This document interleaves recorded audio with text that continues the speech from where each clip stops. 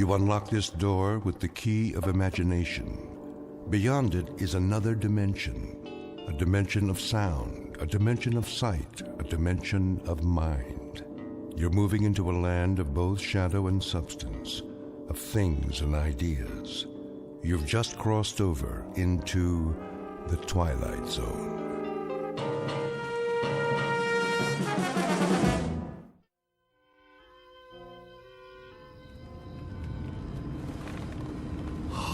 Slow down. Yes, sir. Anything you say, sir. Just get us home in one piece. Your wish is my command. Some party, huh? It was your idea. Oh, I wouldn't say that. They're as much your friends as mine. A regular barrel of laughs. You have to admit, every time Walter does his Barbra Streisand impersonation... Pull over. It's not that much farther.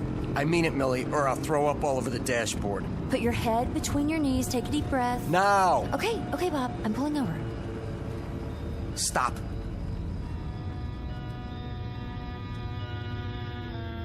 Hey, where are we? Oh, let me out.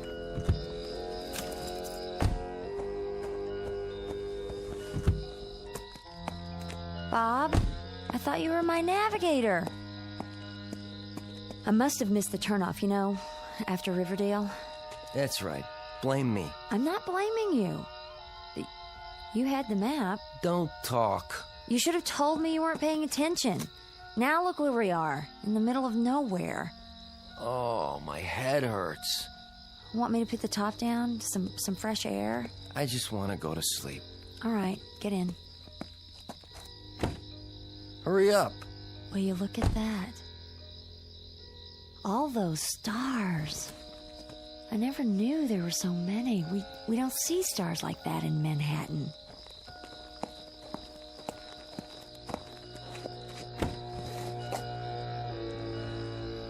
Night. Wait a minute. Let me sleep. What happened to all the stars?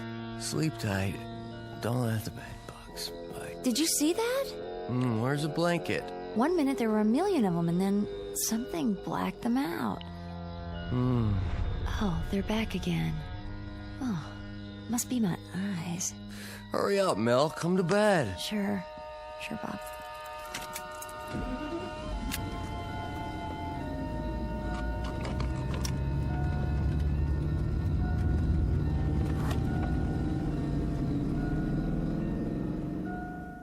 Bob and Millie Fraser, two average New Yorkers who attended a party in the country and stayed too long.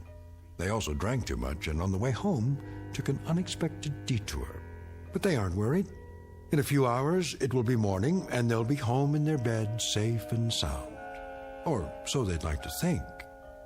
Most of us wake up knowing exactly where we are. The rooster or the alarm clock brings back the familiar sights and sounds of home and the comfort of another day's routine. But our young friends are in for a surprise. Tomorrow is going to be a day like none other, as they spend it in the Twilight Zone.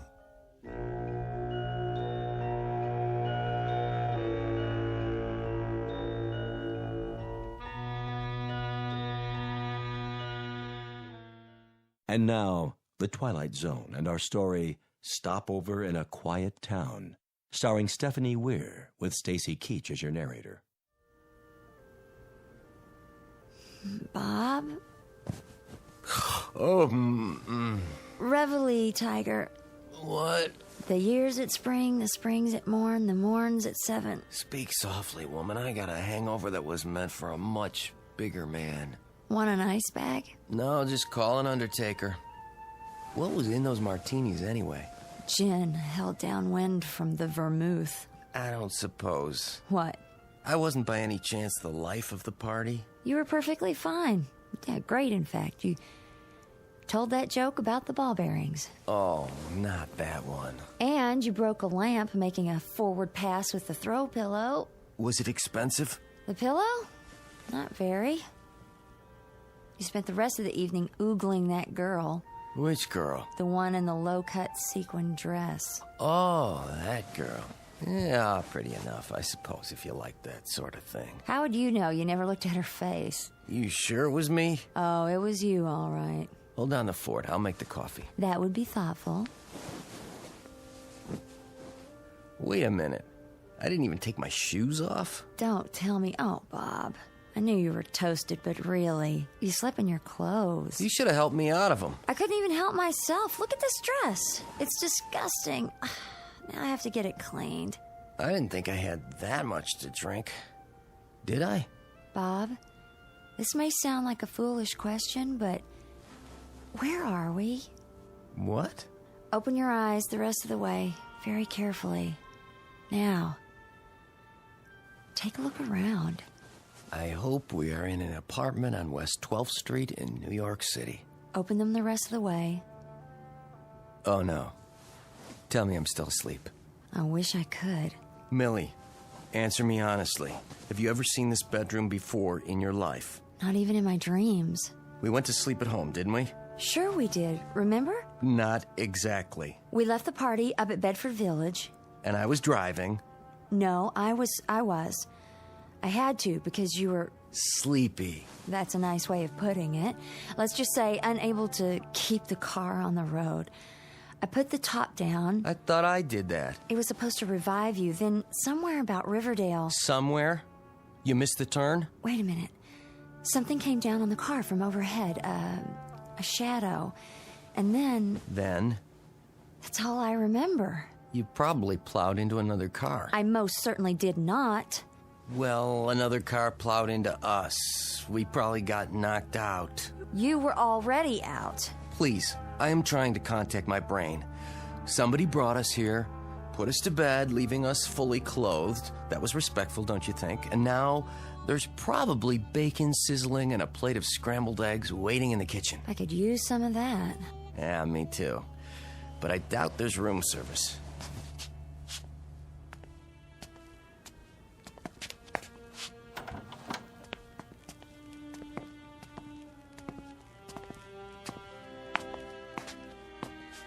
I don't smell any coffee. Hello? Anybody home? Good morning. No scrambled eggs. And the cupboard was bare. They must have gone out so we could sleep it off. The future of casual living. Pretty trusting types. First things first, the phone. At least I can find out where we are. Is information 411? I don't know. Just dial 0 for operator. Why can't I get a dial tone? Go easy. You'll break it. Bob! I hardly touched it, I swear. Now we'll have to replace it. No, we won't. The phone company does that. Look at this. It wasn't even wired to the wall. How do you figure? Maybe they didn't pay their bill. There aren't even any screws. It was glued on or something. We'd better leave them a note. Got a pencil? Nope. I don't even see a pad. Must be one around here somewhere. I'll look in the drawer. You do that while I try to stick this thing back to the wall. She's not a very good housekeeper. The drawers stick. Bob, would you give me a hand? Just pull. This drawer, it isn't real. Let me see that. Careful. Some kind of veneer. Just a facade glued on. They all are. The cupboards, too. What is this? A movie set? Could be a model home, the kind they build to show people. Who builds them? Real estate companies. People come in, they walk through, decide to buy, then they build them to order. Check the refrigerator. Just empty cartons. No milk, no eggs, and this bread isn't real. Nothing but cardboard inside. Well, that's what I call low carb. It's like a prop. Everything is. Let's get out of here.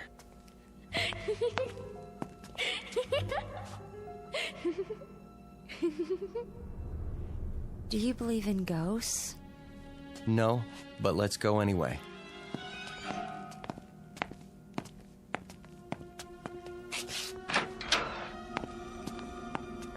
The other houses look normal enough. Nice neighborhood. Neat as a pin. Hey, kid! Where'd you go? You heard her too. I guess she went somewhere else to play. What do we do now? go to the car, and drive ourselves home. Sounds like a plan, except for one thing. What's that? Where's our car? You're right. It's not parked in front. And unless my eyes deceive me, it's not anywhere on this block. Great. We got helped by a good Samaritan who helped himself to our car. Maybe they needed it to go somewhere? Sure. They went to pick up a couple breakfasts to go. If we're lucky, they'll fill up the tank while they're at it. But meanwhile, whoever put us up for the night isn't here. Hey, we'll try the neighbors. Which one? Take your pick. One of those across the street with the trees in front. They look lived in. Lead on. I wish I could remember how we got here. Yeah, you and me both. It's all blank. This isn't like me. I'm not given to blackouts myself, and I never heard of a case where two people blacked out simultaneously. Does this remind you at all of the Coney Island spook house? Too quiet. It is. No traffic, no people. Not even any birds singing. Now that is strange, wouldn't you say? Yeah, it is. No sign of life. Maybe they're all at work.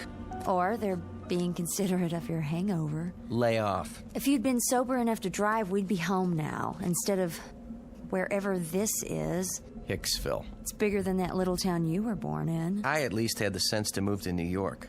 How these yokels stand all this peace and quiet, I'll never know. Do you mean all the yokels who are gawking at us right now? Where? My point exactly. Not a soul. Well, what do you expect? That's the way it is in small towns. They peep from behind curtains, over the backyard fence, through the keyhole if they have a chance. I'll take the big city any day. At least you know when you're being stared at. There's one citizen who's not afraid to stare. What? There in the tree. Is it a squirrel or a chipmunk? Squirrel. You can tell by the bushy tail. Isn't he cute? Well, hi there, little fella. Honey, come on. I think he's tame. Big deal. Come look. Isn't he sweet? Yeah, a real doll. Careful, he might have a disease or something. Oh, such big eyes. He doesn't even blink. Oh, nice baby. Come here. You don't have to pet it. Bob! Now what have you done? Nothing. I touched it and it fell over, dead. Well, you didn't kill it if that's what you're thinking. This thing's been dead for years. How can you tell? It's stuffed. Why would anyone own a stuffed squirrel in their front yard? Might have been a pet once upon a time. Well, that's no way to treat a pet, even a stuffed one. Leaving it out in the weather this way. Mill, don't ask me why anybody does anything in this hick town. Keep your voice down. You'll hurt their feelings. Tough. Where are you going now? To the front porch. For what? What do you think? First, I'd like to find out where we are. Second, I'd like to use a real phone. And third, I'd like to beg, borrow, or steal an aspirin. We must look a fright. Don't worry about it. I wish I had my hairbrush. What did you do with it? It was in my purse. And where's that? I guess I left it at the party. So you were under the influence yourself. At least I was able to drive. Come on. You don't have to break it down. Will you quit criticizing me? I'm not criticizing. I just want to go home. And how do you suggest we get there? I don't know. But I don't like this place, and I don't remember how we got here, and no one will answer the door, and I'm frightened, Bob. Don't get all female and fluttery on me. Will somebody help us, please? I give up. There's no one home. And I'll bet there's no one in the next house, or the next, or the next. Help! Somebody, we're lost! Oh, can anyone hear us? Please help us!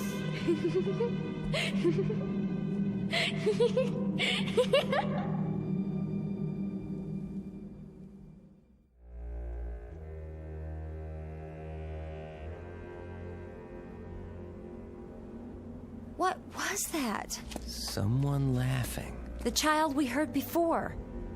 Where did she go? Maybe she's shy. At least we know the town's not completely deserted. No, they're only hiding. They don't trust strangers. A good policy, neither do I. Could be they all went to one place. Oh, really, Bob? Town meeting or something. On Sunday morning. Especially on Sunday morning. That's where everybody is. They've gone to church. Now all we have to do is find it.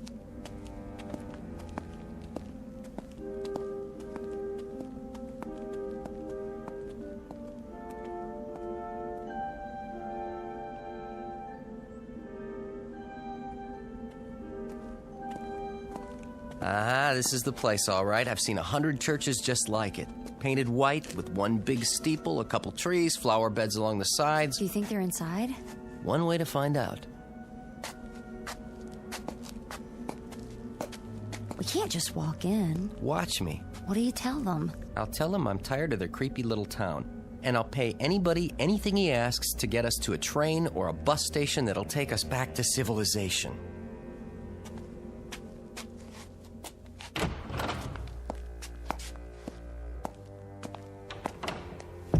I don't see anybody. This is just the vestibule. They're all on the other side of those doors. Awful quiet. I thought they'd be singing hymns. Maybe they're praying. We'd better wait. Time waits for no man. Here's the church, and here is the steeple. Open the door and see all the... Well? Nobody. What now? I know. This'll bring them.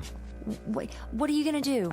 Ring the church bell. It's the oldest distress signal in the books.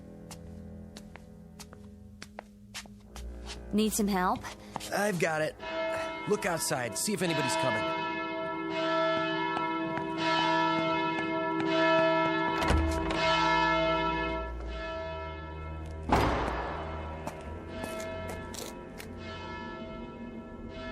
Oh, no.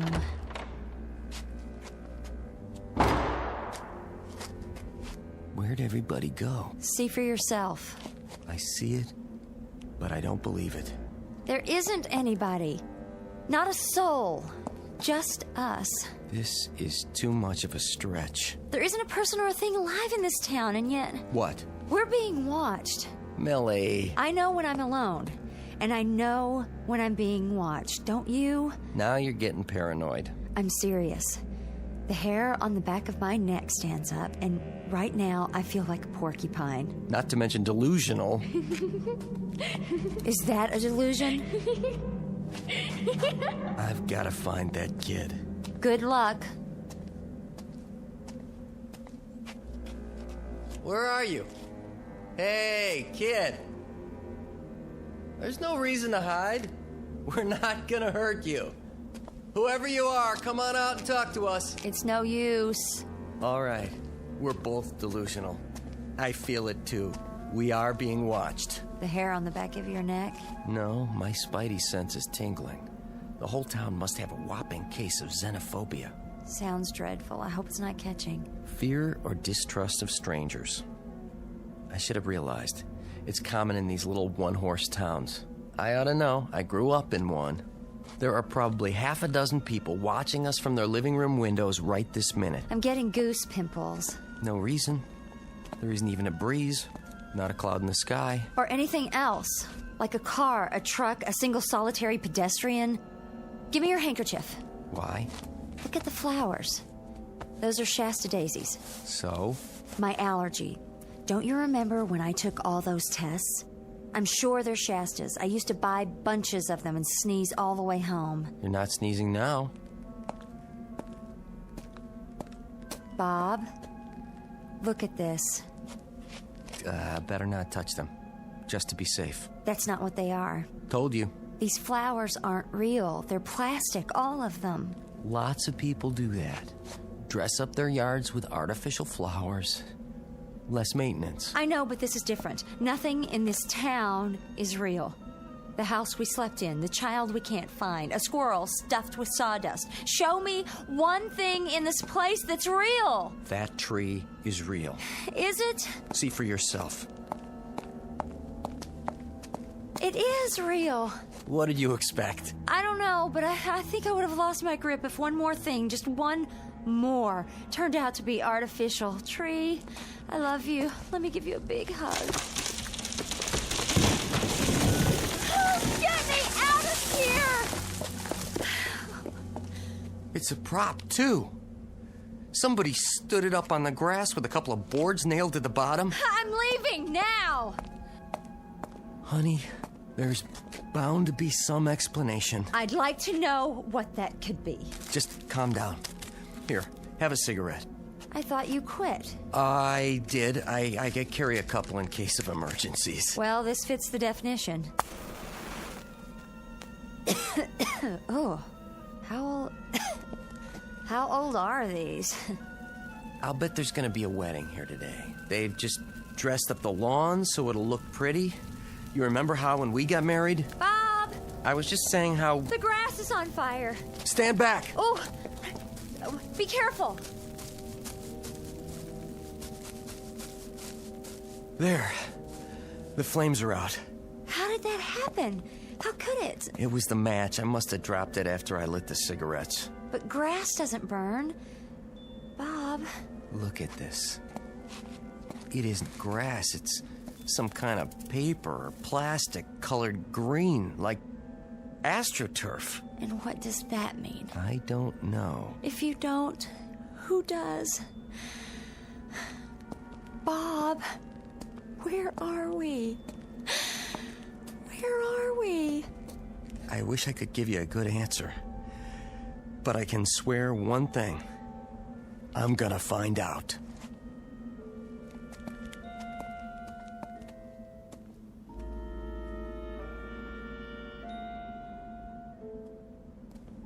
This has to be the center of town. You think so? Main Street, USA, barbershop, a 5 and dime, a bank. Just like your childhood. Are you sure you're not dreaming this? Is anybody here? Can anybody hear me? My name's Bob Frazier. This is my wife. Will someone show us the way out of here? Don't try anymore. Just keep walking till we get away from this nightmare. Wait. We'll come to the edge of town sooner or later. Just keep moving in a straight line. Wait, I said. You hear that? I hear something. Sounds like a music box. Where? Over here. It's coming from the antique shop. Don't. Why not? You don't know what's inside. Whatever it is, it's more than what's outside. Please, Bob. Something had to start that music box. I don't care. I just want to get away from here. I have to know.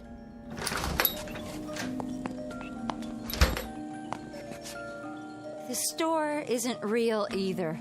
There's nothing behind the door. It doesn't have a roof or 4 walls. Hello?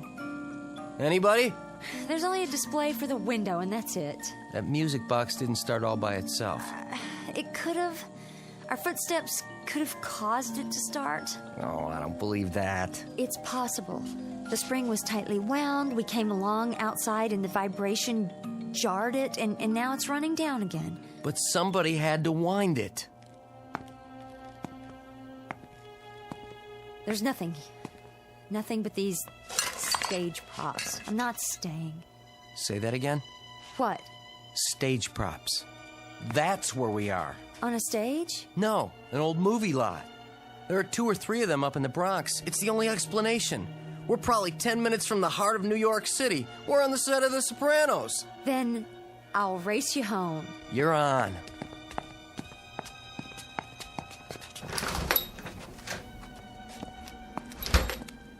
Funny that we can't hear traffic yet. We will. Keep walking. Or we could get a ride. That would sure be great. But for the time being... I'm serious. Look, what do you see? Is that a car? It wasn't here before, was it?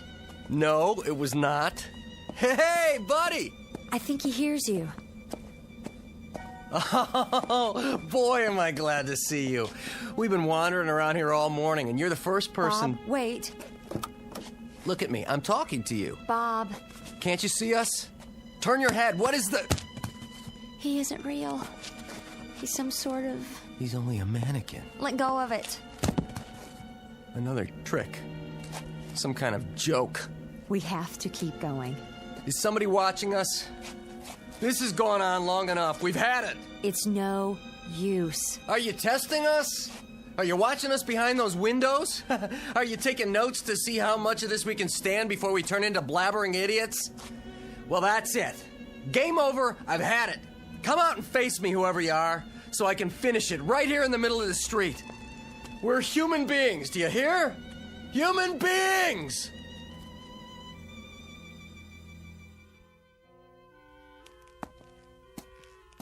Bob, look. I've reached my limit.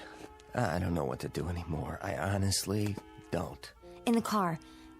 Look at the dashboard. What do you see? I don't care. Millie, I'm out of ideas. There's nothing more to... Look! The keys are in the ignition. Let me see that.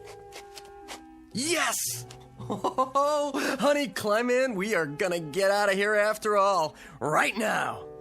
Oh, do you think it runs? How else did it get here? Hurry up. So long, Spookville.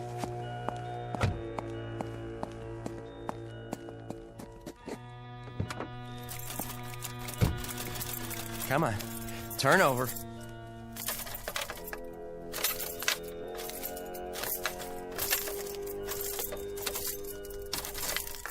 You're going to flood it. You want to drive?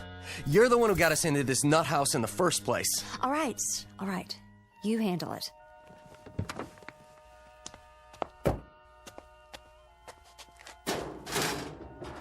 Oh, that's rich. That's really, really rich. No motor. There's nothing under the hood. No wires. Nothing.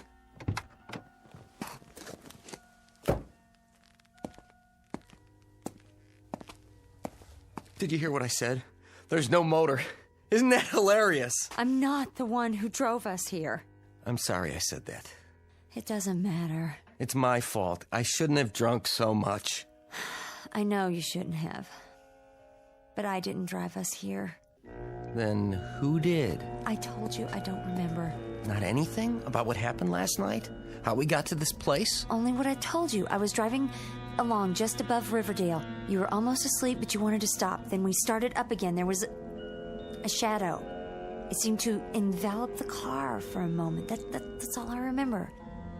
I guess I could have fainted or blacked out. Or crashed. All right. Maybe I did crash. If you want to think that, it would explain everything, wouldn't it? Not to me. I crashed the car, ran off a bridge or into a ditch, if you like, and we're dead. That's not the law of parsimony. What's that? The simplest explanation to account for the facts. Well, then come up with another one. We must be dead. This place is hell. Millie. Like some amusement park with the all-American town, except it's not very amusing. It's only a display. Nothing works and nothing is real. Calm down. What's that? A train. Did you ever hear of a train in hell? It probably doesn't stop here. Then we'll catch the next one. Oh, it's getting close. The station's gotta be nearby.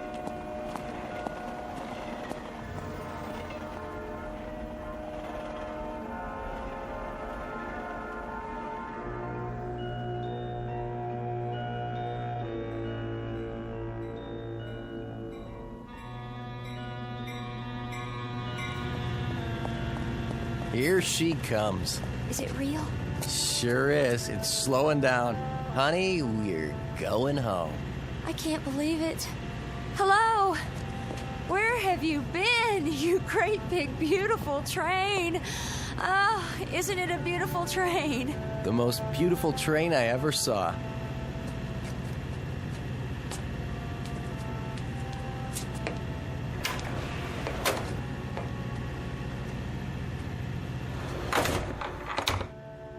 What about tickets?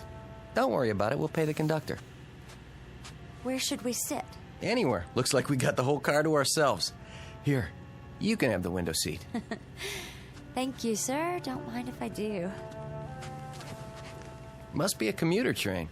So that proves this place is real. There's a sign outside on the platform. The name of this town is Centerville. Never heard of it. I hope we never do again. Good riddance, Centerville. Oh, it's been fun, but I can't say I'll miss it. A side trip, that's all. Centerville, you are history. Ancient history. What a nutty little town. All form, no function. Maybe it was a housing development, the ideal community. I must say, I wouldn't want to live there. Some places are too quiet, too perfect. A nice place to visit if you're passing through. I still don't know how we got there. I guess it'll be one of those unsolved mysteries. We've got a story to tell our friends, at least. Oh, they'll never believe us. It doesn't make any sense. Why don't you admit it? You did have a few drinks at the party, didn't you? One or two. And somewhere along the way, they caught up with you, and you got lost and ended up in Centerville. If you say so. It does sound like the kind of screwball thing I'd do. How do you put up with me? Well, I guess I got a soft spot for screwballs. Well, you sure got one. It wasn't all that frightening back there. Easy for you to say now. It's just that whenever somebody goes boo, I jump a foot. Boo. Stop it. I'm fine now. Wait till we get to the office on Monday. I can see old Mr. Peabody now. Fraser, we're a team here. If one member of the team lets us down, then the whole organization suffers. You should be glad you made it back at all. He'll never know the half of it. Another stop already? Wouldn't want him to think I had a lost weekend. Bob, Flights of fancy aren't his thing. He's strictly facts and figures. what did you say about paying the conductor? Sure, no problem. They'll take cash. Then, where is he? He'll be along. No, Bob, he won't, because there isn't any conductor. Huh? Oh, Bob. What are you looking at? The sign outside. It says... Centerville. Oh, no. Maybe it's not the same Centerville. It's the same one. You can see from here. There's not a soul on the street. Nothing moves. Nothing real. How could we have left the station and ended up where we started? We went in a circle. Come on. Oh, no. I'm not going back. Not back. We're going to walk straight down Main Street, and this time we're going to keep on walking. Until what? Until we're out of hell.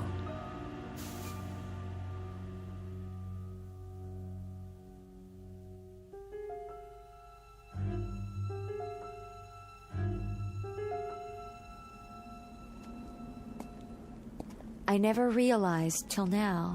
Go ahead. Say it. You're hungry. And thirsty. But that's not what I was thinking. It's the little things. You don't miss them till they're gone. There's nothing here that's really frightening. It's what's not here. Like people. Cars. Besides that, no dogs, no birds, not even an airplane in the sky, not a single cloud. At least the sun's still there. Yes, but for how much longer? Nothing we can do about that. We can run. Could you? I'll take off these shoes. I'll sprint if that'll help. Anything to get us out of here faster. Oh, we better save our strength. Might be a long road ahead. We still have a few hours of daylight. Can't be that far from civilization. But what if the sun goes down first? And we slog on in the dark. Like a couple of marching morons. And when we can't keep going, we hack out a campsite. Break up trees and make a fire. Find berries to eat. Pine cones, grass, nettles. Whatever it takes. They are not gonna scare us or starve us out. Bob, who are they? Something tells me we're about to find out.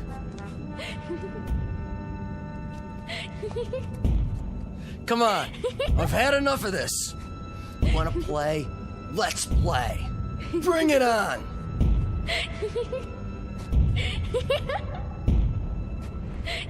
No, the sky's getting dark. Bob, we have to hide. Don't make the sound. Don't move. They'll see us. She'll see us. She? Yes! Her hand, Bob! It's huge! Oh, my... What are you... Hey, put us down! Hold my hand, honey. What are you doing, dear? Playing. The model town again. You never get tired of that, do you? No. And your little pets. Be careful with them now. Daddy brought them all the way from Earth. Can I play with them, Mommy? Oh, please? After lunch, dear. Put them away, then wash your hands. All right.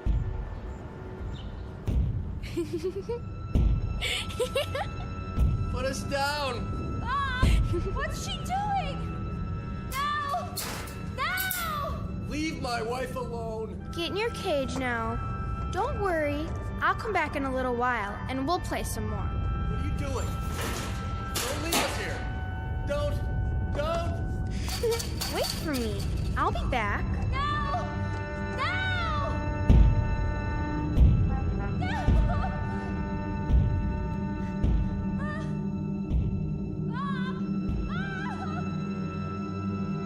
The moral of what you've just heard is clear. If you drink, don't drive. And if your wife has had a couple, she shouldn't drive either. The night is dark, and the road home can be a long one. If you're not careful, you might just wake up with a whale of a headache and a king-size hangover at a deserted train stop in the Twilight Zone. More from the Twilight Zone after this. You are about to enter another dimension. A dimension not only of sight and sound, but of mind. A journey into a wondrous land of imagination. Next stop, the Twilight Zone. Hi, this is Stacy Keach. I'd like to take a moment to tell you about our Twilight Zone website at twilightzoneradio.com. At twilightzoneradio.com, you'll find the latest information on these Twilight Zone radio dramas, including behind-the-scenes photographs, plus the newest product releases, trivia contests, ways to contact us, other Twilight Zone-related info and merchandise, plus links to other fascinating websites. So make your next stop twilightzoneradio.com. Visit twilightzoneradio.com to purchase these Twilight Zone radio dramas on cassette and CD, or call toll-free 1-866-989-ZONE. That's 1-866-989-9663.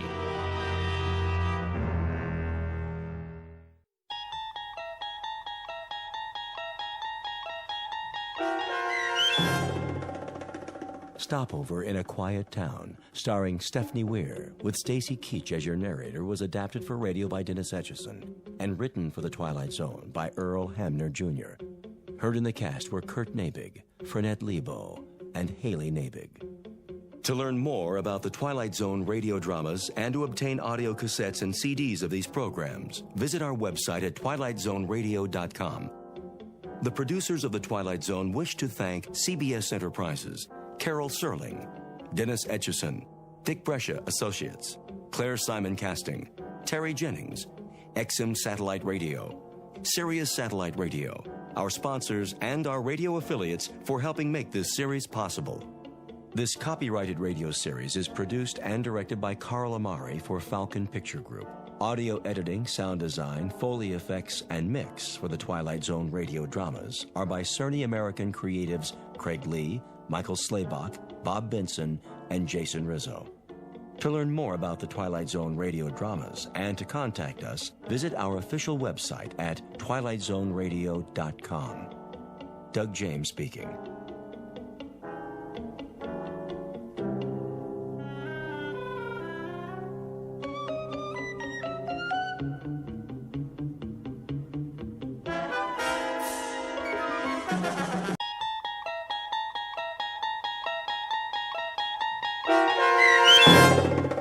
The Mind and the Matter, starring Hal Sparks, with Stacy Keach as your narrator, was adapted for radio by Dennis Etchison and written for The Twilight Zone by Rod Serling. Heard in the cast were Rich Komanek, Lisa Joyce, Jeff Lupetin, Doug James, Vince Amari, Meg Thalken, Roderick Peoples, C.J. Amari, Roger Wolski, Karen Olson, Carl Amari, and Lynn Foley. To learn more about the Twilight Zone radio dramas and to obtain audio cassettes and CDs of these programs, visit our website at twilightzoneradio.com. The producers of The Twilight Zone wish to thank CBS Enterprises, Carol Serling, Dennis Etchison, Dick Brescia Associates, Claire Simon Casting, Terry Jennings, XM Satellite Radio, Sirius Satellite Radio, our sponsors and our radio affiliates for helping make this series possible.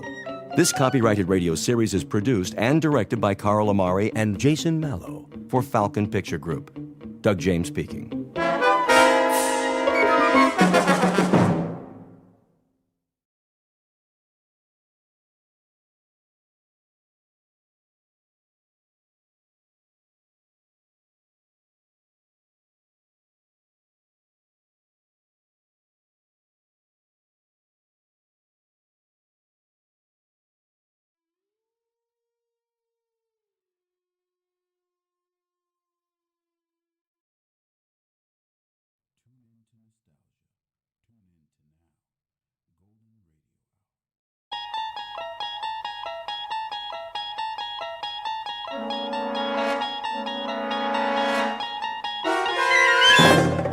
You're traveling through another dimension.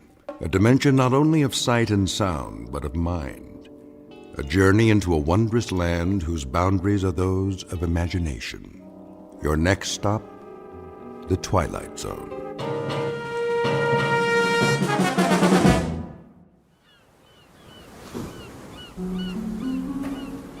My name is Archibald Beechcraft, and to coin a phrase, welcome to my world.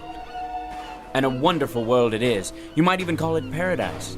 To tell you the truth, I don't remember exactly how I got here, but I assure you I have no intentions of leaving. No intentions whatsoever. Why should I? Everything I need is here.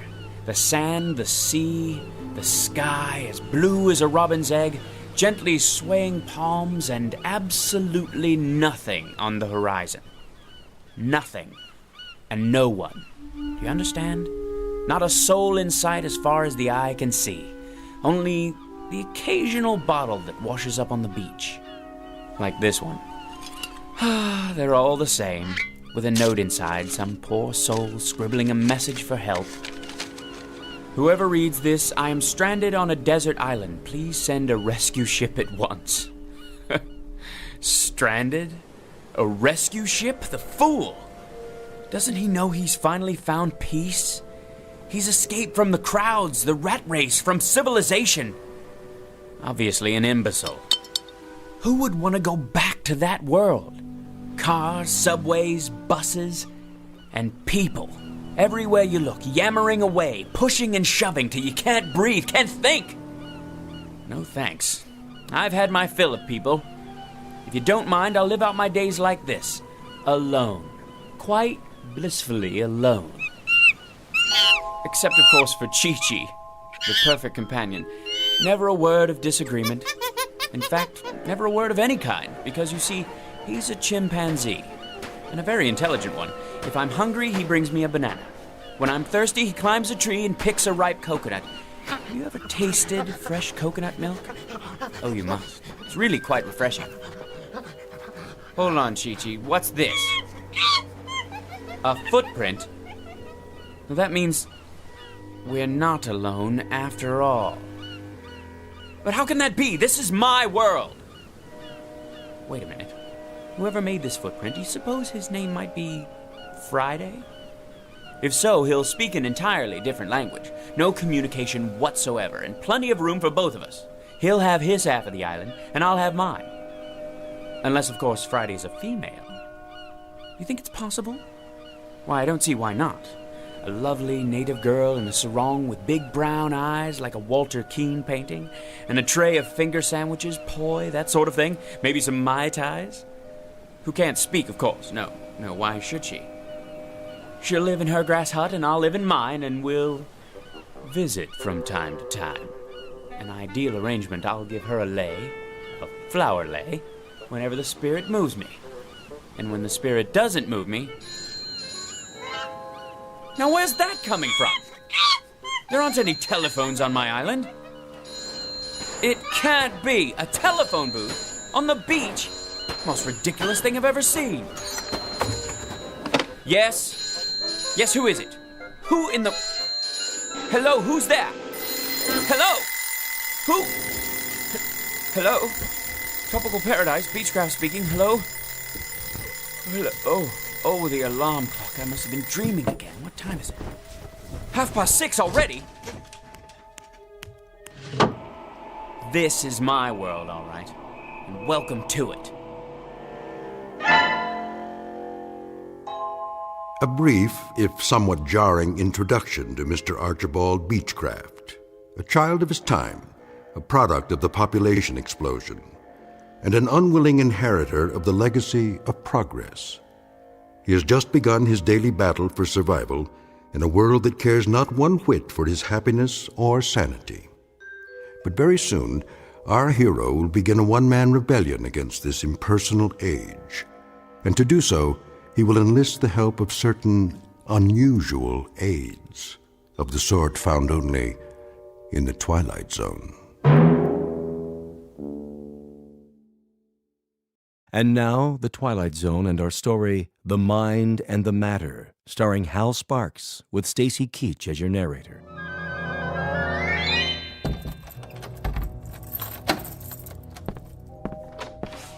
Morning, Beechcraft. I don't see what's so good about it. How's that? If you'll excuse me, I'm late. You're always late. Take it easy. You'll get there. I'm sure I will. And what an unmitigated joy that will be. 91, 92, 93. Stand aside. I don't have to. My mom said I could play. And I said move it. 94, 95, 96, 97. Why do you have to do that here, inside the building? Oh, you made me lose count. Now I have to start all over again. 1, 2, 3, 4. Get out of my way, you little wretch. Ma, that man called me a wretch.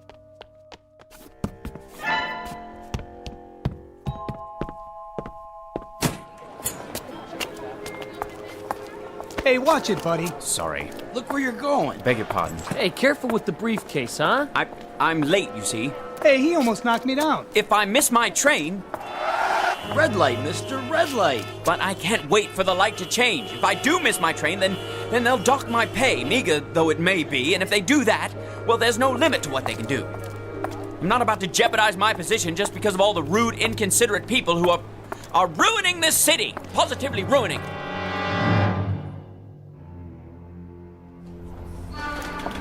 That's my train! Slow down, one at a time. But you see, officer, I absolutely must catch the 732 uptown. Keep your shirt on, pal. Let me through, please. Watch who you're pushing. You don't understand. This is my... Hands off, buddy. One person per token. I don't have a token. Well, then you better get one at the window. But I overslept. I'm late. One at a time, folks. Let's keep moving.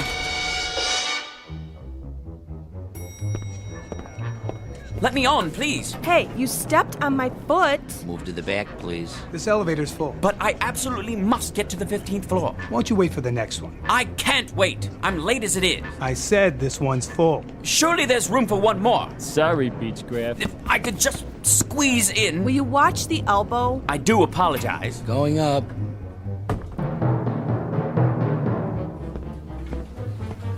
There's Mr. Beechcraft. Finally decided to make it, Better late than never. Morning, Laura. What happened to you? What didn't? If you'd been through what I've been through. Did you punch in? Yes. Mr. Rogers got here 15 minutes ago. I'm sure he did. I told him you went to get coffee. Coffee. That's what I need. Not now. And my blood pressure pills. Wait till the break. Look like you're busy. You mean pretend? I don't have to pretend. Of course, in a reasonable world where a person could work at his own pace with no pressure, no interruptions. Mr. Rogers will be back any minute. I'll bet he will. All right. Where did I leave off yesterday? The Campbell file, as I recall. I'm finishing it for you. What? You shouldn't have done that. I'm quite capable. I know you are. I was only trying to help. Thank you, Laura. But if I could be allowed to concentrate without so many distractions, there'd be no problem. Here's your coffee, Miss Petty. Oh, thank you, Henry. You can call me Laura, you know. All right, Laura. I didn't know how you wanted it, so I got cream and sugar. Is that okay? That's fine. Kindly give it back. Hmm? The Campbell file. I'm just about to close it out. Where do you want me to set it? What? The coffee. Just a minute. If you please, Laura. Here you go. Oh, no. Why, you clumsy clod! Gosh, Mr. Beechcraft, I sure am sorry. You spilled it all over my jacket. Guess I didn't see you. That's precisely your problem. Try cold water before the stain sets. I'll get another cup. That's all right, Henry. No harm done. I ought to send you the cleaning bill. Is that Beechcraft? Yes, sir. Looks like he's headed for the washroom. Something the matter? Well, Mr. Rogers, you see, He's a little out of sorts this morning. Is he now?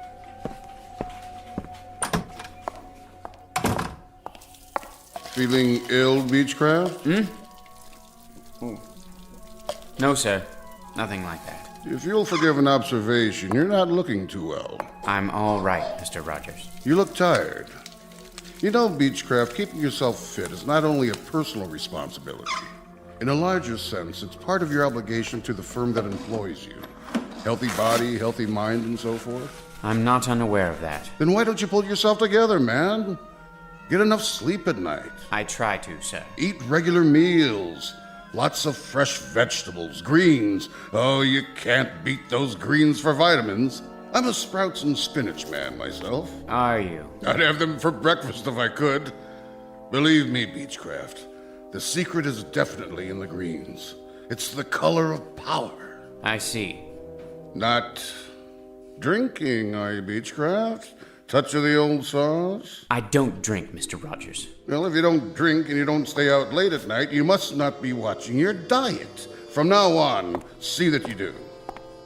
If you'd really like to know, Mr. Rogers, if you'd really like to know precisely why I'm so dead tired, try coming to work on the 7:32 subway train every morning, then jamming into an elevator with a herd of cattle, then trying to work in that den of cacophony you call an office. Take hold of yourself, Beechcraft. Then standing in line in that so-called cafeteria during that so-called lunch hour, which is never more than 42 minutes. Oh, that's really good for the digestion. Then getting trampled to death in the subway again at 5:38 every night. Then standing in line with more people at a Greasy Spoon restaurant, followed by another line at a movie or a concert or anywhere else I care to go. But always standing in line, always getting shoved, always getting jostled, always getting pushed around by more people. For goodness sakes, man, take hold. I'll take hold, Mr. Rogers. I'll take hold when I can achieve that milestone, that millennium, that absolute perfection that only comes with solitude. Understand? Solitude. That means no people. You read me, Mr. Rogers? They're the ultimate insult, and my problem is simply that I can't get away from them. At no time, except during the wondrous 7.5 hours I spend in my bed every night. And even then, I hear them outside. Hear what? People. Raucous, shrieking, shouting people. Herds, droves, legions, hosts, armies, bevies, flocks and coveys of people. I don't like that look in your eye, Beechcraft. I don't like it one bit. If I had my way, here's how I'd fix the universe. I'd eliminate them all. I mean, cross them off. Get rid of them. Send them packing. Destroy them. And then there'd be only one man left. Me. Archibald Beechcraft, Esquire. Let me out of here. You're quite mad. Do you know that, Beechcraft? You're either off or en route away from your rocker. Well, if I am, I very much prefer my madness to the so-called sanity around me. People, as far as I'm concerned, you can have them. If I had my way, I'd make them all disappear. Every last one. Well. Old Beechcraft's finally showing some gumption. Just the same, I'd best keep a close eye on him. A very close eye indeed.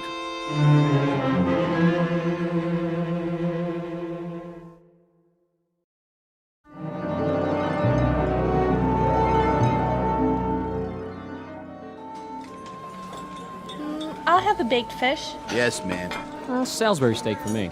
Coming right up. Oh, and an extra roll. Vegetables with that? Broccoli. Sure thing. No mashed potatoes, no french fries. No, I'll have the succotash today. Club sandwich here. Dessert? How's the tapioca pudding? Lumpy. I need another fork. This one's dirty. You got it. One club sandwich, coleslaw, no fries, coffee black. Here you go. That's it, sir. That's right, the usual. So I see. Cash or charge? Cash. Get my wallet out of my pocket. There's hardly room to turn around. Here.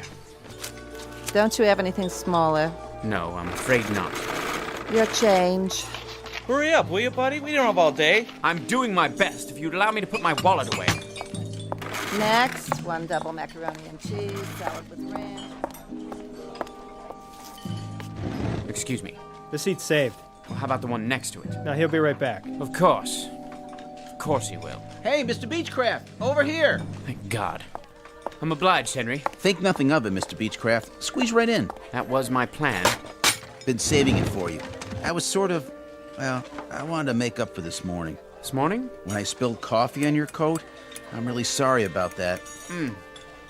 Say, Mr. Beechcraft? Mm-hmm. I have a friend. You don't say. Works in the used bookstore around the corner. I went there before lunch. Whatever for? Oh, I like to read. All kinds of stuff. Do tell.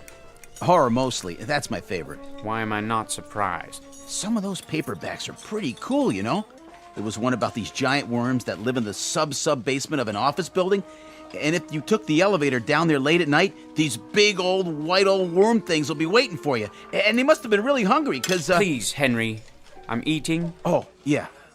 Anyway, I went over there today, and I saw this. So I sort of got it for you. What is it? Story of a serial killer who wants to depopulate the Earth? Nothing like that. Take a look. I thought you might like it. The mind and the matter. How you can achieve the ultimate power of concentration. Think this is something I need, Henry? It's really rare. There are only a few printed. A little on the occult side, isn't it? Maybe so. But seeing as how you always have so much work to do, my friend is kind of a student of the mind. He swears by this, says it's the last copy.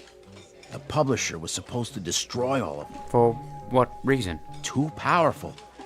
Tells you how to make people do things. Things? Would you believe it, Mr. Beechcraft? I've seen him. I've seen my friend cause a woman to do something fantastic. How's that? It's true. He was in a department store, and he saw this woman at the sale table, and he concentrated real hard on one particular thing, and Mr. Beechcraft, as sure as I'm sitting here in the cafeteria of the United Tool and Die Company, that woman... You won't believe this. What? Well, that woman picked up a chartreuse and orange scarf, paid for it and everything.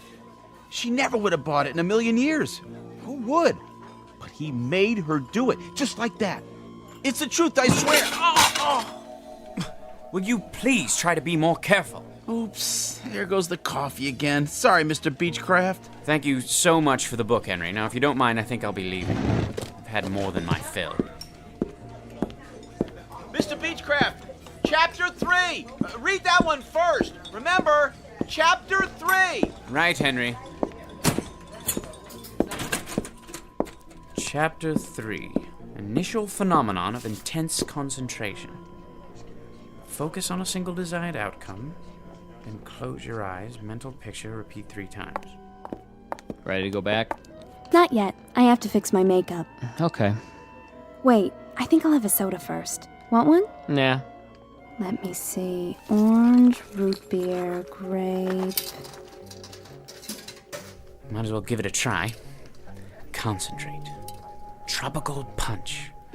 Pick tropical punch. I just can't make up my mind. It's delicious. Try it. You'll like it. Why'd you pick that one? I don't know. I really don't. I was going to choose lemon lime, but for some reason my finger pressed tropical punch. How's it taste? Might as well find out. Yes! You'll see. It's absolutely delicious. Puts one in the mind of a Mai Tai. I think I'd better read the entire book. Chapter 4, To Achieve Your Heart's Desire. Heart's Desire, eh? Very interesting. Very interesting indeed.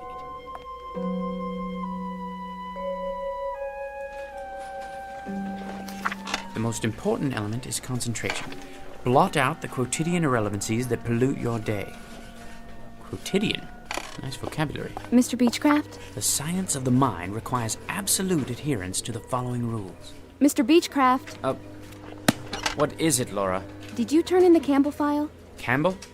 John R. From this morning. I don't see it. I'll get to it. Now then. The following rules of mental control over the omnipresent phenomenology of the modern environment. I really need the file before Mr. Rogers comes by again. Silence! Can't you see I'm reading? Sorry I disturbed you. Oh, Laura, how was your beverage, by the way? Beverage? In the hall, the can of soda. Tropical punch, wasn't it? Oh, yeah. Not bad, actually. Reminded me of a pina colada. Did it now? Delicious, I bet. I'll just get back to my book. A very important book. Very, very important. Distractions which divert 98% of our brain capacity from the more highly evolved regions of the cerebral cortex.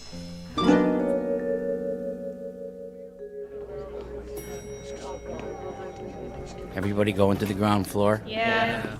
The source of the power is located in the pineal gland, or vestigial third eye. You, sir? Where the power of the all-encompassing life force. Sir? You going to the first floor, too? He's talking to you, buddy. What's the matter, you deaf? What? Of course I'm going to the first floor. Where else would I be going? Watch your fingers. Going down. The more complete the mental picture, the more complete the result. Focus your mind and concentrate to the exclusion of all else.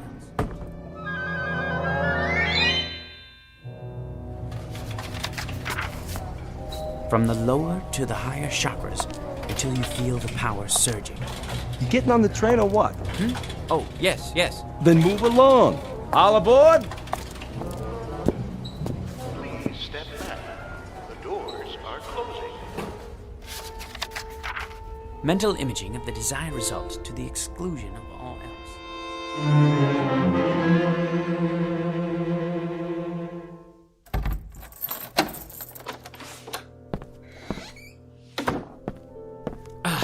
Now where was I?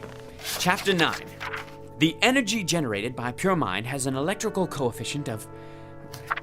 Yes, The numbers are absolutely correct, unequivocally. That being the case, it stands to reason that the conclusions are correct as well. Why, the mind must be the most underrated power in the entire universe. Given the proper concentration, well, there's really no limit to what a man could do. No limit at all. Look at them down there. People. So many. I wonder, if I concentrated hard enough, could I actually get rid of... But why not? Why not? Concentration, that's all it takes. I have the power here, inside my head. Sheer concentration. Concentrate on getting rid of all those people. I wonder if I could do it in one fell swoop. Or knock them off one by one. Just think of it. Nobody in the elevator, in the office, the cafeteria, or on the street. None! Not in the hall or on the stairs. Nobody except... Mr. Beechcraft. Mr. Beechcraft. Who is it? You know perfectly well who it is. It's Mrs. Weller. The rent is due, Mr. Beechcraft. Do you hear me? The rent. I'm not going away till you pay, Mr. Beechcraft. Mr. Beechcraft.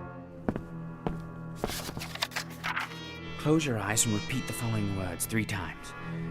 Go away. Disappear. Be extinct. The rent, Mr. Beechcraft. Go away. Disappear. Be extinct. The rent. Go away. Disappear. Be extinct. Mr. Beechcraft. Mrs. Weller? Mrs. Weller? Mrs. Weller? Aha! You're gone! Concentration, that's the key. And I have it. Today the landlady, tomorrow the world!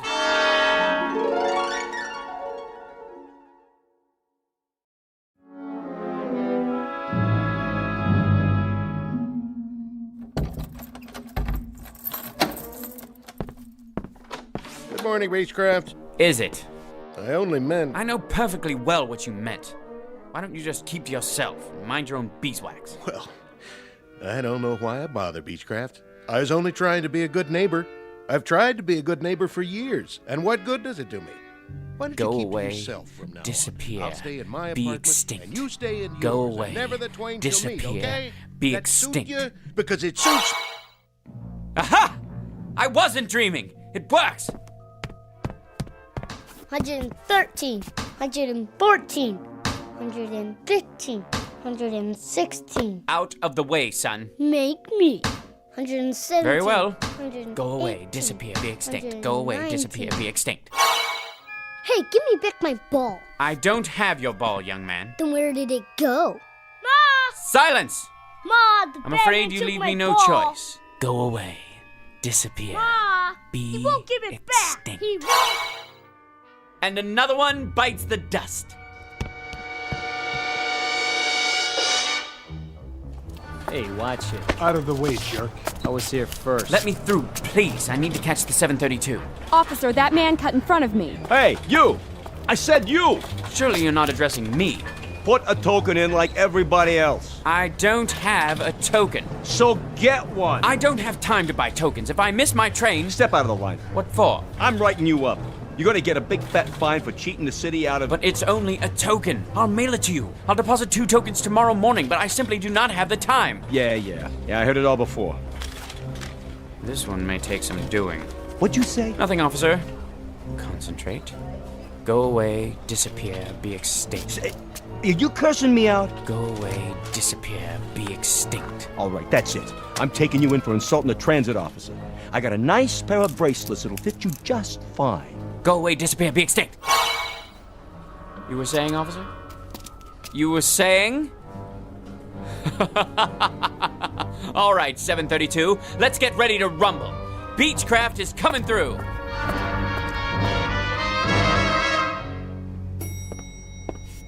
What? No line for the elevator this morning? No pushing? No shoving? My, that is unusual. Anyone else? No? All right then. Going up?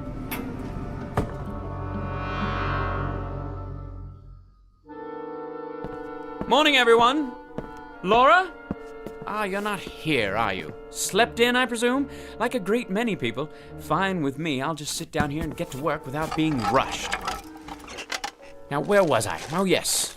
Jones Stephen. A rather large export to the UK. I'll just see if everything's in order. At my own pace for once. Yes. Better finish this one before Mr. Rogers gets here. If he ever shows up. Now, let me see. All well and good. A major improvement. Only, when I finish this and the other files, what else is there to do? With no one breathing down my neck, how should one occupy his time? Isn't it time for lunch yet?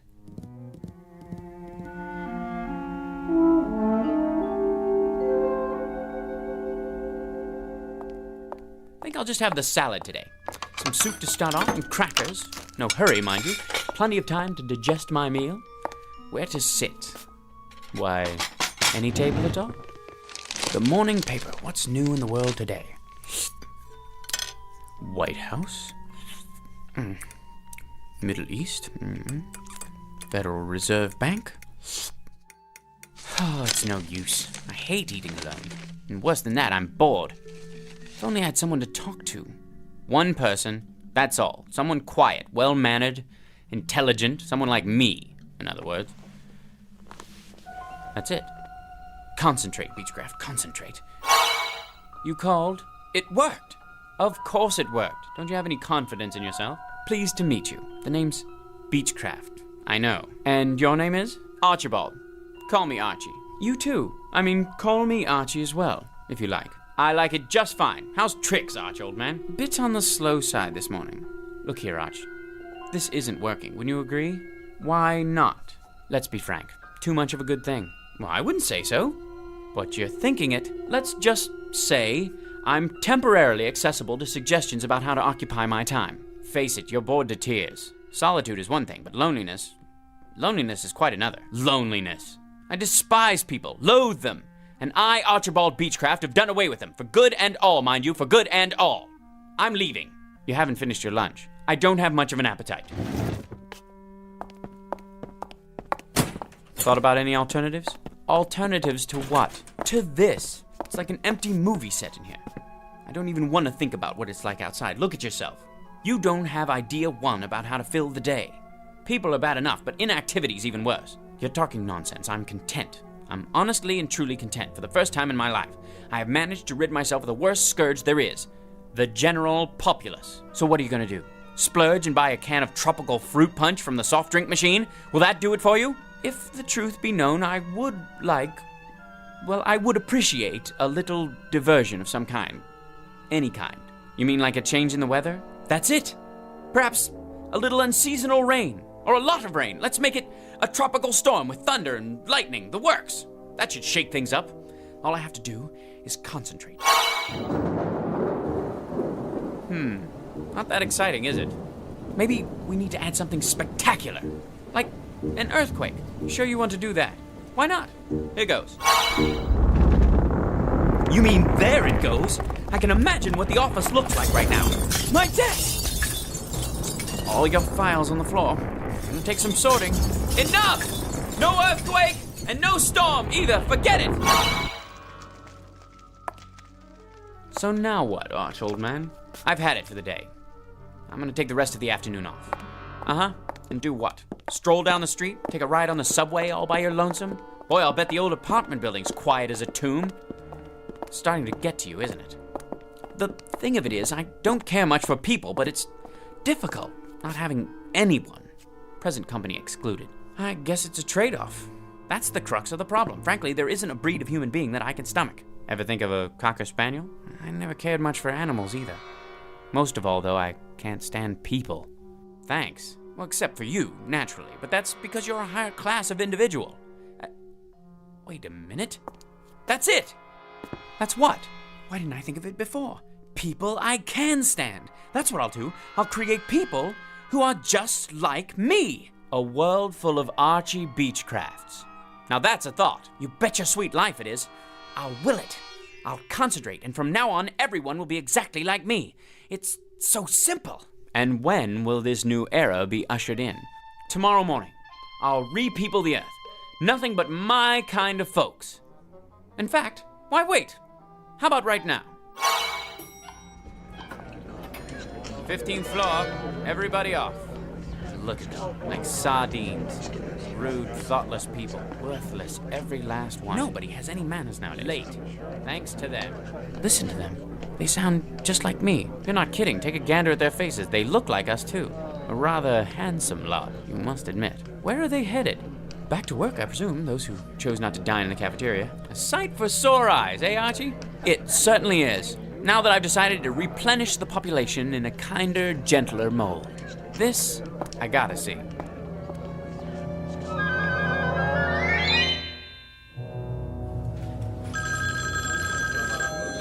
United Tool and Die, one moment, please.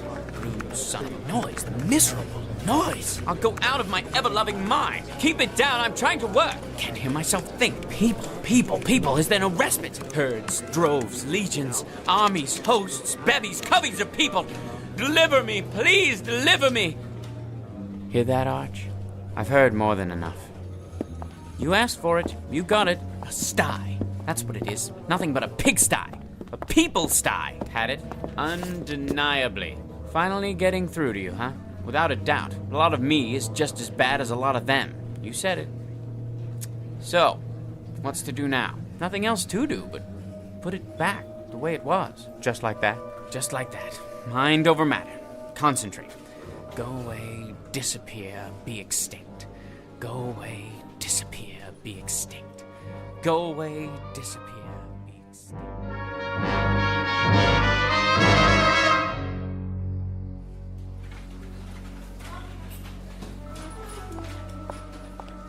Hello, Mr. Beechcraft. Why, hello, Laura. How nice to see you. What? Oh, nothing. It's just good to have you back. I haven't been anywhere. No, of course not. Hi, Mr. Beechcraft. I got your coffee. Miss Petty, Laura. You didn't have to do that, Henry. Careful now. Oh, Mr. Beechcraft, sir. Please forgive me. You should be more... Forget it, Henry. Nothing serious. It isn't? Not at all. Just another little spill on the old sleeve. I'll take care of it with my handkerchief. Gee, thanks, Mr. Beechcraft, for being so nice about it. Tut-tut, my lad, tut-tut. Something else, Henry? I was just wondering, sir. Yes? That book I gave you? Did you get anything out of it? Not really. Why don't you take it back? You sure? Frankly, it's a lot of pap. Interesting, but totally unbelievable. And now, if you'll excuse me, I think I'll get back to work.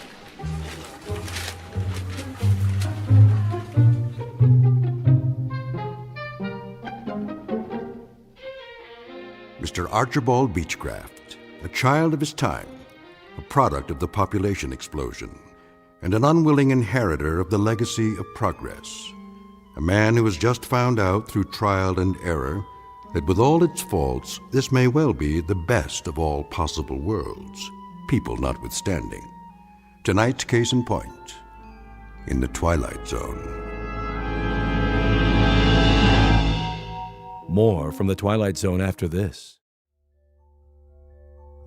Hello, I'm Stacy Keach. I hope you're enjoying this edition of the Twilight Zone Radio Dramas.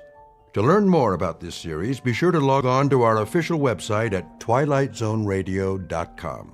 You'll find special discounts on our Twilight Zone audio collections, listings of our radio stations, links to other websites, and a photo gallery of our recording studio and some of our stars in action.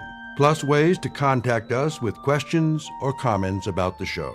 And for a limited time, when you log on to twilightzoneradio.com, you can send in for a free CD of the show. So be sure to visit us at twilightzoneradio.com.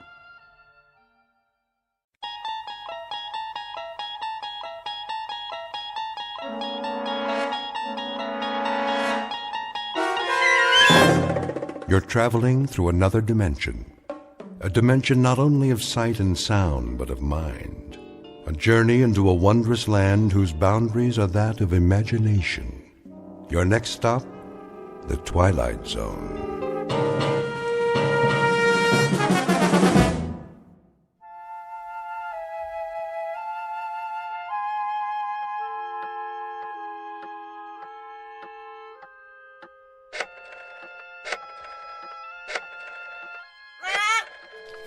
Yes, Pete, here's a nut for you. Now, don't bother me, if you please.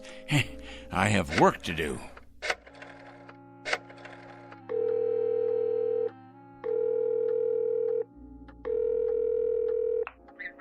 I'd like to speak to Mr. O'Connor, please. That's right. I'd rather not say. It's rather personal.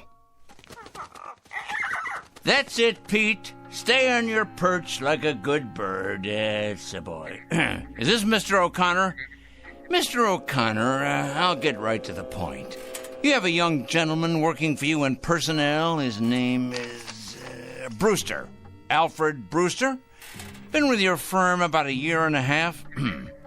Well, I'll tell you what about it. The man is a communist. That's correct, a communist, with certain terrorist affiliations as well. Never mind who this is. Let's just say a concerned citizen, all right? What is of the essence is the character of one of your employees. I happen to know that this man, Brewster, is a subversive and a menace to our society. What am I suggesting? Why, I think it's obvious. I'm suggesting he should be discharged immediately, given his walking papers and shown the door. Never mind how I know. I know, that's all. That's all. Now I'm going to check back in a few days, and if he hasn't been discharged, I'll be forced to take this matter to a higher authority. That's right, to the corporate office. Correct? Goodbye, Mr. O'Connor. Rather a full day, Pete, wouldn't you say? 11 so far. 11 names on this list. I better sharpen my pencil. And scratch off one more. Of course, it's questionable what concrete results we can expect, but at least the seeds have been planted. Oh, yes. The opening guns fired. The first salvo, so to speak.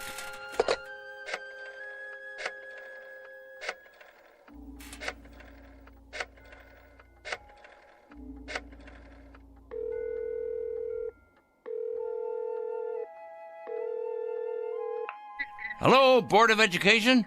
Well, please connect me. Yes, I'd like to speak with the Superintendent of Schools, please. It's a personal call. No, I'm not at liberty to give my name. That's right, it's urgent. Is this the superintendent? This is a concerned citizen. I'm calling about a teacher and your employee. That's correct. His name is Farwell. William J. Farwell. He teaches at your North End High School. That is correct. The man is morally objectionable. He's a drinker, a carouser, and I have it on good authority that his relationships with students are questionable at best. The man should be investigated immediately. Oh, yes. Never mind who this is. I happen to be giving you facts, and that is what is at issue here. Well, you best check on him. You most certainly should, and without delay. Quite right. Here you are, Pete. There you go. That's a good bird. You know, I'm rather tired. It's been quite a full day. You don't realize just how tired you can get during a campaign. But a dedicated man isn't concerned with physical discomfort or fatigue or anything else for that matter. No, a truly dedicated person is interested only in victory, in the conquest of morality over the forces of immorality.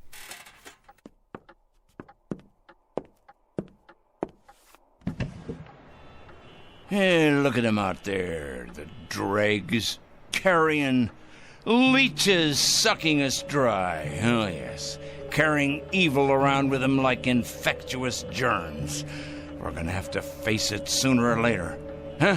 Phone calls are one thing. Threats and exposure is simply expedience.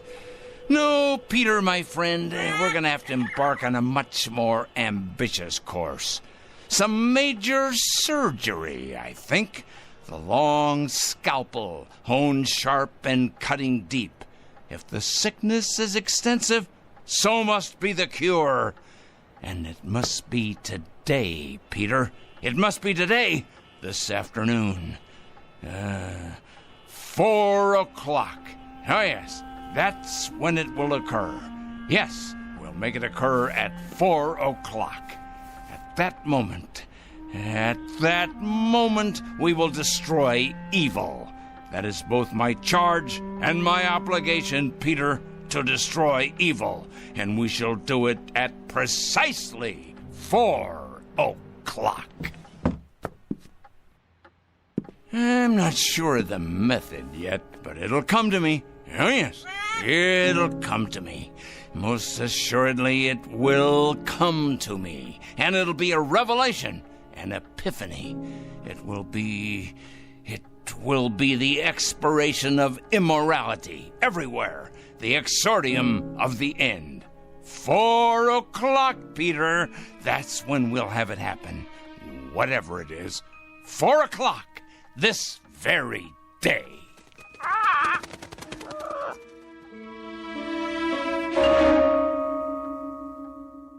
This is Mr. Oliver Crangle, a dealer in petulance and poison, a self-appointed, self-designated, self-ordained vigilante, whose jaundiced eyes peer out at an unholy world and find it undeserving of anything but judgment and punishment. And Mr. Oliver Crangle is both the judge and the executioner. He has rather arbitrarily chosen 4 p.m. as his personal Gotterdammerung. We are about to watch the metamorphosis of a twisted little fanatic poisoned by the gangrene of prejudice to the status of an avenging angel, upright and omniscient, dedicated and fearsome. Whatever your clocks say, it's almost 4 o'clock. And wherever you may think you are, at this moment you happen to be in the Twilight Zone. And now, The Twilight Zone and our story, 4 o'clock, starring Stan Freberg with Stacy Keach as your narrator.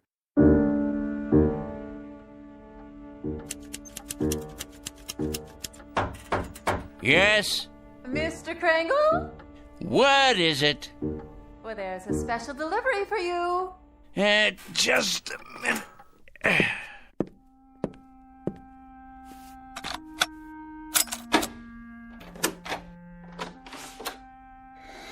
Here you go. A whole lot of stuff, 8 or 10 envelopes at least. Thank you, Mrs. Williams. Something else, was there? Something... Oh, no, nothing else. Then in that case, why do you stand there trying to read the contents of these envelopes as if you were an X-ray machine, Me?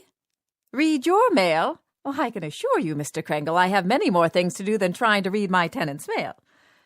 Your mail in particular. I feel reassured. You sure get enough of it. Somebody'd think you were running some sort of mail order business or something. Just look at that desk of yours. So much mail and papers and I don't know what all. What is your business, Mr. Kringle? What I do is none of your concern. I pay my rent on time, and I keep to myself. A respect for privacy you should learn, Mrs. Williams. Well, I never... You never? That's good to know. Now, have you any more comments to air? Because if not, I would greatly appreciate your leaving me alone. I have a great deal of work to do. I believe that. The question is, what kind of work? You should believe it. You may thank me one day, Mrs. Williams. Oh, yeah, you and everyone else. Assuming you're still around, and assuming you retain the capacity to feel appreciation. What's that supposed to mean? Assuming I'll be around. Are you threatening me or something, Mr. Kringle? Threatening you, Mrs. Williams? I don't threaten people, my dear lady. I compile files on them. I compile them, and I analyze them, and I investigate them, and then I categorize them, and I judge them. Oh, yes. If they're impure, they must be punished. If, on the other hand, they're simply misled or naive or unsophisticated, I point them to the right way. I lead them by the hand, Mrs. Williams. I show them the proper course, the path to redemption. Is that... what I mean is that what you do for a living? Indeed. In short, I check evil, Mrs. Williams, and I eradicate it, inoculate it, wipe it clean, and sponge it away. And you know where these evil people are? I most certainly do, Mrs. Williams. Can you give me an example?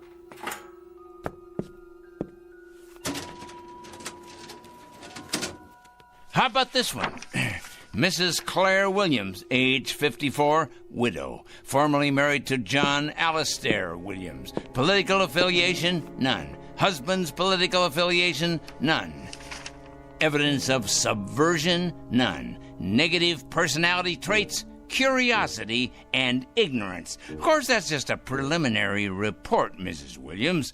The in-depth research is in the master file cabinet right over there. Well, aren't you the strange one? You ain't nothing if you're not a strange one. I'll be going now, Mr. Kringle. Had your nap, Pete? All rested up, are we? Well, that's a good young parrot. It's going to be an exciting afternoon, Pete. Big things are going to happen at 4 o'clock. Yes, they are indeed. 4 o'clock? What's going to happen at 4 o'clock? Interesting question, Mrs. Williams. A very interesting question. Very much to the point. What's going to happen indeed? At 4 o'clock, we're going to expose evil, strip it bare, push it out into the light, dissect it, pinpoint it, and eliminate it. You are? Exorcise it, denude it, confute it, destroy it. Oh, now, careful, Mr. Kringle. You're gone and broken your lamp. What? Oh, the lamp. I see. Sorry. Well, no matter. Would you like me to clean that up for you? No, I'm quite capable of cleaning up after myself, madam. That's one thing I'm very good at, cleaning. Something else, was there, Mrs. Williams? No, I don't believe so. If it's all the same to you, I'll be on my way.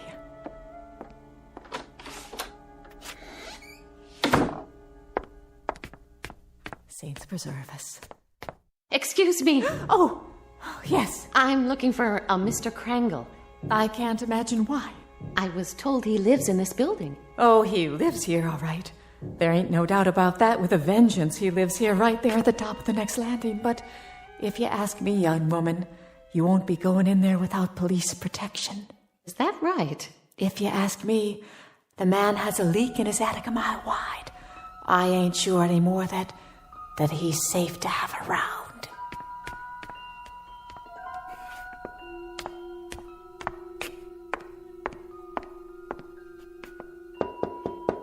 Mr. Krangle? Mr. Krangle? Well? My name's... Who else is with you? Why, no one. Are you sure? Yes, quite sure. My name is Lucas. I wonder if I could speak with you for a moment. Lucas. Ah, yes, Lucas. Kurt J., age 27, intern, East Side Hospital. That's my husband. Is he indeed? Well now. Your husband, you say. Come in, please. Come.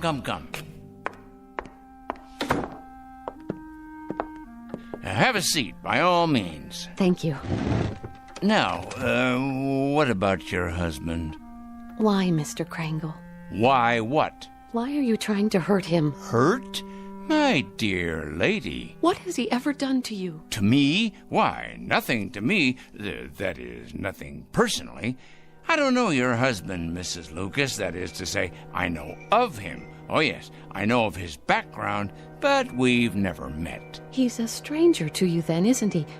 He's a perfect stranger. A stranger, yes, but not a perfect stranger, Mrs. Lucas. By no means. Your husband happens to be most imperfect.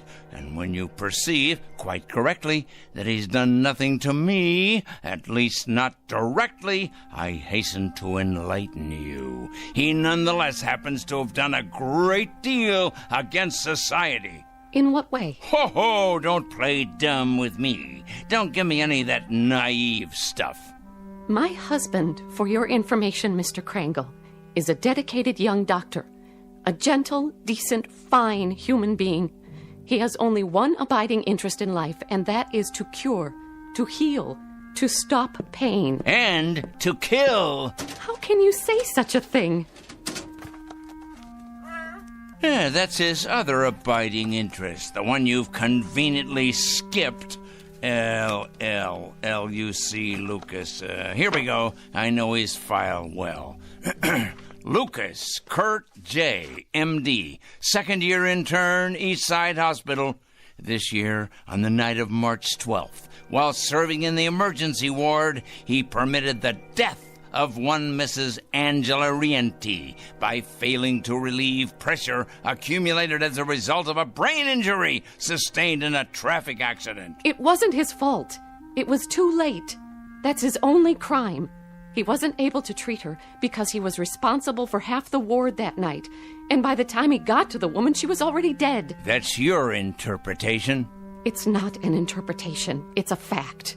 It's exactly the way it happened. By the time he got to her, by the time she was put into his care, she'd already died. He should have gotten to her earlier. How could he? Do you know how many lives he saved that night? How many people he saves every day, every week? He did nothing to her. That's about the size of it, Mrs. Lucas. Miserable dereliction of duty, resulting in the untimely death of a woman who by rights should be alive today. These facts came to my attention, and I simply called them to the attention of the hospital supervisor, an institution, by the way, which I help to support through taxes. By what right? I must ask you, Mr. Krangle, excuse me, but by what right do you presume to pass judgment on my husband? You're not even a medical man. Why, you weren't even there that night. You don't know anything about it. And yet you write your letters to the hospital, dozens of nasty letters accusing my husband of being a murderer. Why, you wretched, small-minded... Enough, Mrs. Lucas. That will be quite enough. I've suffered your presence here, but I'm not required to tolerate your abusiveness, although I don't wonder you're the type of woman you are. Oh, and what type is that? You're obviously greatly attracted to your husband, and there's no secret that birds of a feather, well, you know the rest. I think I catch your implication, Mr. Krangle, and you're over the line. Way over the line. You're as cracked as that lamp of yours. Tell me, has the hospital discharged your husband yet? Discharged? That's right. Let him go. cashiered him out, eradicated him from the payroll, given him the sack. I've been expecting it momentarily. They have not, Mr. Krangle. They have done no such thing. It'd take more than a letter-writing campaign from a crank like you to make that happen. Your husband is an evil man. He is no such thing. And I will not put up with evil in any form. And I will not stand by and allow an injustice like this. Of all the presumptuous, wrong-headed... I'm sorry, Mrs. Lucas. I haven't any more time. Why, look at the hour. It's 3 o'clock already. I got things to do. Many more important things to do, thank you. Today's mail, for instance. You'd probably be interested in these. They're cases not unlike your husband's. Communists, subversives, thieves, harlots, but all made out of the same metal. Evil, Mrs. Lucas. All of them evil. And I will not countenance evil. I am absolutely incapable of countenancing it. You're probably unaware of it, Mr. Krangle, but my husband is a very sensitive man. Oh, please, spare me. Your letters have had an effect on him, if on no one else so far. The people at the hospital tell him to ignore the letters, forget about them, but they're tearing him up inside. They're killing him. His confidence in himself, his ability to concentrate and work. You see, he's like a lot of doctors, Mr. Krangle. He cares. He cares very deeply. So, you see, you really have been quite successful after all. I imagine you've been equally successful with other people, too. Mm-hmm. There's too much sanity still left out there for you to have succeeded in having them all fired. Mm-hmm. But you must be hurting them. Those men and women, hurting them desperately, as you've hurt my husband. So you've really accomplished a great deal. Yep.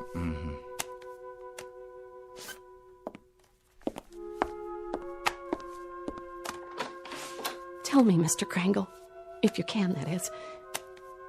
Why? What's that? Why do you do it? I really need to understand. Why? You ask me why? Why? Because they're evil. That's it precisely. Nothing too complicated about that, is there? They're evil, plain and simple. Here, take a look out the window. All those little bugs down there, you see? Bacteria. That's what they are. That's what your husband is. All those little... That's it. That's precisely it. What is? That's what I'll do. I've finally gotten the clue. I said little, you understand?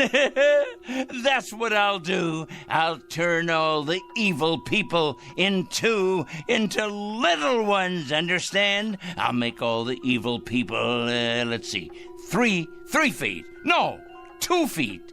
2 feet tall, that's it. At 4 o'clock this afternoon, at precisely 4 o'clock, every evil man and woman will become a mere 2 feet tall. A revelation, an absolute revelation. Peter, my lad, did you hear what I come up with? Did you? That's it. Do you see the beauty of it, Pete? That's it. It's brilliant, absolutely brilliant. 2 feet tall, Pete. 2 feet tall.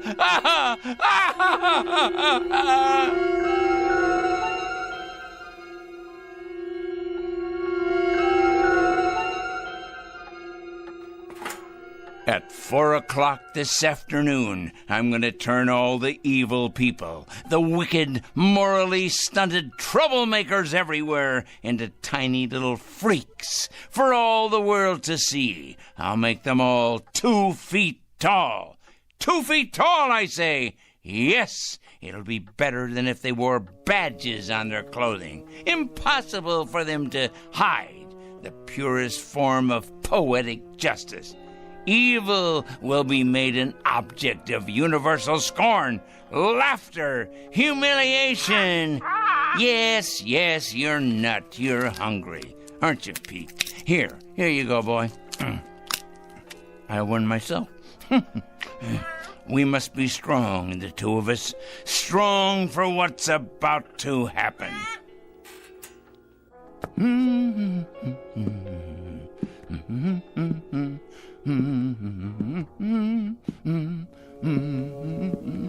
That's right, Petey. 10 minutes past 3. It won't be long now. Yes, a peanut. Here you are. That's a good, strong boy. I'll bet you could crack open just about anything with that great big beak of yours, couldn't you? Yes, you could. I'm sure you could.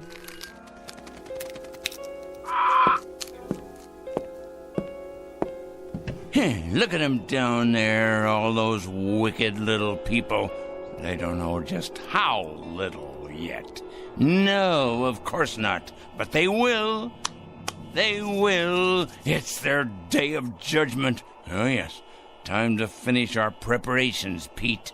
There's much to do. Less than 50 minutes left now. Must be sure all our pencils are sharp.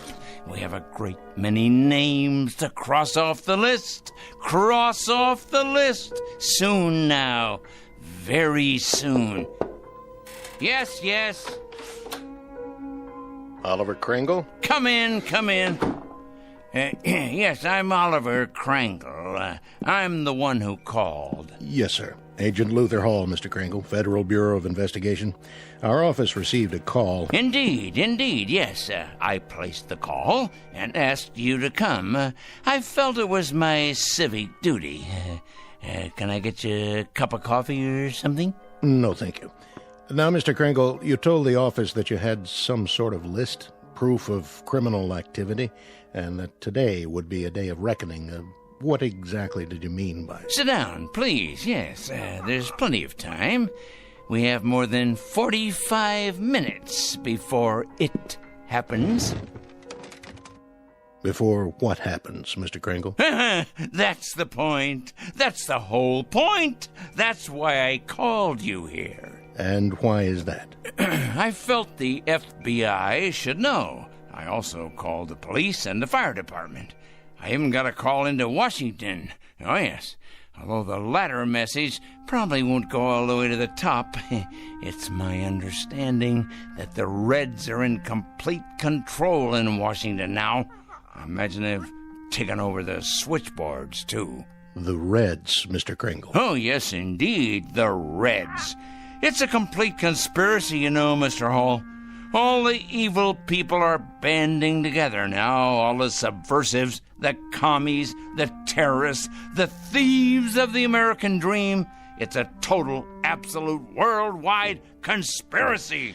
You said on the phone that you had a plan of some sort. Oh, my, yes. It all takes place at 4 o'clock. I thought you people ought to know because, well, you'll have your hands full. Our hands? Picking up all the guilty parties. Oh, yes. You see, Agent Hall, I've spent a good many years doing this kind of work. Just look at all those file cabinets there. Years of dedication to the cause. I've made a study of evil. Oh, yes, indeed. A complete study of it. I cut out newspaper clippings. I listen to the radio and watch television. I follow every major court case that's going on. I compile a completely airtight list of charges against all of them, the evil people. What do you do with them, Mr. Kringle? Do with them? I follow through, of course. I follow them through to their conclusion. I write letters to employers. I make phone calls late at night. Oh, they hate that. Oh, yes. It's one of the most effective methods, as you probably know. Calling those terrible people late at night. The later, the better. Getting them up constantly. Waking them. Enumerating my charges. Speaking out. And then hanging up. They hate it. Very frustrating for them. I'll bet. Oh, yes, indeed. They go out of their minds with fury. They don't like to be awakened late at night, I can assure you. Who does? Yeah, but with these people, it's absolutely necessary. The evil people, you understand. The destabilizers. The enemies of order. But to get to the point, Mr. Hall, The point... And what is the point? The clock on the shelf there tells the story. The entire and complete story. It's 3:20 now. In exactly 40 minutes, all the evil people in the world will be reduced to half. No, a third of their present size. Oh, it'll be glorious. All the unpunished murderers and the tyrants, the proud and the sinful, the schoolyard bullies, the cruel teachers and faithless friends, the wrongdoers, blackmailers, and the nicotine fiends, too, and the thieves, and the harlots, and the transgressors, all of them, every one.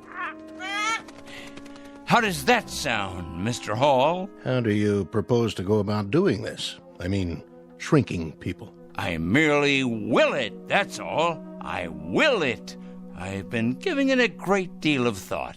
Now, in the past, various other plans have crossed my mind. Other plans? Well, for example, I didn't approve of our entering any of the wars, you see, and I had it in mind I might take the stiffness out of airplane propellers. Do you understand? I'm not sure I do. Well, when the crews came out in the morning, bundled up like children against the cold, and then went into their planes, they'd find the props hanging limp like great empty banana skins. Then the war ended and, it seemed like a waste of effort at that point. After that, jets became the order of the day, and so I thought, what would jam up the intakes on those jet engines? Huh? What better than a flock of birds? Oh, not you, Petey. Not the beautiful, brave, loyal parrots of the world. Oh, no. Just your low-class country cousins. You read about it from time to time. Seagulls that get sucked into jets, cause them to fail. So, naturally, I thought, chickens. Chickens. Ignorant. Can't speak. An army of them bred to sacrifice themselves for the greater good. Release them on runways just at the moment of takeoff. That would ground those bombers and cargo planes, but fast. Of course, there'd still be trucks and overland supply routes. And then I read in the paper a year or so ago about an accident, a bad traffic accident. 3 people were killed.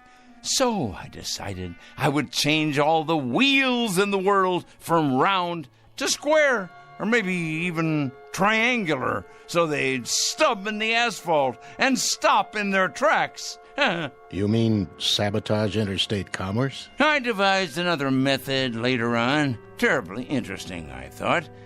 Mark all the evil people on the forehead, or better yet, turn them all one color. Say, purple. But then it came to me that they'd simply be able to recognize each other more readily and band together in their collective wickedness. I see. Well, Mr. Hall, this is hard to believe, but I hit upon this latest idea about the change in size just this afternoon.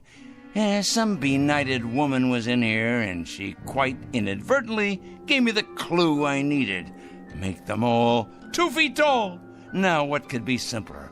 Think of it, Mr. Hall. Think how ineffectual this will render them. They can't handle delicate scientific instruments, or typewriters, or computers, or telephones, because they can't reach them. They won't even be able to open a window or turn a doorknob to escape once we know where they are. Why, pretty soon they'll be as extinct as dinosaurs. Here's a peanut for you, Petey. I think, Mr. Hall, that the most interesting place will be, let's say, a murder trial, where nobody knows whether the accused is guilty or not. And then at 4 o'clock, if he's guilty, or watching the drunkards in a saloon, or, there's so many places to be. Mr. Kringle? Yes? I'd like to ask you a question, sir, and I hope you don't take offense at it. Go on. Have you ever had any psychiatric help, sir? What? Psychiatric help. I don't think you're rational. I think you've developed some kind of obsession here, and I think you need some help. Help? Me? I need help? Why should I need help?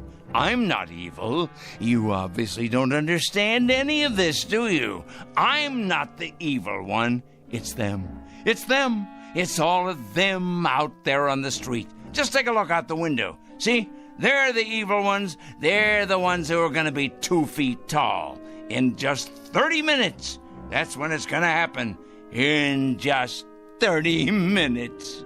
Well, I'm sorry, Mr. Kringle, but there doesn't seem to be very much we can do about all this. What do you mean? Why, the law enforcement agencies are going to have round-the-clock schedules from now on. Do you realize how many evil people you're going to be able to find? Why, they'll be all over the sidewalks, all over the streets. You'll have to build more jails. You have to build more electric chairs, gas chambers, gallows, penitentiaries.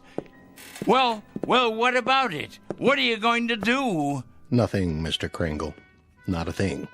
And if you'll forgive a suggestion, that's what I think you should do, too. Nothing. These letters you write, these phone calls, there happens to be something in this country that precludes all that, makes it unnecessary. And what's that? Law, Mr. Kringle. There happens to be law. We like support from citizens. Support, help, cooperation. But interference is quite another thing. Oh, I get it now. I understand. At last I understand. You're part of the conspiracy. That's it. You're one of them. Why, of course. I'm an idiot not to have realized it. Of course you people have gotten into the FBI. It stands to reason you would. You've infiltrated every other place. Well, I'm going to tell you something, Mr. Hall. Good day, sir. You'd better enjoy yourself for the next 20 or 30 minutes. You hear me? You'd better enjoy yourself to the utmost, because you're going to be 24 inches tall. You and everybody like you.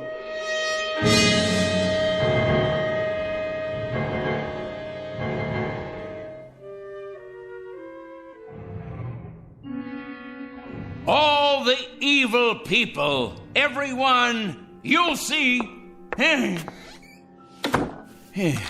Good riddance to bad rubbish, eh, Pete? To all their kind, the righteous will rise up, and the weak will fall before their terrible wrath. It's as right as rain.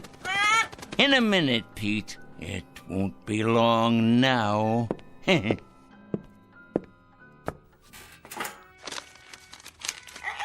Yes, here's your nut. It won't be long now at all. We must have everything in order, all our pencils sharpened, weapons that are truly mightier than the sword. And our desk, we must have lots and lots of clean paper to make another list of the newly exposed. Their corruption on display for all the world to see. I wonder what they'll look like down there on the streets, on all the streets everywhere. Oh, what a glorious sight it's going to be. So many people. Think of it.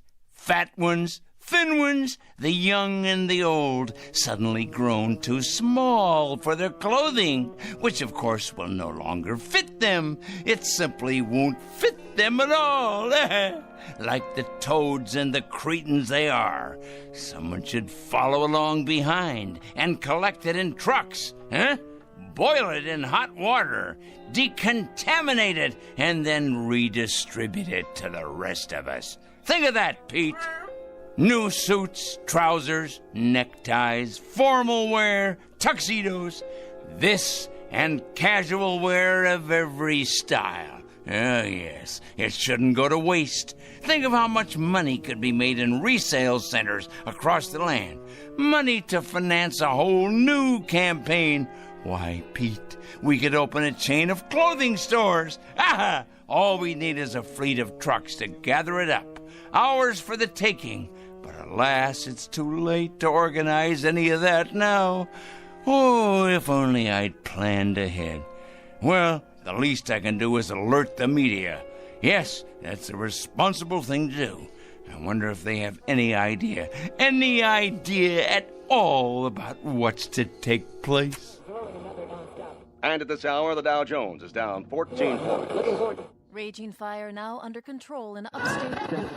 The White House press secretary announced a peace plan today.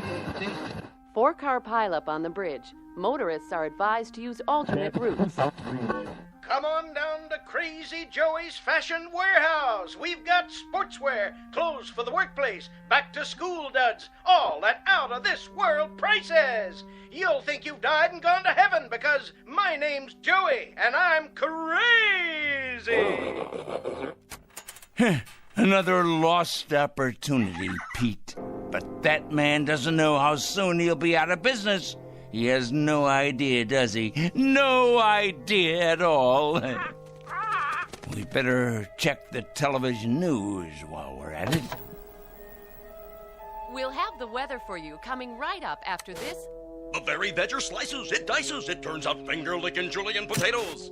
Okay, now tell us about your new book, 101 Ways to Profit from Armageddon. Amateurs. Pete, what to do? What to do?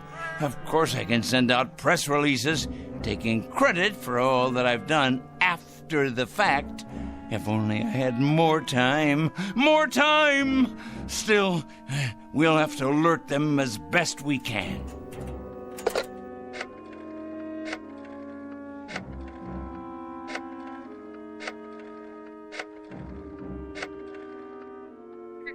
Yes, put me through to the news department, please. Never mind who this is. Wait. This is Oliver Krangle speaking, Crangle. Yes, that's right. I'm calling with an important bulletin. Yes, for the afternoon broadcast. That's right. You ought to break in right now with a news flash, you know. Oh, it's something big, all right. Something huge. Believe me, it is important. When? No, you don't understand. It hasn't happened yet, but your viewers will still want to know when it does happen. Otherwise, there'll be chaos in the city. In fact, this should go on the national broadcast, coast to coast. What is it? Let's just say a new perspective on the world. Hello? Hello? Hello? Petey, obviously they've infiltrated the local news channel as well. Of course they have. I should have known. They're everywhere, like insects, like vermin. Well, they won't be in control much longer, because Judgment Day is upon us. The strong will rise up to take what is theirs, while the subhumans are exterminated. It's the law of nature.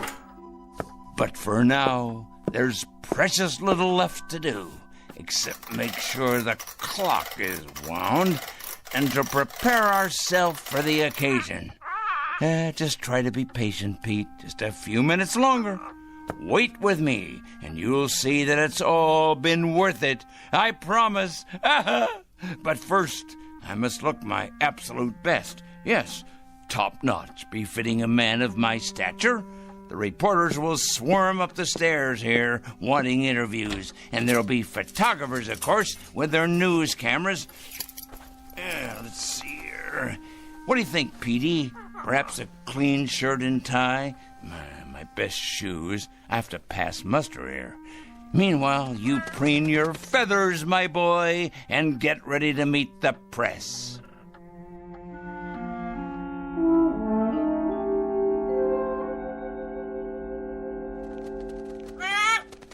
There! It's happened, Pete. It's happening right now. This very second. Can you feel it? Something in the air. The next phase of evolution for the human race. Oh, nothing will be the same after this. Nothing! The new order has come at last. Yes, but first, I can't wait to see them all down there, turning into tiny little gnomes. Just 1 second, Pete. As soon as I take a look out the window. Certainly, Peter. You may have a nut, as many as you like. You must be hungry. I'll have something, too. We'll make it a celebration. This is our day. Of course, but you must be patient. I can't wait to look outside. I can't wait. But for some reason, I can't see over the windowsill. How can that be? I can't even reach the bowl of peanuts. I know you're hungry, but somehow it's just out of my reach. What? Unless someone has moved it, put it in a very high place, but that would have to be someone very tall. Someone very, very tall.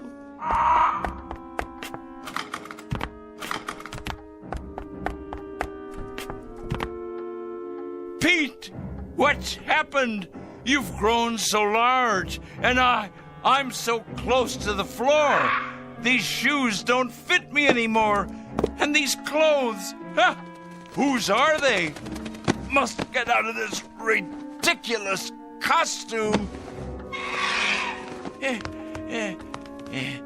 Pete, why are you looking at me like that? Your eyes and your beak, close it. Please close it. You're not still hungry. You can't be. Pete, you're frightening me. You know me, Petey boy. You must. That's a good bird. Yes. Calm down now. No, Pete, no. Get away. Let me get out of here. I can't reach the door now. The locks. Let me out. No!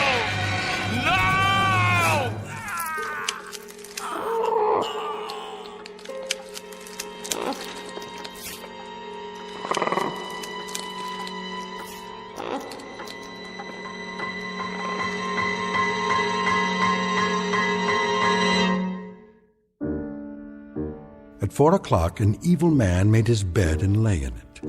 A pot called a kettle black, and a stone thrower broke the windows of its glass house. Not a pretty picture, perhaps, but for this poor, misguided fellow, quite unavoidable. A simple matter of supply and demand. He was right about one thing, though. In a world where the strong get stronger and the mighty feed upon the weak, you can run, but you can't hide. Look for this one under F for Fanatic and J for Justice in the Twilight Zone.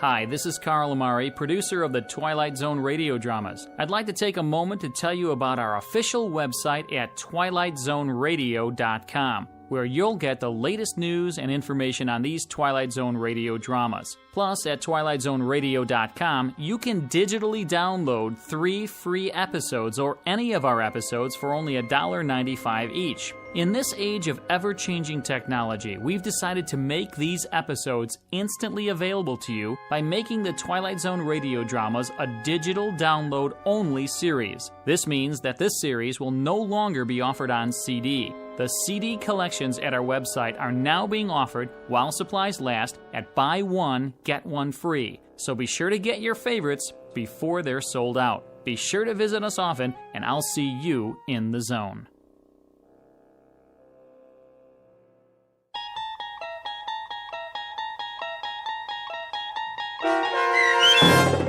"4 o'clock," starring Stan Freberg with Stacy Keach as your narrator, was adapted for radio by Dennis Etchison and based on a script by Rod Serling. Heard in the cast were Taylor Miller, Maggie Carney, Rick Peoples, Doug James, Paul Patch, and Carl Amari. To learn more about the Twilight Zone radio dramas and to obtain audio cassettes and CDs of these programs, visit our website at twilightzoneradio.com.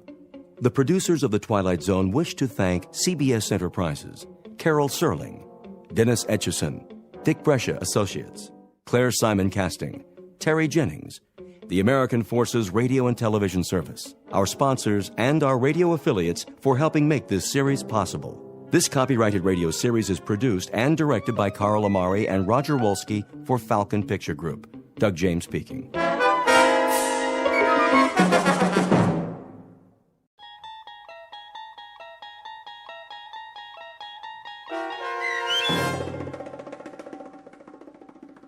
Miniature, starring Lou Diamond Phillips with Stacy Keach as your narrator, was adapted for radio by Dennis Etchison and written for The Twilight Zone by Charles Beaumont.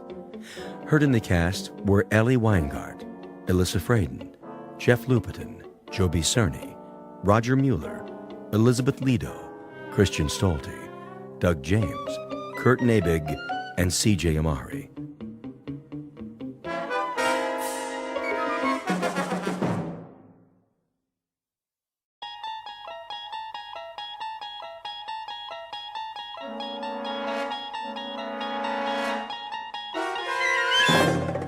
You unlock this door with the key of imagination. Beyond it is another dimension, a dimension of sound, a dimension of sight, a dimension of mind. You're moving into a land of both shadow and substance, of things and ideas. You've just crossed over into the Twilight Zone.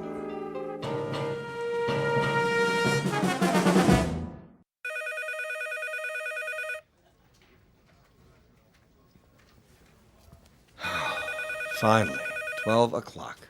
Let's go to lunch. Hey, Charlie. Charlie, it's recess. Oh. Thank you. I just want to finish up here. Trying to make us look bad? What do you mean? Now, just what do you think I'm... Hey, just forget it. Come on, we'll be late. Look at him. Little goody two-shoes. Why don't you guys lay off him? Because we're mean, heartless brutes. Right, Fred? Right. Well, I think he's nice. Hey, Mama, don't forget to change his diaper. Charlie? Hello? Aren't you going to lunch? Oh, yes. Any place in particular? Yes, in a way. Where?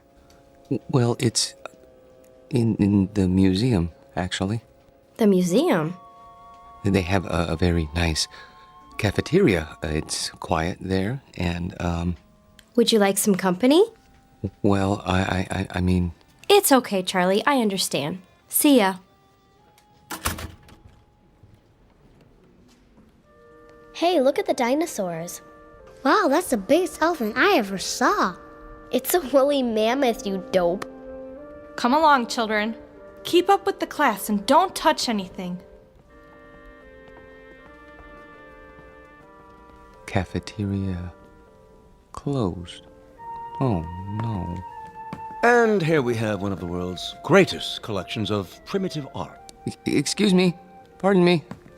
There are selections from every period. I direct your attention to the New Guinea exhibit. Some of the pieces, the sepik shields, for example, are hundreds of years old, but some were made as recently as 1950. This is because New Guinea is still a largely unexplored and therefore unspoiled land. Most natives of the interior will live and die without realizing that the world extends beyond the limits of their jungle. Sorry, I'm not part of the group. Let's stay together, please. Now then, the natives speak over 500 different languages. However, you'll notice that their art has a great unity. Of course, they don't think of their carvings as art, not in our sense of the word. This first piece in the glass case was meant to frighten away evil spirits. This one is a protection against disease. Oh, and this one. If I could just get by, please. I'm on my way out. Help you, sir. What? You look lost. Can I help you find anything? Oh, no, that's all right. I just got turned around. Is the cafeteria closed? For the rest of the week. They're remodeling. Well, I'll be leaving then. Main entrance is that way. Thank you. Have you seen the Egyptian wing? Pardon? Egyptology. They have a nice exhibit. Is that right? Just downstairs, next to the Hall of Miniatures. Miniatures? You know, the model houses. They have the palace at Versailles, a log cabin, a New England church, a whole room full of them, all made by hand, with little dolls inside that look just like real people. Pretty amazing. Have you been there yet? No, I only come here for lunch, you see. Well, you might as well take it in now that you're here. Not many people go there, but it's really something. All right. I think I will. Turn left at the bottom of the stairs. You can't miss it. Thank you for the suggestion. I'll have a look.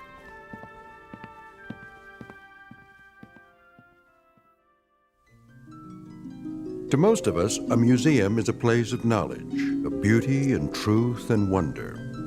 Some people come to study, others to contemplate, others to look for the sheer joy of looking. Charlie Parks has his own reasons. He comes to the museum to get away. It isn't really the low-priced cafeteria meal that draws him in here every day. It's the fact that in these cool, inviting halls, he can be alone for a while, really and truly alone, away from his work and from people who don't understand, which includes almost everyone in the world. But Charlie should be careful. He doesn't know it, but there's always a chance he might wander too far and get lost in the Twilight Zone.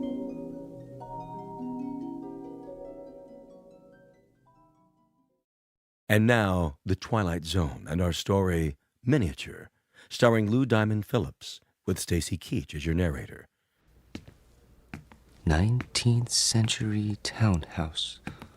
Home of Boston residents, Mr. and Mrs. Copley Summers. The figure represents their daughter, Alice, and was carved in wood taken from the original balcony. Will you look at that? What in the... Found it okay, huh? Excuse me, but... Yes, sir? I guess this will sound silly to you, but how do they manage that? How do they manage what? In there, in the glass case? Oh, well, I couldn't say exactly. I know they use magnifying glasses, little tiny tools, single hair brushes, that kind of thing. Must go blind making them so small. But the girl... she's so realistic. Isn't she, though? Long black hair, lace dress. Look at her fingers. They didn't miss a thing. Little rug, chair's got teeny tiny doilies on it. But how do they get the girl to move? Servo motors? Microchips? How's that? The girl playing the piano, it's stopped now. I don't think I... There, see her sitting at the piano? She was playing just a few seconds ago. It was, I don't know, something like this?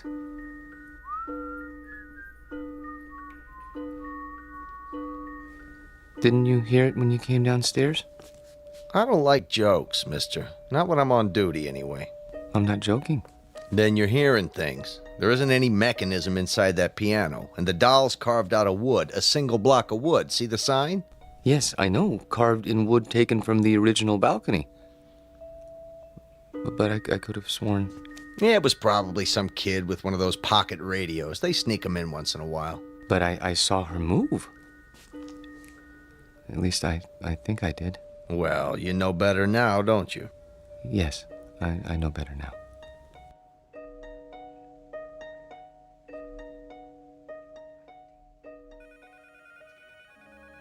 Here he comes. Finally. Where do you think he's been? At the zoo. Visiting his relatives. Charlie? Yes? There's a note on your desk. Mr. Demo wants to see you. How do you do, Mr. Dimmel? Yeah, sit down, Parks. I'm sorry I'm late getting back from lunch, sir. Well, I'm sure you have a good excuse. No, sir, I don't. I just let the time slip away. I don't know how it happened. You know, Parks, that's the first sign of humanity you've shown in almost 4 years. I beg pardon? Up to now, you've come and gone like some kind of wind-up toy. Never early, never late, always keeping to yourself. What, don't you like us, Parks? I've never thought about it, sir. Well, think about it now. Do you like your co-workers? I suppose so. Oh, you suppose so? I mean, that is, I don't dislike them. I'm afraid that isn't good enough, Parks. An office is like a team or a platoon.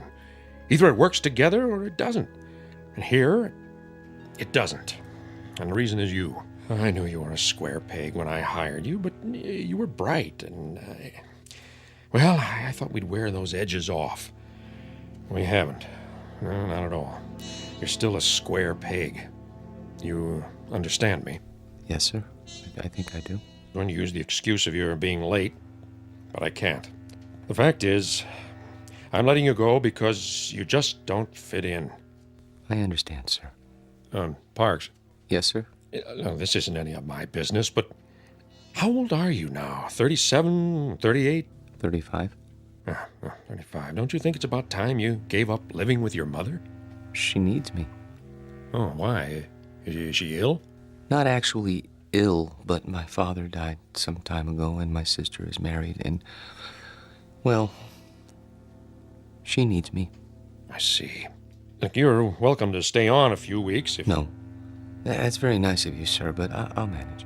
Well, you can pick up your check tomorrow. Thank you.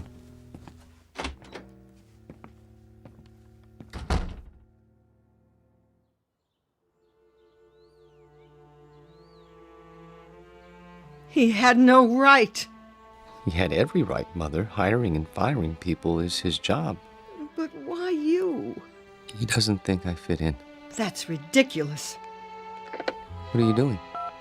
I'm going to phone that man and find out why you're being persecuted. Mother, please, it won't do any good. Oh, Charlie, what's going to become of you? I've worked so hard to bring you up right. Maybe if I'd let your father punish you the way he wanted to. It's all right, Mother. This is just a minor setback. You say that every time. Why can't you keep a job, son? Why do you always end up making people uncomfortable? I don't know. I suppose they blame me. Well, I'm not keeping you here. I know that, Mother. Nothing in the world would make me happier than to see you settle down with a nice girl, raise a family, live a normal life. Please, don't cry. I can't help it. I hate to see you hurt, son. I'm not hurt. Well, you should be. Getting fired. It would have killed your father. It would have absolutely killed him. I'll go to the Employment Bureau tomorrow. Here, take my handkerchief. Where are you going? To my room. Get me my heart medicine before you do. Yes, Mother. Charlie? Why were you late getting back to the office? I was detained. What's that supposed to mean? Nothing. I was detained. That's all. Open your mouth. Charlie, do you feel all right? Yes, Mother. I'll go to my room now.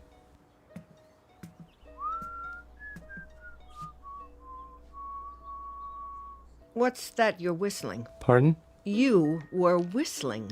I don't remember. You should lie down, Charlie. Take a little nap. Mother, please, I can take off my shoes. I'm only trying to help. I know, but I'd prefer to untie my own shoelaces. Very well. I'll bring you some cocoa. Not now. Why? You always have your cocoa. I think I'll go out. At this time of day, we'll be having dinner soon. I want to get a head start with the Employment Bureau, see if there are any jobs. But they must be closed by now. There's still time. I think I'll walk over. It isn't far. Are you sure you should? Why not wait till tomorrow? Get a fresh start. Do you want anything at the store? Not that I can think of. But... Sit in your chair in the living room. Put your feet up. Are you sure? Try not to worry, Mother. I'll be back in an hour.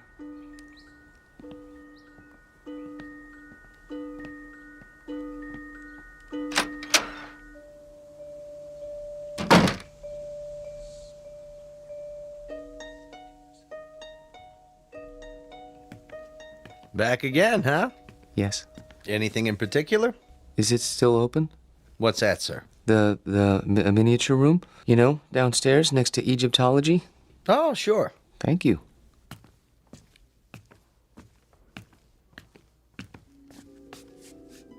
I came back. Wait. Where? Hello? Hello? There. I was afraid you wouldn't be here. Oh, well, you've changed your dress. That's a lovely gown. Very lovely. Are you going out? Who's that? Oh, you are going out. That's why he's wearing a cape and a top hat. Your gentleman caller. Oh. Does he have a carriage waiting? I hope so. I wonder where you're going. To dinner? No, something grand. The opera, that must be it. Hi. Oh, hi. Be closing soon. I see. What time do you open in the morning? 9 o'clock, Monday through Saturday. I'll be here. What's that? Nothing.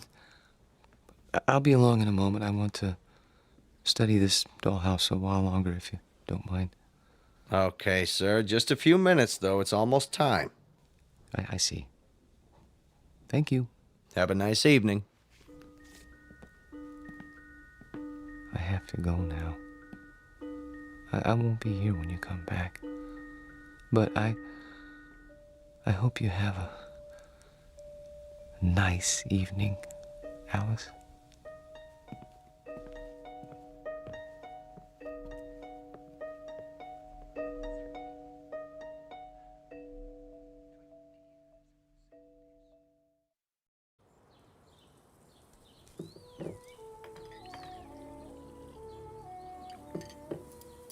Hey, where's old Charlie this morning? Don't worry about him, buddy. My brother never misses breakfast. Charlie, your breakfast is getting cold.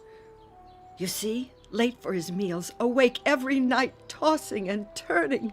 I tell you, I'm half dead with worry. Mother. He's sick. I know he is. Sounds to me like he's got a girl.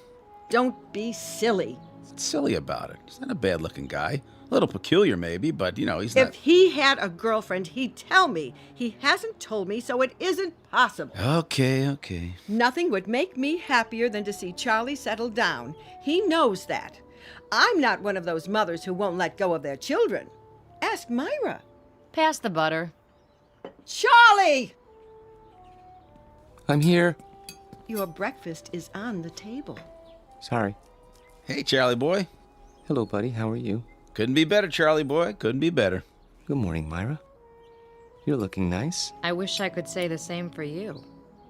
I haven't been sleeping very well. Because of the job? Yes, I suppose so. It's been terribly hard on him, pounding the pavement every day. Boy, that can get you down. Charlie. Yes? We've got a surprise for you. Tell him, bud. Well, it's like this.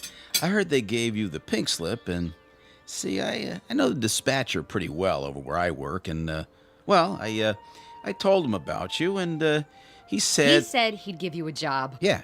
Isn't that wonderful? Oh, yes, I guess so. Charlie! It's very nice of you, buddy.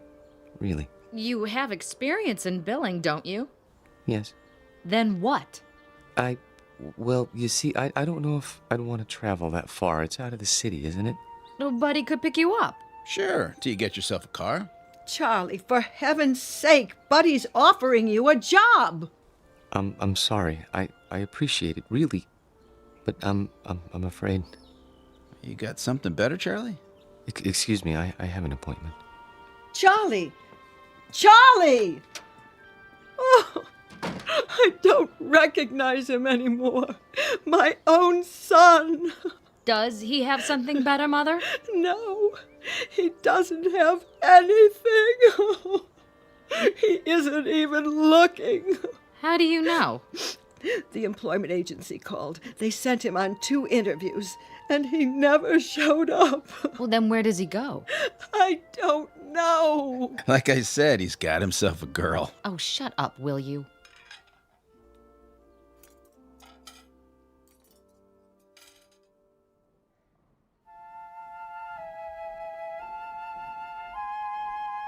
Henry, look at that. A real log cabin. Isn't it wonderful? Uh-huh.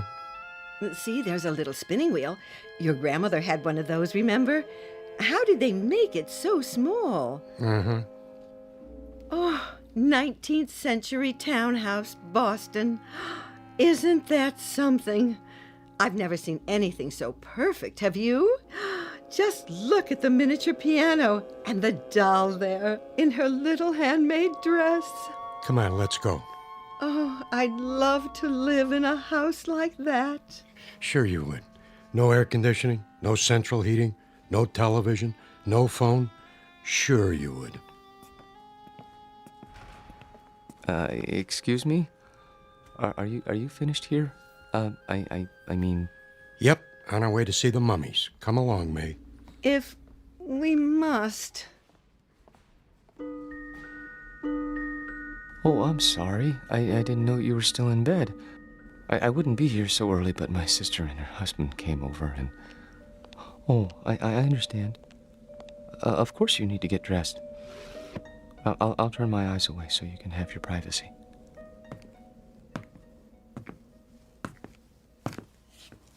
Hi. A little early today, aren't you? Am I?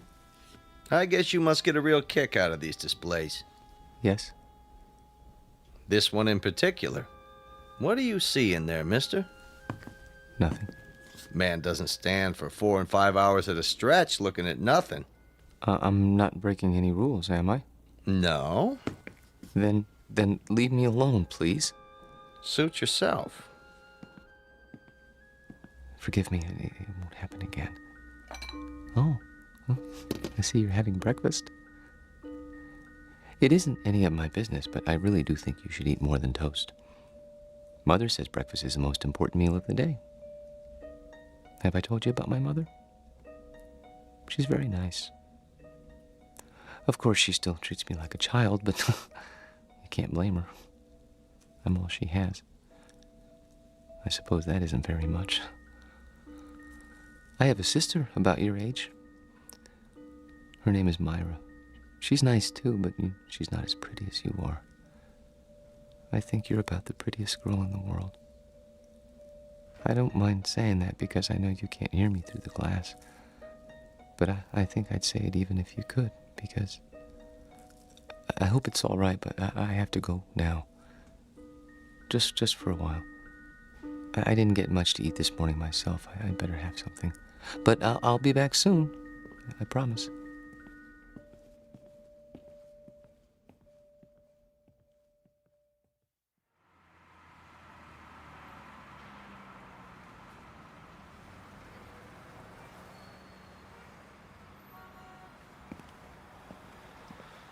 Charlie? Hello, Myra. What are you doing here? Oh, I was driving by. Saw you come out of the museum. That's nice. Well... Buy me a cup of coffee? The cafeteria's closed. Then we'll go somewhere else. All right.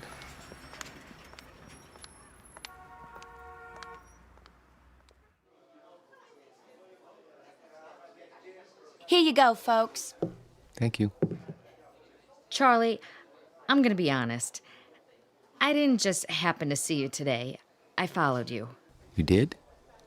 Why? Because Mother asked me to. She's worried, and so am I. You haven't been yourself. No? You go to that place every day? I thought it might be a good idea to improve my mind. That isn't why. I'm your sister, Charlie. I grew up with you, and I know you. You go there because it gives you a chance to be alone. And you want to be alone because you're scared. Myra? Listen to me. This is important. You're over 30 years old, Charlie, but you're living the same way you did when you were 14. Some of it's Mother's fault, some of it's yours. But it isn't natural. It's sick, Charlie, and you know it's sick. And that's why you're scared. You're probably right. Stop agreeing with me. I could say you were a blue monkey and you'd agree. But Look, I don't know about psychology or anything like that, but I think I know what's wrong with you. You need a girl, Charlie. You're at that time in your life. You know what I mean? Not exactly. Well, it's hard to explain, but you've never had a girl, have you? Not as such? That's what I thought. Well, we're gonna change that. How? I'll introduce you to Harriet Gunderson. She works at my office, and she's a lot of fun. You'll like her. Myra, please. Charlie, please. This one time try. For me. If you do, I promise I won't bother you anymore. All right. Here's her address. You don't even have to phone. Just stop by, say around 7. And you don't have to buy her dinner. Take her for a walk in the park. She'll like that, okay? Okay. Word of honor? Word of honor.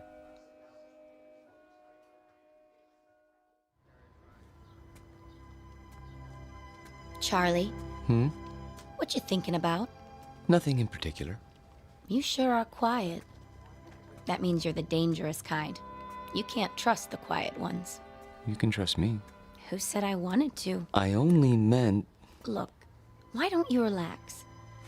Come on, let's sit on the bench. If you like. Lean back. Take it easy. There. That's better. You like me, Charlie?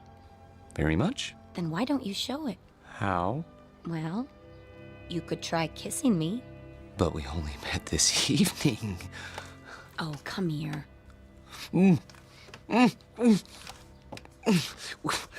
We hardly know each other. Quiet, you man, you. Oh! I didn't mean to push you off the bench. It's just that you surprised me.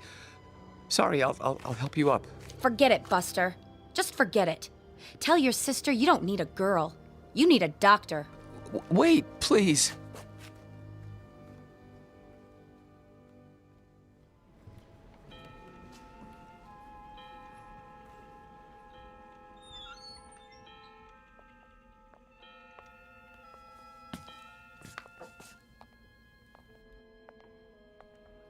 Of course, I realized she was doing it as a favor to Myra, but even so, I didn't mean to be rude to her. It must be hard for you to believe, but that's the way things are these days.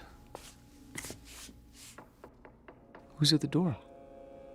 Oh, it must be your gentleman caller. Wait! Tell the maid not to let him in. You mustn't. Why, he's drunk! Look at him!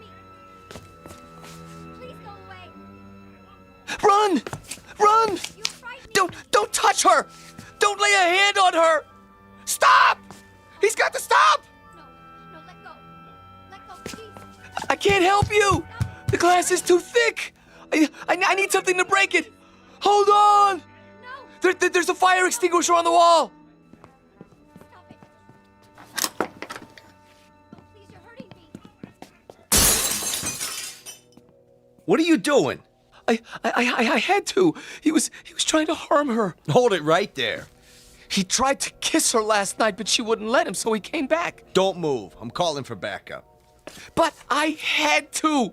He grabbed her and she got away and he went after her. She fainted and he carried her to the bedroom. I had to stop him. You can see that, can't you? Sure, buddy, sure. Put your hands where I can see them.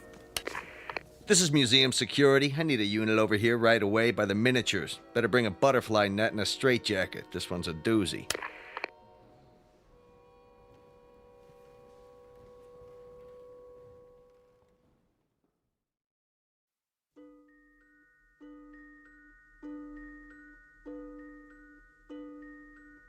Now, Mr. Parks, I want you to understand that no one is saying you didn't see these things.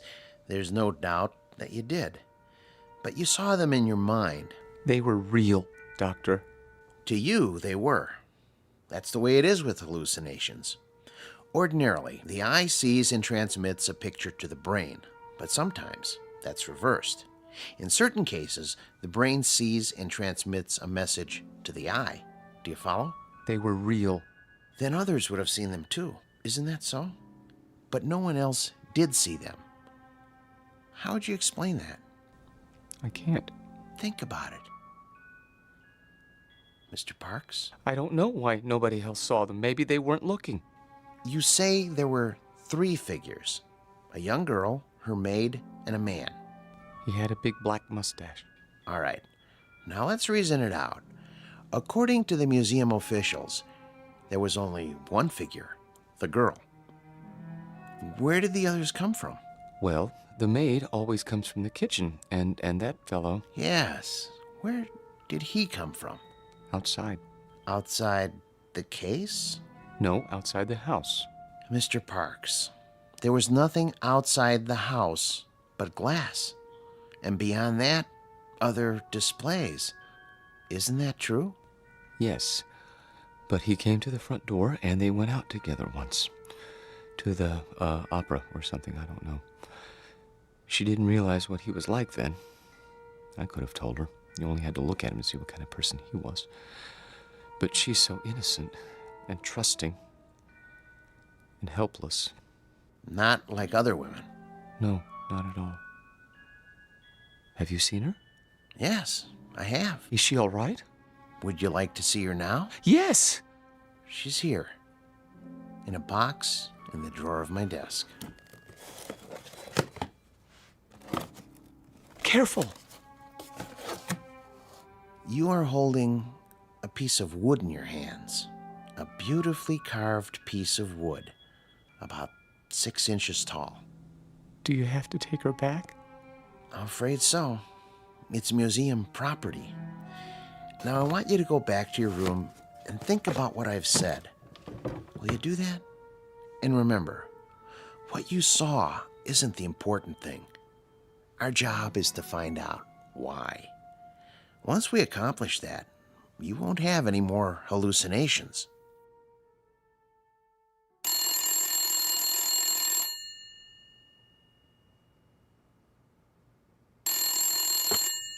Yes? Oh, yes. Send them in. And ask Dr. Geisner to prepare the patient for checkout. Nice to see you, Mrs. Parks. You remember my daughter, Myra. Hello. Hello, Dr. Wallman. And my son-in-law, Buddy. Hi, Doc. Where's Charlie? He'll be along in a few moments. Is he really normal, Doctor? That's a word we try not to use. Why not? Because it's meaningless. It refers to the behavior patterns of the majority. If 99.9% of the people in this country went to bed with their socks on, then that would be considered normal. And if you didn't... I go to bed with my socks on all the time. Well, what I'm trying to say is don't judge Charlie's emotional health by the degree to which he conforms to other people's standards. Don't expect him to be like everybody else. Then you don't think he's sick? Not now. No. He was when he came here. The constant pressure to be something he wasn't, to act and think and feel the way you wanted him to, instead of the way he wanted to, he was unable to cope with this world. So he created another world. But he knew it was false, so he destroyed it, and with that act, he made his first step toward mental health. Of course, he insisted it was real for a long time, but that's standard with hallucinations. Charlie! Hello, Mother. Myra?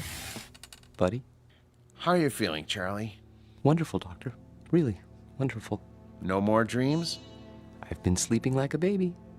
Not worried about the girl in the glass case? There was no girl. Just a doll. I know that. And I know what made me think I saw what I saw. Thanks to you. Thanks to you, Charlie. You figured it out, remember? I didn't tell you anything after that first day a few weeks ago. Oh, Charlie, I was so worried. No, Mother. I know you were, but I'm fine now. I'll find a job and everything will be the way it was. You'll see.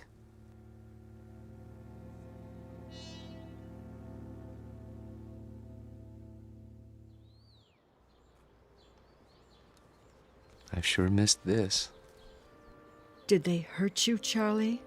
Well, they were going to use shock treatment, but they decided not to when I got well. A lot of nuts in that place, I bet. Buddy. It's all right. I don't mind. May I have some more cocoa? Charlie, we have a couple of surprises for you. Oh? The job at Buddy's office is still open. Really?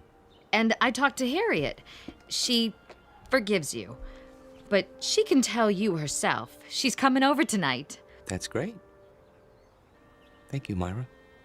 And thank you, buddy. Well, it took some doing, let me tell you, after where you've been and all. Well, I'm sure it did. But you won't be sorry. I intend to work very hard. Now, if I'm going to be ready for tonight, I'd better get a little rest. You'll excuse me? Have a good nap, Charlie. Thank you. Would you like to fix my bed, Mother? I turned it down and fluffed up your pillow. It's all ready. That's great. Just great. See you all later. If you need anything, just holler. I will.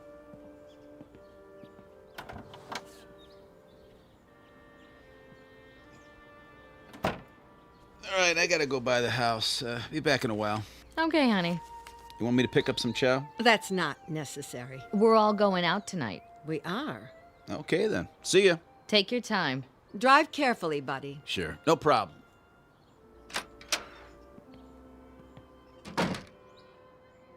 It's wonderful having Charlie home. I think the hospital did him good. Shh, not so loud.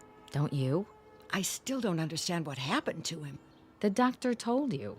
He didn't tell me anything but a lot of gobbledygook. Mother, I hate to say this, but if you want Charlie to stay well, you're gonna have to let go. What in the world do you mean by that? Just what I said. You don't know it, you really don't, but you're keeping Charlie here in this apartment. You're keeping him from growing up. That isn't true. I've told him 1,000 times nothing in the world would make me happier. No, Mother, that's wrong. And don't go clutching your heart, because it doesn't work with me. There's nothing wrong with your heart. And there's nothing wrong with Charlie that getting out of here won't cure. He's not your baby boy anymore. He's a man. Let him be one. I love Charlie. We all know that, Mother. But if he doesn't leave, he'll be back in that asylum. And this time he'll stay. You don't want that, do you? No, of course I don't. Then you help me tonight, when Harriet comes over. How? By going out to a movie with Bud and me and leaving them alone. All right. If you say so.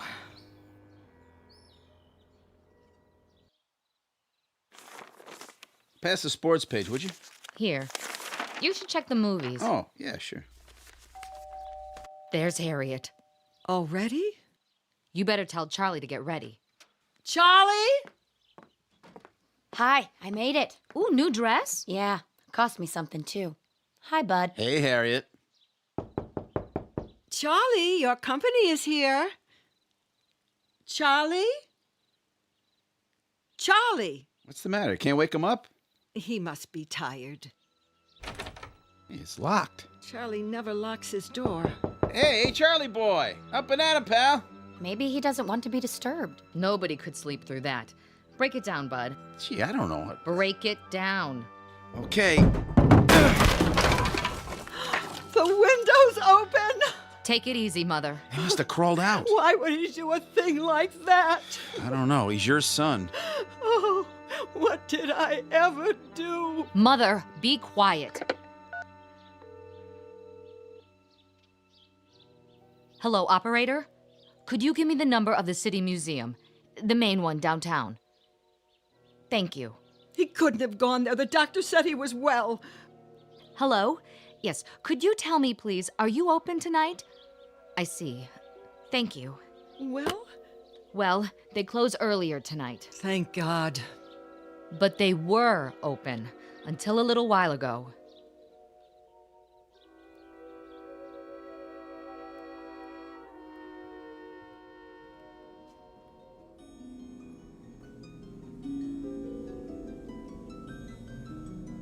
Hello. I see they got your glass case repaired. I'm so glad.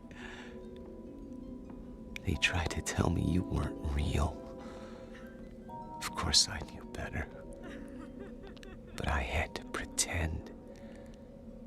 Otherwise, I never would have seen you again.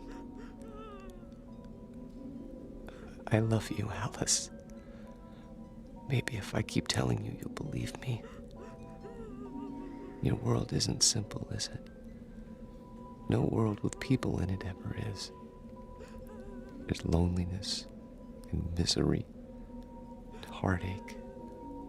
Oh, look at you, crying because you're alone. I've been alone all my life.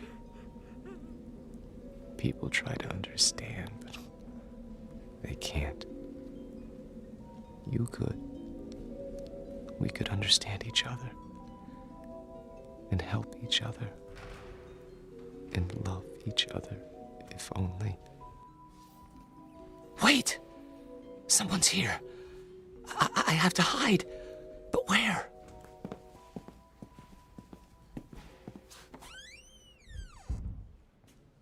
This is where he always went, every day. Are you sure he's here, Doctor? I'm almost positive. Place is empty, I checked. He could have come in earlier and hidden, couldn't he? Where? This place is deader than a doornail. Shine your flashlight over there. What about those Egyptian mummy cases? Say, that one isn't supposed to be open. Could a man hide in there? I guess. Nobody's allowed to touch him. It's against the rules. Mrs. Parks, would you do something? Anything for poor Charlie. I'm sure he can hear you, wherever he is. Are you going to take him back to the hospital? I think it would be wise, don't you? Before anything else happens, call him. Ask him to come out. Charlie? Louder. Command him. Charlie, this is your mother. Come here. Again. Charlie Parks, you come here this second, young man. You hear me? It's too late. He's not going to listen to you now, Mother. Hey, Charlie boy, let's go. What do you say, huh? Can you turn on the lights? Yeah, at the main switchboard. Do it. We're gonna have to search the whole place. Hey, is this the dollhouse? That's the one. And the doll, is that her? Yep. Say. What? There's two of them now. A man and a woman sitting on the piano bench. I don't remember that. All right, let's start looking. Yeah.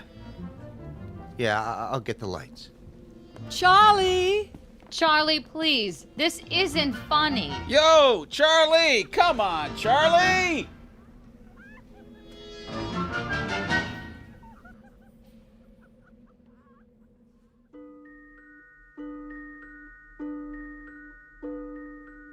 They never found Charlie Parks because they didn't look closely enough at the house in the glass case. The guard didn't say anything more about what he saw. He knew what they'd think, and he knew they'd be right, because seeing is not always believing. Especially if what you see happens to be on display in an odd corner of the Twilight Zone.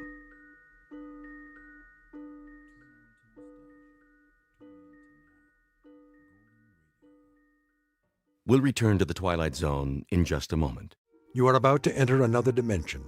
A dimension not only of sight and sound, but of mind. A journey into a wondrous land of imagination. Next stop, the Twilight Zone. Hi, this is Stacy Keach. I'd like to take a moment to tell you about our Twilight Zone website at twilightzoneradio.com. At twilightzoneradio.com, you'll find the latest information on these Twilight Zone radio dramas, including behind-the-scenes photographs, plus the newest product releases, trivia contests, ways to contact us, other Twilight Zone-related info and merchandise, plus links to other fascinating websites. So make your next stop twilightzoneradio.com. Visit twilightzoneradio.com to purchase these Twilight Zone radio dramas on cassette and CD, or call toll-free 1-866-989-ZONE. That's 1-866-989-9663.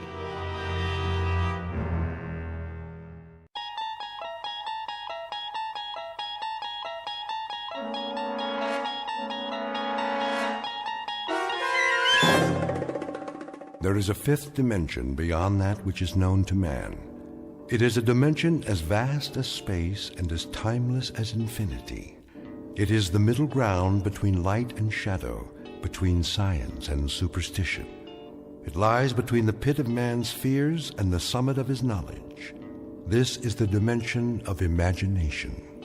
It is an area we call the Twilight Zone.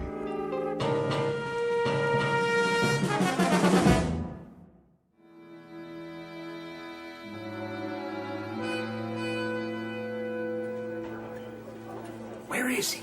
We should start anyway. Pass me the coffee, Bob. How long are we supposed to wait? Gentlemen, I called you here for a meeting, but I don't have all day. You try my patience, Mr. Williams. Yes, sir. I want the figures on the account now. I'll try to reach him again, sir.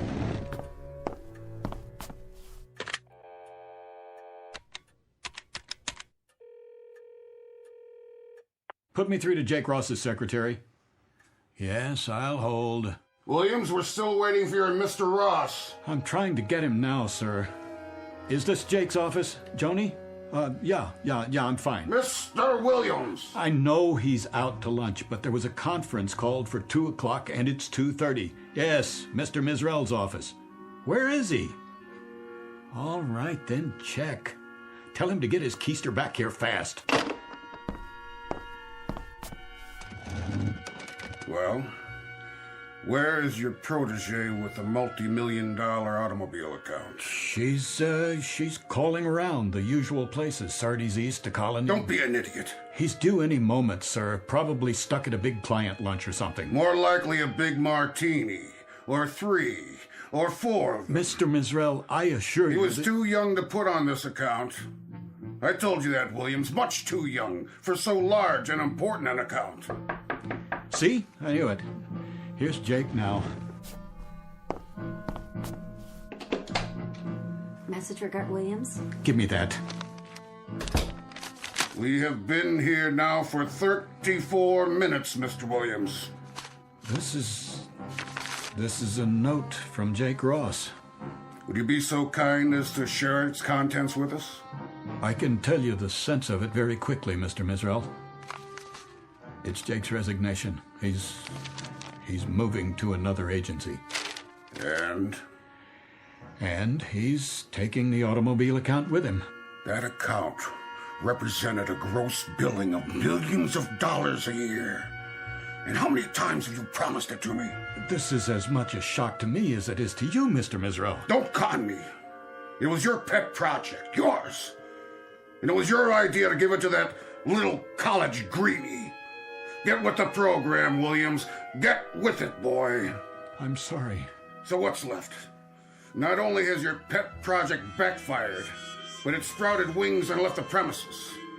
I'll tell you what's left for us in my view. A deep and abiding concern about your judgment. Please. This is a push business, Williams. A push business. Push and drive, but personally hands-on. You don't delegate responsibilities to little boys. I don't feel well. You should know that better than anyone else. I have to leave now. It's a push all the way, all the time, right down the line. Hey, you don't look so hot. What's the matter with him? Why don't you just shut your mouth, fat boy? And who precisely are you addressing? Who do you think, you ugly, bloated, self-important old...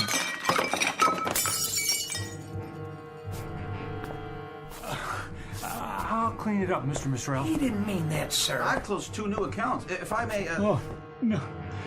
Excuse me. Please, excuse me, all of you.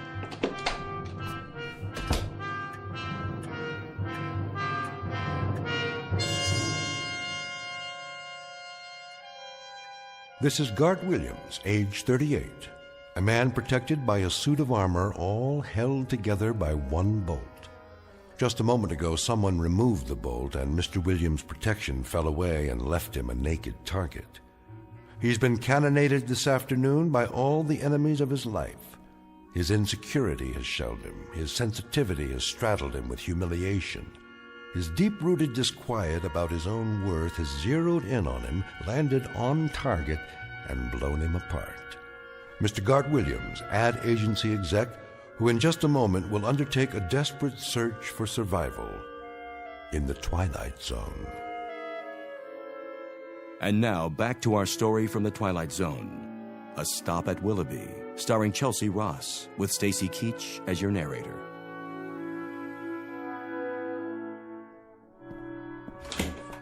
Oh, hi, Mr. Williams. You have some messages. I put them on your desk. Thank you, Helen. Are you okay, boss? Just, let me sit down for a minute. You don't look so good. The ulcer's acting up again. Oh, no. Don't worry about it. I'll be fine. You should take it easy. I can get you some lunch. No, thanks. Sure? Something plain? I think I'll go home early today. Oh, good idea. Well, can I get you anything first? Yeah. Anything at all? A sharp razor. What? And a chart of the human anatomy showing where all the arteries are.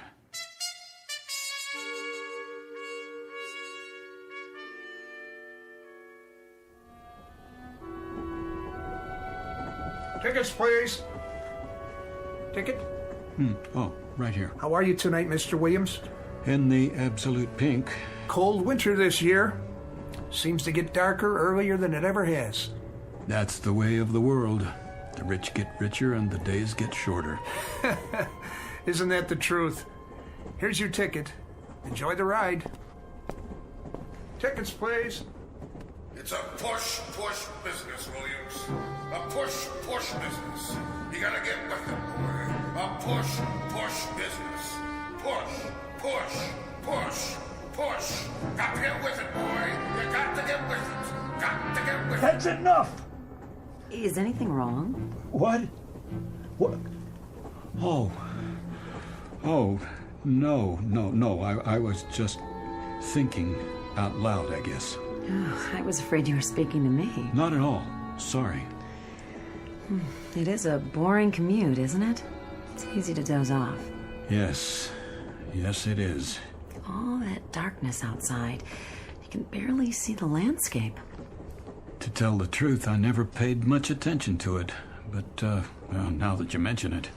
I used to read, but I got motion sickness. So now there's nothing to do but wait for the next station, and the one after that, and I don't even know where we are at the moment. I can't see any lights. What's the next stop? I've lost track. That's funny. It is? Lost track? Oh. At least we're not off the track. Not yet, anyway. Give it time. Oh, I suppose we could be anywhere. Wait, do you hear that? Hear what? What's happening?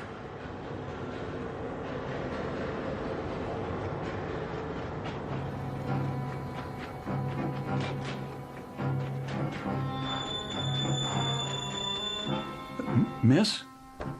Where are you? Willoughby! This stop is Willoughby! What do you mean, Willoughby? Where's Willoughby? That's Willoughby, right outside. There's no place called Willoughby on this line. I've taken this train hundreds of times. Where's the woman I was talking to a minute ago? Woman, sir. This car's empty. And the light. Why is it so bright outside? Well, why wouldn't it be? Sun's out. The sun? It's summer. That's what she is. Mid-July. And a real warm one, too. No, it's not. It's November. What is going on? Why are you dressed that way? That ridiculous old hat, the uniform. Where's the regular conductor? Willoughby, 5-minute stop. Wait. What is this place? Already told you. Willoughby. But that's impossible. Take a look for yourself.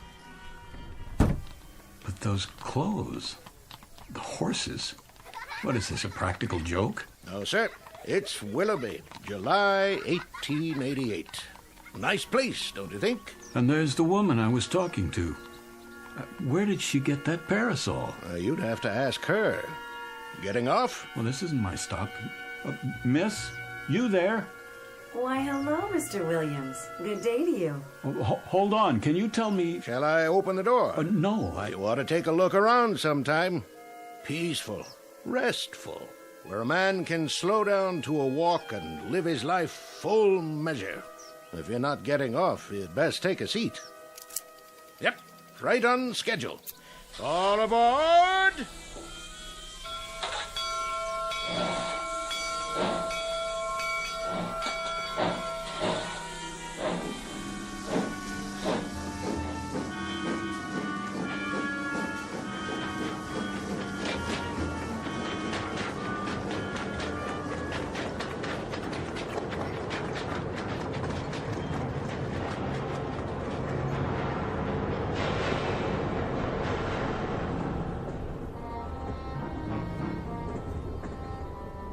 Miss Port Saugatuck. Pardon me, sir? What? Oh, what did you say? I didn't mean to bother you, but I didn't want you to miss your stop. Is this it? No, that's all right. You got back on. I did? Oh. I must have dozed off again. I don't blame you. At least you got a little rest. I guess I did. A little rest and an idiotic dream. Why do you say that? Ever hear of a town named Willoughby?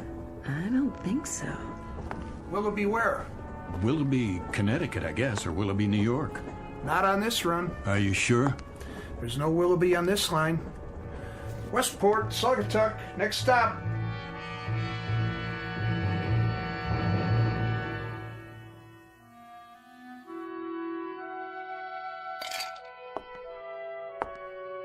Hello, Gart. Jane? I didn't hear you come home. That's all right. I figured you'd notice sooner or later. Oh, I see. So that's how it's going to be. If you say so. What are your plans this evening? Do you care? So you're going to get quietly plastered and sing the old college songs. No songs. I'm all sung out. Then you're just going to get drunk while I sit here and watch. You can join in if you like. No thanks. I don't have anything to celebrate. Neither do I. It was just one of those days.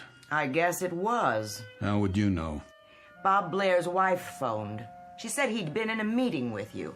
You got hysterical or something. She called to find out how you were. They were all very solicitous, all the boys at the meeting. The kind of free-flowing compassion that spells relief for everybody because it means I'm the victim, not them. That's a big word with you, isn't it? Victim. Pour me another drink, will you, Jane? Would you spare me your little homilies for once and just give me a simple, honest answer? Did you throw away your job this afternoon? Did you wreck your entire career? It appears not. Mr. Mizrell phoned before I left the office. And? He has found it in that giant, oversized heart of his to forgive me. Forgive you for what? What's the difference? That gracious, somewhat obese gentleman will allow me to continue in his employ simply because he's such a human-type fella. Real people person. And one small additional reason. If I were to go to a competitive agency, I might take a lot of business with me. Go on. That's it. That's all of it. I'm tired, Janie. I'm tired and I'm sick. Then you're in the right ward. We specialize in people who are sick and tired. Gart, I'm sick and tired of a husband who lives in a permanent state of self-pity. A husband with a bleeding heart sensitivity. He unfurls like a flag whenever he decides the competition is too rough for him. Some people aren't built for competition, Janie, or big, pretentious houses they can't afford like this one, or rich communities they don't feel comfortable in. Comfortable? Let me get this straight. You're not comfortable here? That's the one thing. Country club memberships that they wear like a badge of status. And you would prefer... I would prefer, if anyone cares, a job, any job at all, where I could be myself. And who's that? You know, where I wouldn't have to climb on a stage and go through a masquerade every morning at 9 and mouth all the dialogue and play the executive and make believe I'm the bright young man on his way up, because I'm not that person, Janie. You've tried to make me that person, but it isn't me. You're right. It isn't. It isn't me at all. And I'm not very young. I'm a soon-to-be old, very uncompetitive, rather dull, quite uninspired, average type of guy with a wife who has an appetite that won't quit. And where would you be if it weren't for my appetite? I know where I'd like to be. And where is that? A place called Willoughby. A little town I chartered inside my head. A place I manufactured in a dream. An odd dream, a very odd dream. Willoughby. It was summer, very warm. The kids were barefoot. One of them carried a fishing pole. Oh, please. And the main street looked like a Currier and Ives painting. Bandstand, old-fashioned stores, bicycles. I've never seen such serenity. It was the way people must have lived 100 years ago. Crazy dream. Gart. You should have seen it, Janie, this Willoughby. It wasn't just a place or a time. It was like a doorway that leads to sanity. Nothing serious, Guard. It's just that you were born too late, and your taste is a little cheap. You're the kind of man who could be satisfied with a summer afternoon and an ice wagon pulled by a horse. My mistake. My error. My miserable, tragic error. To marry a man whose big dream in life is to be Huckleberry Finn. That's what you want, isn't it? Something like that. A place, a time, where a man can live his full measure. And what does that mean? I don't know, but I'd like to find out. It's what that conductor said. A place where a man can live his full measure. That's where I'd like to be.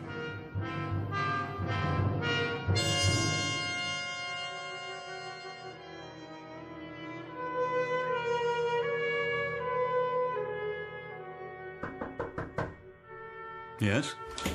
Mr. Williams? Yes, Helen.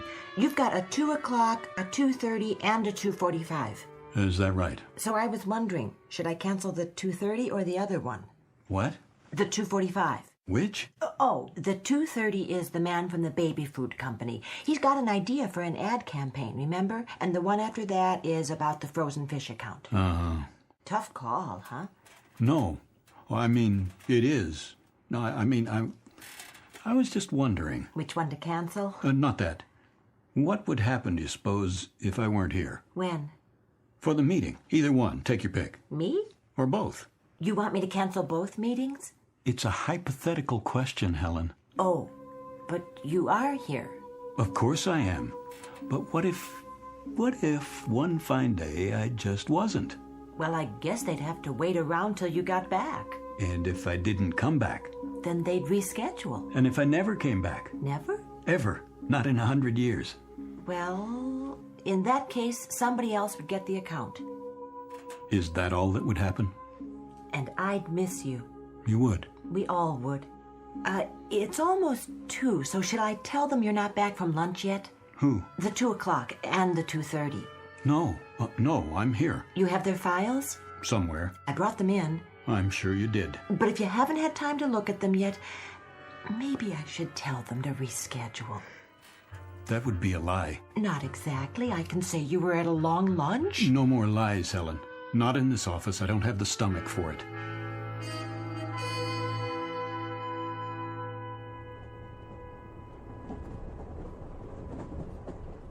Hello again. It's you. Please, have a seat. You look like you caught up on your sleep. Feeling better? Oh, tolerable. And you? No complaints.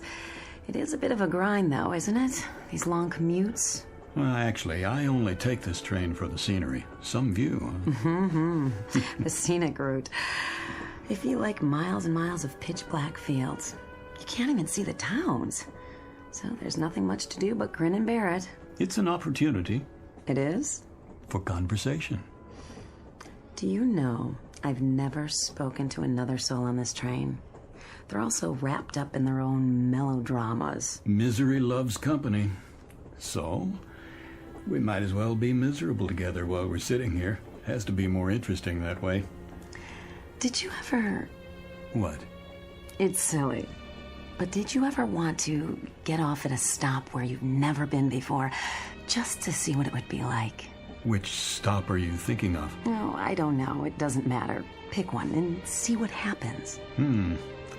Well, you'd be on your own. Nobody waiting. No car. I wouldn't mind. There's nobody waiting for me anyway.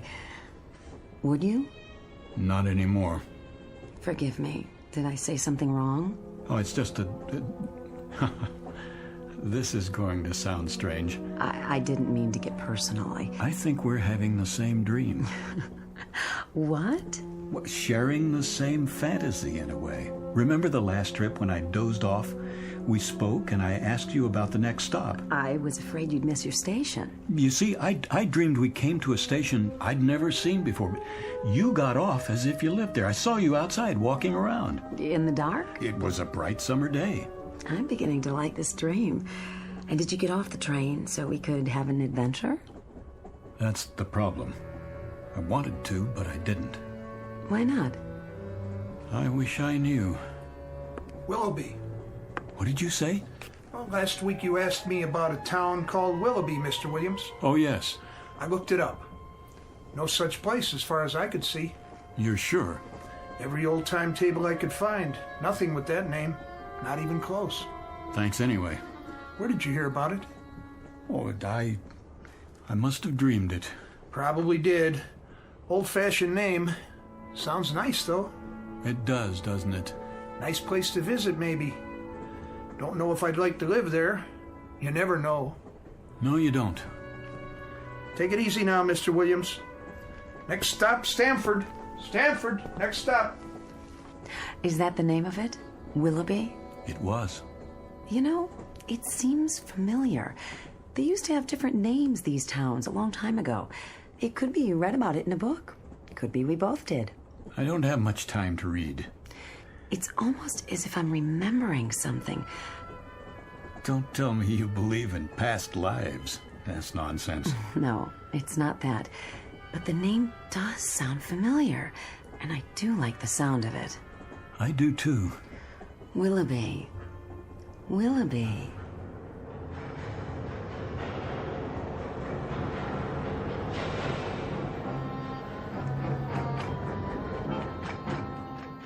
Willoughby. What did you say? Next stop, Willoughby. The woman who was sitting there. Woman, sir? In that seat. Where is she? No other fares in this car, sir. But it was only a minute ago. Good day to you. Day? All out for Willoughby!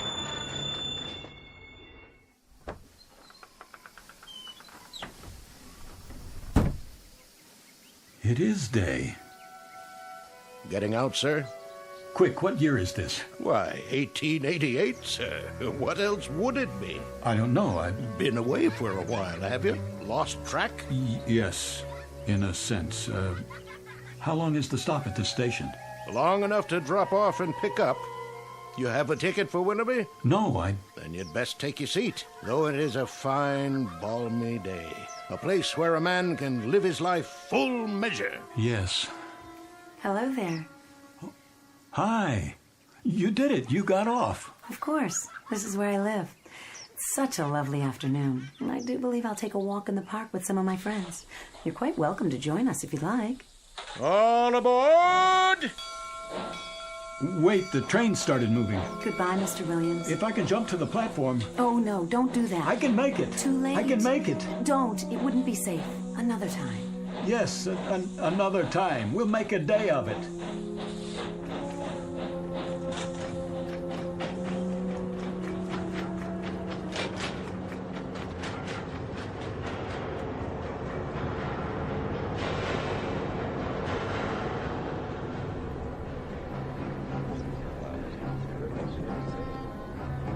All these people. A full car, Mr. Williams. Always is this time of day. There's your seat right over there. The woman I was talking to. I'm not sure that She's not here now. Oh? Maybe she went to the club car. Or got off. Where? No stops so far. She got off at Willoughby. You on that kick again? I told you there's no such town. I know. That's what you said.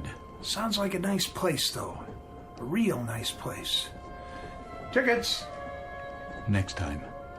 Next time, I swear I'm going to do it no matter what. I'm going to get off at Willoughby.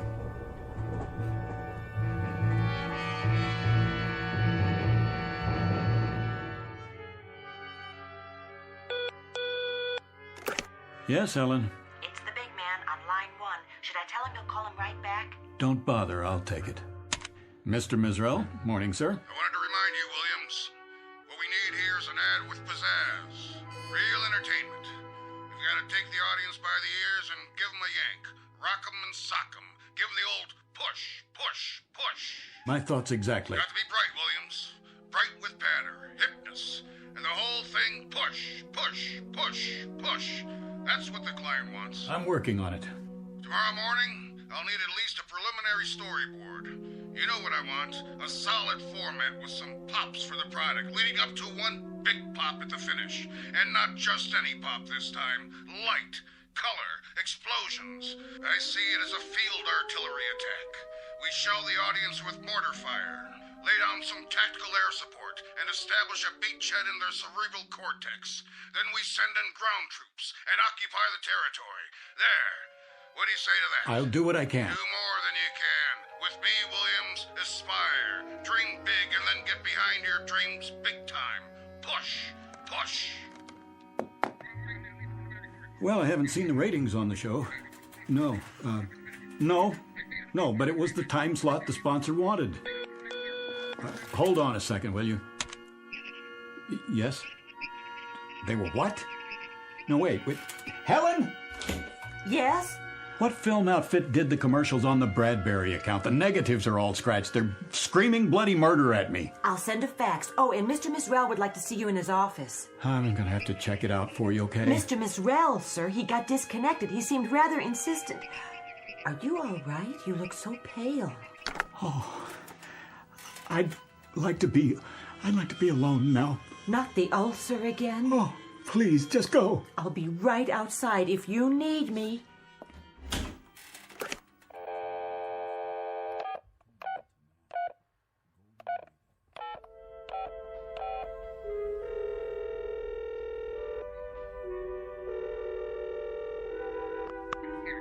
Janie, this is Gart, honey. Stay there, will you? Things are going to be different from now on, you'll see. I just want you to stay there. I'm coming home. Janie, please listen. I've had it, understand? I can't go on for another day, another hour. This is it. I've got to get out of here, Janie. Janie, help me, will you? Please? Please help me. Janie? Janie?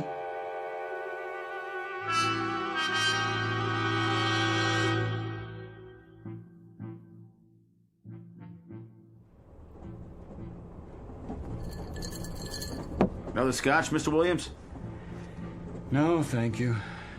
Pretty empty in here today. Well, that's because it's too early. Most people don't hit the club car till after work.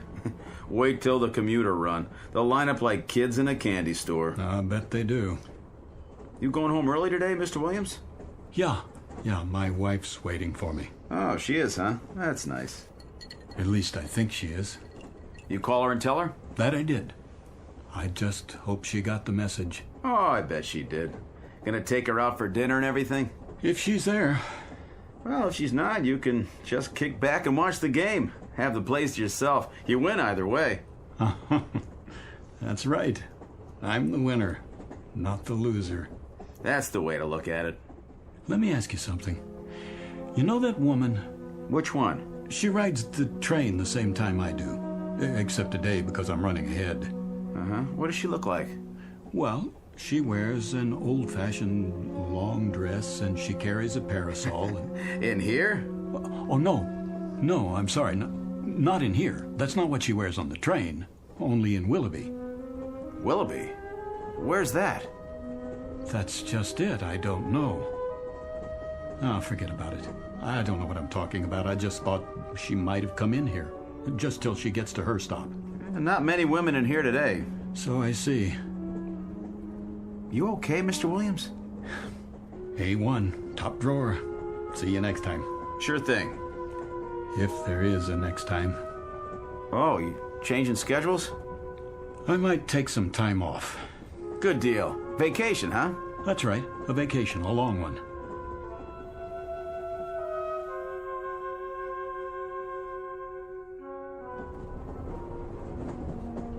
Ticket? Hey, you're early, Mr. Williams. What? Decided to call it a day, huh? Yes, yes, you could say that. Well, enjoy the trip. Oh, conductor. Something else? You wouldn't happen to have a light, would you? You want a cigarette? They have matches in the club car. No worse than a drink, I guess, if that's your poison. But you can't light up here. You have to wait till we stop at a platform. Of course. I was just wondering if you could bend the rules this time. It's been quite a day. I need to unwind before I get home. I used to smoke 2 packs a day. Had to give it up, though. Doctor's orders. Right. Said it was cutting years off my life. So I decided to stick around.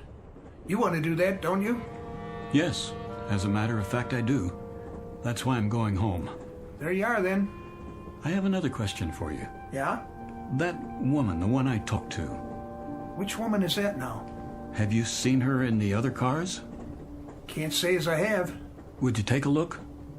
If I see her, I'll let you know. Thanks. I appreciate it.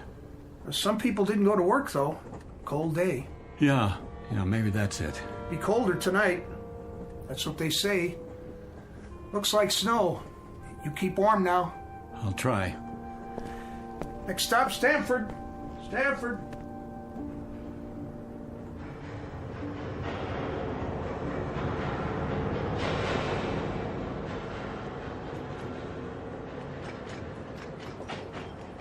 Willoughby, next stop.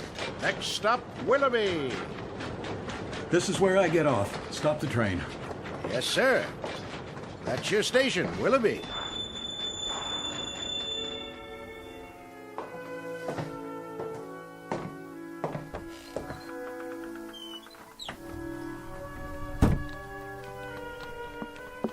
Need a hand with your baggage? I don't have any. Nothing at all? Not a thing. Well, good day to you, then. Yes, it is. It really is a beautiful day.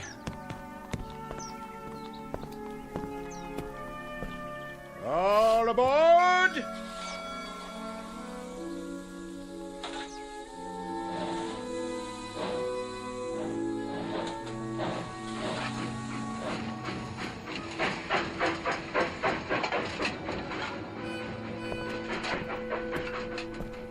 Hi, Mr. Williams. Hi. We're going fishing. I can see that. Catch some big ones today, huh? The biggest you ever saw. Want to come? Maybe some other time. It's pretty hot today. Yeah, we're gonna get a sunburn, then go swimming. That'll be fun. Come on, we got an extra pole, and there's plenty of fish. I'll bet there are. Bye, boys. Catch one for me, okay? Sure.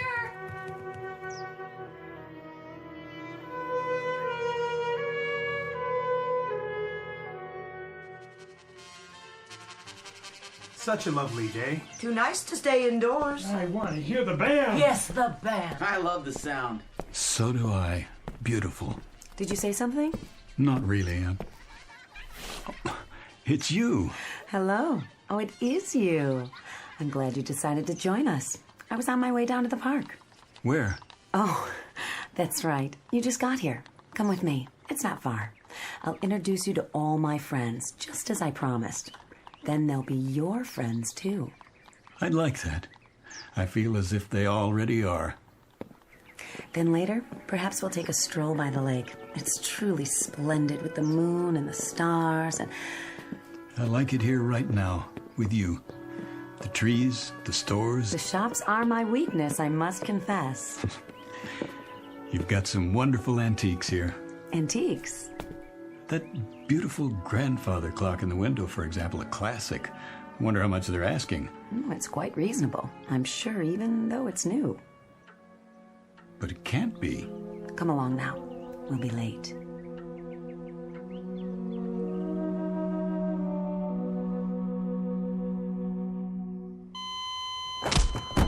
Again. Again. It's no use. There's no pulse. It's a crying shame. He wasn't very old. You say he just jumped off the train? Right here, in the snow, in the middle of nowhere. Never saw anything like it. Poor Mr. Williams. He shouted something, ran out, opened the door, and that's the last I saw of him. Thought he went to have a smoke or something. Well, a heart attack, probably. Yeah, if the fall didn't get him. Well, he must have died instantly then. At least he didn't suffer. Look at his face. Like he's at peace. Yeah, that's the way to look at it. All clear. Let's move it out. Where should we take the body? Out of the local mortuary for now. Willoughby's funeral parlor? That's the one. They'll hold him till somebody contacts the family. All right, let's put him on the stretcher. Okay, you ready? 1, 2, 3, lift!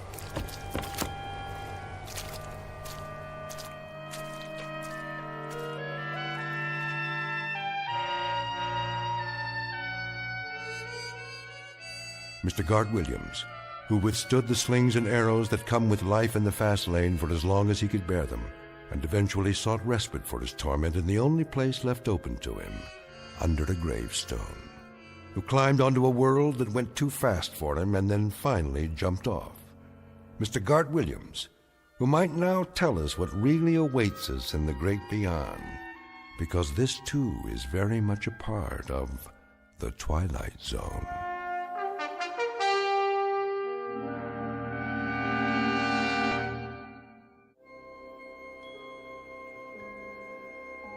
Hi, this is Carl Amari, producer of the Twilight Zone Radio Dramas. I'd like to take a moment to tell you about our official website at twilightzoneradio.com, where you'll get the latest news and information on these Twilight Zone Radio dramas. Plus, at twilightzoneradio.com, you can digitally download 3 free episodes or any of our episodes for only $1.95 each. In this age of ever-changing technology, we've decided to make these episodes instantly available to you by making the Twilight Zone Radio Dramas a digital download-only series. This means that this series will no longer be offered on CD. The CD collections at our website are now being offered while supplies last at buy one, get one free. So be sure to get your favorites before they're sold out. Be sure to visit us often, and I'll see you in the zone.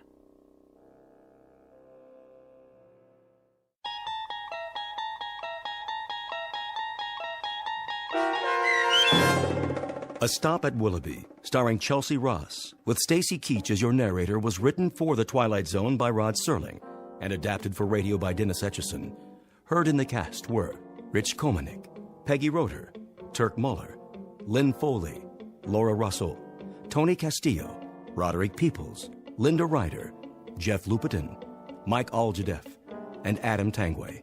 To learn more about the Twilight Zone radio dramas and to obtain audio cassettes and CDs of these programs, visit our website at twilightzoneradio.com. This copyrighted radio series is produced and directed by Carl Amari and Roger Wolski for Falcon Picture Group. Doug James speaking.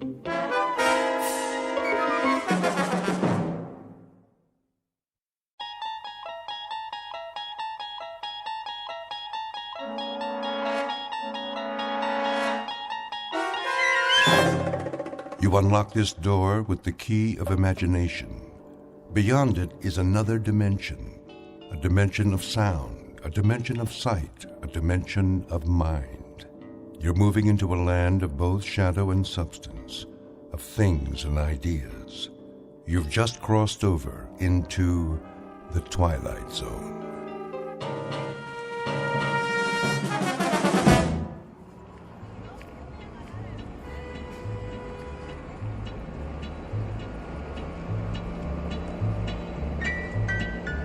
Street. Next stop, 14th Street. Bus driver. Yes, sir. There's a restaurant I've seen, a buffet. Lots of restaurants along here. Carolyn's Country Kitchen, I believe it's called, with the chicken special. Oh, yeah, corner of 17th. That where you went off? Indeed, I've been looking forward to trying it. All you can eat, I understand. Oh, knock yourself out. Oh, I shall, I assure you, I shall. Next stop, 17. 17. Here you go. Here, watch your step. Yeah, wait a minute. Yes? Well, when you got on, did you ever give me that transfer? Most certainly. There was such a crowd, but I finally found it. Remember? If you say so. Yeah. Have a nice night. I shall. Next stop.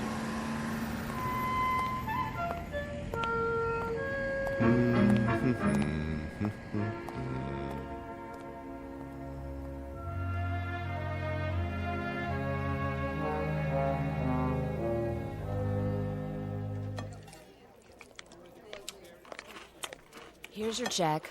Ah, yes, the check. Get you anything else? Another glass of iced tea, perhaps. Refills are free of charge, I presume. Nadine will get it for you. I'm off the clock now. And pay up front. Certainly. Oh, miss. Yeah? Might I trouble you for one more plate of your delicious fried chicken? That makes 3. Your policy is all you can eat, is it not? Another chicken platter coming up.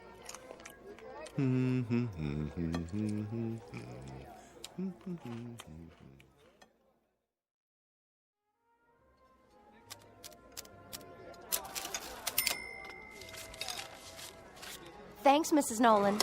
Oh, don't mention it, Bernice. Hey, see you Saturday for the baby back ribs. You take care now. Enjoy your meal, sir? Very much. I couldn't eat another bite. That's nice. Cash or charge? Oh, cash, of course. I don't believe in credit cards. All that interest. I know what you mean. That'll be... Oh, my. Something wrong. What a bother. Do you know what's happened? Why don't you tell me?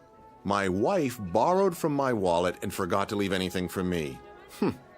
Will you take a check? Like it says on the sign, no checks. Yes, I see. Well, not to worry. My name is, James Brocklehurst. I'm with the Plyo Film Corporation. Perhaps you've heard of it. Here, let me give you my business card, if I can find one. Card won't do me any good. Oh, my. Most embarrassing for me as well as for yourself. In that case, I insist on returning tomorrow evening to reimburse you in full. Would you move it, pal? I gotta pay and get home. Of course. Tomorrow evening, then, at this exact hour. I'll include a generous tip as well. Thank you for your kind understanding. Hey! Thank you. What's the matter with that guy? I'm not sure, but I think he just stiffed me.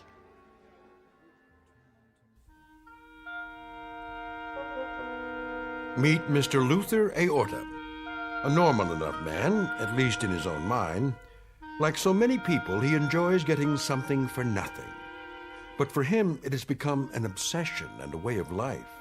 So it isn't surprising that he's attracted by words like all you can eat and no limit and, best of all, free. That's the magic syllable. It does strange and wonderful things to the metabolism. In fact, it's his whole reason for living. Unfortunately, Mr. Aorta is about to discover that such signs don't necessarily tell the truth.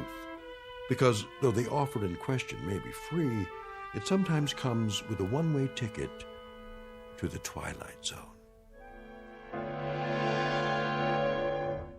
And now, The Twilight Zone and our story, Free Dirt, starring Eric Bogosian, with Stacy Keach as your narrator. Luther? Luther, I'm talking to you. Yes, dear. Breakfast is ready. Good. If you want yours, you'll have to get that junk off the table. Oh, but it isn't junk, dear. I found several good coupons in this morning's paper. You and your coupons. Samples for the cost of a postage stamp. We can get new packets of seeds absolutely free. Seeds? You've got 100 packages of those things already. Yes, dear, I know, but these are special. I'll bet. They are. Look. Would you clear off the table, please? From the largest seed company in the U.S., free peaches, free cucumbers, free asparagus, and free ranunculus. Can you just taste them? What are you going to do? Eat the seeds in a bowl with milk? Of course not. I'm going to plant them. Oh, you are? Where? In the backyard. They'll make a lovely garden. I hate to disappoint you, but plants need something our yard doesn't have. And what's that, dear? Dirt. Dirt? Topsoil, loam. There's nothing but rocks out there. Yes, you're right. But don't worry. I'll find some fresh dirt and bring it home. From where? That may require some thought. Just a minute. Breakfast first? Oh, yes, breakfast. You drive me to work today, remember? Of course. Sit down and eat. I'm going to be late. I was just thinking about the dirt. Where were you last night, anyway? I rode the bus into town. Some things I had to take care of. The bus, huh? I'm surprised you were willing to pay the fare. Cheaper than the cost of gas nowadays. It worked out very well, actually. Did you eat anything? To be sure, I found something on the way. A bargain, no doubt. Quite a remarkable one, in fact. You would have been proud of me. I hope so. Where does one go to get dirt, I wonder? Oh, Luther. A quarry would have some, but they'd probably charge a lot of money. Finish your eggs. I'm late as it is. Just cleaning my plate. It's a crime to waste food.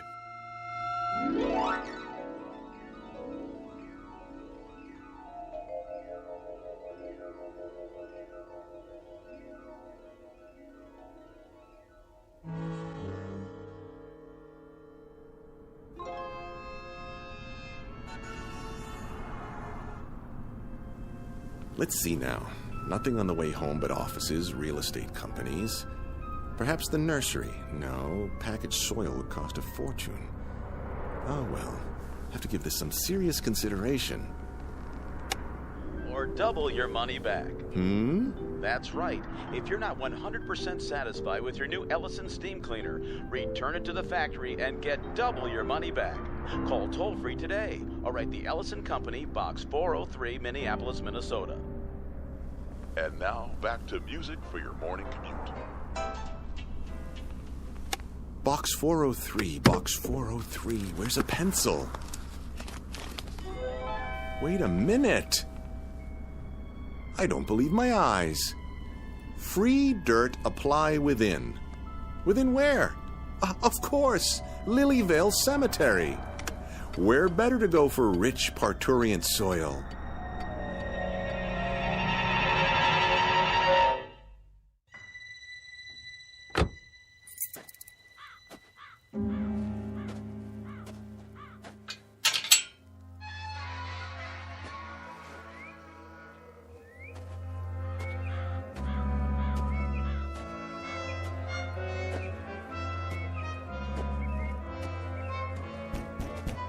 Hello? Hello, anyone? Anyone at all? Guess not.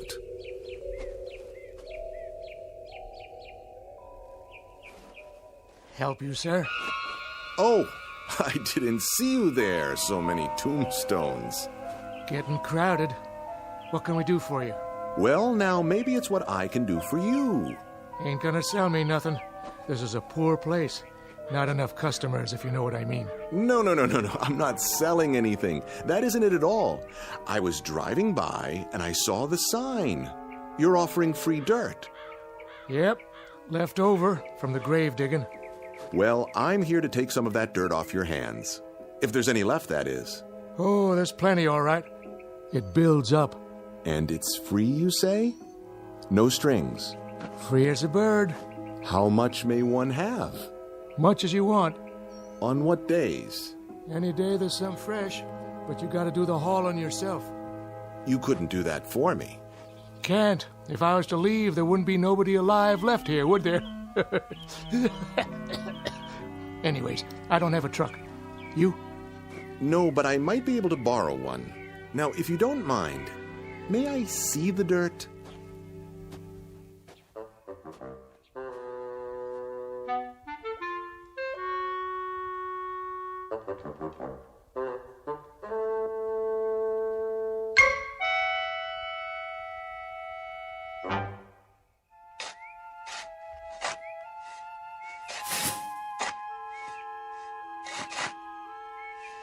Even it out now. I want to get as much as possible in one load.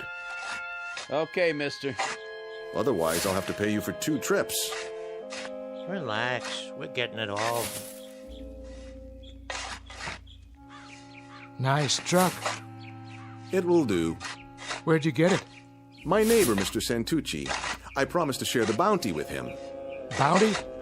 The fruits of my labor. It's a long story. Good thing your gravediggers were here.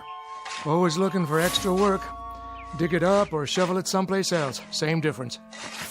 You're sure you don't mind my taking it all? Glad to be rid of it. Well, it certainly does look like good soil. One should be able to grow anything in that. Ought to. Been fertilized enough. Yes, I suppose it has. All right, gentlemen, that's the last of it. I'll meet you at the house. Thank you, my good man. You've made my day. Don't mention it.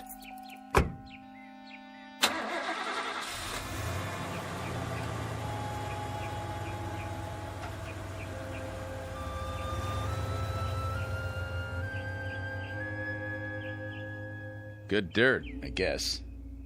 For some people. Me, I don't like the touch of it. Sitting out here all week and it's still damp. I don't even like the look of it. Sure it came out of new ground? No old graves underneath? Hard to say. The plots are pretty close together. Well, don't tell that aorta guy. Yeah, probably gonna make mud pies out of it. I'd as soon not know. Just be sure he pays you.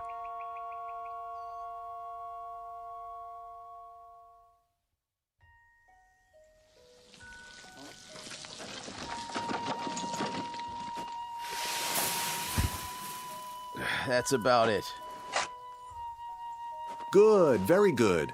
You've distributed it perfectly. Isn't it beautiful? Oh, yeah. Real beautiful. I'll set to work while it's still moist. You want to pay us now? Now? That's the general idea. Oh, dear me, no. That wouldn't do at all. For income tax purposes, I'll have to ask you to send a bill. A bill? Don't know the address here. Not here. My office. The Magnetic Cartridge Corporation, 163 Fairmont. Yes, that's it. I'll jot it down for you. Fairmont, huh? What part of the city is that in?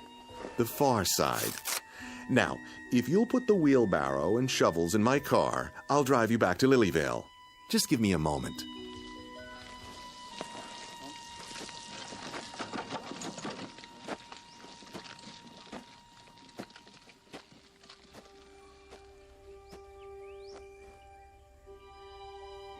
I can hardly wait.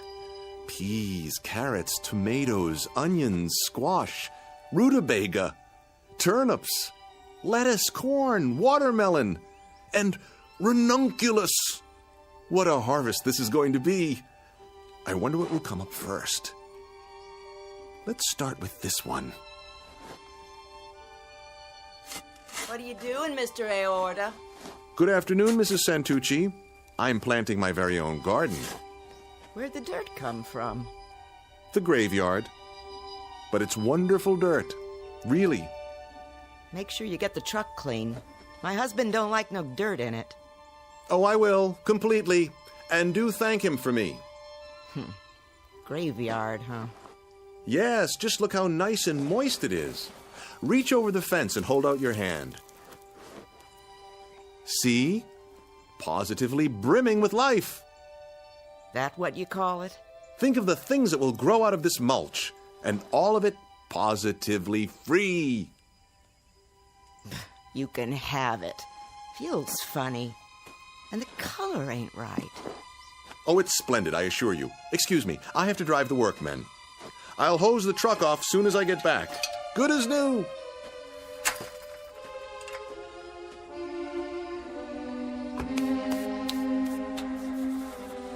Yuck.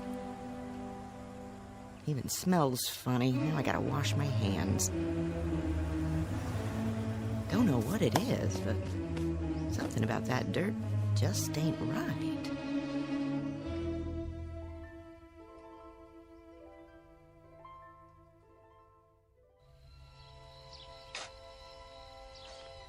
And parsley, and watercress, and zucchini, and sweet potatoes. Yes.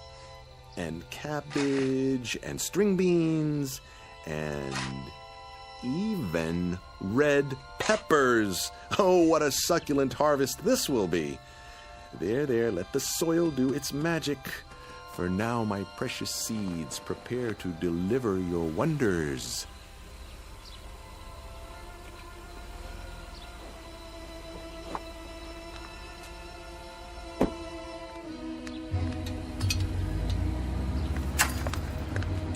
You? Hello, Myrtle. Home early, I see. Early?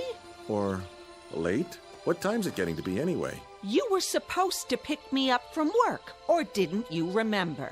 Oh, no, I'm sorry, dear. Truly I am. But you see, I've been out here all afternoon, working my fingers to the bone. Doing what?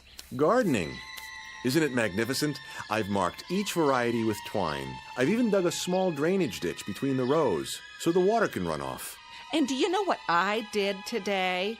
I had to take a cab all the way home because my husband forgot I was alive. It slipped his mind. 1,000 apologies, dear. It won't happen again. You bet it won't. This is the last time I let you have the car, and from now on, you can take the bus every day. Myrtle, dear, may I ask one question? No. What's for dinner tonight? I'm feeling a bit peckish. Open a can.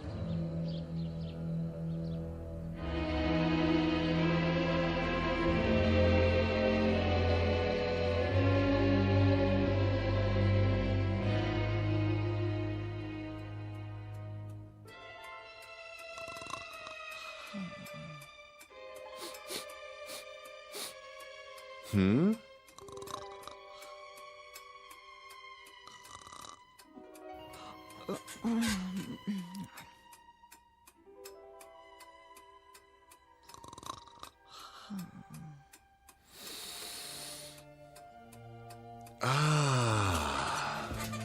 What?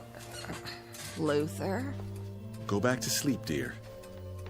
What in the world? Just opening the window a crack. What for? Ventilation. Smell that. Come back to bed. It's 3 o'clock in the morning. I know, but I simply had to get a good whiff. Isn't the night air delicious? Like it's alive. Oh, crazy man. Listen. You can almost hear the little seeds reaching up from the earth, trying to be born.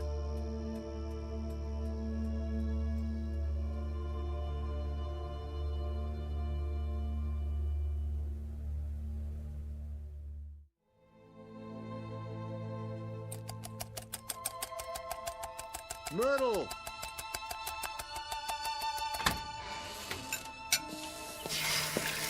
Myrtle! Didn't you hear me? I heard you. Come! Why? You won't believe it! What is the matter with you? I've got to show you something.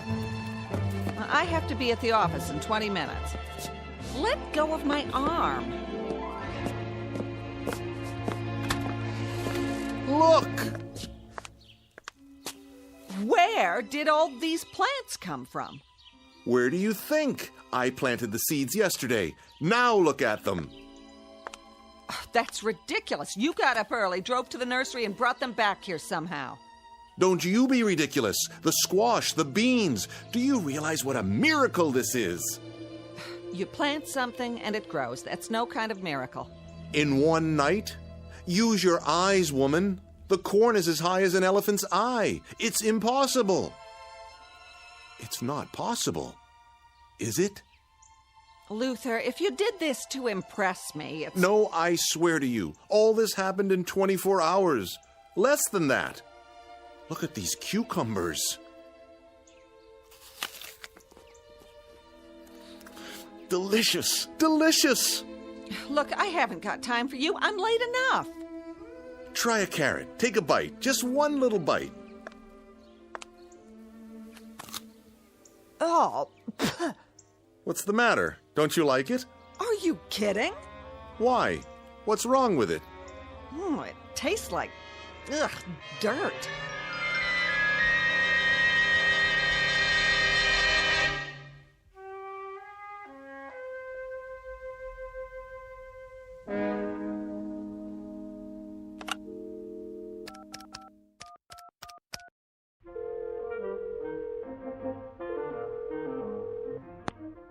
KRIS-TV. This is Luther Aorta. Send a news truck over at once. I've got something big to show you. Pardon? 1217 Sunnyview Lane. Someone has to take pictures of this. People won't believe it if they don't see it with their own eyes. Has there been an accident, sir? Not an accident. Something glorious, stupendous, something positively not of this world.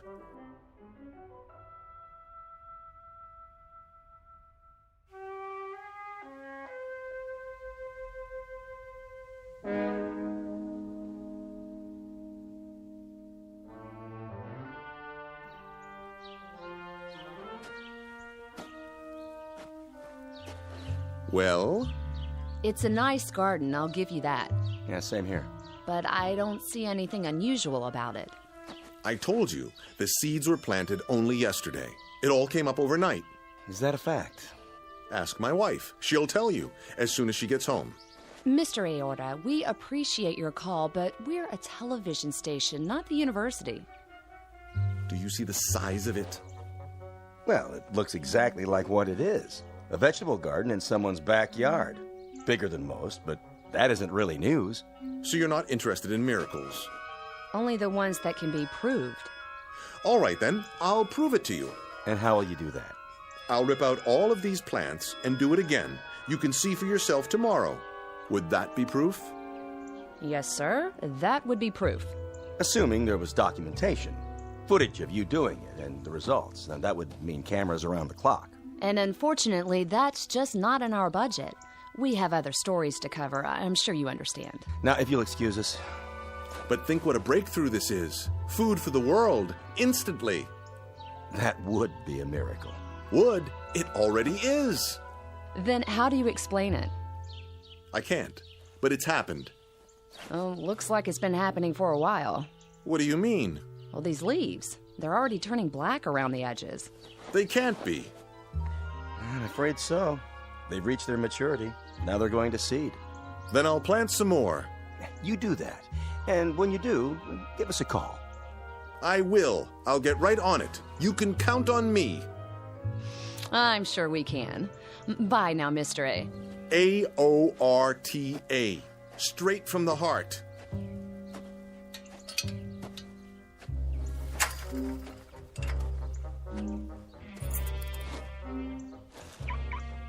I've seen some nutcases before, but this one is the king. Could have saved us a trip if he told us the whole story in the first place. Make sure he does the next time. Oh, think he'll call again? You know it. But I hope we're out on a real story when he does.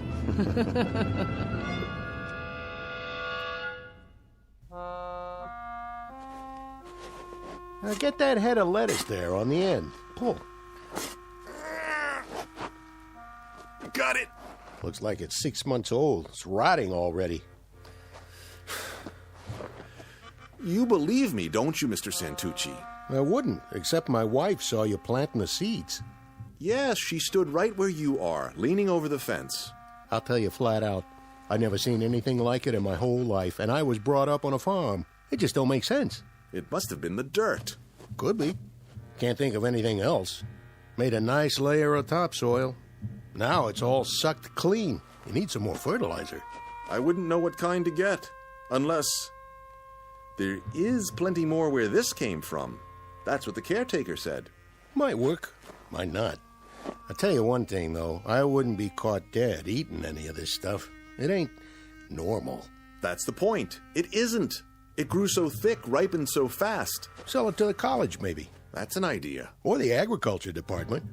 Could be you come up with something brand new. Yes. Maybe I have. I'll call them first thing in the morning. But for now, I'd better spread some fresh dirt. Mr. Santucci, what are you doing tonight? Why do you ask? I was thinking we could go back and get some more in your truck. I don't know. If it works, we might even get a patent out of it. At least the Guinness Book of World Records. Partners. What do you say? Where did it come from? Not far. We can be back before dinner. Don't worry, we'll be fine. It's only a cemetery.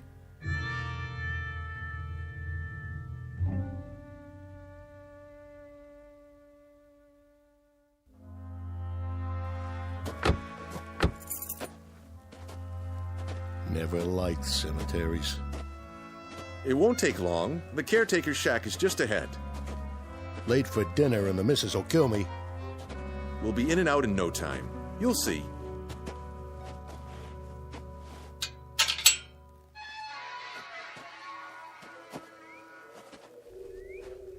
Sure got dark fast. It's the trees and the statues. Here we are. Hello? Hello? Maybe we should come back. Nonsense. It has to be now, while the plants can be revived. Well, it's my truck, and I say we get gone. There's nothing but dead folks here. Then no one should object if we drive on in.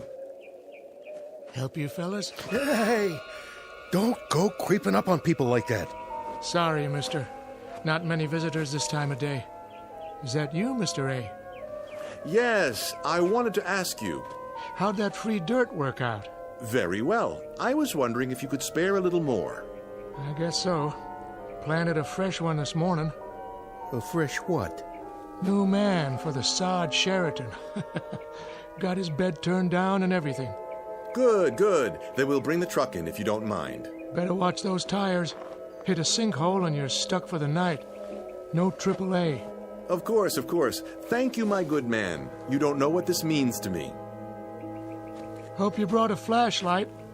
They like it nice and dark out here. Come on, Aorta. Let's get this fool thing done.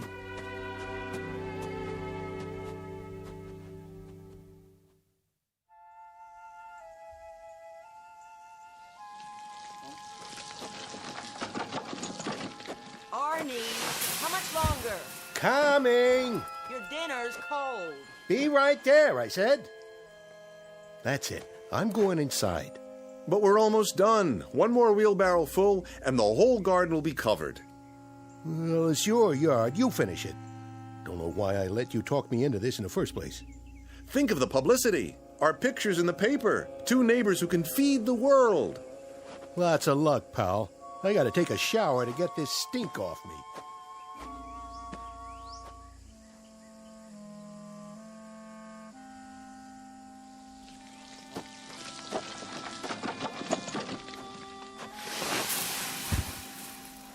There. A new layer spread out. Nice and even. That ought to do it.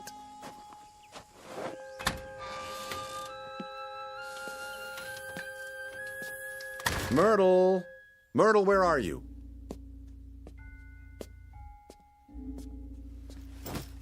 What are you doing with the suitcase? What does it look like I'm doing? I'm getting out. But why?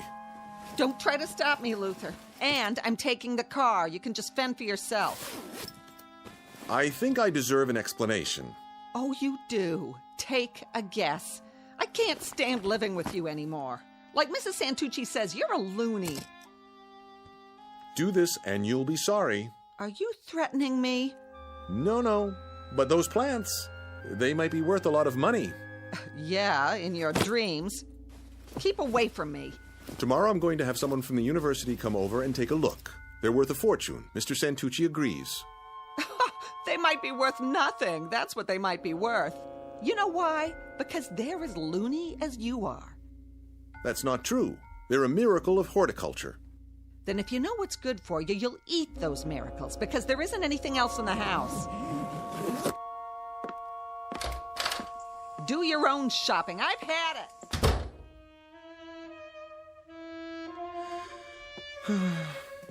She'll be back.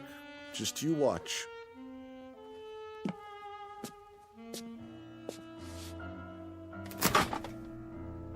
She's right about one thing, though.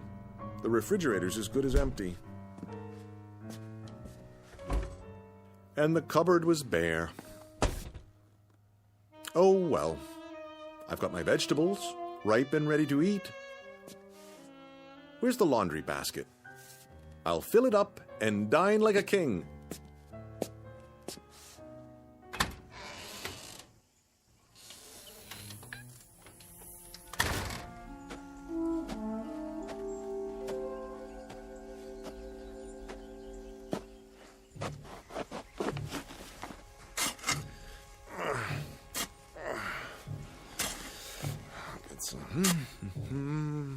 Onions, summer squash, eggplants as big as your head. So what if they're a little ripe? Fabulous, fabulous. Waste not, want not.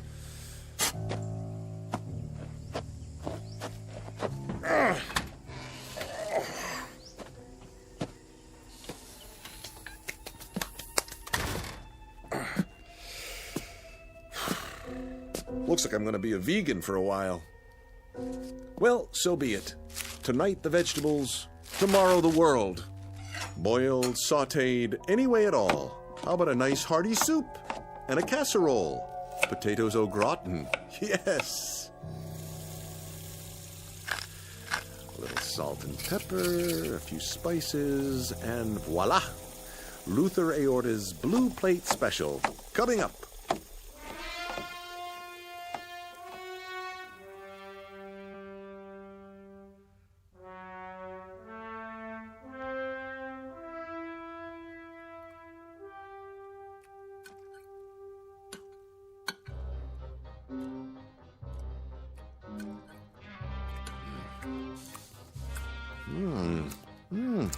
A bit earthy. Perhaps some condiments. Catsup, Worcestershire, a touch of brown mustard.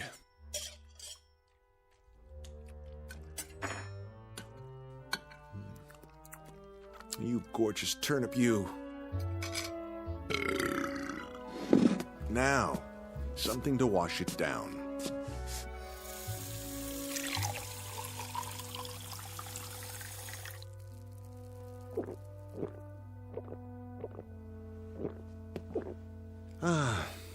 I'm still not full.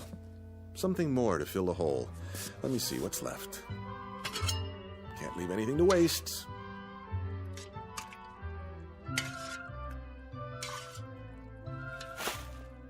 Who's there? That you, Arnie? Who's in my backyard? The cat. Or raccoons. Come to steal by the light of the moon. Well, I will not have it.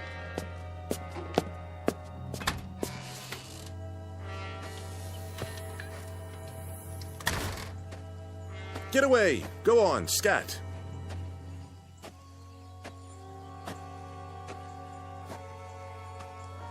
What?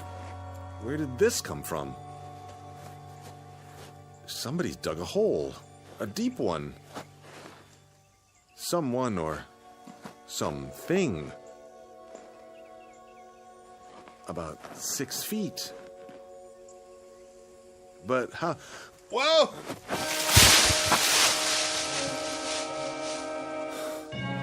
Felt like something tripped me. But what? Gotta climb out.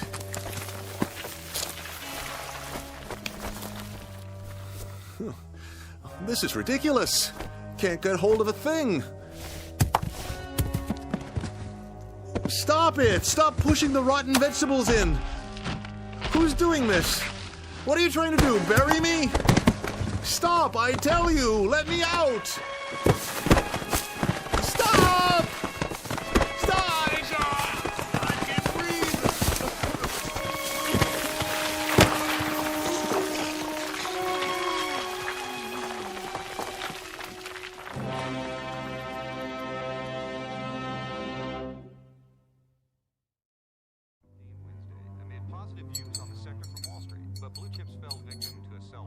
So, what do you think it was? What? Last night. Didn't you hear it? I didn't hear nothing. Well, I did. All night long. Like something digging with their hands, only... Only what? Not exactly digging. Chewing is more like it. Do you think some animals got into that crazy man's backyard? Who cares? More there than he can eat. Don't be so sure. He's got some belly on him. Soon as the next crop comes in, I get my pick. A miracle, he says. We better make some money out of it. My back's killing me. Oh, there he is now. That ain't him. It was him. I could tell. Go out and look. Look for what? The loony. See what he's up to. You go. You. All right, Ida, if that'll make you happy.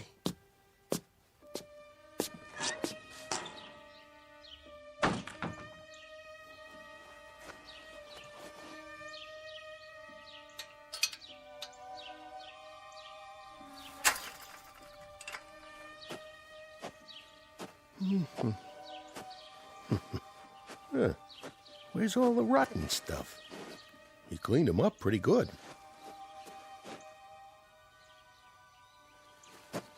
Aorta? Hey, Aorta! You all right in there?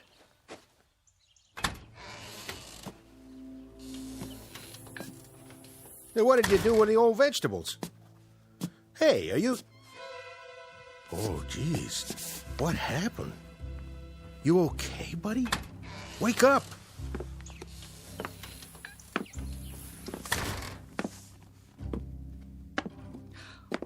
What's wrong with him? I don't know. He was just laying here. Take his pulse. Oh, he's dead. Turn him over.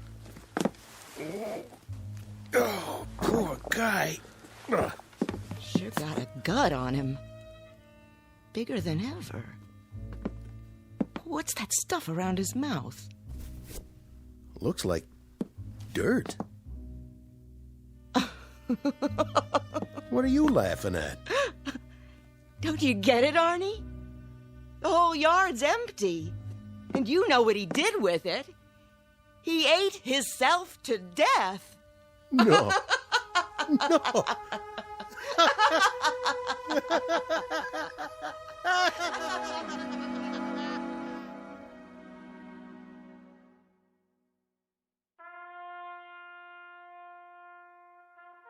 End of a very strange incident in the annals of home gardening. Whether Mr. Aorta finally climbed out of that hole or ate his way out doesn't really matter. But an autopsy found several pounds of dirt and nothing else in his bloated stomach. And Mr. Santucci, his unwitting partner, slept very little that night, waiting for the next deadly crop to appear. Like Mr. Aorta, he began to wonder if there are some things, free or not, that are best left to the Twilight Zone.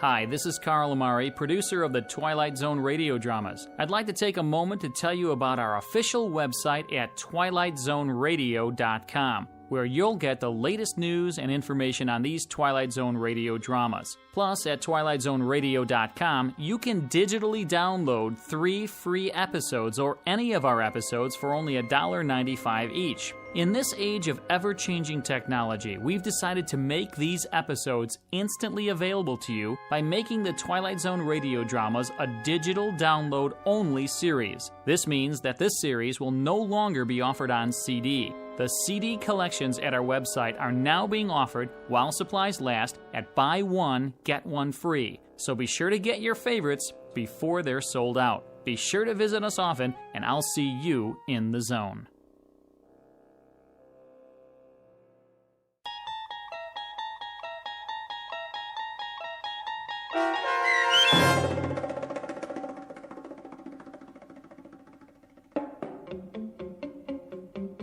Free Dirt, starring Eric Bogosian with Stacy Keach as your narrator, was adapted for radio by Dennis Etchison and written for The Twilight Zone by Charles Beaumont.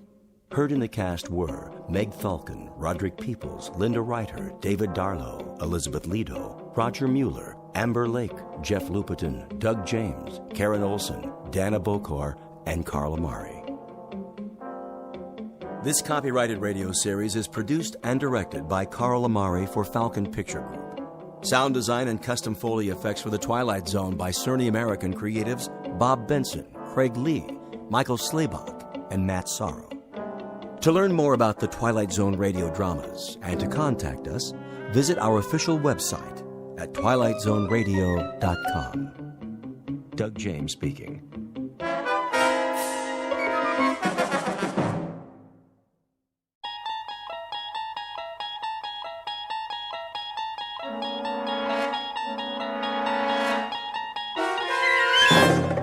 You unlock this door with the key of imagination.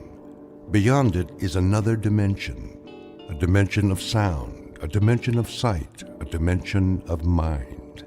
You're moving into a land of both shadow and substance, of things and ideas. You've just crossed over into the Twilight Zone.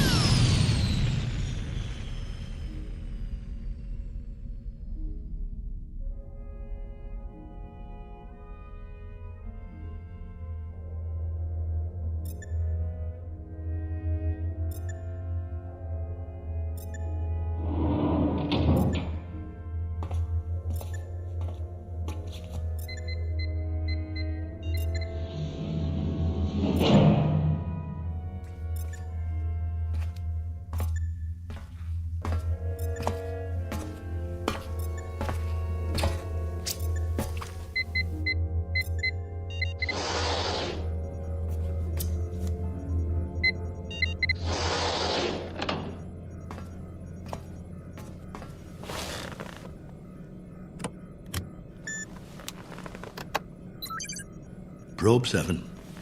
Log entry 1411. Another waking period. Ship seems to be functioning perfectly as usual. Wish they could make cars this reliable back home. Oxygen supply, right on the button. Food supply, a little over. Something wrong with my appetite. Not enough exercise, I guess. I know. More workout time. Gotta stay in shape. Never know who I might meet in space.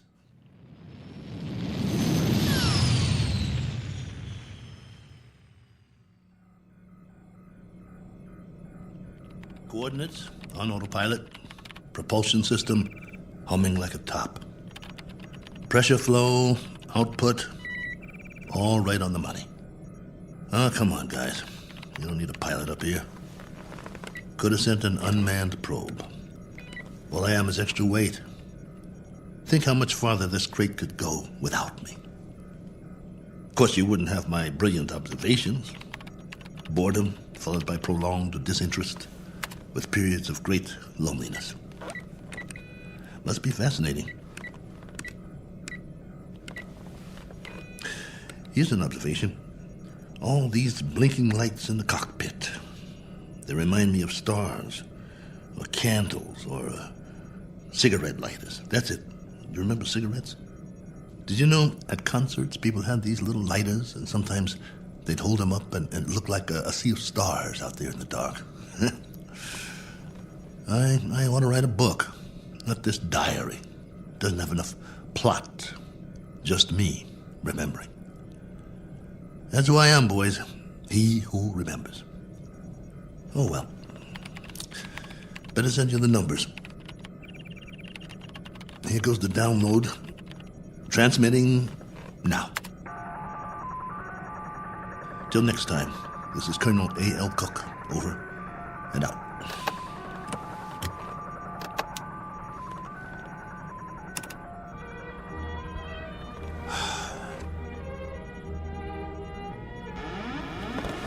Hold on, I think we've got a malfunction here. Some kind of overload. Yep, there's the power drain. Initiating diagnostics. No time for that. Switching to manual override.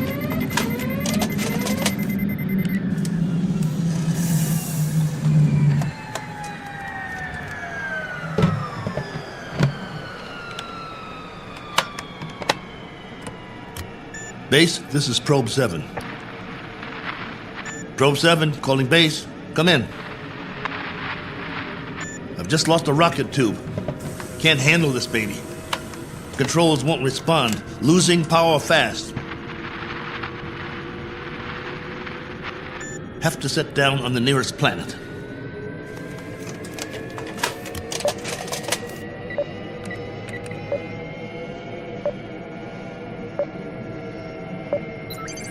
Got one in view now. Not much choice.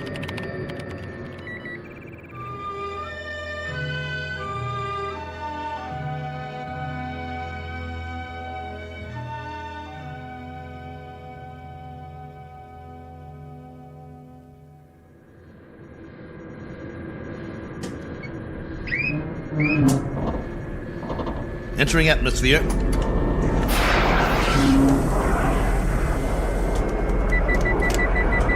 Surface coming up fast.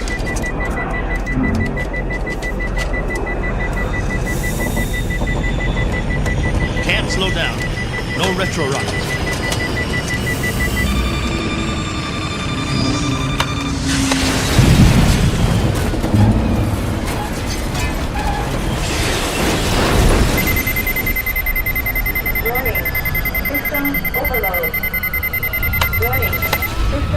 Ship's about to catch fire. Base, do you read? This is Probe 7. Probe 7. Mayday! Mayday!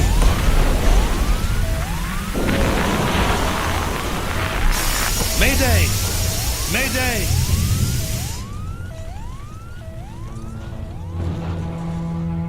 One Colonel Cook, a traveler in deep space several million miles from his point of departure and presently out of options. He set a course across an endless ocean in a one-man lifeboat, now scorched and broken on an alien shore. But even if he should survive, his greatest ordeal is yet to come, for he must face a far more dangerous challenge, an opponent more menacing than the cold, lifeless vacuum of space. He must face what awaits him on the other side of the bulkhead and do battle with the unknown. As soon as the dust settles, he will take stock of his plight with very little effort, a single 360-degree movement of head and eyes. For Colonel Cook has come to rest on a small, undistinguished planet not on any chart, one that is actually an outpost in the Twilight Zone. And now, The Twilight Zone, and our story, Probe 7, Over and Out, starring Lou Gossett Jr., with Stacy Keach as your narrator.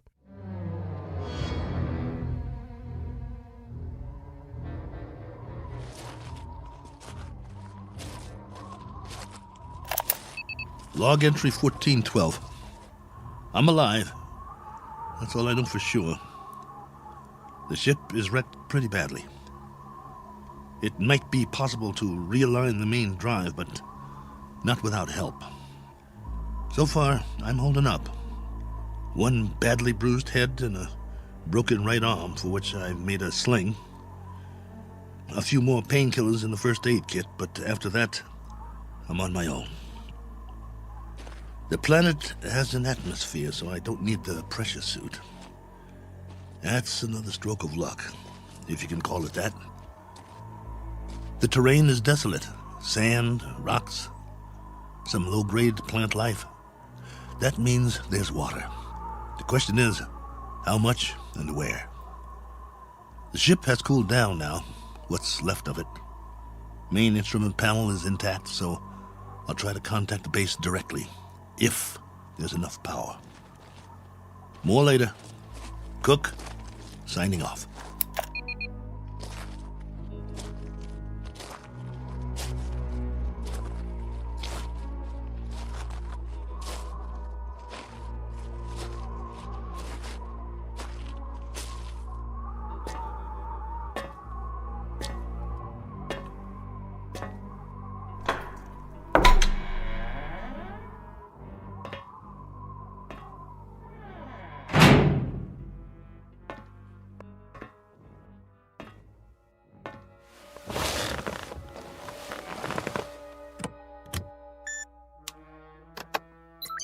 This is Probe 7.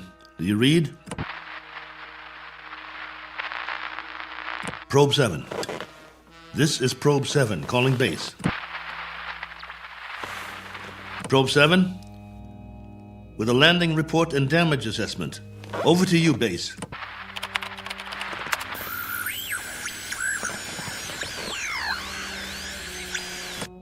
This is Probe 7.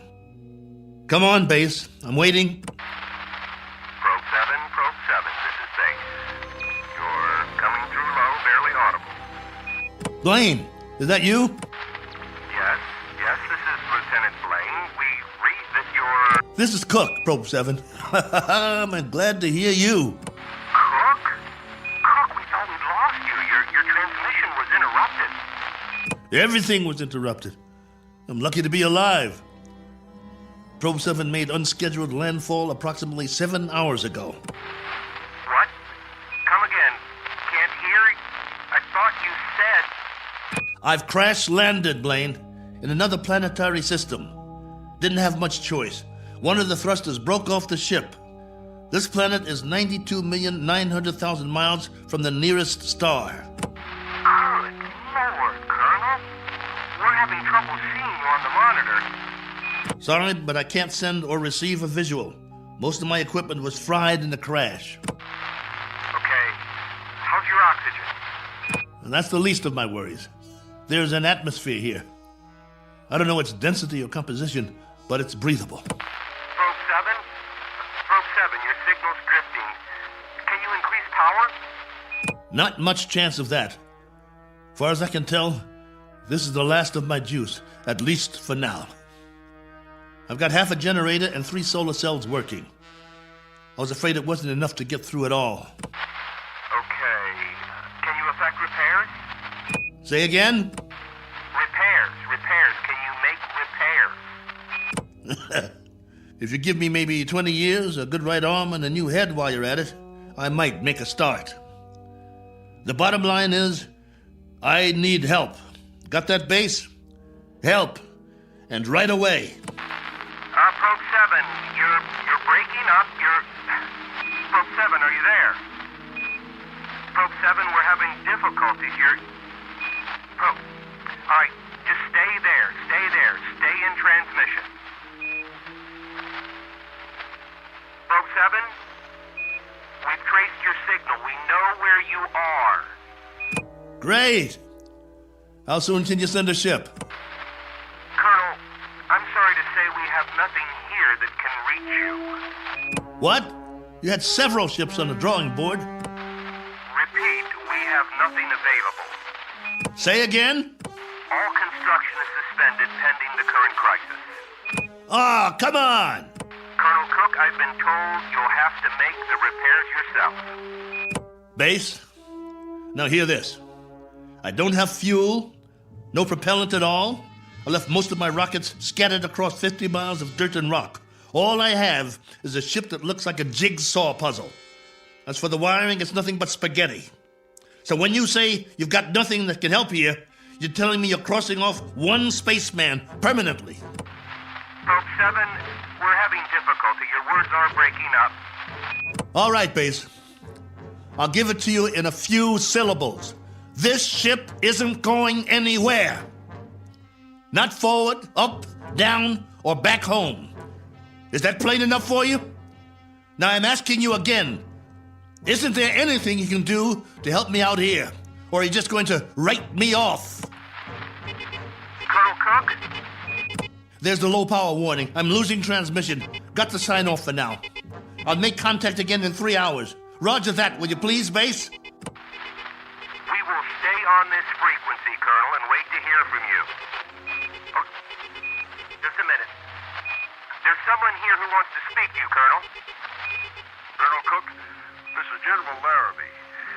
We understand the spot you're in. We wish we could help. Thank you, sir. Well, there is a possibility that once you give us a full report on the ship, we can send you instructions for its repair and walk you through it step by step. That's still an option. Is it? Well, here's an option. Why don't I just build me a new one, General? I'll make it out of tin cans and chewing gum. I'll burn some circuit boards with a magnifying glass. That's a possibility, too. Colonel, I'm trying to be frank with you. Sorry, sir. I'll transmit again in 3 hours. Over and out. Heaven help me. I wonder if that's a possibility.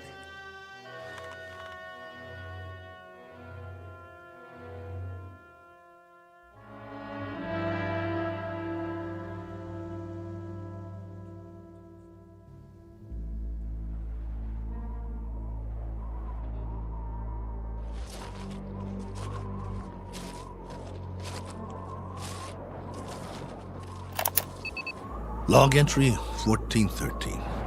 I'm standing on a hillside a few meters from the ship. You hear that? I think there's going to be a change in the weather. Back home we'd call it a sandstorm. Better head back soon. I see vines and some flowers down the other side of the hill. There's more life here than I thought. As to what stage of evolution is reached, that's pure conjecture. No sign of animal life, but the vegetation grows thicker in certain areas, like the valley. Can't trust my leg yet. Better stay close to the ship. I've picked some plants for analysis. We'll see if there's anything edible. Hey! Anybody! Hey! Take me to your leader. I've got beads and wampum. Is anybody here?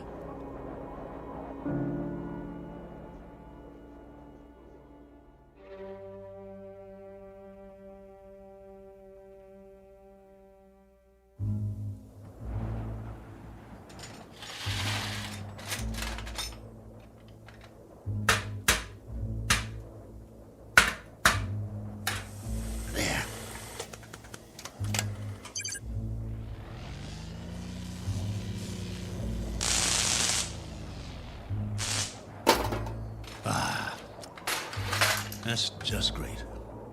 The last good wires in the whole ship.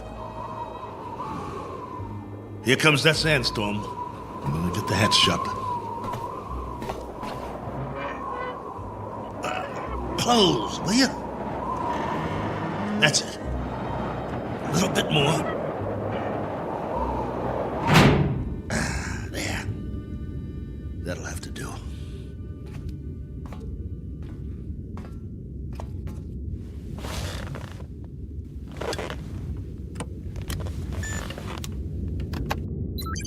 This is Probe 7, calling base. Probe 7, calling base.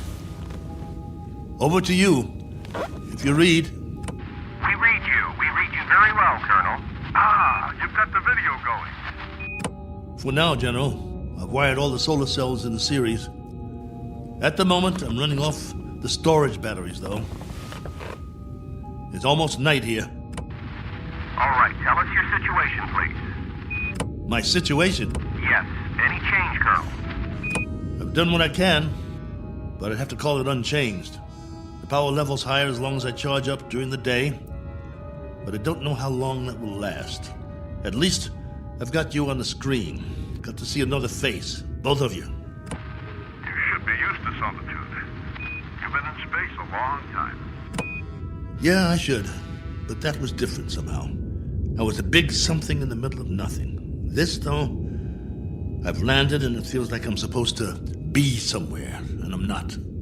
My memory of home is fading fast. Colonel, and the condition of the ship, still a total loss? Probe 7 is no longer probing, General, unless it's the few feet of dirt I tore up when I crashed. There is life here, like I said, vegetable life, pretty elementary. I've explored the surrounding area in all directions, but I can't get down to the valley with this leg. The gravity is roughly the same as ours. From what I can tell, the atmosphere is similar as well. At least, there's no pollution. I haven't started coughing yet. Describe what's left of the ship. What's left of the ship, General, is a few feet of bent-up metal. I told you, it's unrepairable. You're sure, Colonel? You're absolutely positive? There isn't one other section that's still intact.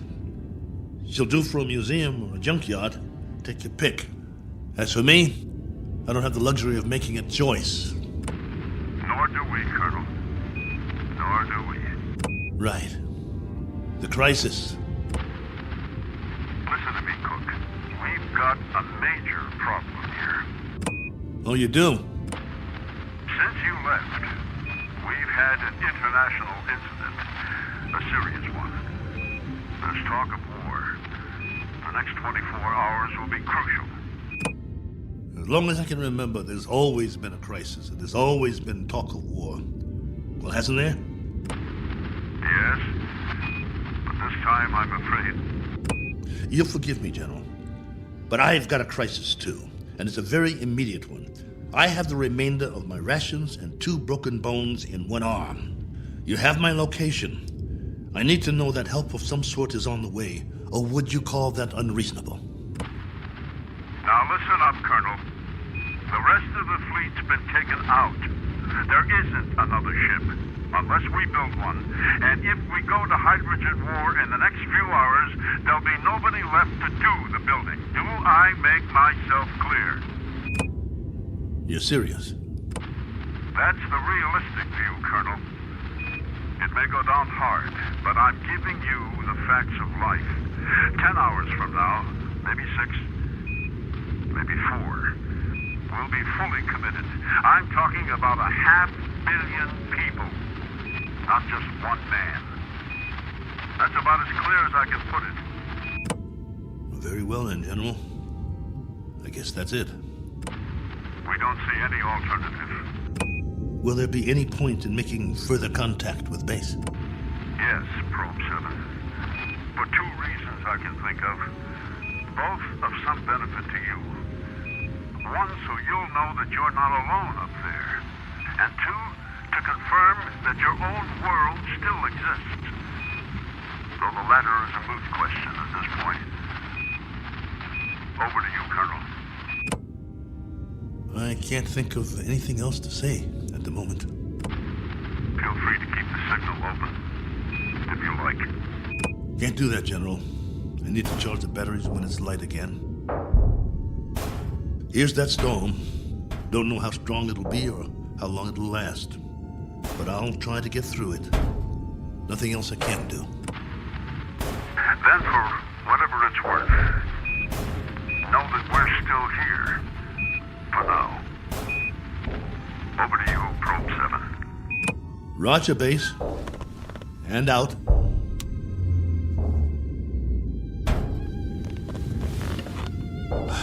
It's going to be a long night.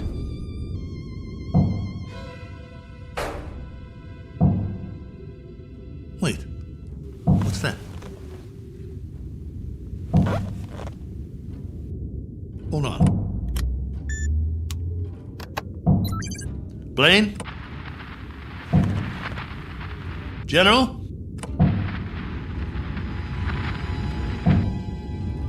I wish you could hear this.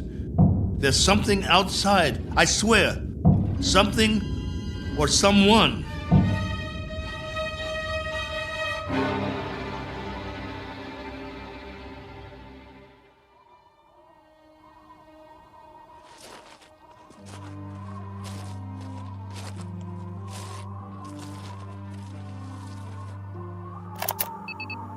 Log entry 1414. Just in case anybody ever hears this, I didn't get much sleep last night. I was waiting for the wind to die down. As soon as it did, I opened the hatch sometime around dawn. You see, I thought I heard something pounding on the hull, over and over. It couldn't have been an accident. It had to be something intelligent trying to signal me, to let it in from the storm. That was what I thought. Funny the way the mind works. I've never been so glad to hear anything in my life. And at the same time, so afraid. But I opened it anyway.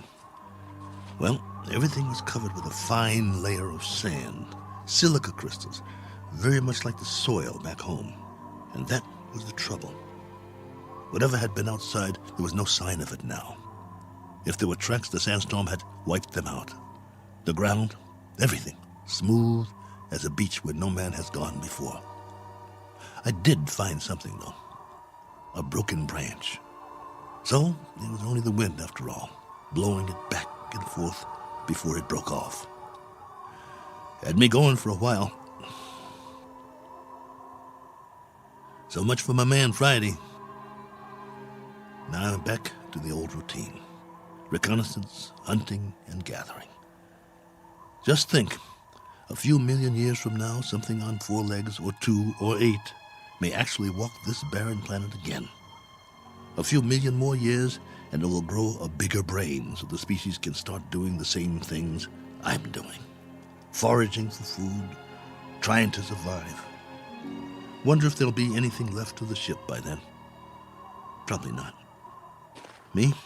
I'll be a fossil at the bottom of a tar pit somewhere, and no one will realize I was ever here. Well, onward he marched, for want of anything better to do.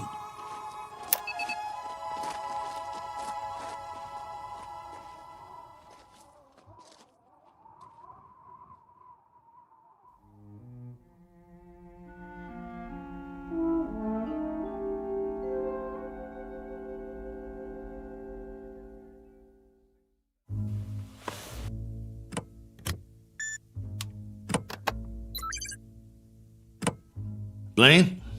General Larrabee? Are you still there? Here, Colonel. Go ahead. Well, you look like you haven't slept. Not much. And you? Not really. Up at dawn to do some hiking, north, east, south, and west. I had been hoping. Yes? Just a crazy dream I had. No sign of anything? It's a primitive planet. I'm very much alone here, after all. Oh, not completely. I've got a wind that sings sad songs and some scrawny plants that check me out every now and then as I walk by. There might be some fruit trees that are edible down in the valley, if they're not poisonous. But that's it. That's all of it. I'm truly sorry. There used to be an old saying, if life gives you lemons, make lemonade. The only thing wrong is I can't even find the lemons. But don't worry. I'll keep trying. Not that this will provide any vast solace to you, but at 9 o'clock this morning, Colonel, we went to war. And? The whole eastern seaboard went up. You mean all of it? The cities, everything. It took 12 minutes. Exactly 12 minutes. I suppose we retaliated? Oh, indeed. With great alacrity and effectiveness.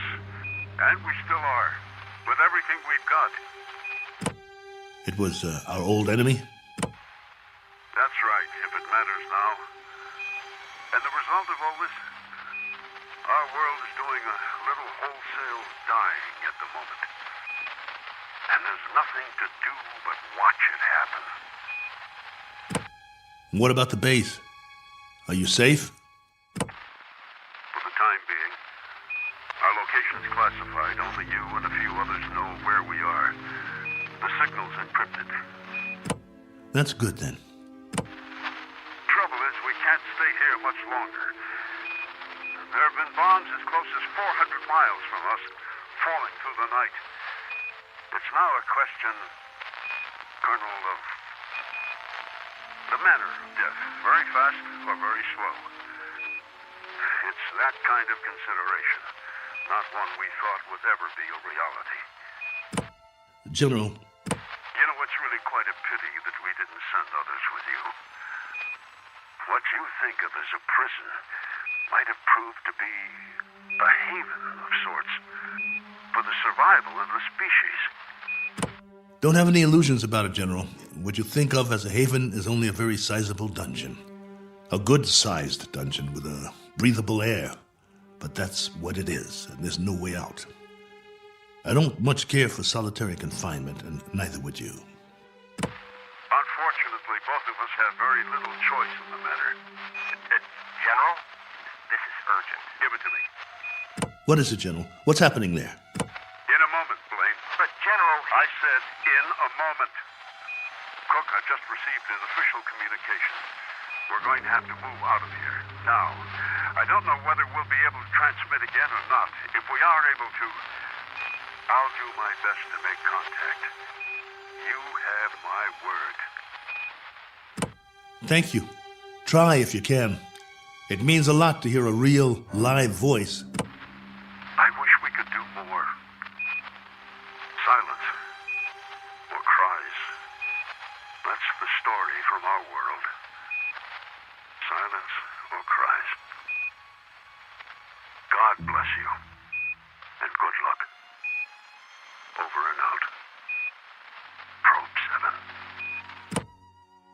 Yeah. Over and out. Not with a bang, but a whimper. Hell of an ending. To all my friends back home, take good care. Looks like I won't be seeing you again. Not in this life.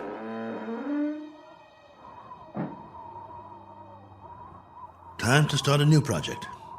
Chapter 1. The Memoirs of Colonel A.L. Cook. And I've got a very good memory. You wouldn't believe the stories I could tell. Who knows? After I'm gone, maybe someone else will crash here and find it. A lifetime of memories. Every sight, every sound, all the way back to the beginning. The kids I knew, the girls I dated, my friends, mom and dad, the first job, all of it. Every detail recorded for posterity. Has anyone ever done that before? Maybe people who keep diaries their whole lives, except that no one ever got it all down. Didn't have the time, but I do. All the time in the world.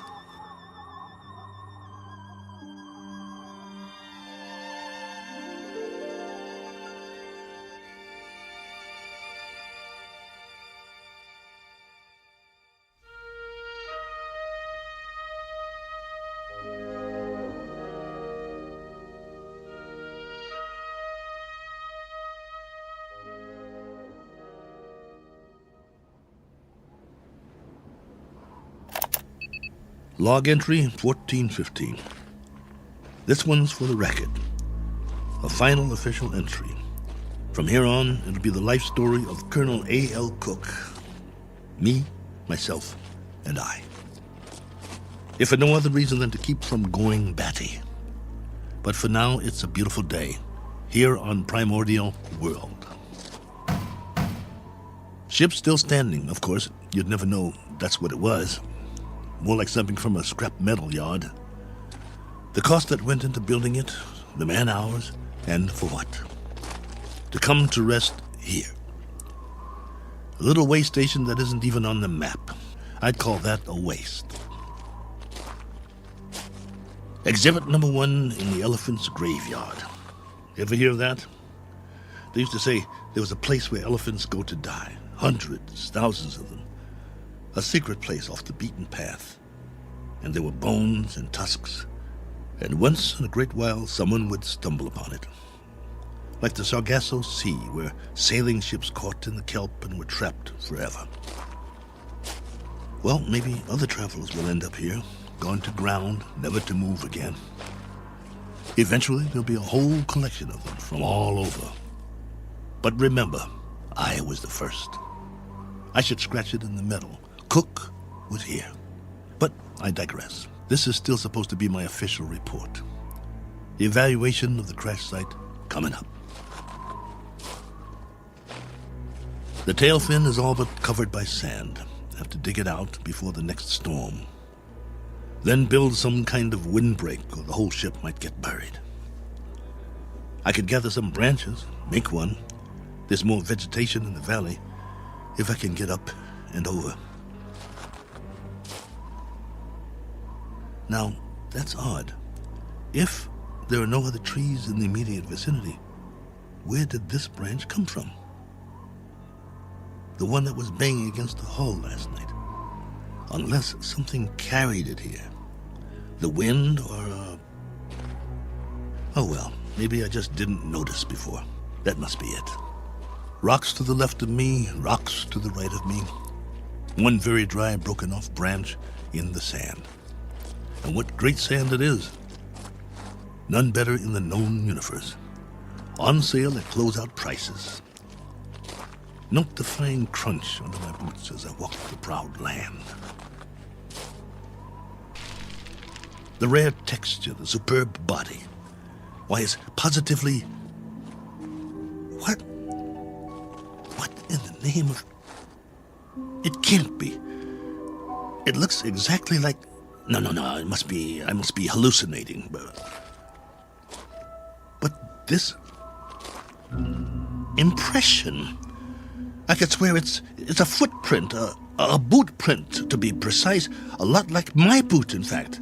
But it's not one of mine, about 4 inches shorter.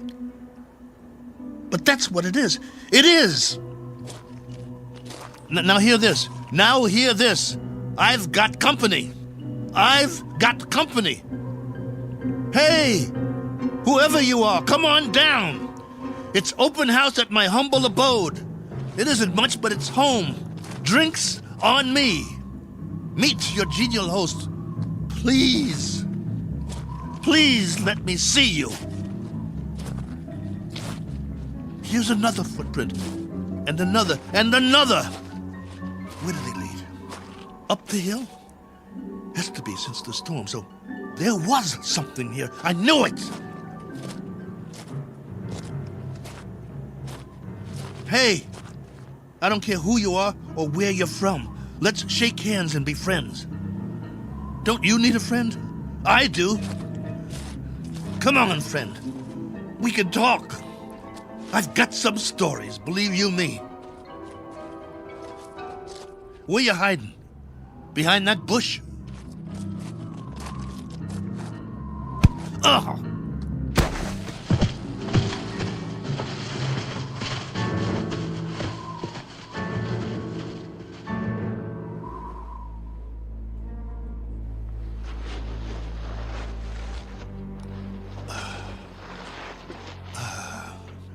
Blood on my head. Something hit me. Why'd they do that? Probe 7, come in. Got to get inside.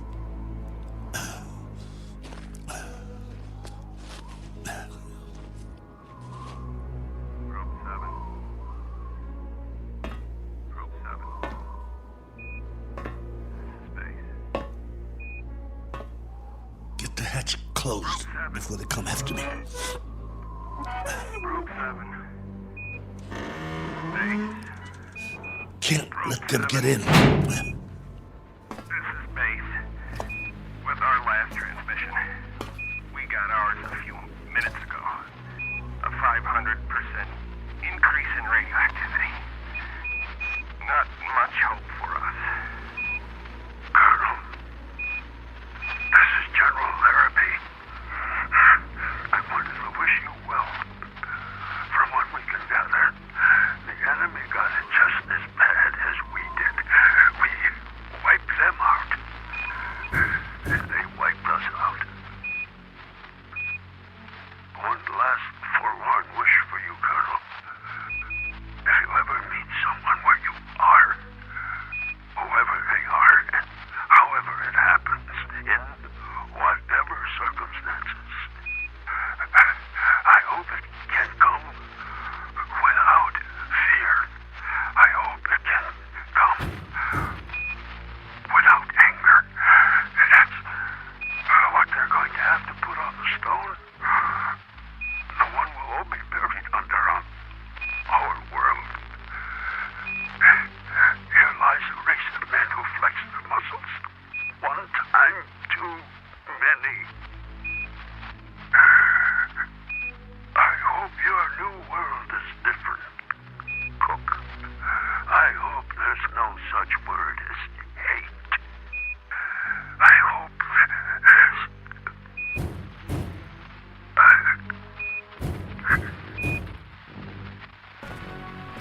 All right. All right.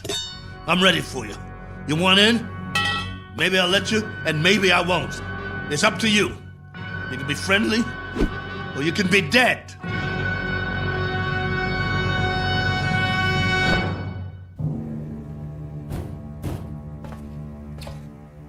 Hey, friend. You want to come in? Must be lonely out there. I hear you. What's the matter? Hungry? You're going to get a lot hungrier. Or don't you eat, friend? What do you say? Speak up. Can't talk, huh? No. You only know how to hit. Take more than that to put me down. What'd you use, a tree branch? Not very friendly, if you ask me. Well, I've got a nice piece of metal in my hand, and I know what to do with it. Won't catch me again. This has been going on for hours. I don't know about you, but I need sleep. I really need it. Understand? Sleep. And this king-size bump on my head doesn't help. Tell you what, we'll make a deal. I give you one more chance to get away. Go hide, I don't care. You may not understand the language, but maybe you get the message. I'll wait a while and catch some sleep. Then when I wake up, I'm going to have a nice freeze-dried dinner. If I don't hear you out there, we'll forget the whole thing. You stay up the hill, and I'll stay down here. Just remember to keep your distance. Otherwise, I might have to come up there and teach you a lesson. A man's got to have his boundaries. Oh, God, I hurt. I want to sleep just for a while.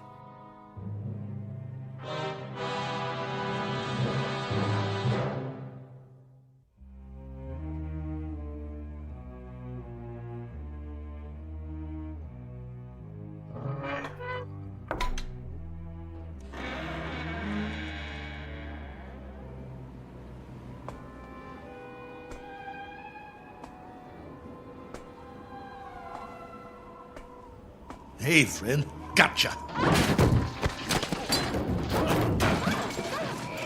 Stay down. Pretty weak, aren't you? Let's see who you really are. Ituko. Miena. Manda.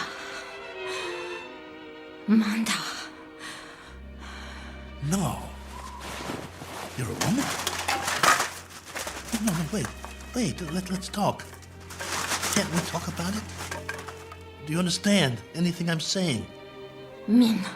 Oh boy. Look. My name is Cook. Colonel Cook. I'm from another planet. I crash landed here. Cracked up my ship. This is my ship, get it? Or it was. It can't fly anymore. Now I'm just a wingless spaceman with no place to go and all the time in the world to get there. All right, be that way. I'm not going to hit you. I'm putting my weapon down, see? Oh, what difference does it make? You're probably an illusion, and those prints you left on the ground, they're illusions too. I've been fighting a running battle between fear and loneliness, and loneliness took the prize. You can disappear any time now. Any time at all. Go on. Poof! In a puff of smoke.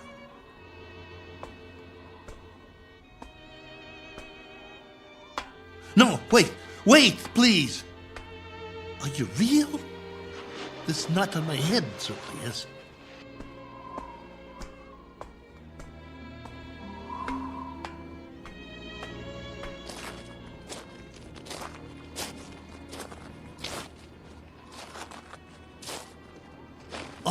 All right. Do whatever you want. Just don't go. Not yet. If you can't understand, I'll draw you a picture. Where's the stick? Look. Right here in the sand. This is my solar system. The sun in the middle, and this is my world. See? Omida? You got it. Now then, I went off course. I didn't have the power to get back. You know, power? Vroom, vroom. No good.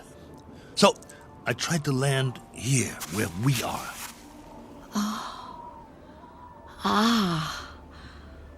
Omida korum. Go ahead, you draw. Korum mistum. Oh, that's your solar system and your world. You came from there. Let me see now. It went out of orbit. Is that it? Your planet left its orbit and moved away from the sun. And the line, that's where you went and where your world went, right? I'm sorry. What about now? Where's your planet now? I understand. Gone. Disappeared. Probably frozen by now.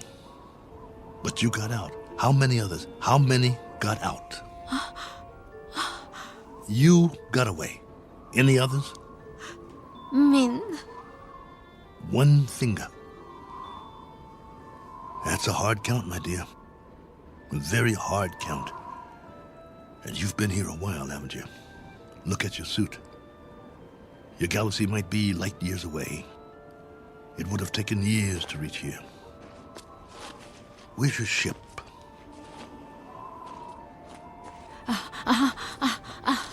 Ship. Where's your ship? It crashed too, didn't it? So you've been here a long time. A very long time. Me, Cook. Colonel Cook. You? Korava.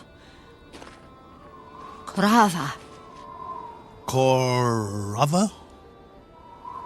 Korava. Well, what do you know? I'm pleased to make your acquaintance. How does it figure? I thought you'd be a 50-foot flesh-eating ant or something. And you turn out to be a woman. Which is neither here nor there. Because however you slice it, we're stuck here. A one-armed man and one very tired lady. Quite a pair. What have you been living on? What food? You understand food? Eat? Well, I can offer you lunch or maybe it's breakfast. I'm not sure which. And some companionship. And we can spend the rest of our lives drawing diagrams in the sand, which will be somewhat tedious. But the brighter of us will have to learn the other's language eventually. I hope it's you. Because I got some stories to tell, believe me. Come, Korava. Eat. Food. In the ship. Chow time. Come along. Inside. Eat. Food. Food. Okawa? Okawa. No. Not that way. Come here. Food. Please come back. I'm not going to hurt you. Please. Okawa! Oh, for heaven's sake. Korava, please.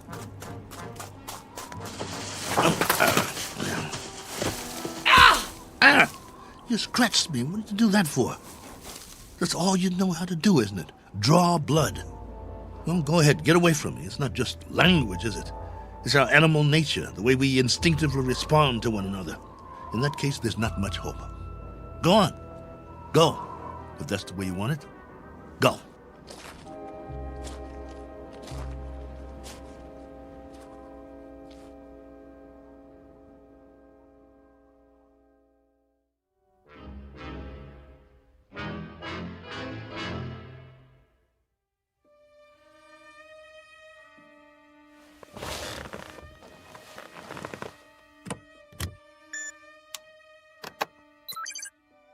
Base, this is Probe 7.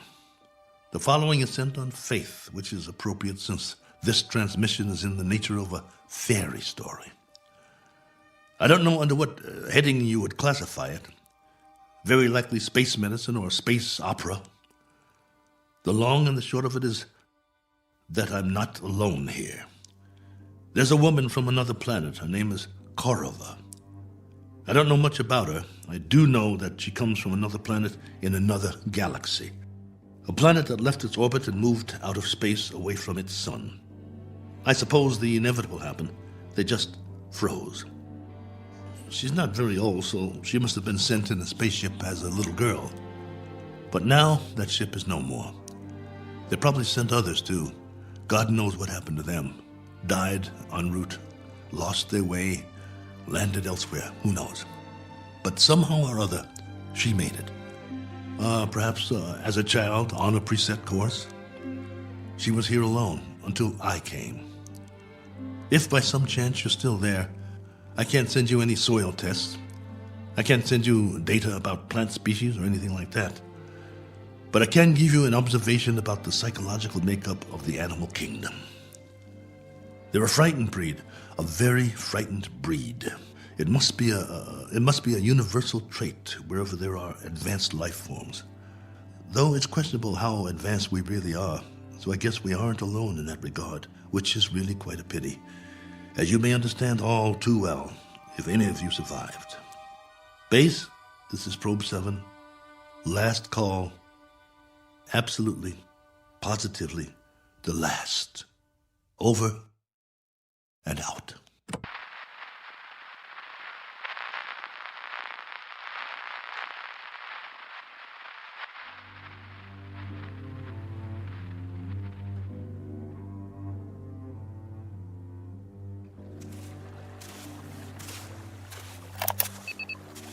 Log entry 1417. Well, the ship is history. I've left it for good. I finally made it up the hill and down the other side. And guess what? There's much more vegetation here. Fruit trees. Flowers as big as your head. And through it all, a stream of running water. I swear, it's like a garden. I brought what I need in a backpack. I'm going to set up shop on the banks of the river and try to live here, for better or worse. It will be the last great adventure. I only wish I could share it. Oh well, there's always posterity, if anyone should ever find this and play it back.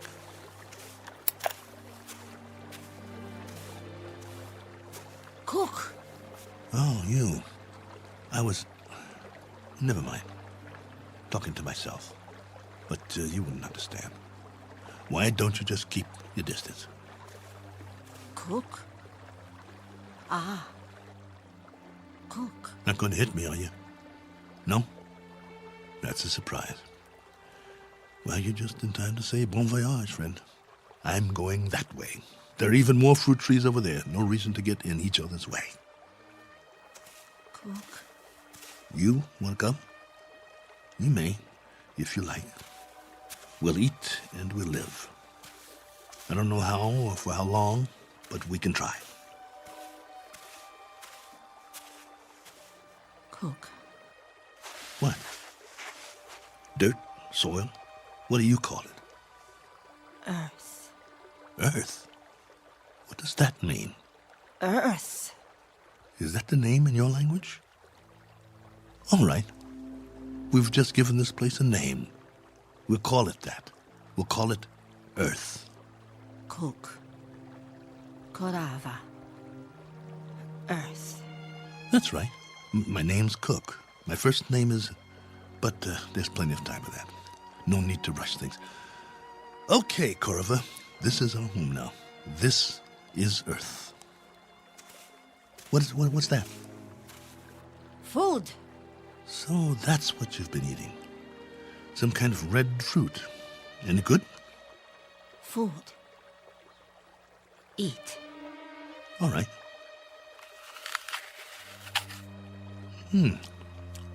Not bad. We'll take some with us, if you think it's all right. Come on. I wanted to tell you something, but now I've forgotten. I guess we'll have plenty to talk about, though. This place, a new life, after all. And after a while, we'll have new memories to talk about. Things we can share. Come along, then. Let's go.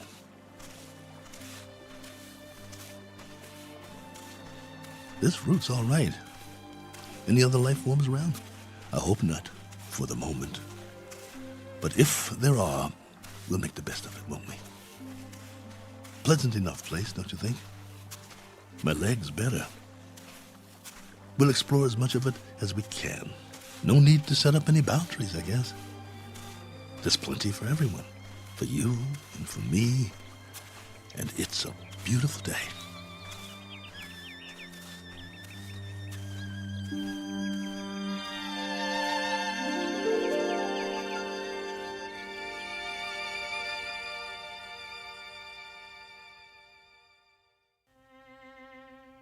Do you know these people?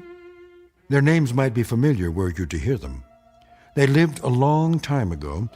Perhaps they're part fable, perhaps they're part fantasy, And perhaps the place they're walking through now is not really called Eden. That's for you to decide.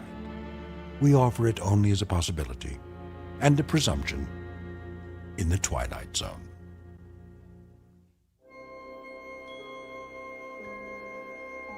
Hi, this is Carl Amari, producer of the Twilight Zone Radio Dramas. I'd like to take a moment to tell you about our official website at twilightzoneradio.com, where you'll get the latest news and information on these Twilight Zone radio dramas. Plus, at twilightzoneradio.com, you can digitally download 3 free episodes or any of our episodes for only $1.95 each. In this age of ever-changing technology, we've decided to make these episodes instantly available to you by making the Twilight Zone radio dramas a digital download-only series. This means that this series will no longer be offered on CD. The CD collections at our website are now being offered, while supplies last, at buy one, get one free. So be sure to get your favorites before they're sold out. Be sure to visit us often, and I'll see you in the zone.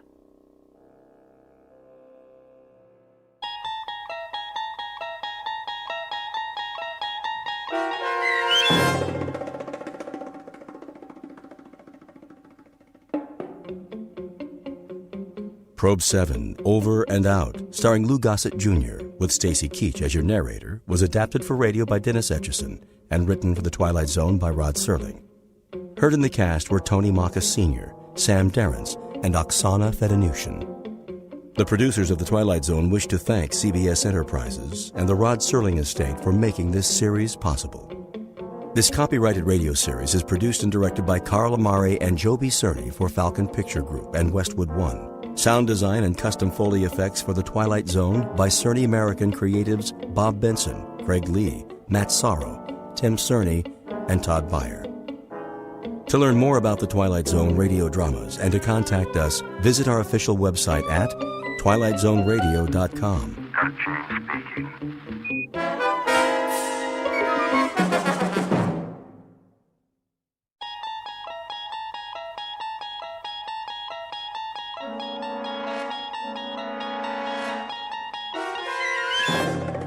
You unlock this door with the key of imagination. Beyond it is another dimension, a dimension of sound, a dimension of sight, a dimension of mind. You're moving into a land of both shadow and substance, of things and ideas. You've just crossed over into the Twilight Zone.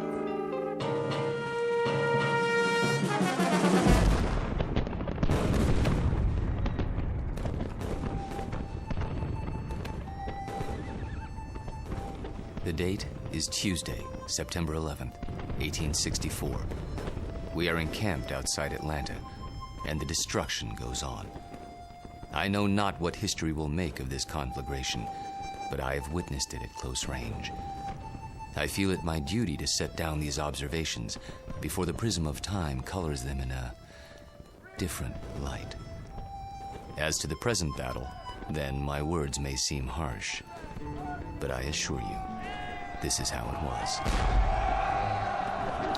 We charged the enemy's works and carried them with the bayonet. The earth ran red. The air was filled with the screams of the wounded and dying.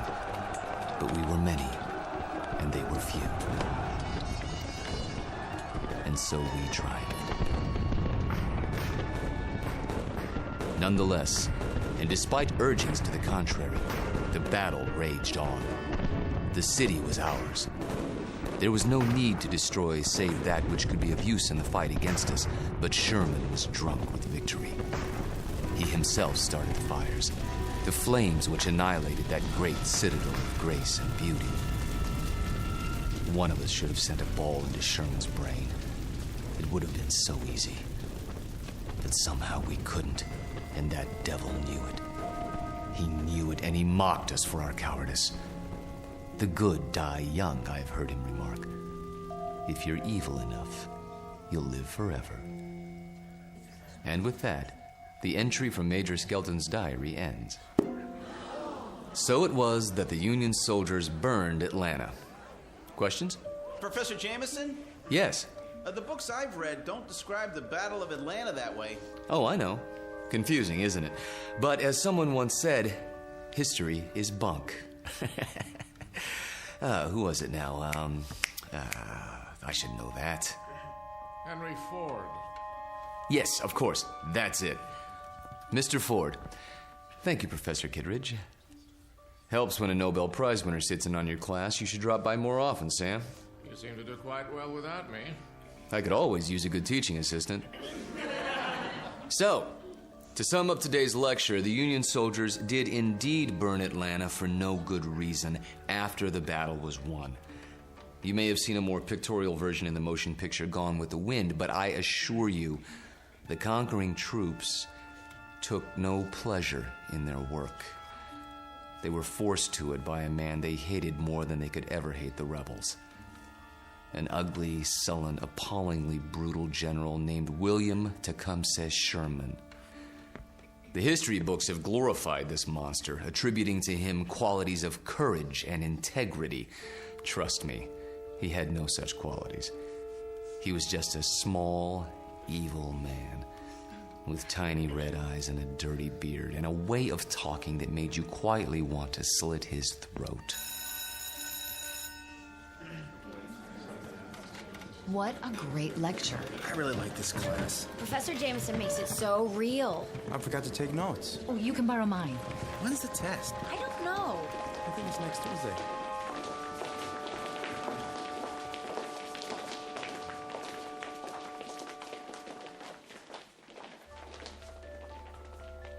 It has been said that universities are worlds unto themselves, inhabited by the young. These are the inhabitants of Collins University, a very small world indeed, young people hungering for knowledge, which can be imparted only by age. You have just met Walter Jameson, for 12 years the college's most popular and respected history professor. Students crowd his lecture hall and listen in fascination as he brings the dead past to life for them. It doesn't seem to matter what period of history he's discussing. He makes that period as real as this morning's headlines. Some explain this ability simply as the mark of a consummate actor.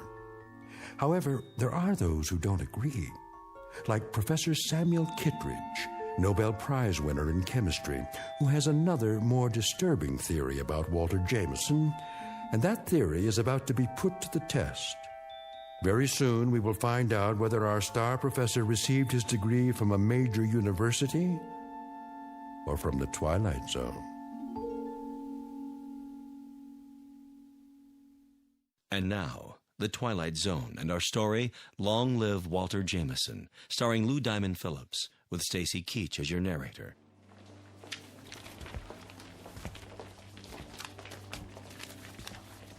Very vivid, Walter. You had me on the edge of my chair. Thank you, Sam. Coming from you, that means a great deal. Now I see why these lectures of yours are so popular. Is that why you sat in today? Partially. Tell me something, if you have a moment. Certainly. Who was this Major Skelton? Oh, no one important. Just a lawyer who happened to enlist. And you acquired his diary? Yeah, lucky break. As I recall, an auction of Civil War memorabilia a few years back. What regiment? 123rd Illinois Infantry. Remarkable. American history is a hobby of mine, but I must say I've never heard of him. His diary's never been published. A fascinating document. May I see it? Surely.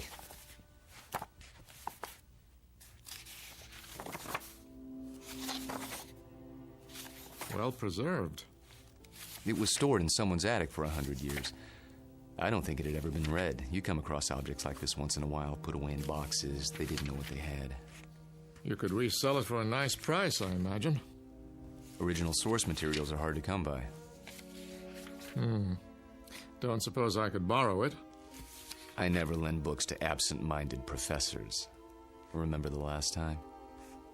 Yes. I guess you're right. Time for some coffee? What? I'm going past the student union on the way to my office. Not today. I have a paper to work on for the conference. Oh, I almost forgot. Can you come by for dinner? Whose invitation? Yours or Susanna's? Mine, this time. Something on your mind? Nothing special, just your company. We have a chess game to finish, if I'm not mistaken. Say 7 o'clock? All right, 7 it is. Good. See you then.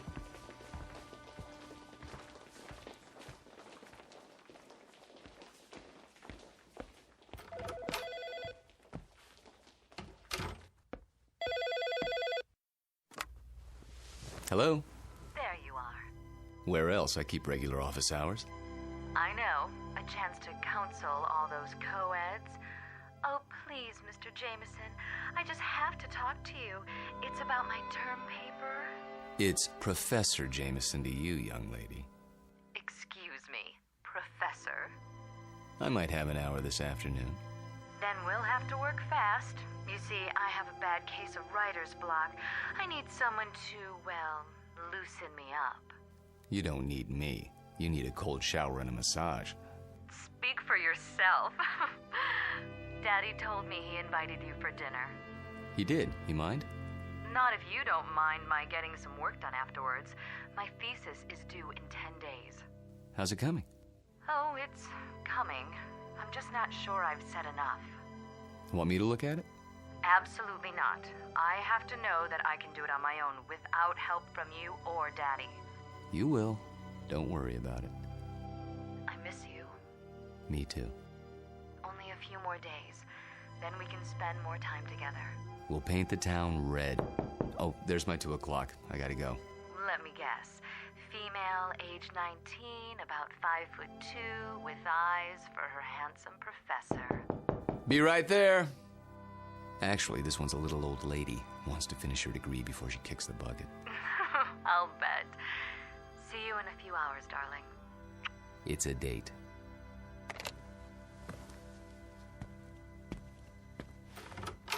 Oh, there you are. Come in, Janice. I was afraid I was late. Someone else is waiting for you. You're my only appointment this afternoon. She asked if this was your office. A student?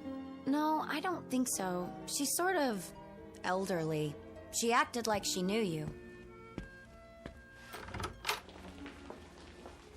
Hello? Hello? She'll probably come back. Oh, I'm sure you're right. Now then, Janice, how can I help you? I'm sorry to bother you, Professor, but I'm having trouble with the assignment. Can't find all the books? The research library isn't supposed to check out certain materials, but sometimes... It's not that. I've got everything I need, but the authors on the list, they don't agree with your version. So my question is, which version should I use, yours or theirs? Remember what Ford said. What? Never mind. Start with the basic events. Everyone's in agreement there. As to interpretation, that's up to you. Just tell me what you think happened and why, based on all the accounts. Original thought is what counts. But how can I be sure if I wasn't there? That's always the problem, isn't it? There's an old adage. Those who were there know more than those who weren't. The problem is getting people to believe you. Nonetheless, you know what you know, so you learn to keep some things to yourself. But that doesn't affect you, Janice. We deal with truth in my class. Nothing but the truth, for better or worse. They say it can set you free.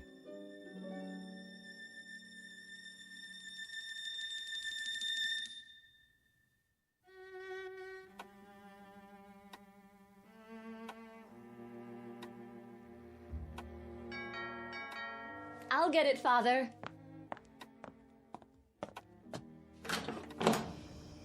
Hello there, miss. I've got a great deal on a set of encyclopedias. Sorry, we don't want any. Just let me get my foot in the door. Oh, really? You know what's wrong with you, Professor? What? You're always on time. Sort of takes the mystery out of things. Oh, so I'm not mysterious enough for you. That's just it. You're too mysterious. Except when it comes to keeping dates. Get in here. Mwah. What's that for? Because. Like my new dress? Awful. Get rid of it right away. You mean here and now? Watch it. You're a PhD, not some sorority girl. And not yet, I'm not. There's a little matter of a thesis, remember? A mere technicality. Anyway, it doesn't matter. You're about to give it all up and become a housewife. The devil she is. Hello, Sam. I didn't see you there.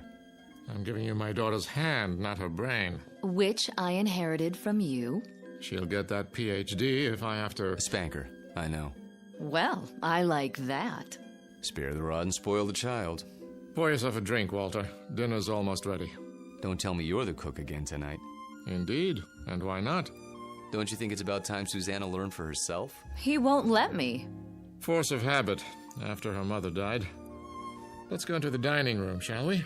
I'll serve. You sure there's not something on your mind, Sam? Nothing that a good meal won't cure.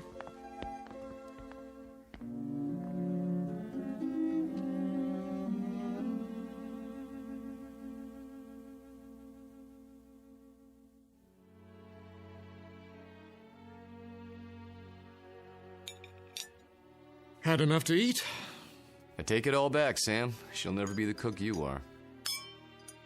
I wouldn't even try. Well, you could try. Who knows? Maybe you've inherited your father's talents. What do you think you're doing in here? I'll do the dishes later, unless this is the men's hour. Cigars and brandy and all that. Not a cigar, a pipe. It's not the dishes I'm worried about. It's a little matter of a doctoral thesis. Upstairs with you. Walter and I have some talking to do. I don't believe this.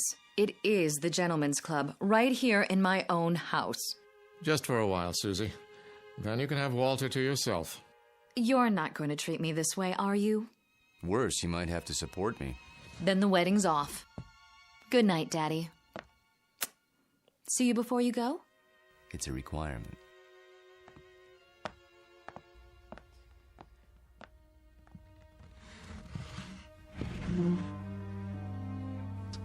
Brandy? By all means. You know, you don't have to worry about her. She'll accomplish anything she sets her mind to, with or without us. Oh, I know that. But she's wasted a lot of time. She's almost 30, and I'm almost 70. You're talking about chronological age. You're both still very young. I don't feel young lately. Aches and pains. Let's sit down. The chessboard is exactly as we left it.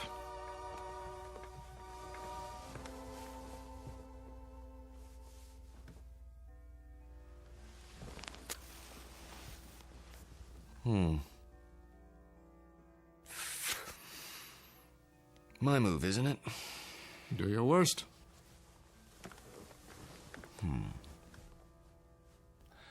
How about pawn to king's bishop 4? Look at that. You don't like it? Not the move. Your hands. What about them? Extraordinary, isn't it? They looked very much the same when we met, those two hands.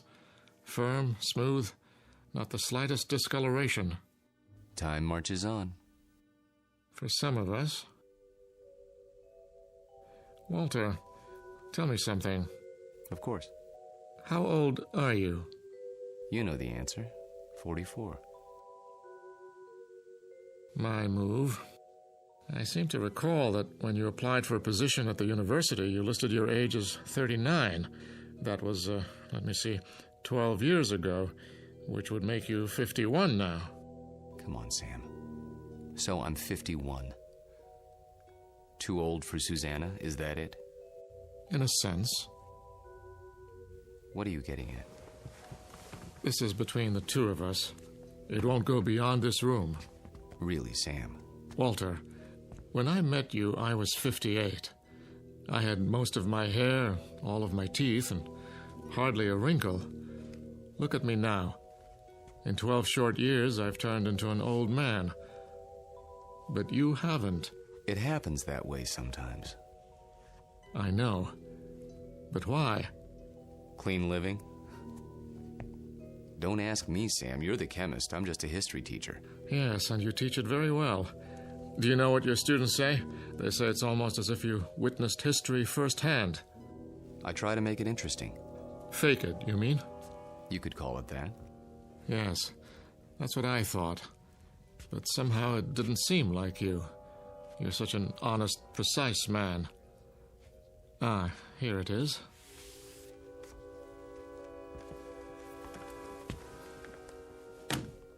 What have you got there? A book, a first edition. Photographs, mostly. Taken by a fellow named Matthew Brady during the time of the Civil War. Well, what is it? You look as if you'd seen a ghost. Perhaps I have. Hand me that magnifying glass, will you? I don't see. Was your grandfather in the war by any chance? No. In that case, I'd say we have something of a mystery on our hands. How so? You got me interested in your Major Skelton today. Oh, that. I was curious to see what he looked like. So I went through the Brady pictures, not really expecting to find anything. Here, this is a shot of Sherman and 3 staff officers. Yes, typical of Brady's work. Moody, grim, not a smile between them. Look closely. The one with a pistol in his belt is identified as Major Hugh Skelton. This photograph was taken in the 19th century, and yet it looks exactly like you. I'd know those eyes anywhere. In fact, Walter, I'd have to say, it is you.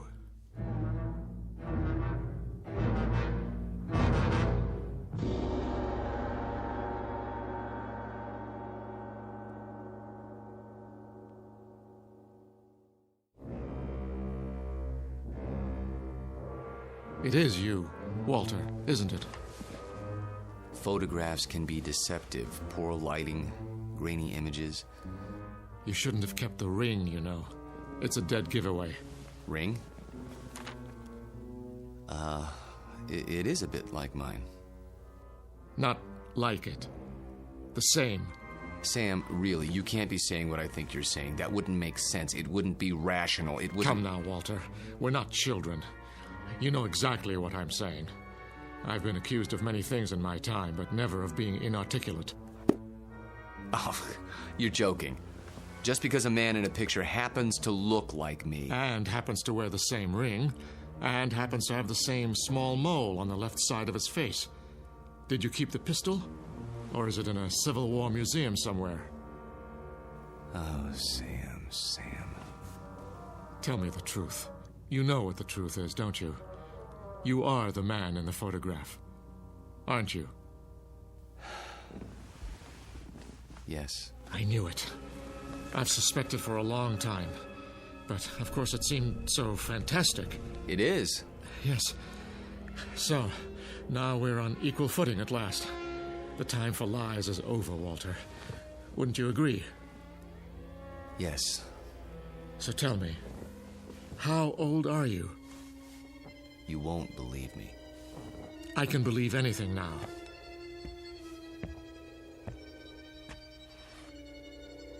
This bust on your mantelpiece? What about it? It's after a Greek statue, as I recall. The head of Cato the Elder. That's right. Let's just say I'm old enough to have known this gentleman personally. But he lived more than 2,000 years ago. I said you wouldn't believe it. No, it isn't that, but 2,000 years? How, Walter, how? You don't know what you're asking.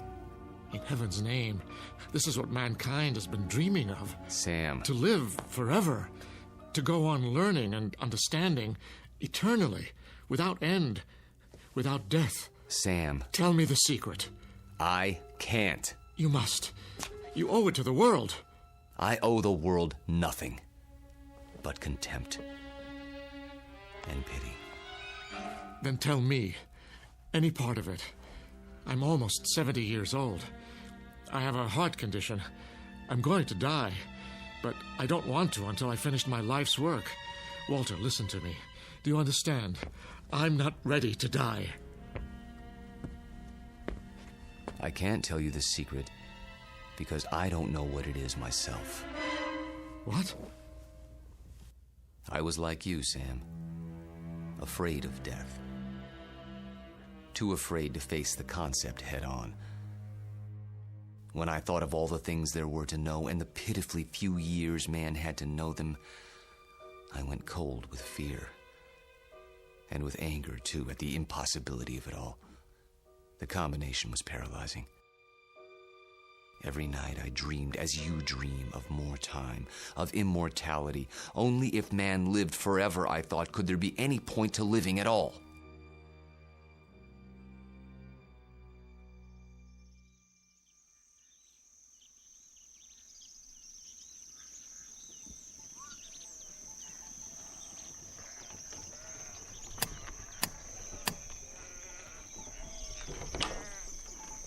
I'm thirsty.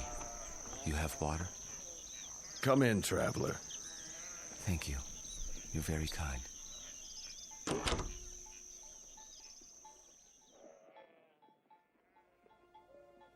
One day, on the road, I met a man, an alchemist. I told him these things and more as I rested with him. He said that he could grant my wish. Only it would cost money. A great deal of money. So I sold everything I had and paid him his money and submitted to his experiments. Drink this, young man. You may remain here until you recover.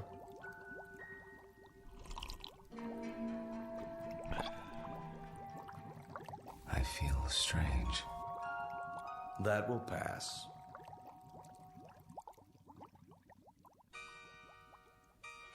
I remember very little of what followed, except that I was in a coma for many weeks. When I revived, I learned that the alchemist had been burned for blasphemy. You're not serious? An alchemist? The only legitimate one that I've ever known. You're asking me to believe something that goes against everything I know. Not without proof. But an alchemist? I'm a man of science. They knew nothing of chemistry. Lead into gold. Just as I thought. You won't believe it. Smoke and mirrors. Their methods were based on superstition, magic. What did he use? Bat's blood and eye of toad? And once upon a time, germs were unknown, and blood cells, and pasteurization, and human growth hormone, and...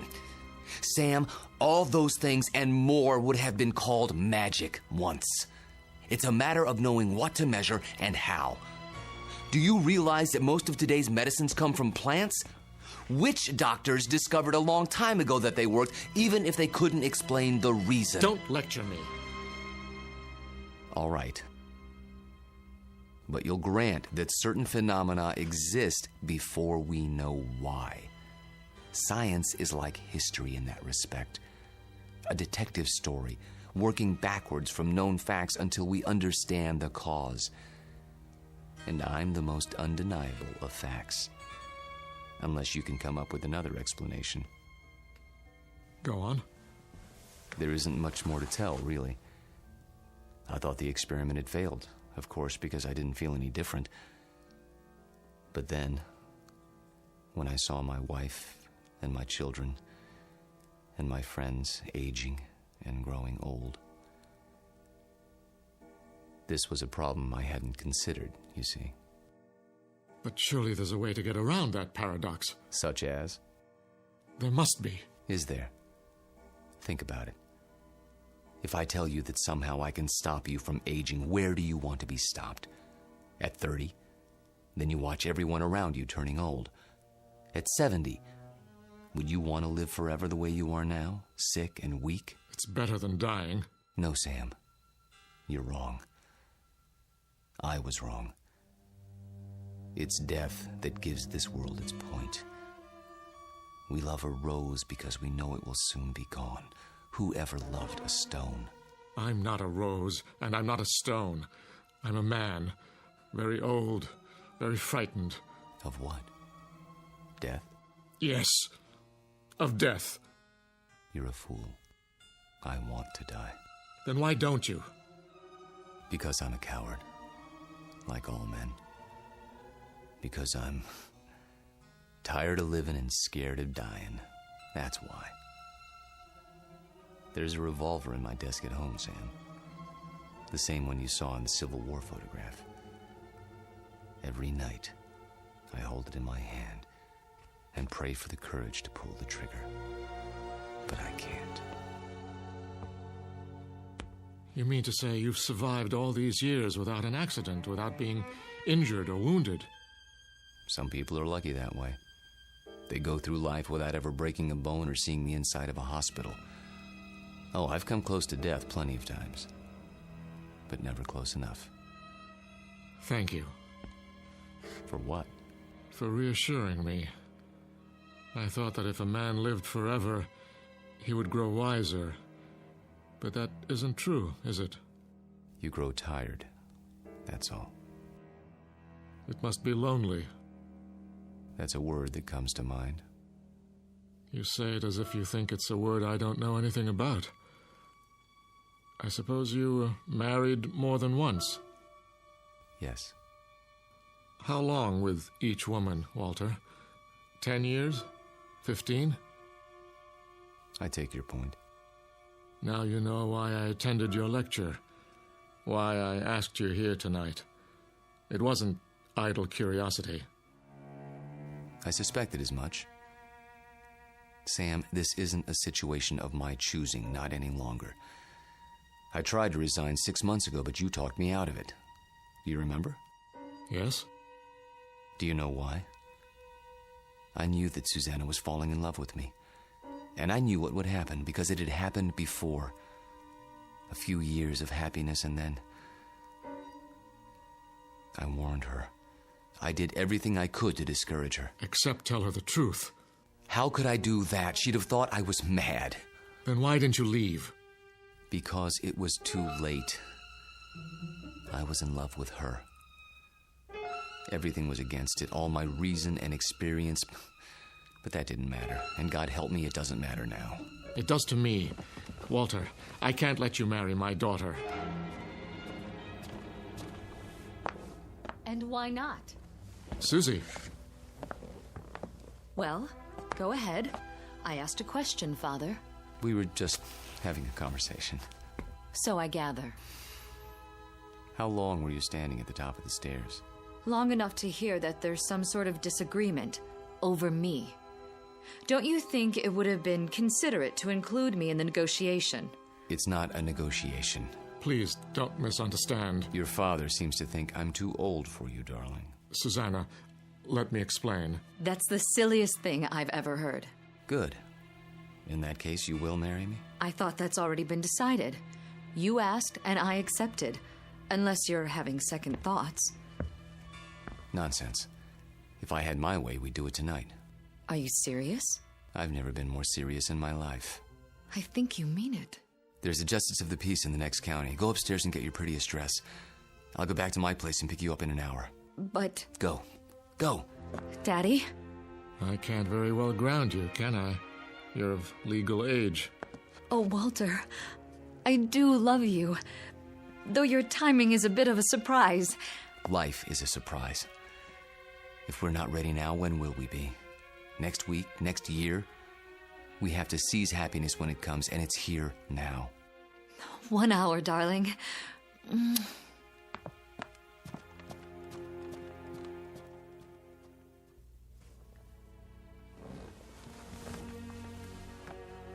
I'll tell her. She won't believe you, Sam. No one would. In fact, by tomorrow, you won't believe it yourself. We'll see. Yes, we will.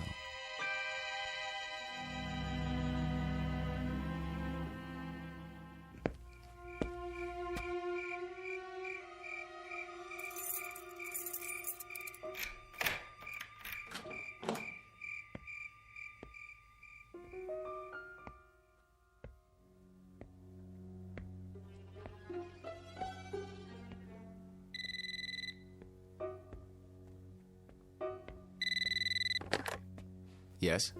I'll give you one last chance, Walter, if that's your name. Sam, please. The irony is, I truly like you. We've been fine friends. But when it comes to my daughter... You deny her happiness? Is that what you call it? People who love each other don't have secrets. They share their lives. They grow old together. Susanna's entitled to the same thing. Not a mockery of it, You don't think this is easy for me. There's nothing ahead for her but a broken heart, as she sees herself age while you don't. How long do you think you can keep it from her? And if I go away, will that make her happy? She'll suffer, but she'll get over it. You don't belong here, any more than that antique pistol in the photograph. It's still here, in my desk drawer. And so am I. That's reality, Sam, for better or worse. She's upstairs now, packing. If you come back, I'll expose you. Not just to her, but to the university and the world, starting tonight.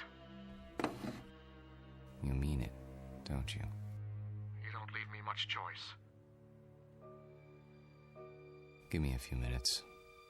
I need to think it through. Good. If you love her, you know what to do. Yes, I know what to do. Only, I don't know if I have the courage.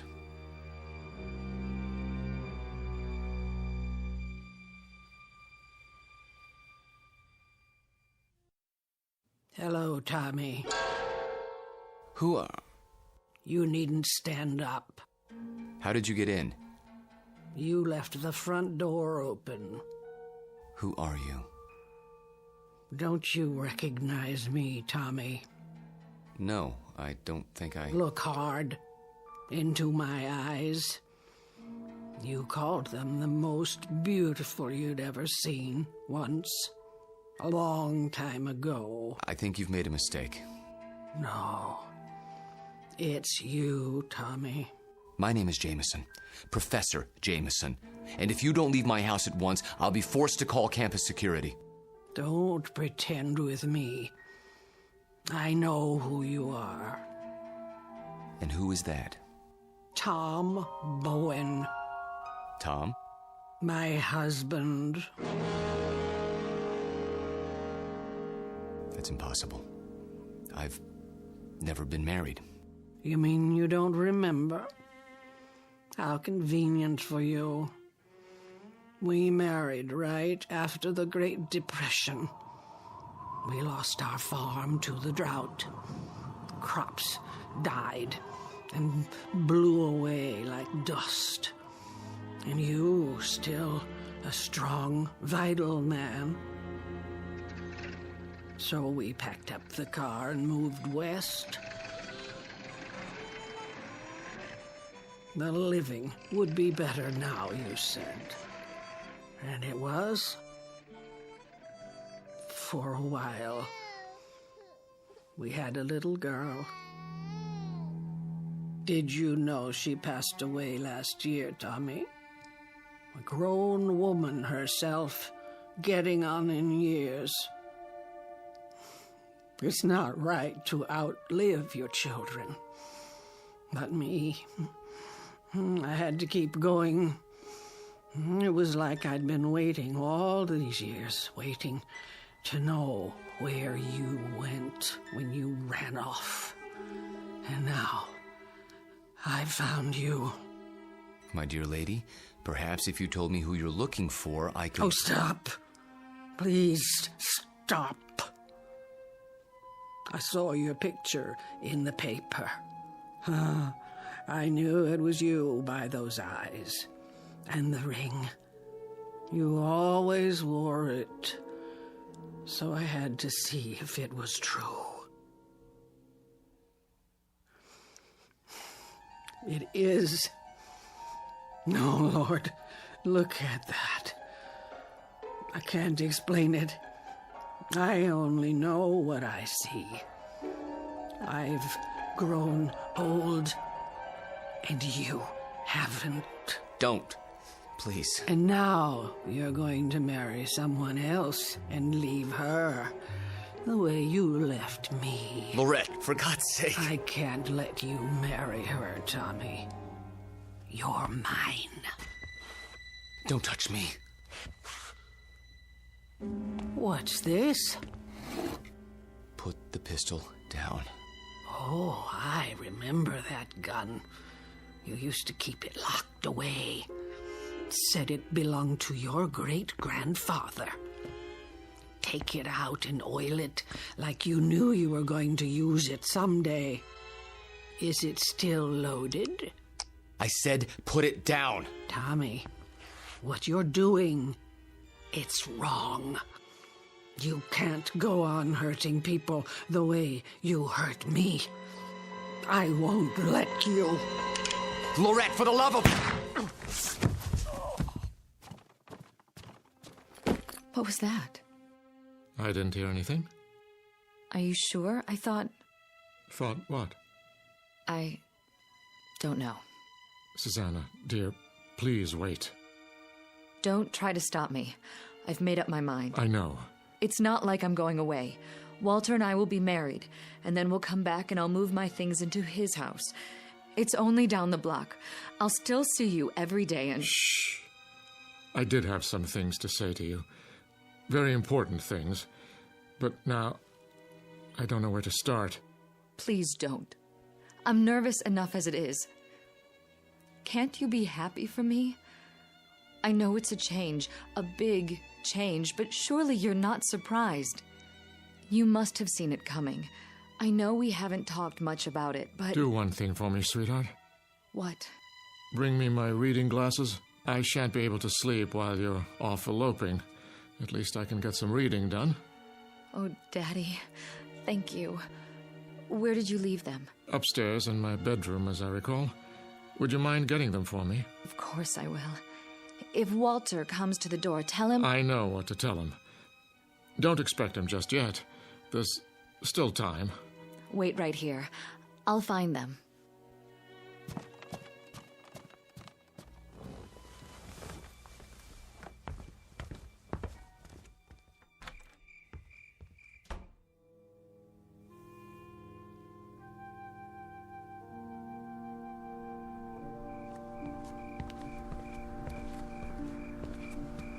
Oh. Excuse me, I didn't see you there. I saw my Tommy. He's resting now. Good evening to you, madam.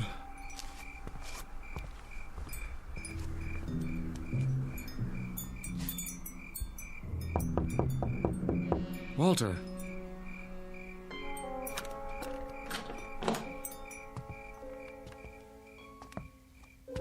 Walter? Where the devil are you? Hello, Sam. Why are all the lights off? I was just, thinking. The window's open. I know. I'll close it. No. What's the matter? It's a strange feeling after all this time. What do you mean? I mean, I've come to my senses. Tell Susanna. Tell her if you would. You're hurt. Turn on the light. Stay away. I'll call a doctor. No. But your hand, there's blood on it. Hard to avoid that when you've been shot. It's dripping all over everything. I'm leaking, Sam. Everything that's been held inside for so long, it's running out. I feel light as a feather. Take my arm. Sit down. Quickly. A little late for that. I'm sinking, Sam.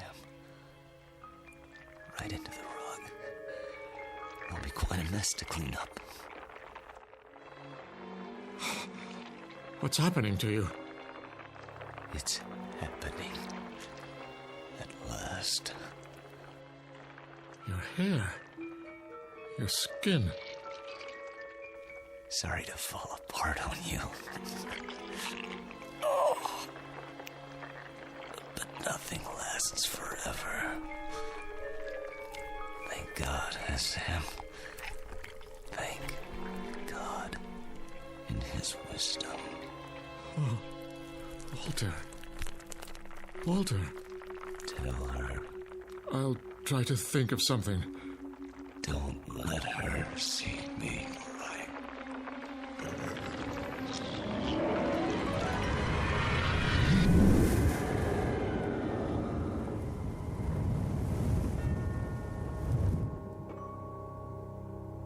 Dad? Walter? No, Susanna, stay back. Daddy! Go home. Where's Walter? Susanna, please, go home, now. Walter? He's gone. Gone where? I wish I could tell you. But there are his clothes, his shoes. Daddy! Daddy, what else is on the floor? Dust, my dear. Only dust.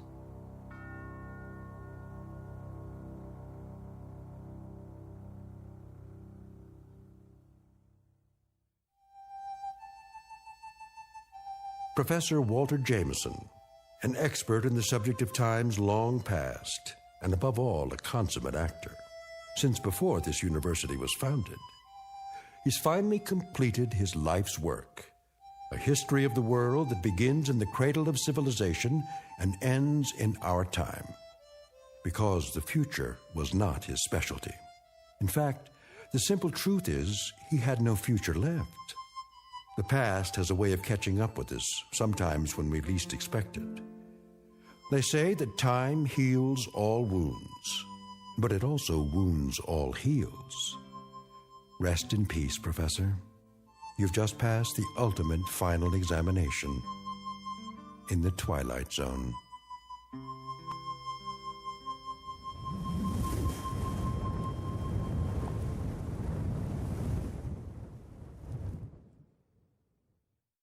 More from the Twilight Zone after this. You are about to enter another dimension, a dimension not only of sight and sound, but of mind, a journey into a wondrous land of imagination. Next stop, the Twilight Zone. Hi, this is Stacy Keach. I'd like to take a moment to tell you about our Twilight Zone website at twilightzoneradio.com.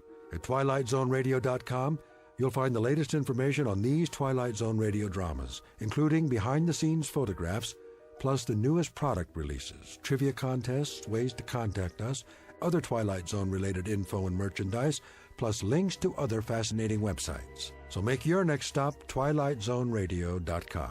Visit twilightzoneradio.com to purchase these Twilight Zone radio dramas on cassette and CD, or call toll-free 1-866-989-ZONE. That's 1-866-989-9663.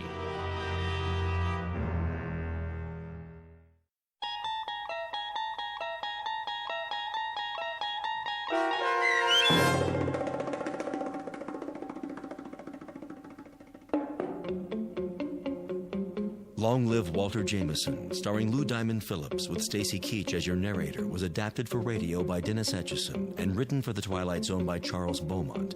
Heard in the cast were David Darlow, Alyssa Fraden, Elizabeth Lido, Ann Whitney, Jeff Lupetin, and Christian Stolte. To learn more about the Twilight Zone radio dramas and to obtain audio cassettes and CDs of these programs, visit our website at twilightzoneradio.com. The producers of The Twilight Zone wish to thank CBS Enterprises, Carol Serling, Dennis Etchison, Dick Brescia Associates, Claire Simon Casting, Terry Jennings, XM Satellite Radio, Sirius Satellite Radio, our sponsors and our radio affiliates for helping make this series possible. This copyrighted radio series is produced and directed by Carl Amari for Falcon Picture Group. Audio editing, sound design, Foley effects, and mix for the Twilight Zone radio dramas are by Cerny American creatives Craig Lee, Michael Slaybach, Bob Benson, and Jason Rizzo.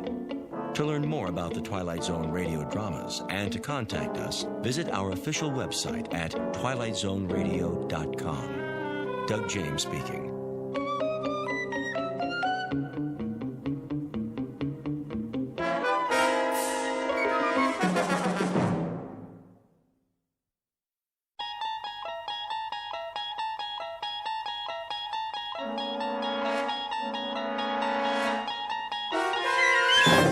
There is a fifth dimension beyond that which is known to man, It is a dimension as vast as space and as timeless as infinity.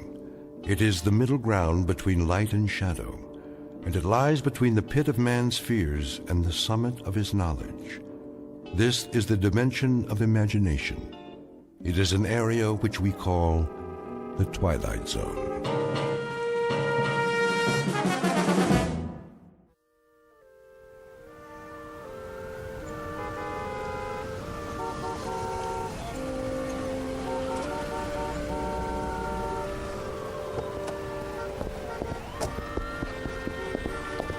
No double parking. Move it, son.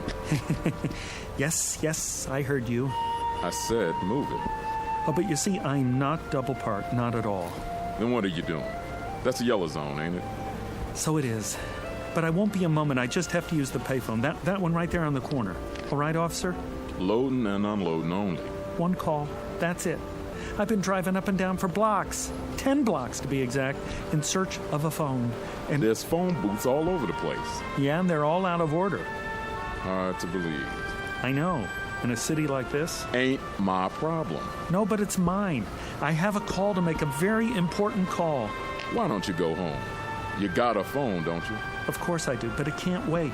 Layla might go out for the evening, and I gotta catch her first and tell her, ask her if it would be all right to. I'll give you 10 minutes. That's it. Or you get towed. You don't want that to happen, do you? Oh, no, not at all. $87 plus the ticket. Take my advice. Find a parking space. I tried that, but there aren't any. 2 minutes. You'll see. I'll be right back. Go on around. Keep it moving.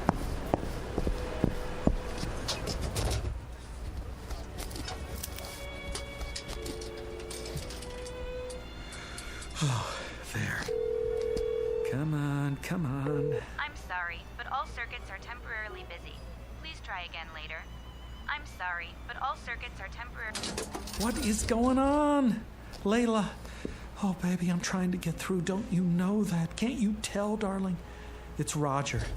Roger, I need you tonight. Oh, Layla.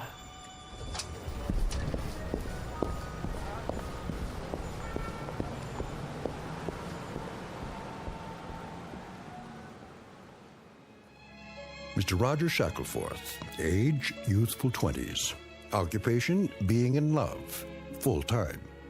Not just in love, but madly, passionately, illogically, miserably, all-consumingly obsessed with a young woman who has a vague recollection of his face, and even less than a passing interest.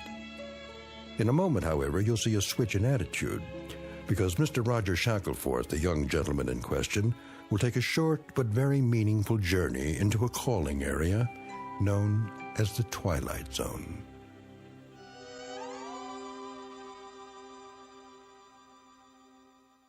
And now, the Twilight Zone and our story, The Chaser, starring Stephen Tobolowsky with Stacy Keach as your narrator.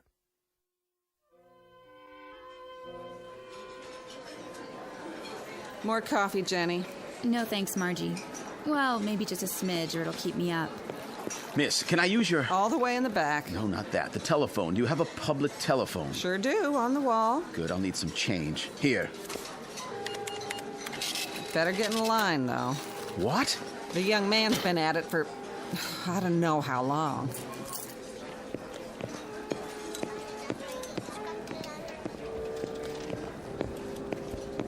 Man, are my dogs killing me. Tell me about it.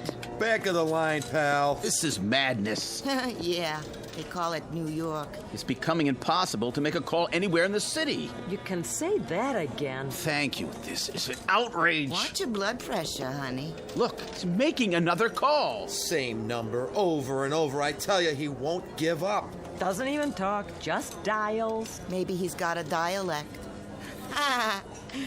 Gonna have to soak his finger in Epsom salts. Oh, I simply can't stand this. I must use the phone. Well, la-di-da. Who are you, Mr. High and Mighty? I have a business appointment and I'm late. Stand aside. Oh, no. We're all in this together.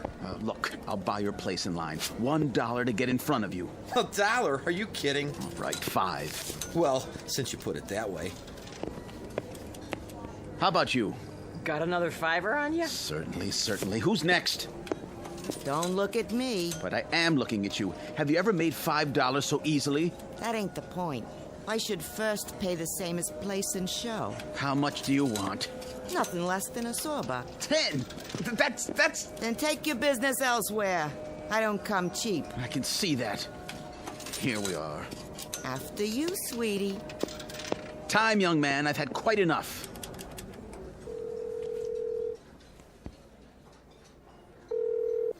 Hello? Hello? Layla? Darling? Who's this? It's Roger. Oh. Hello, Roger. What is it? I was just wondering... Uh-huh. I happen to be in the neighborhood. May I come to see you? No, I can't. But, darling... It's out of the question. Why? I couldn't bear to see anybody tonight. I'm such a mess. Oh, Layla, you can never be a mess. Listen, darling, I have to see you. Roger, it's impossible. But I must see you. Fiercely must. I love you. I can't hear you. We must have had a bad connection. I'll have to hang up. But, Layla... Roger, you've got to stop this. You're acting like a baby. I can't see you now, and that's that. Well, then, talk to me. What do we have to talk about? I don't know. Say something. Say anything. Just let me keep hearing the sound of your voice. All right, Roger. I'll say something. Why don't you take a fly and jump at the moon? Layla! Now then, you finished, have you? No. She hung up on me. It's a misunderstanding. Or she's sore. I better call back and make sure everything's okay. No, please. I have an emergency. So have I. It won't do any good to call. Take my word for it. How do you know? I understand. I heard it all. You can't do it over the telephone. Will you stop pushing me? If he won't, I will. Yeah. Me too. Time. But... Here, take this card. It'll solve your problem. What are you... Take it. Go and see this man right now. Believe me, there's no other way I know. Go and see this man at this address, and he'll help you, guaranteed. But I don't even know where that is. Not far, just a few blocks. Give it a try. You'll see it works. All your problems will be solved before the night is over. Hurry now. Thank you. Operator, I got an emergency. Have a nice night now here.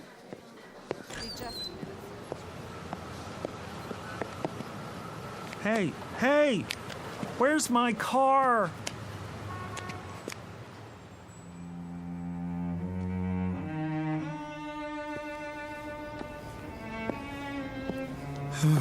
Number 182022. This must be it. Pretty dark. Can't see a doorbell. Ugh, some door. Didn't even touch it.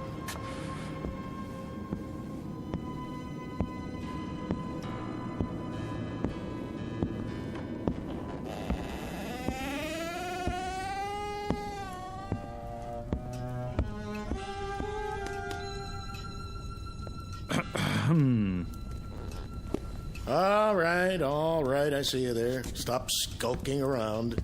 I wasn't skulking. I just didn't know if... Common disease, not knowing if. Well, don't just stand there. Sit down. Okay, where? Try that pile of books. Oh, you sure do have a lot of them. I never saw so many before. Is this a library?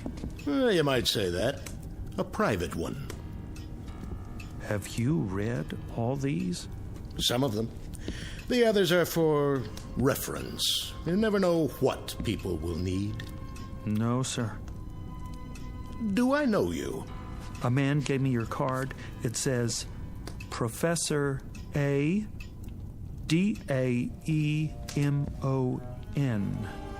How do you pronounce that? Damon? If you prefer. And this address. I guess I'm in the right place? Oh, then you haven't come for a bottle of the glove cleaner. Glove cleaner? No. As a matter of fact... Perhaps another time. Well, as a matter of fact... You keep saying that. Come to the point. Well, the point is, I don't know why I came at all. You see, the man who gave me your card was a complete stranger. Oh, yes. Satisfied former customer, most likely. But I don't know why he gave it to me. I was standing there in the restaurant trying to make a call when... I know why you're here. You want what I've got. But how could I? I don't even know what you've got. A little bit of everything. Name your poison. Ointments, salves, powders, sovereign remedies, nectars, lotus blossoms, toxins, tonics, antitoxins, decoctions, concoctions, and potions. All guaranteed. Oh, well, I don't need anything like that. Well, don't be hasty. You're here, aren't you? Yeah, but I don't need any medicine. Son, you just might. You look feverish. Oh, that. It's sort of, nothing really. Nothing I don't supply. Something is my specialty, and anything is what you'll get here. You're ambitious. Is that it? You want success? Money like Midas, the world at your feet? No, it's not that at all. Power. You want power. You don't understand. All I want is Layla. Layla? Yes. Oh, if I had Layla, I could do all the rest myself. Layla? I might have known. I offer him practically anything, and all he wants is Layla. I guess there's nothing you can do about that. That is the simplest of all, the elementary parlor trick of my science. You disappoint me.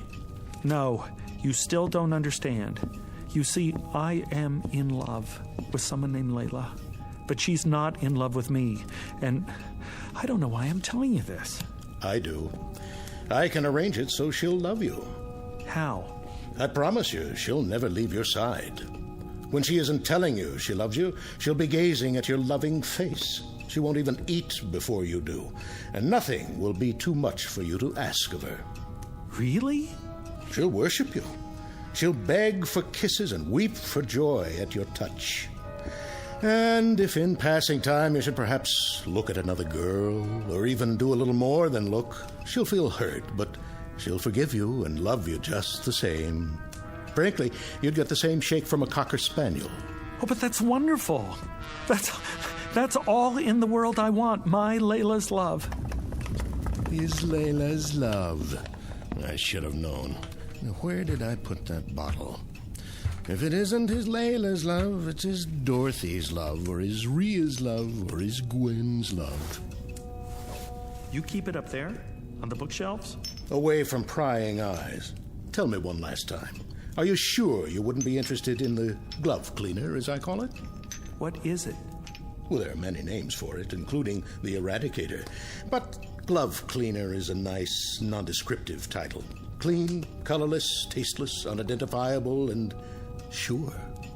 I'm not very interested in glove cleaners. Why not? It's easy, it's swift, it leaves no trace. It's perfect for its purpose. You're not making sense. Why, boy, that's all I make. Which is why I'm such a lonely man. You're absolutely sure you don't want to try the glove cleaner. It is very expensive. Perhaps you can't afford it. For instance, this little bottle costs $1,000. $1,000? Are all your prices like that? Some are, some aren't. What about the other one? The one that will make Layla love me? Oh, that's only $1. $1? Love potions are my cheapest items, and they're overpriced at that. $1 for my Layla's love? It won't hurt her. If anybody gets hurt, it'll be you, but I don't expect you to believe me. How do I use it? Put it in anything. A drink, tea, soup, coffee, water, anything at all. Makes no difference. You'll get exactly what you claim to want. Professor, you got a deal. I really don't believe any of this, but I'll try it. I'll try anything. What do I have to lose? If it works, I'll be the happiest man in the world.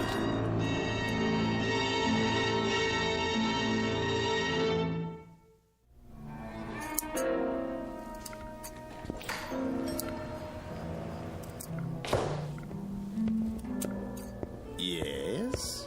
You're open. So it would appear. Lucky to find a flower shop open this late. May I help you? I certainly hope so. And the occasion? What? What is the event, sir? A prom, perhaps, or something along more somber lines? Somber? An injury, a lingering illness, leading to a departure. Dare I say, An interment? Oh, no. Nothing like that. Alas. A celebration! Ah. And what, may I ask, are we celebrating this evening? You may ask, and I'll tell you. We are celebrating fulfillment, contentment, consummation.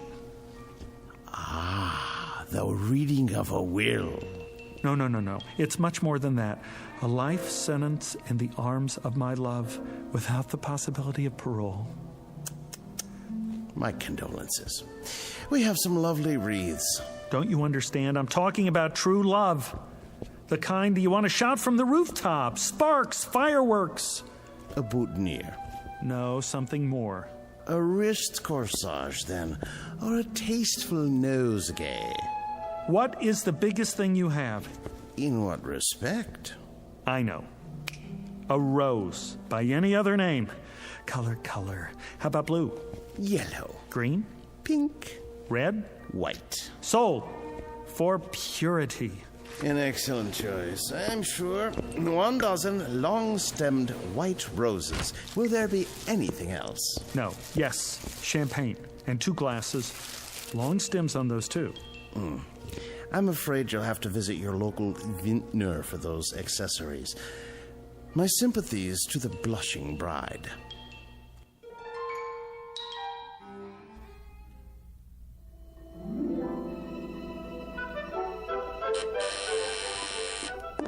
Who could that be? Yes? Layla, it's me.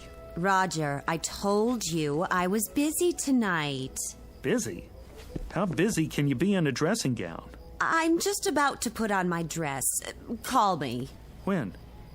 Tomorrow. Just a minute, just a little minute. Flowers, see? And champagne. That's very nice, Roger. Thank you. Now, if you'll just run along. I couldn't have lasted the evening without seeing you, Layla. I'm sure that's not true. You don't know what it's like to love somebody, to love anybody so much, so desperately. No, I suppose I don't. It's good champagne. Just enough for the 2 of us. Now, that's not asking much, is it? All you have to do is give me 5 minutes for 1 drink. Roger, you are acting like a clod. A silly, stupid, sophomoric clod. I love you. Stop saying that. But you don't know what I went through to get here. My car was towed. I've been walking for the past hour. How can you be so cruel? All right, 1 drink. 5 minutes, and then you go. You won't regret it.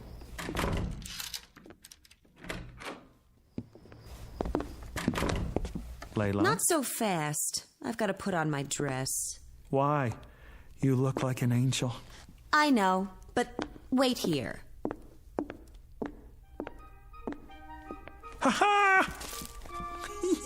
It's like a new millennium.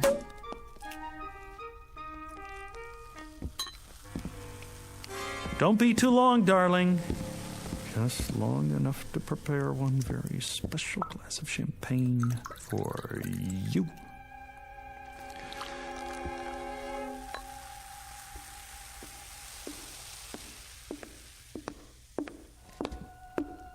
Well, let's get this over with. Wait, this one's yours. What's the difference? There's a little more in this one. If you say so. To us, darling. Well, time's up. Not so soon. Thank you very much for the drink and the flowers. Be sure to put them in water. Would you like me to do it for you? Goodbye, Roger. Excellent champagne, wasn't it? It'll pass. Very good year. No aftertaste. I suppose so. What are you looking at me like that for? In case it's my last look. All right, you've had it. The show's over. One last little kiss. Don't press your luck. But Layla... Roger, please, let's not prolong this. I haven't the time. All I'm asking is... Please go. Now. Look, I don't love you. I don't want you here. I don't even like you at the moment. Now go, please. if you're sure that's what you want.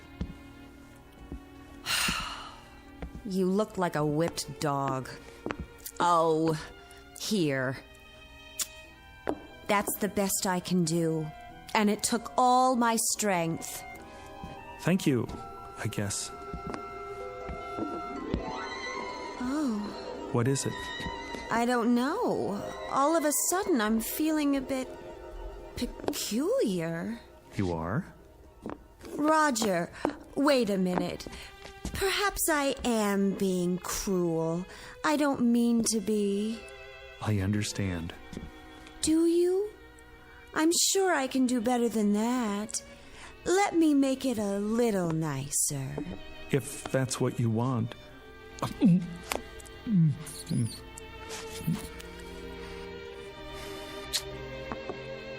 That was definitely an improvement. What's happening? What is happening to me? Who cares? Come here, baby. Oh, Roger.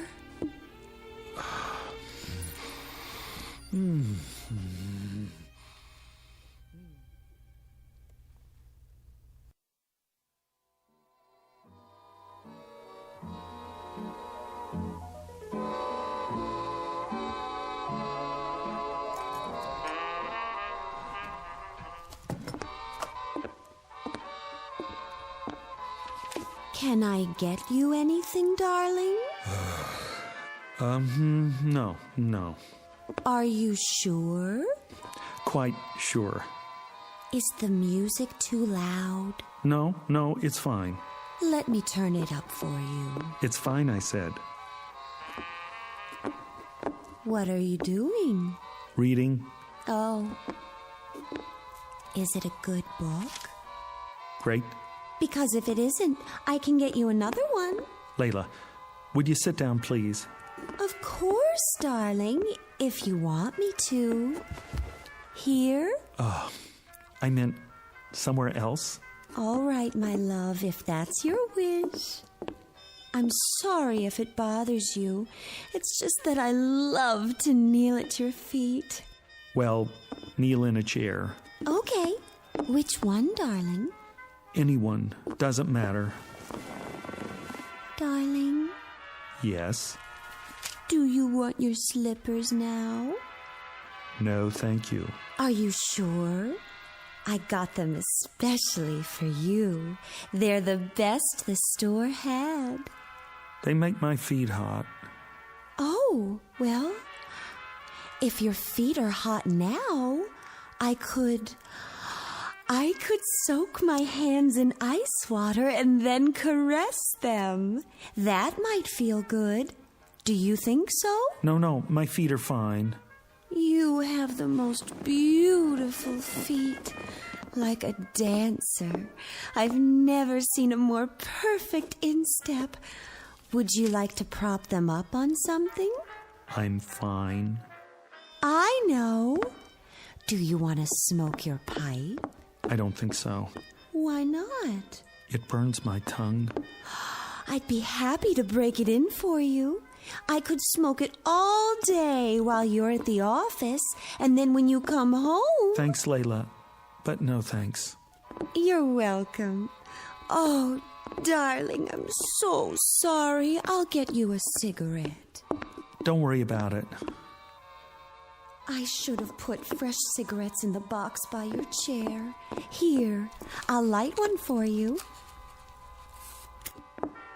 Am I doing it right? Fine.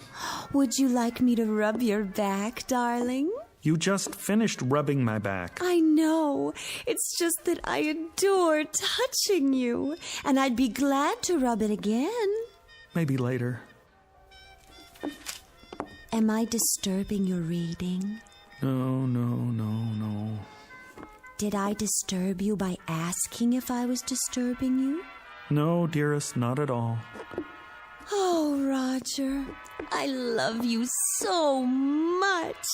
I'm so happy you're you. You're just perfect.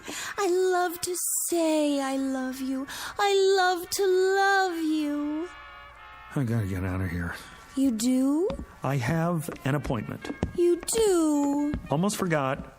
Hand me my jacket. Of course, here. I'm sorry I didn't press it for you. Will you be long? I don't know. You don't? I may be late. Would you like me to go too? No. No, won't be that late. Why don't you stay here and hug my pillow or something? Is anything wrong, Roger, darling? No, dearest. It's just I got an appointment and I'm late and I need a little air. While you're gone, my love will grow and grow. And when you get back, do you know what will happen when you get back? I promise you that... I promise you that when you get back, I'll make you the happiest man in the world.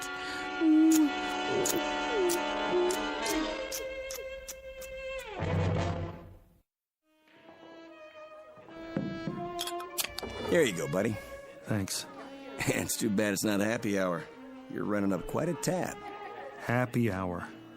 Haven't had one of those in 6 months. Let me guess. Your old lady? That's just it. She's not old. She's young and beautiful. Perfect face, perfect figure. What's to complain about? I don't have any complaints, except that she's too perfect. Huh? Waits on me hand and foot, sees to my every need, ready to drain off my tension at a moment's notice. Nice work if you can get it. Hey, take my advice. What's that? Sit back and enjoy it. Ain't everybody's got what you got. Guys would kill for that. Luck had nothing to do with it. How do you mean? What, you make a deal with the devil or something? Sometimes I wonder. That's it. Maybe I did. Maybe I did after all. Where is this guy so I can make a deal myself? Here's a piece of advice for you. If anybody says he's got the solution to your problem, tell him to get lost. Keep the change. Thanks, buddy. See you next time. I doubt it. With any luck, there won't be a next time.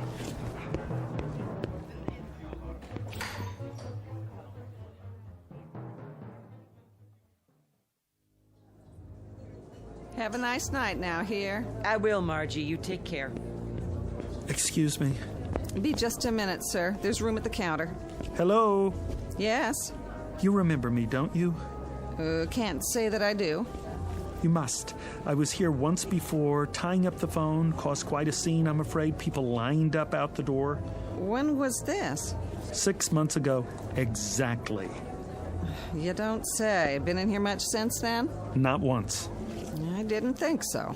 I was desperate to make a call, you see. I kept standing at the payphone, dialing over and over again, and everyone got terribly irritated. Happens sometimes, but I can't say I remember you. Listen, there was a man here that night, middle-aged, carrying an overcoat and a package. He said he was late for a meeting uptown. He bought his way to the front of the line, and when I finally left, he gave me some advice. Handed me his business card, this one right here. What's this now? So he told me to go to the address on the card, said it would solve my problem. I don't know anything about that. That's fine. What I want to know is, do you remember the man? Is he a regular customer? Because if he is, I have to find him and ask him what happened to his problem and what he knows about the address on this card. Anything at all. Sorry, mister. I can't help you. People come and go all the time. Could have been anyone. Then at least keep the card. And if you ever see a man trying to give out one like it, grab it. Tear it up. You can't imagine how much grief you'll save some poor soul.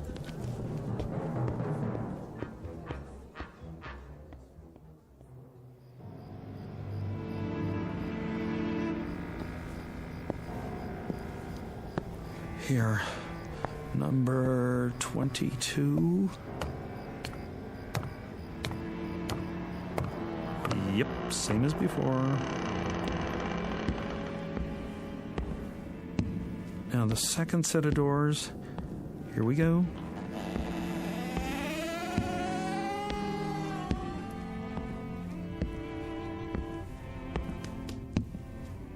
Hi there, Professor. Yes. I've been expecting you. You have? Yes. If not later, then sooner. So you remember me? I never forget a face. I rather thought you'd like to hear how things turned out. Oh, I know how things turned out. That potion really works. Why am I not surprised? Well, how are things with you? Things haven't changed with me in years. Pretty ugly situation we got. What situation is that? In the world, I mean, with China. You don't look so good either. Me? Oh, I'm just as you would expect. That's what I thought. I just dropped by to tell you. I'm glad to hear it. Is this what you're looking for? That's the bottle of the glove cleaner? Mm-hmm. You sell much of that stuff? Now and again. What's in it? See for yourself. No color, no odor, nothing that leaves a trace, no way to detect its presence. And it's sure. Guaranteed. It's what you came for, isn't it? Me? No. Not at all. How much did you say? $1,000. And it's painless.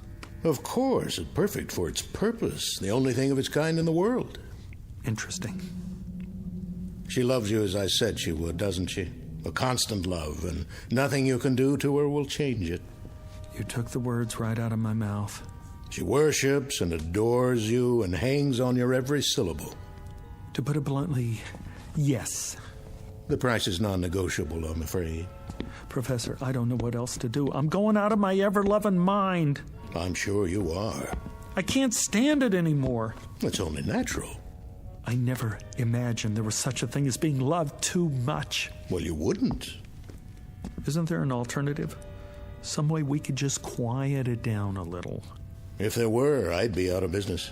You must have a potion that will transfer a little of her love to someone else, like a nice little teacup chihuahua, for instance, a Labrador retriever, St. Bernard. Not a chance. She's all yours. But she's so nice to me. So very good, night and day. The glove cleaner is the only way.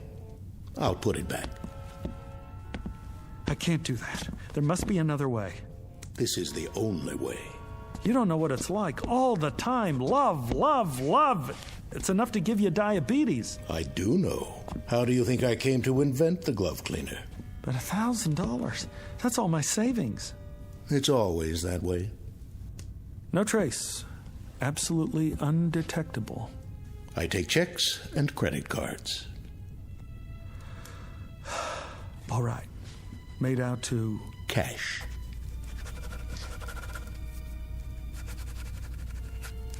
One thing I must caution you about. What's that? Use it immediately. Do you hear me? Immediately. It's imperative, and you must use it all. Why? Will it spoil? No, but you will. Once you delay, you're lost. Believe me, if you fail the first time you try to use it, you'll never have the courage to try again. Never. Goodbye, Professor. Farewell.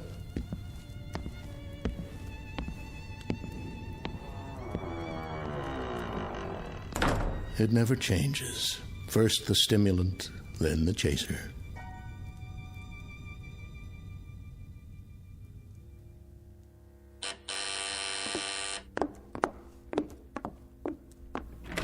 My darling. Hello, Layla. Come on, take the chain off. Of course I will. Oh, Roger, I'm so glad to see you. I know you are. Why, look what you've brought me. Oh, I thought we ought to have a party. Just the two of us. After all, not every couple stays married for 6 whole months. Roger, what a lovely surprise. You said you might be late, and instead you come back with champagne and flowers. I'll put them in water. Later. I'll get the glasses. Can't have a party without glasses. It's just like the first time. Only tonight you don't have to beg to stay. Why don't you sit over on the couch? I'll open the champagne. Go on. If that's your wish. Do you want candlelight?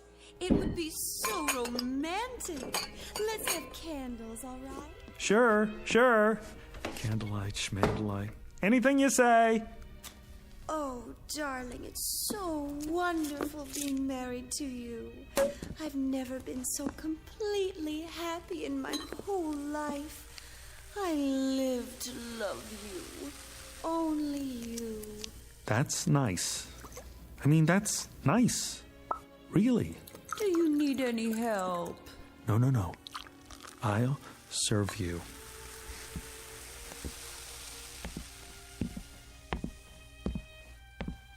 Sweetest, how did you happen to think of champagne?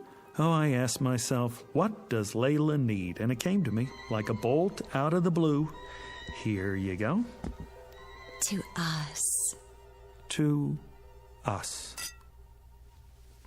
I remember the first time you brought me champagne, how you looked. Your eyes were filled with longing, and you watched me so sadly because you thought it was going to be our last drink. Isn't that what you were thinking? Right. I remember. Go on, Layla. Drink up. Lover?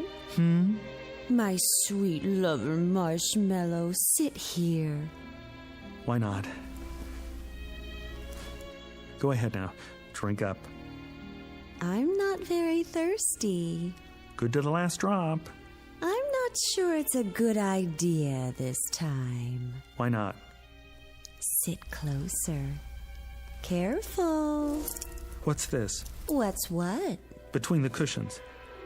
Have you taken up knitting? In this book, Dr. Spock? I've got news for you, my sweet little rabbit. Rabbit? I just got word from the doctor. What are you talking about? The test came back today, and it's positive. Isn't that wonderful? You don't mean you're... Oh, darling, we don't need champagne.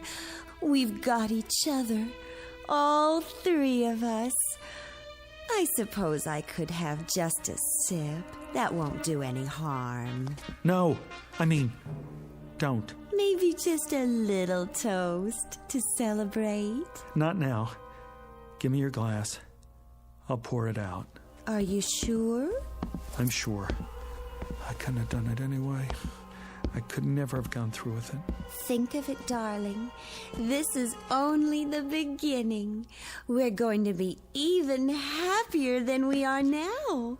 And it'll go on like this for the rest of our lives. Yes.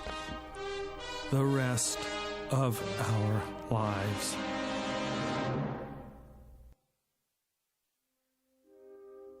Mr. Roger Shackleforth, who has discovered at this late date that love can be as sticky as a vat of molasses, as unpalatable as a hunk of spoiled yeast, and as all-consuming as a 6-alarm fire in a canvas tent.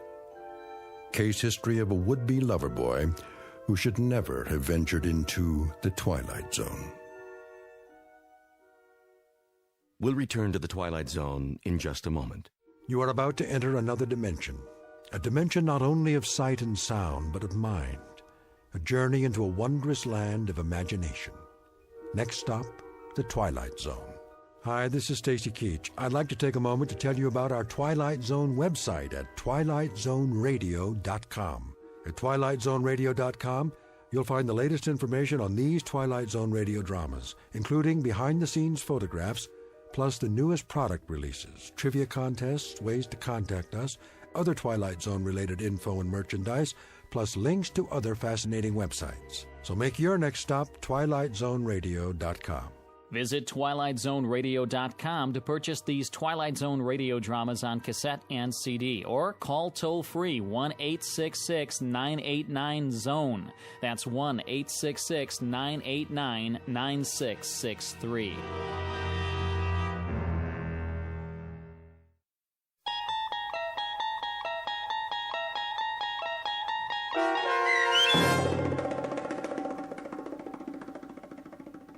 The Chaser, starring Stephen Tobolowsky, with Stacy Keach as your narrator, was adapted for radio by Dennis Etchison and written for The Twilight Zone by Robert Presnell Jr., based on a short story by John Collier. Heard in the cast were Michelle Graff, Roderick Peoples, Joby Cerny, Doug James, Jeff Lupetin, Carl Amari, Roy Melanzi, Meg Falcon, Jennifer Laterio, Linda Reiter, Peggy Roeder, and Craig Harris. The producers of The Twilight Zone wish to thank CBS Enterprises and the Rod Serling Estate for making this series possible. This copyrighted radio series is produced and directed by Carl Amari for Falcon Picture Group. Sound design and custom Foley effects for The Twilight Zone by Cerny American creatives Bob Benson, Craig Lee, Michael Slaybach, and Matt Sorrow. To learn more about The Twilight Zone radio dramas and to contact us, visit our official website at twilightzoneradio.com. Doug James speaking.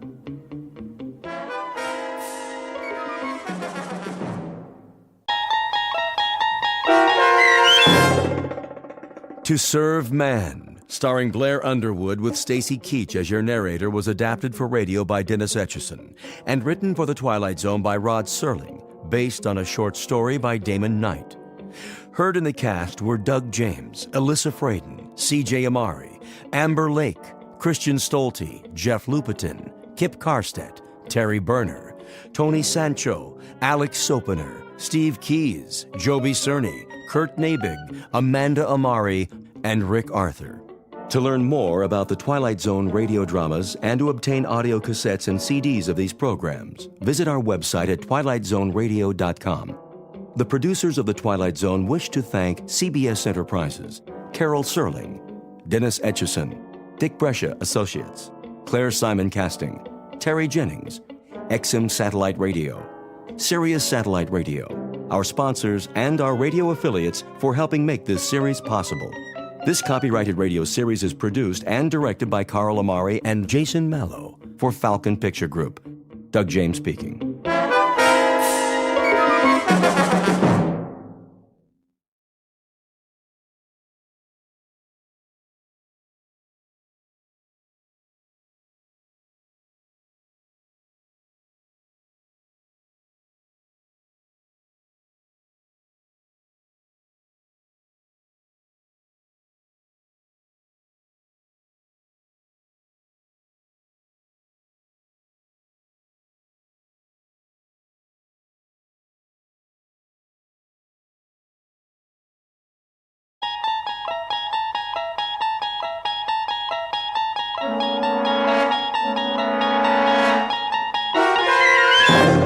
You're traveling through another dimension. A dimension not only of sight and sound, but of mind. A journey into a wondrous land whose boundaries are those of imagination. Your next stop, the Twilight Zone.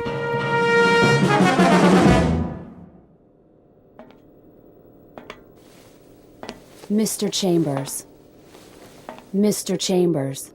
Now what? It is a mealtime. Repeat, mealtime. How exciting. Kindly state your preference, please. You really think I care? We have a full menu on board, suitable for human consumption. It has been designed to meet your dietary needs. I don't have an appetite. That does not compute, Mr. Chambers. I said I am not hungry, all right, ship? Very well. I'll let you know when.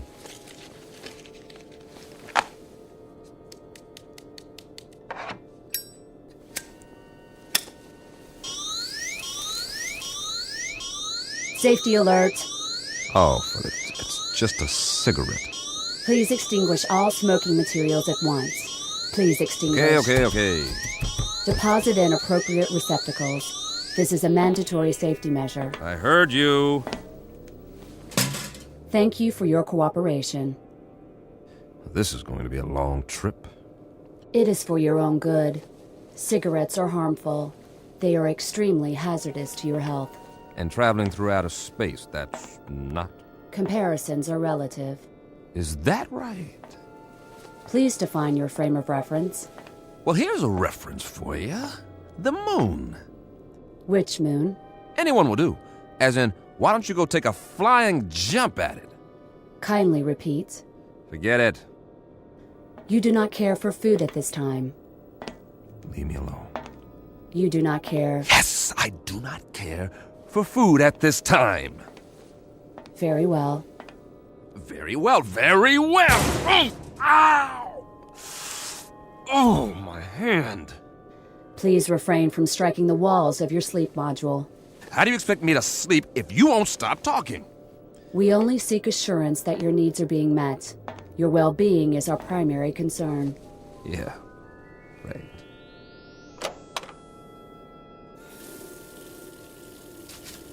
Please conserve water. A man's got a right to wash his face if he feels like it. Mr. Chambers, your trip requires the careful use of life-sustaining resources. Please conserve the water supply. I forget it. I'm going to lie down now. Try and catch some shut-eye. Nothing else to do. As you wish. Wait. Are you there, ship? Yes. What time is it? Your question is meaningless. Why? There is no time and space. Look, I only want to know. This is to say, there is no chronology that can be calibrated without a reference point. What time is it on Earth? Can you tell me that without an exercise in Euclidean geometry? Just tell me what the time is back home. What is the location of back home? New York City. In New York City, it would be 12 noon. 12 noon. Imagine that. I do not understand your request. Please rephrase. Leave me alone now. You wish solitude. Yes, I wish solitude. Very well.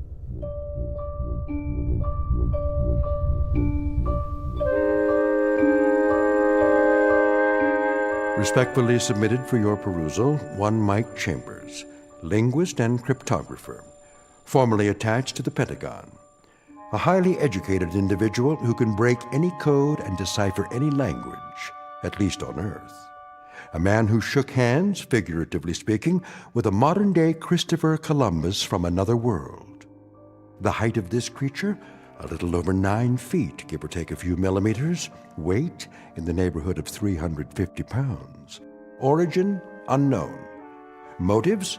Well now, therein lies the tale. And it's no ordinary one. You'd best hear the story from Mr. Chambers himself. Just remember, you're not on the Earth anymore. You're traveling at something close to light speed on a journey that will take you directly through the Twilight Zone.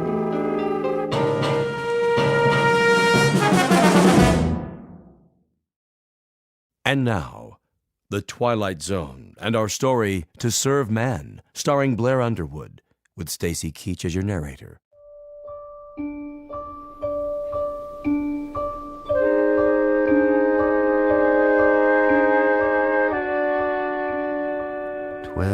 Noon.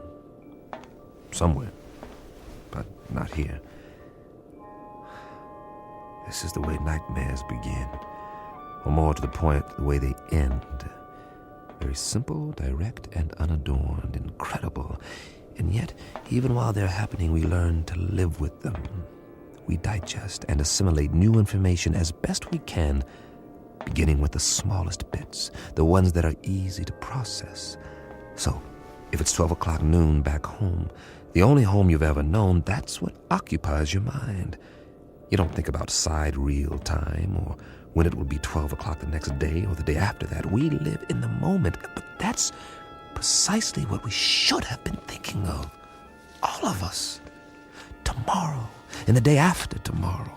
We were preoccupied with the hands on a clock while we could have checked off the days on a calendar, one by one, and appreciated all that we had while there was still time.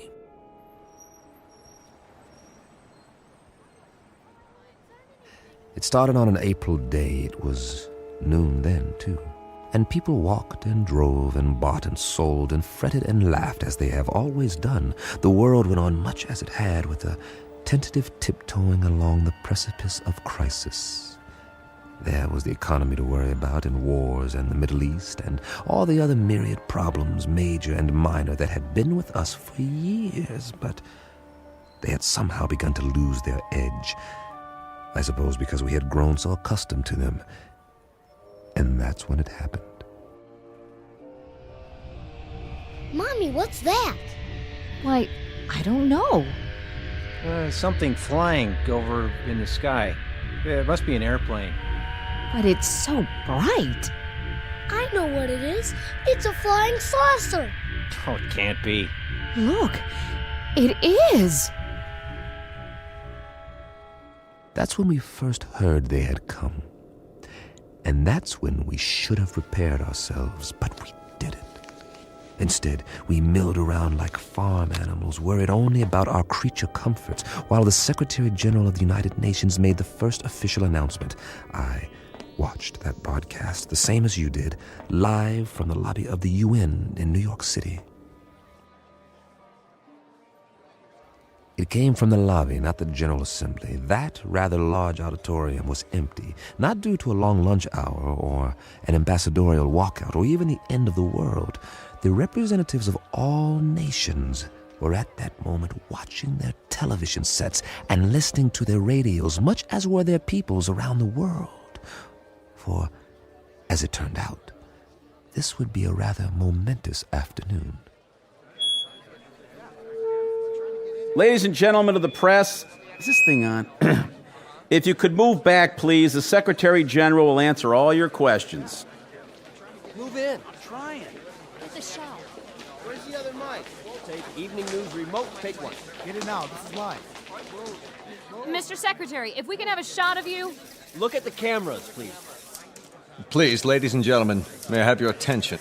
Quiet, please.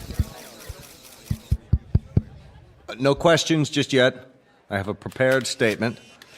I say I have a prepared statement. Would you give me your attention, please? I'll read it now, if I may. Ladies and gentlemen, I should like to recapitulate the events of the past 11 days.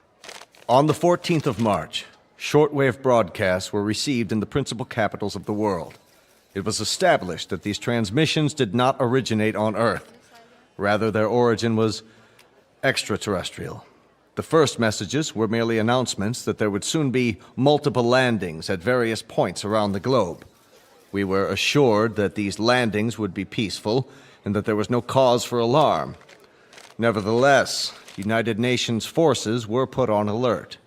As you know, these broadcasts continued to grow in strength for several days. Is it true that they've landed? Please, no questions yet.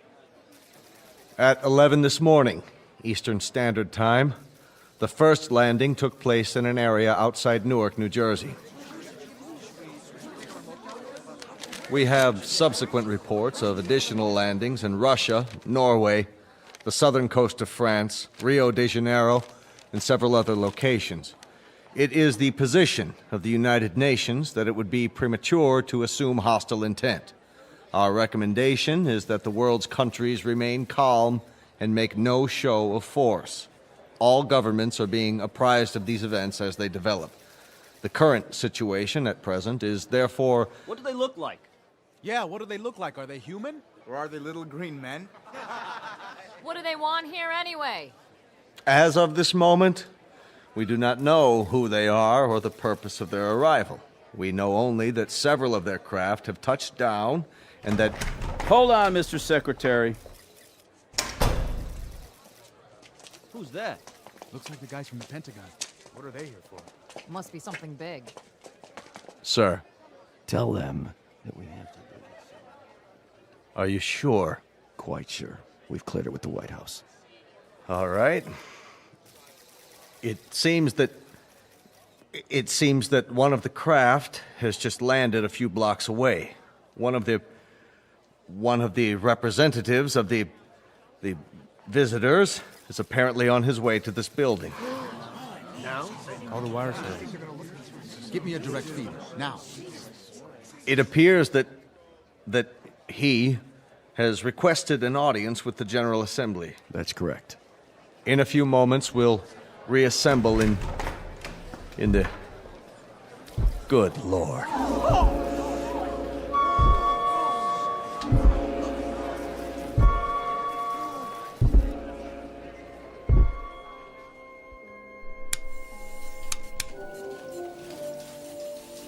Mr. Chambers, Yeah. I think you'd better see this. What is it, a UN proclamation? They're not in session. They've called a special assembly. This looks important. We don't even know where the ships are from. Once we triangulate the signal... Will you look at that? What? They're here. Jeez Louise, the size of him. That was the first time I saw him, or it, or whatever it was. I still don't know. Judging by the Secretary General, it was at least, 9 or 10 feet tall, and I stood there watching the TV screen like everyone else, and just like you, I didn't know quite what to think. Funny, I'd always imagined that first contact would be some kind of transcendent experience with special effects and a heavenly choir, the shock of finally seeing the other. Something not human, that's not from around here, definitely not. But to be honest, all I felt was a kind of detached scientific curiosity. Was it intelligent? Well, it had to be to travel this far. Did it talk? I was soon to find out. We all were. Oh, weren't we?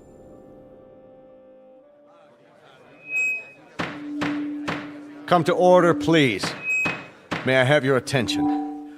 Not all of our member nations are here yet, but our visitor has requested an opportunity to address the assembly. So, for the moment, I would ask you all to be patient.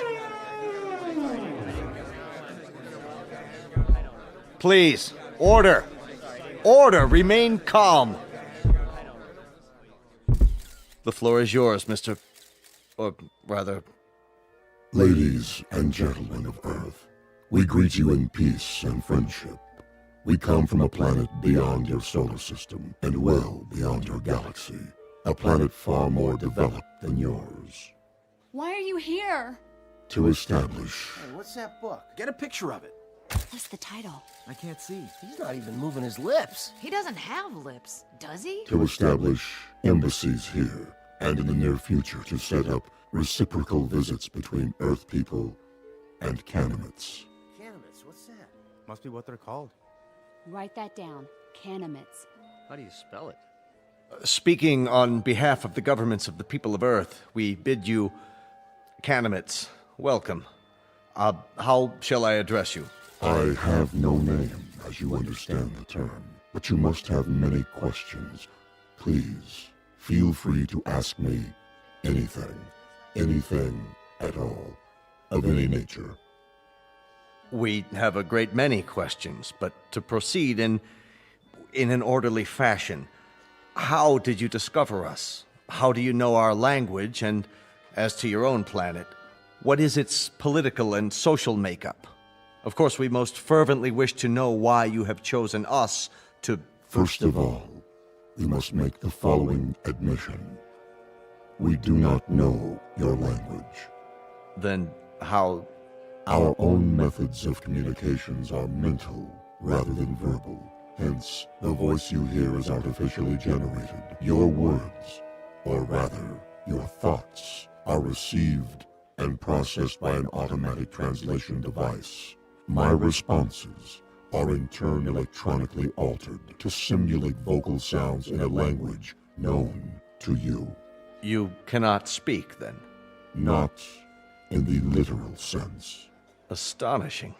We understand you perfectly. As to your other queries, our planet is not visible to you. It lies far beyond what you call the known universe. But it is highly advanced technologically. Its political and social makeup are complex. I cannot describe it without first educating you in the basics of our society. That may be a lengthy process. Are you willing to be interrogated here at the United Nations in a special plenary session? All of our nation's representatives could attend. I'm sure they have many questions. I would be delighted. I believe that is the proper response. We thank you for your courtesy. Until then,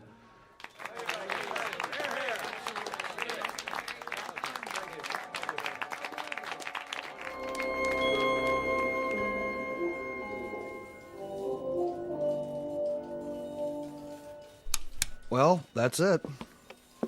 For now. I can't get over the size of him.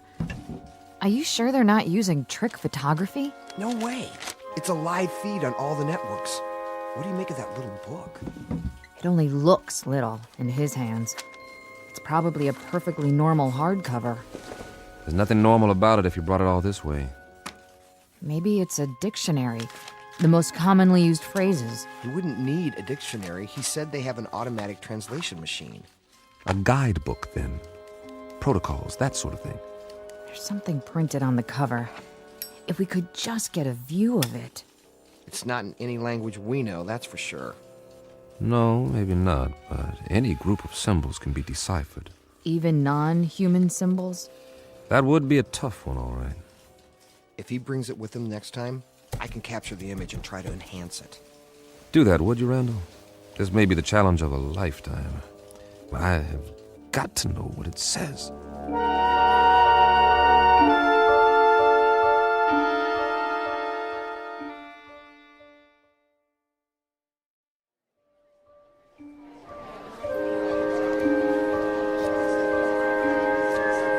Come to order, please. Order. This meeting is now in session. Members of the General Assembly, our visitors, the Canamits, have graciously acceded to our request that their representative appear before us to answer further questions. The meeting is now called to order. We will proceed with the first inquiry. Senor Valdez of Argentina is recognized. Please use your microphone. You may remain seated. Why, may I ask, why exactly have you chosen our planet for this visit? It has come to our attention that Earth is plagued by many catastrophes, both natural and unnatural, all of which could be easily prevented. We are here to help you. Recognizing Dr. Dennis Levesque, the representative from France. Your question, please. Monsieur Canamet, my government wishes me to ask you, what is the nature of your help? What form will it take? Indeed, if we should choose not to avail ourselves of this assistance you mentioned, your response would be? We will not force anything on you. You may accept only that which you choose. For example, on the morrow, tomorrow, that is, we will demonstrate an alternative power source, molecular in nature, which can supply a form of electricity to entire continents for the cost of a few dollars, or rubles, or pesos, or any other currency. You will find it extremely economical. Mr. Grigori. Mr. Grigori, the Russian delegate, you have the floor. We would like to ask the Canamit directly, man to man, what are its true motives? Are we to assume that your purpose is totally altruistic? That you have an abiding interest in helping others? Are we further to assume that there is nothing beyond this boundless humanity of which you speak? There is nothing ulterior in our motives. You will discover this for yourselves soon enough, by testing the various devices we make available to you. What devices? I think the representative has answered your question. For example, we can show you a simple way to add nitrate to the soil and end famine on Earth. We can demonstrate the principles of a practical force field to cloak each nation with an invisible wall, impenetrable by bombs, missiles, or any other weapons. This will bring international peace for all time, if that is what you want. Of course it is what we want. Of course it is what we want. In return, we ask that you trust us. Only that you trust us.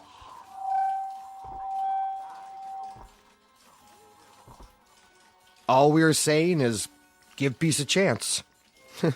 Well, why not? Nothing else seems to work. Wait a minute. Enlarge the image. Did I just see what I thought I saw? You sure did. The Kenemet left his book on the podium. Well, I'll be. He doesn't seem to have noticed. Cross your fingers. I want that book. I have a feeling it'll tell us plenty. Everything we need to know. If we can decipher it. Get on the phone and call the floor now. Tell one of the aides to pick it up with a stack of papers. Anything. Stage a distraction if necessary, but get it. Okay. That book may turn out to be the most important one ever printed. Here or anywhere else in the known universe.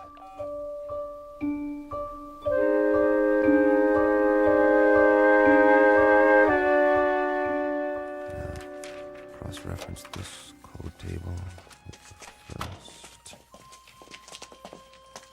Well, Chambers? I've almost got it, Colonel. What have you got? For starters, a migraine headache. And a bad case of eye strain. We're wasting our time. He can't lick it. Not in 8 hours, I can't, Colonel. It took almost a year to crack the Japanese code in World War II, and they had an army of experts working on it. This is the language of people from outer space, probably 500 times as intelligent as we are and 1,000 times more complex. You need help? All donations gratefully accepted. But, Colonel, I showed this book to everyone on my staff, and I've had a dozen people working on it since late last night. And? You must have some idea. See for yourself. We've tried pretty much everything. Single transposition, double transposition, every method of cryptography there is. Nothing seems to work on these pages.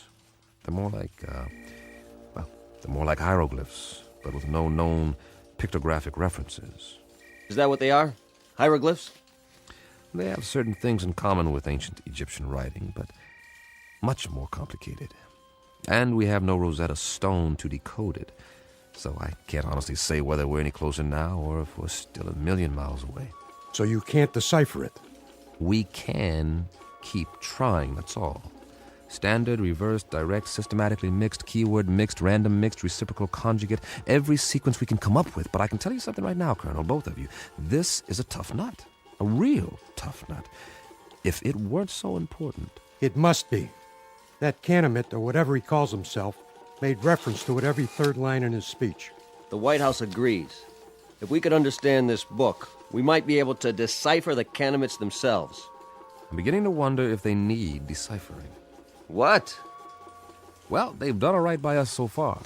You mean they're demonstrations? It's parlor tricks. They don't seem like parlor tricks. That nitrate device they used in Argentina this morning. Now the soil has more vitamins in it than a health food store. That doesn't prove anything. I know that part of the country. It's as barren and fruitless as any place on Earth, and there are actually weeds growing in it now. 6 hours after the nitrate process. And the answer is in this book. It might be. And we might lick it or we might not, but I've got a strange feeling that... That what? That we're looking a gift horse in the mouth, and I've got another funny feeling, too. And that is? That if these Kenemets are as helpful as I think they are, you two boys will be out of a job, and so will I, in all probability. And very likely so will the whole UN. You won't need armies, or navies, or air forces, or security divisions, or world courts. They'll all be obsolete. Am I to assume, Mr. Chambers, that this is a scientific analysis, or just some Kentucky windage? I don't know what it is, Colonel, beyond an instinctive feeling.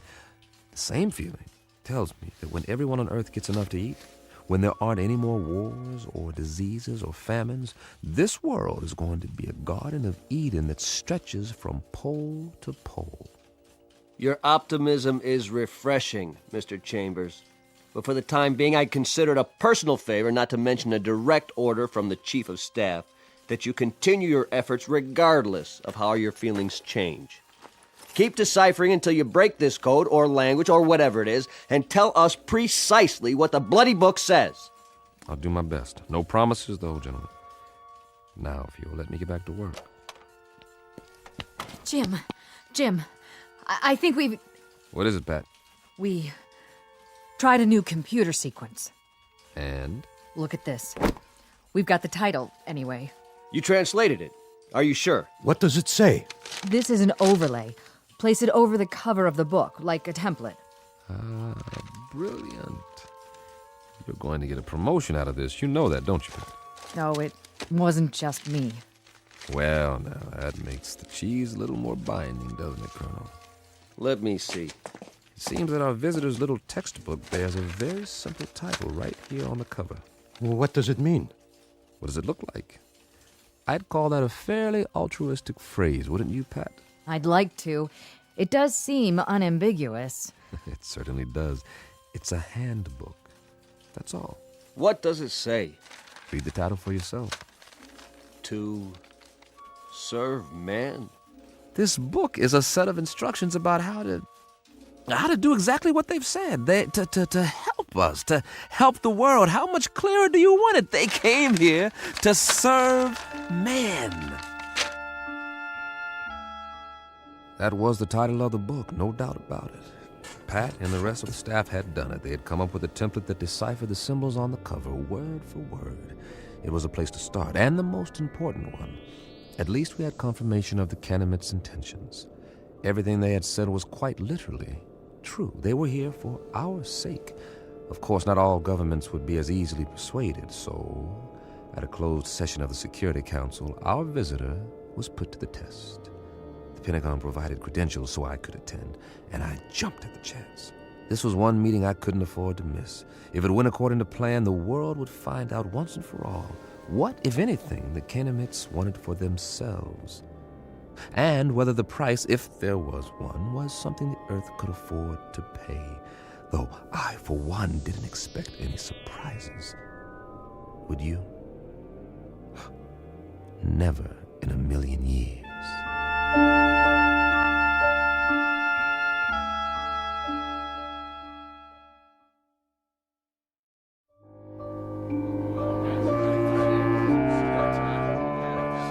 Gentlemen, let's begin. If you'll please be seated. The purpose of this meeting is to acquaint you with certain tests conducted over the past week. At the request of several delegates, and with the full consent of our guests, the Canamites, these tests were photographed and recorded. You may now view the results. The tests were conducted by members of the National Science Academy and witnessed by a team of experts. If you'll watch the monitor at the front of the room. Lights down, please. Begin the tape.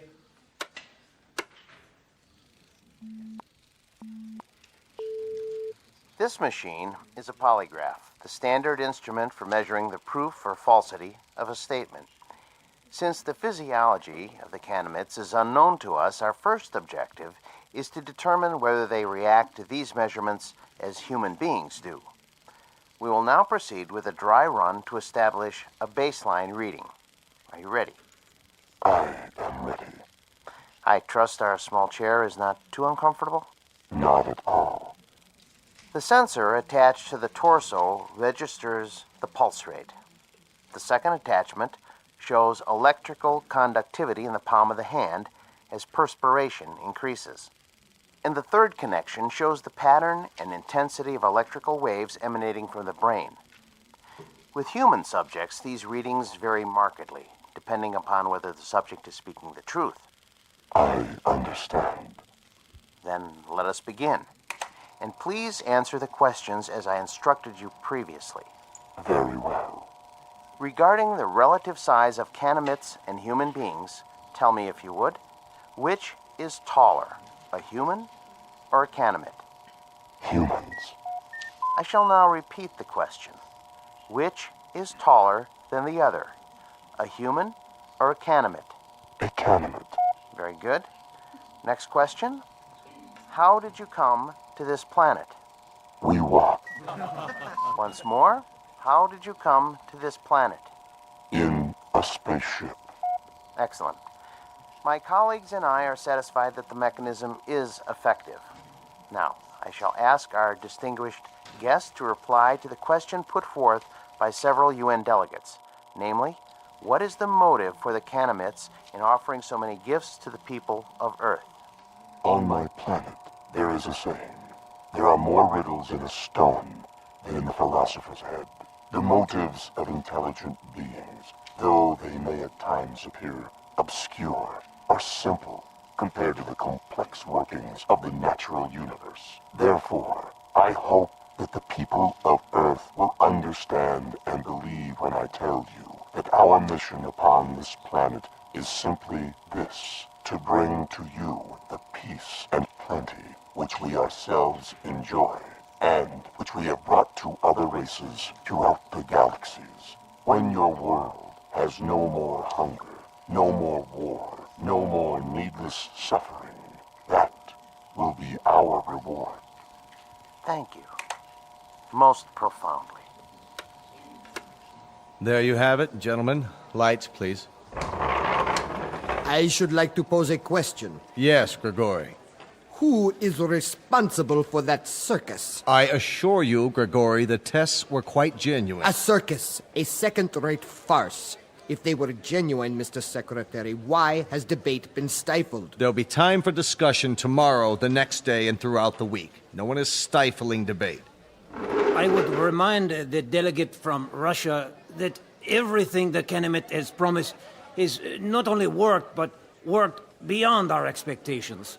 The force field that was tested yesterday morning, nothing could get through. And suddenly we find ourselves in a brave new age, when none of us need fear a hydrogen bomb or a missile. We are on the threshold of peace, Monsieur Gregory. Peace as we have never known it. Niet. I say niet.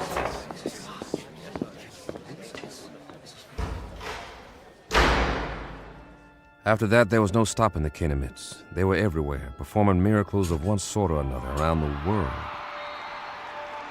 Famine became a thing of the past as the fertility of arable land increased 100%. The force field proved impervious to any known weapons. Then came a cure for cancer, heart disease, what have you, and all from a simple injection. It's hard to say whether the Kenemets enjoyed their role as saviors. Their eyes were so wide apart and set so deep in those big, bland faces that you couldn't read much of an expression. With only a tiny circular hole for a mouth, one that never moved, it was impossible to know what they were thinking because they never spoke. They weren't stern faces, only controlled, placid, almost like kindly masks.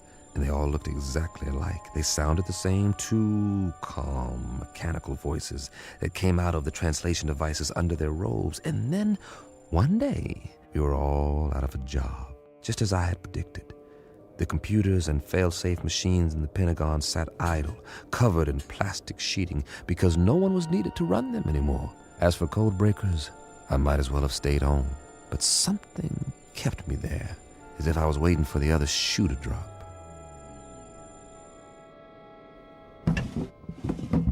Mr. Chambers? Over here, Pat. I'm going home now, boss. Need me for anything? Like what? This isn't exactly a beehive of activity anymore. You can say that again. The new story of mankind. Nobody needs to decipher anything because, well, there aren't any more codes. Because there aren't any more secret messages. I know. Drink? Well... One for the road, on the house. All right. Odd. What is?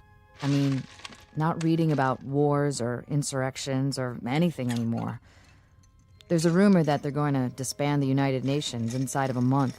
Here you go. The new millennium. Cheers. Cheers. How many Kenemets are here? Anybody ever figure it out? A few thousand, I guess. They've got embassies in every country now, and for everyone that comes, 1,000 of us take off on one of their ships. The reciprocal visits they promised. Now that's the odd thing, the ease with which human beings adapt. It's fantastic. One day an astronaut orbits the Earth in a little rinky-dink tin can, and they think it's the biggest moment in the history of mankind.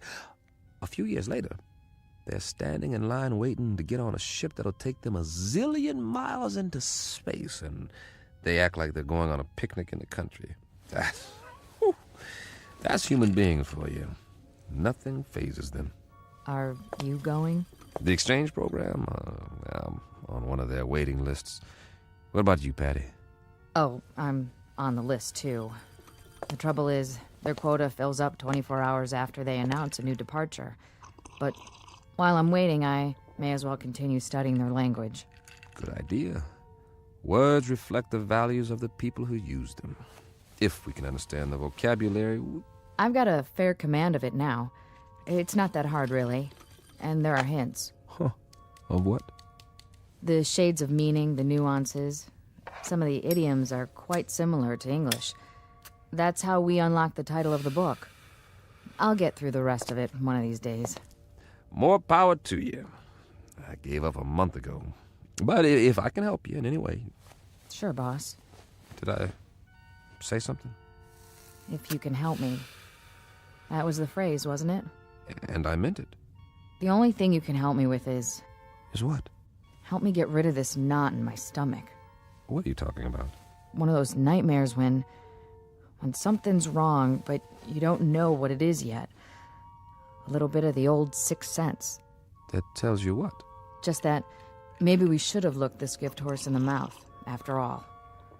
For all we know, it could turn out to be a Trojan horse. Oh, I don't think we've got anything to worry about. I'm going where no man has gone before. How can I resist? Relax. I'll tell you all about it when I get back.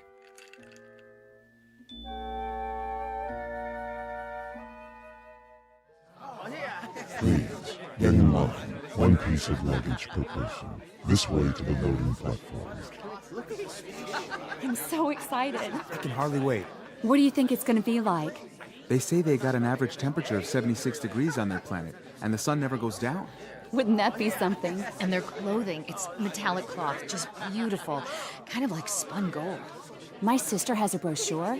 The day you land, they take you on a shopping tour, and you can have as much of it as you want for free. It's just one big holiday when you get there. They've even got a form of baseball with leagues and everything. Man, I don't think I'll ever come back. And the whole trip, it's millions of miles, mind you, the whole trip only takes a few days. May I help you with your bag? Why, yes, you may.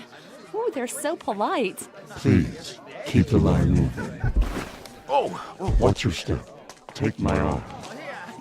Can we sit together? Yes, you may sit together once you're inside. We're moving. Almost on board. This is going to be wonderful. Did you bring your camera? Look, they're opening the door to the spaceship. I hope there's going to be other kids my age there. Boarding pass, please. Yes, right here. Mr. Chambers, proceed. Thank you. Mr. Chambers? Mr. Chambers! Pat, hi. Jim, please. You are just in time to say goodbye. Don't get on. Are you kidding? I've been waiting for 6 weeks. You can refuse. There's still time. Well, don't say that too loud, or there'll be 1,000 people trampling over you to take my place. Get on board, please. Not yet. I'm begging you. What? Whoa, what's wrong with you, Pat? I finally deciphered the book. Hey, that's great. All of it. You're delaying departure. Please continue up the ramp. One moment. Well, Pat? Jim, the first page is just a collection of English phrases with their own translations. But the rest of the book, the rest of it. Will you move, mister? We're waiting to get on board. Step through the door, sir. Write me about it. I'll have plenty of time to read letters up there. Not as much time as you think. Jim. Now, Mr. Chambers, we must close the hatch. The rest of the book, it's not what you think. The title, To Serve Man, it's a cookbook. What? No, wait, what? Wait, no! A cookbook! A cookbook!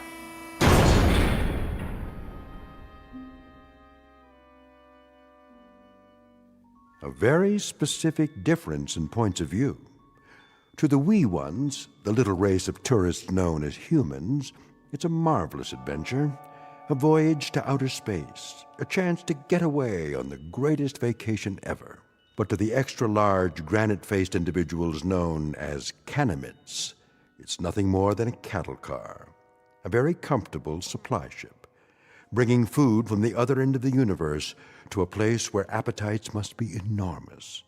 As I say, it's all in the point of view, a lesson in language and semantics. from the Twilight Zone.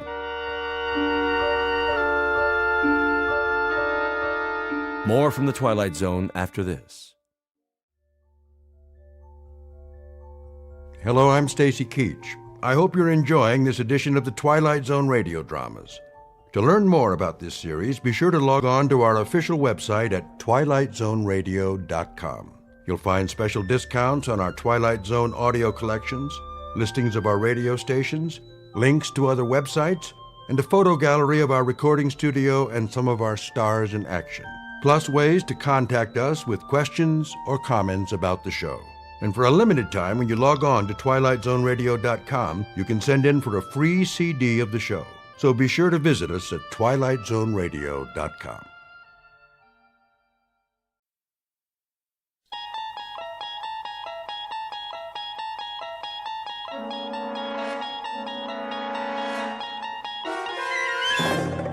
You unlock this door with the key of imagination.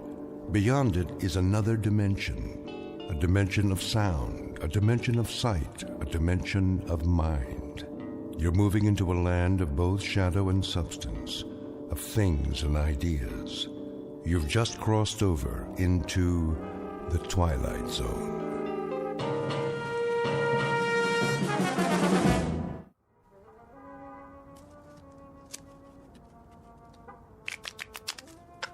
Time to feed the kitty. I've been feeding it all night. Yeah, that baby's hungry. Let's go, boys. You heard the man. Put in 2 chips. 2 times how many hands? The auntie's eating me alive. You got some cards coming. I can feel it. Yeah? That a money-back guarantee? You pay your money, and you take your chances. Dealer antes.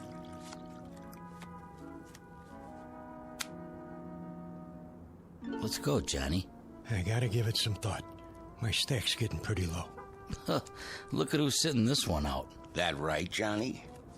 I'm thinking.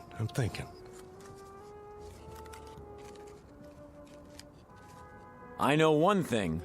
Takes money to win money. Yeah. Listen to the man. Are you in or out? Give me 1 minute, all right? Take it easy, John. Hey, you don't look so good. Maybe you should kick back, watch some TV. Hey, hold on. I came here to play cards. Hand me that remote. Say, what are you... Just give it to me. The old fire hall is... There. You gonna let one lousy player hang up the game? Don't worry about it. Johnny here needs some time out. You know the old saying. What's that? Money talks, and suckers walk. Scientists are baffled as all communications in and out of Peaksville remain blocked. For live coverage, our Eyeball News team takes you inside the city limits following this broadcast on the 11 o'clock report. And that's a wrap of today's news. I say deal 'em. All right, boys, here we go. Down the derby. Okay already. I'm all in. You ain't even looked at your cards. What's the difference? 1 more hand and I'm out. Sure, Johnny, maybe you'll double up. I got a good feeling this time. Me too. I'll see that and I'll raise you. Raise? Everything I got's in the pot. Separate side bet. I fold. Dealer raises again. Call. Cards, John? 3. Keeping a kicker, huh? All right, 4. Come on in! Who's that? A friend of mine. Said he'd stop by. Heck of a time for it. It's open! Jody Hallam? Who wants to know? Mr. Hallam, will you come with us? You got a warrant? No, sir, but... Then get out of my room. My associates and I are having a friendly game of cards. This is a federal matter. We have a car waiting downstairs. Oh, good for you. You see any money on this table? Because I sure don't. There's no time to lose, sir. If you'll just come with us. Hey, why the cuffs? Someone wants to see you in Washington.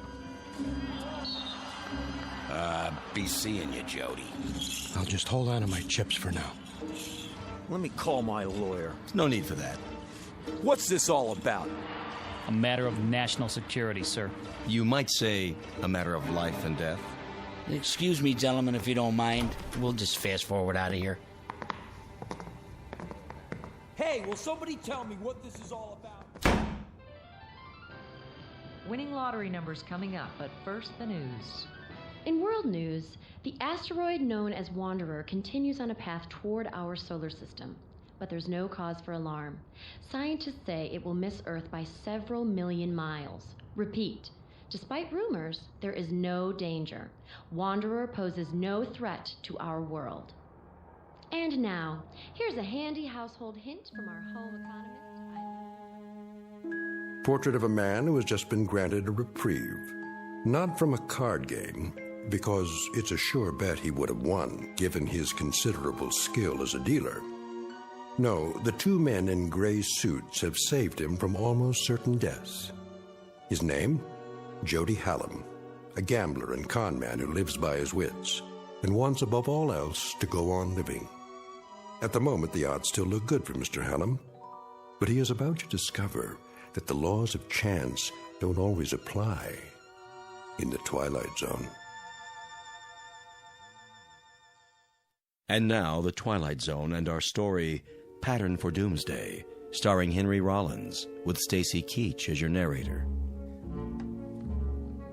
And I can tell you that its progress has been closely watched for the past month, as is the case with all unidentified objects sighted in space. May we have the slide, please? Excuse me, General? Yes? The eighth man, he's here. Showman? Yes, sir. Has he been briefed? Just the basics on the way over. I'll handle it from here. Mr. Hallam, have a seat at the end of the table. Well, aren't you going to introduce me to everybody? After the presentation, General Sinclair has the floor. Sit, please. Okay. Now then, slide, please. This is a routine photo from the 200-inch Hale telescope on Mount Palomar. Must be some camera. Shh. I don't see anything. Let me use the pointer. That short white line in the star field is the first picture we have of Wanderer. May I ask a question? Dr. Conrad, is it? Yes. When exactly was this taken? A little over a month ago. October 3rd, to be exact. I see. Next slide. This photograph, taken only 3 weeks ago, indicates that Wanderer is indeed headed for our solar system. Next slide. And this shot conclusively establishes what astronomers feared, that Wanderer is on a collision course with Earth. What?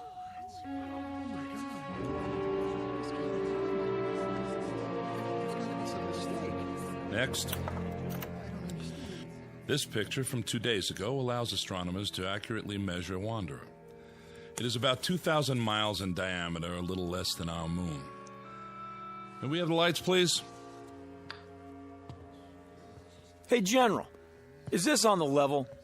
I wish I could report otherwise. The fact is, the time of collision is now 53 hours and 40 minutes. Couldn't we blast it with an H-bomb or something? I saw that in a movie one time. Efforts are underway to destroy or deflect the asteroid, but unfortunately there isn't much hope for success.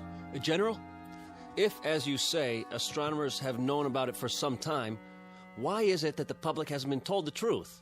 To begin evacuating the cities, for example. To avoid panic. Virtually all heads of state are in agreement. And the damage is projected to be so widespread that there's no longer any point. But what about us? Why were we dragged here if this thing's gonna hit in a couple of days? And I thought I was washed up. Now I find out the whole world's done for. What do you expect us to do, General? Most of us are ordinary citizens. Mr. President. Please remain seated. Have you finished your briefing? I have, sir. I wanted to meet you all personally. It's a great service you're about to perform for your country and for the world. I don't like the sound of that. He's not as tall as he looks on TV. Please, hold your questions. That's all right, General. They're about as confused as the rest of us. I'll get to the point. Out of the entire population, you 8 people are among a very few to be made aware of the situation. Let me tell you why. I can handle that part if you like, Mr. President. No, they deserve to hear it from me. I'm the one who signed the order. It's taken 10 years for the United States to build its first nuclear-powered spaceship, the the Varuna 1. It was intended for the exploration of space. That ship now stands on a launching pad in New Mexico, ready for its first and last mission, that of transporting human life to a new planet, to grow and multiply. To put it simply, you have been selected to represent the future of the human race. Then we're really in trouble. You can say that again. Is he serious? That's crazy. Why People us? know that in you rests the heritage of all humanity. Our prayers go with you. Good luck and Godspeed. We're really grateful. Thank you, sir.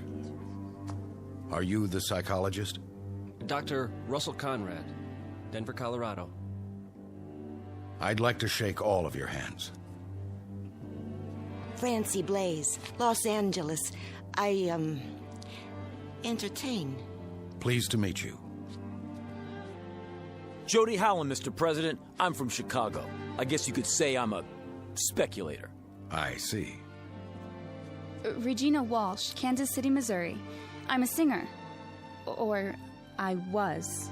Is that right? Dee Clark, Spokane, Washington, bacteriologist. How do you do? Philip Jewell, New York City. Mr. President, I'm not sure I approve of all this. I don't understand. You're Dr. Jewell? Yes. I've read several of your books on philosophy. Thank you. But about what's happening here... General Sinclair will fill you in on the details, Doctor. Lily Wong, San Francisco. I am an artist. Hello. Harvey Winterroth, Traverse City, Michigan, and just an auto mechanic. Don't say that. You all have very valuable skills, chosen to complement each other. Believe me, the hopes and aspirations of the world go with each and every one of you. Try to bear that in mind. And now, goodbye, and good luck. Thank you for taking the time, sir.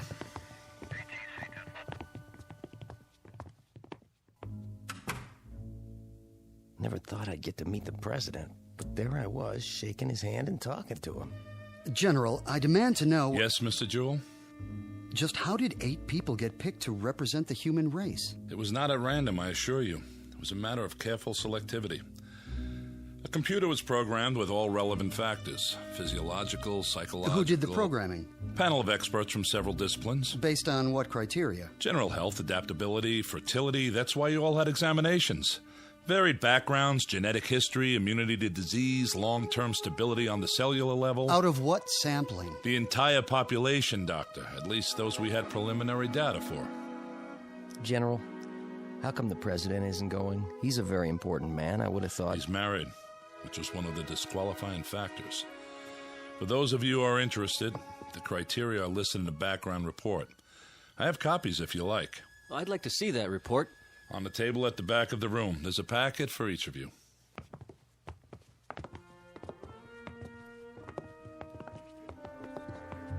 Look at me. What a mess.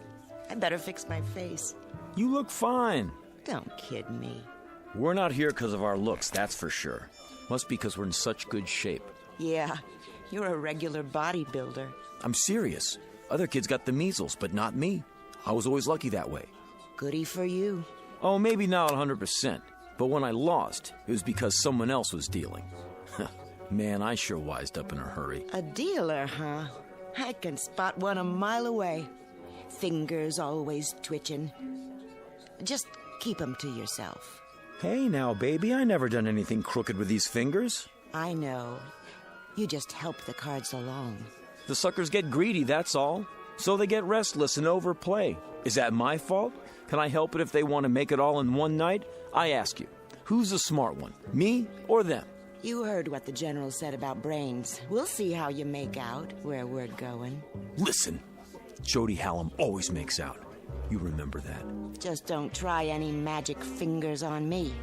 Ha! Don't flatter yourself. Come on, I want to get the lowdown on this game.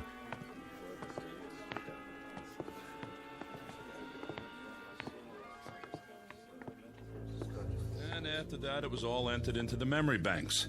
The results were collated and sorted until we had it down to this number. Ah, so we have a machine to blame for being here. Blame? You should be happy the machine picked you. Should I? Then why do I feel as if I'm deserting humanity in its hour of need? General, how soon will the Varuna leave Earth? In less than 24 hours, we'll all be flown to the launch point. What about food on the ship? It will be stocked with bread, soup, meats, even ice cream, in a concentrated form. Enough for a lifetime if necessary. You won't be hungry. How can they get that much chow on one ship? It will be made from continuously harvested tanks of chlorella, a fast-growing, single-celled plant. A plant? That doesn't sound very palatable. Hey, General, where are we supposed to land? There's an area on Mars if we can confirm it's suitable for a small colony. How about if it's not? Ship's nuclear power pack can take you all the way to Alpha Centauri if necessary, using a new form of hyperdrive. That's the nearest star system with habitable planets. Maybe there'll be people there like us. I read a story about a princess on Mars. Then you can go into your dance and knock their eyes out, if they have eyes. Who's kidding who? I was never a very good dancer. I was never very good at anything. But I got along because people would pay for it. All that's over with now. You better believe it. I'll start over up there. Be me this time. I'll be what I want to be, not what they want me to be. Right. Keep that attitude. I have a question. Who's flying us to where we are going? We've assigned a crew of 2. That should be sufficient. Captain Gerald Vickers and Lieutenant Robert McKenna. You will meet them when... excuse me. Sinclair? Yes. Right away. Limousine is downstairs, ready to take you to the airport. No calls for us? To say our goodbyes? I'm sorry, Doctor. We can't risk breaching security. Now, if you'll all come with me, please. You have a great adventure ahead of you. Perhaps the greatest in the history of mankind. Oh, wow.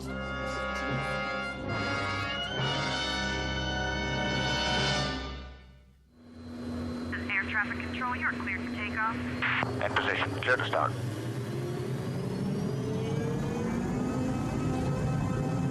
Major move, nose job back in front.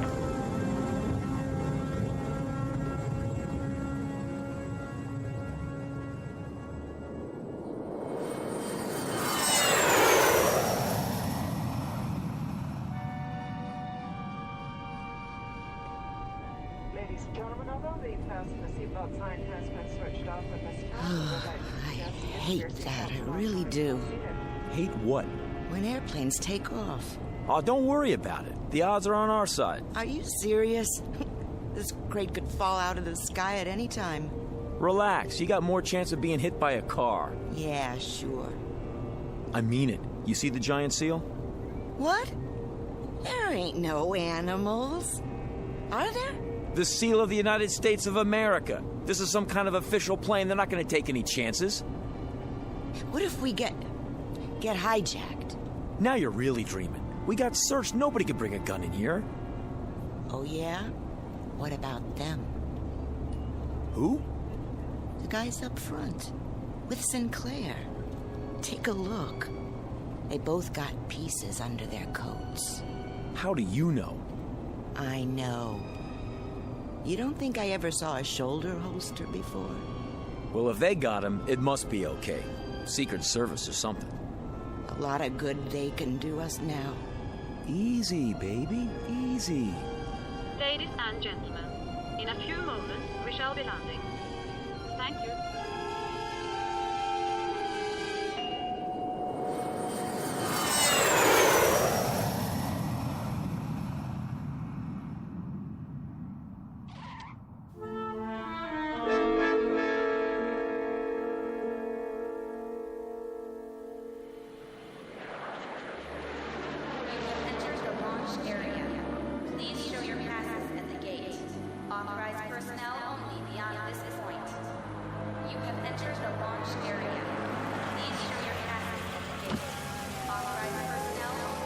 ID, please. General Sinclair and Company to operations. Oh, right, General. Operations is the first building, straight ahead. I know where operations is, son. Yes, sir. Open the gate.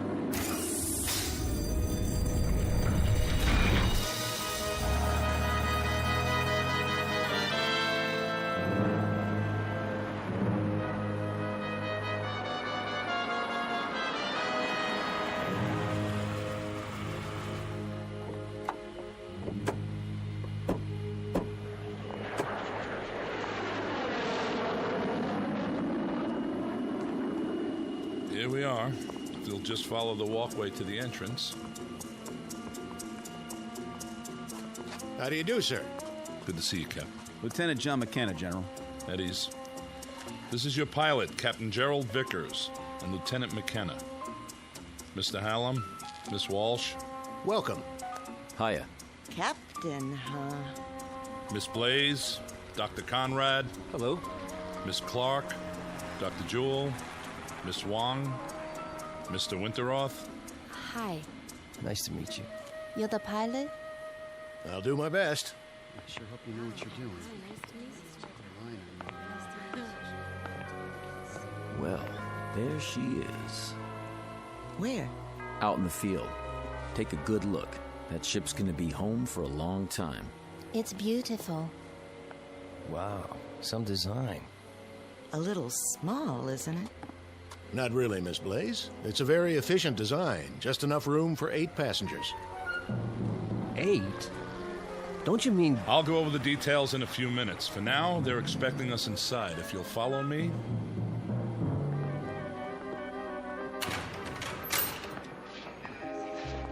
General Sinclair? What is it?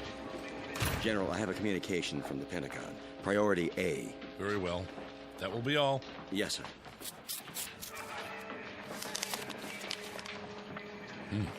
What is it? Don't tell me. The flight's overbooked. You might as well know. The nuclear missiles we sent up from 3 countries to intercept Wanderer have made contact. All detonated on impact. They hit Wanderer? And? Well, don't keep us in suspense. There was no appreciable deviation. The asteroid is still on course.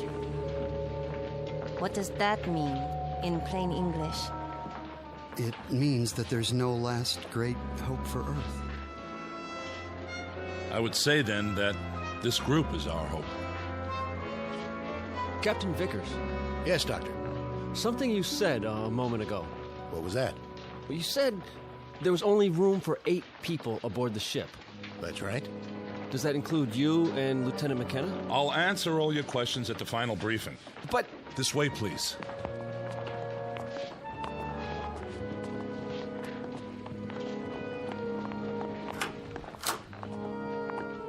Sit down, if you will. How many more hours do we have? When are you going to feed us? I'm a little queasy myself. In about an hour. We're on a tight schedule. General, I asked a question outside. I think I deserve an answer. We're 8 people. The captain and the lieutenant make 10. But if the ship will only hold 8... I have an announcement in that regard. When this group was organized by presidential order, 2 reserves were included. Who? You mean we're not all going? Why didn't you tell us the truth? What are they arguing about? They got an angle. I knew it. There was no way of telling if you were all alive and well, or even if you could be located once the selection was made. The reserves were a way of preparing for any contingency. As it turns out, one that didn't occur. So who are the reserves? They were not specified. What? Then we don't know if we're on the list or not? In that case, I volunteer to stay behind. I'm afraid I can't accept your offer, Doctor. I'll give up my place. I have friends who are going to die. I'd rather spend my last hours with them. I sympathize with you, Miss Wong, but I can't accept your offer either. Then how... It was provided that in a case like this, the matter would be decided by chance. Leave it to me, General. Don't make me laugh. It just so happens I have a deck of cards with me. We'll cut for it. High cards go. Mr. Hallam. You want to be fair, don't you? This is the only way. Never fails. Aces and kings, sure winners. After that... I can't let you do this. Deuces and trays on the low end. Got it?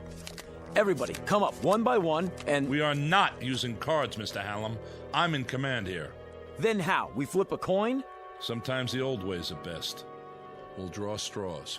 Whatever you say, General. Makes it simpler. Watch me. I'm tearing out matches. I'll make 2 of them short. Sit down, Mr. Hallam. No matches? Well, in that case... I said sit down. All right. Just trying to help. Captain Vickers has prepared the straws, or their equivalent. Captain? Yes, sir. I have 8 pencils here. They've already been measured, so there can be no mistake. Who's first? Miss Blaze? Why me? The order won't make a difference. Go ahead, Captain.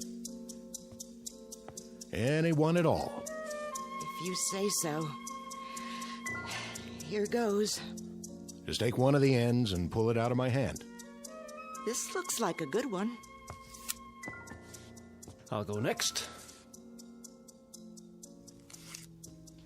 Now, Dr. Jewell.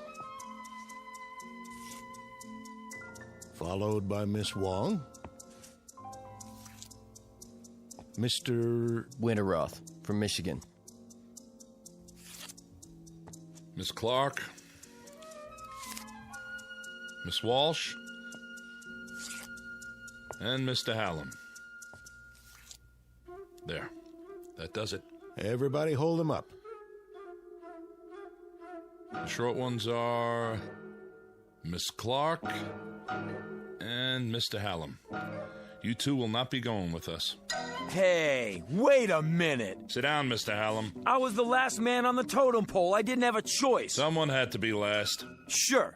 Give everybody a break, but me. Statistically, it doesn't matter. The result was random. All I'm asking for is a fair shake. Game over, Mr. Magic Fingers. But I'm telling you, it ain't fair. You should talk, honey. Sit down. Are we free to go? You are, Miss Clark. With my profound thanks. You may go to the bunker with the rest of the personnel to observe if you like. Or I can have you transported any way you choose. I'll have to think about that. Of course. There's a rest area down the hall. Lieutenant McKenna will open the beverage machines for you. Thank you. And goodbye to you, Mr. Hallam. And thank you, Mr. Hallam. Yeah, thanks for nothing. Come on, let's get out of here.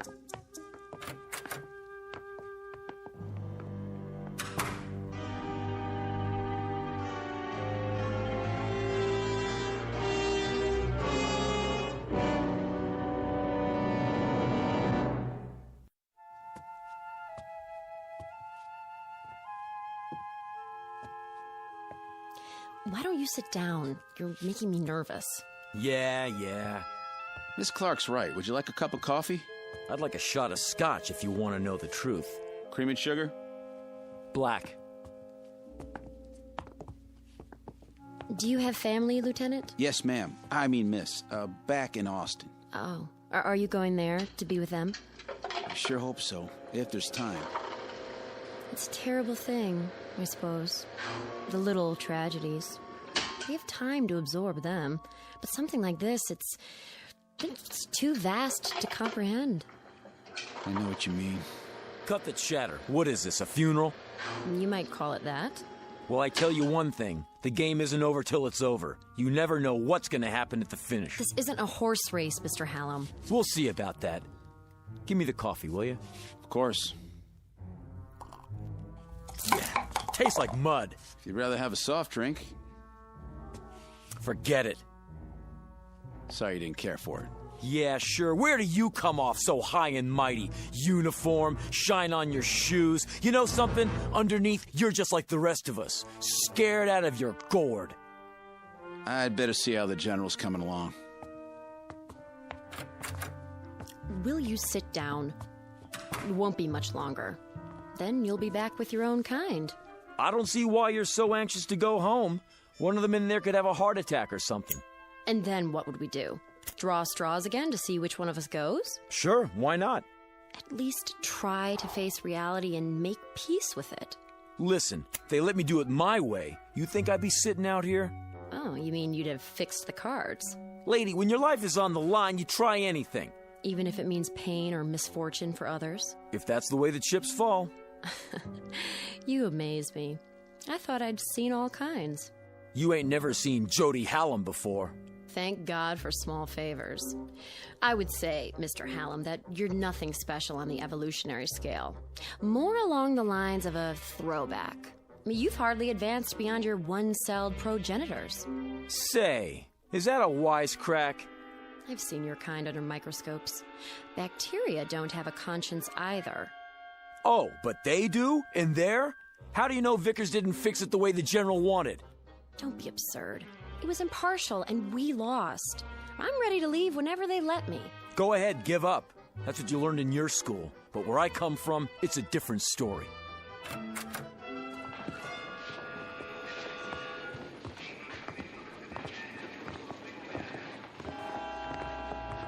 General? Yes? General, I'm sorry I blew my stack before, but, well, it's a hard thing to take. It really hit me, you know? Believe me, I understand. Everybody all set? They've had their final instructions. Everything worked out, huh? No hitches? Ladies and gentlemen, you'd better get ready for the pre-launch. Look, do you think it would be all right if I see him to the ship? Wish everybody good luck and everything? I don't see why not. That doesn't sound like you, wishing everybody but yourself good luck. No? Why the change of heart? Can't win them all. You ought to know that. That's not what you told me before. Well, that's what I'm telling you now. Miss Blaze? Yeah. Yes, sir? We're going to the ship now. Follow me. Sure thing.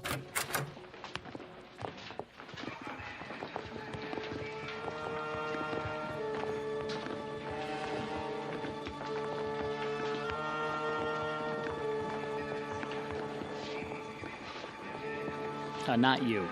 General Sinclair said it was okay. Only flight personnel on the field. I know. I'm going to say goodbye to him on the ship. General? It's all right, guards. Let him pass. Proceed. Sure, thanks a lot. Nice gun you got there. Oh, you coming with us? All unauthorized personnel must exit the launch area. You'll have to use the ladder. One at a time, please.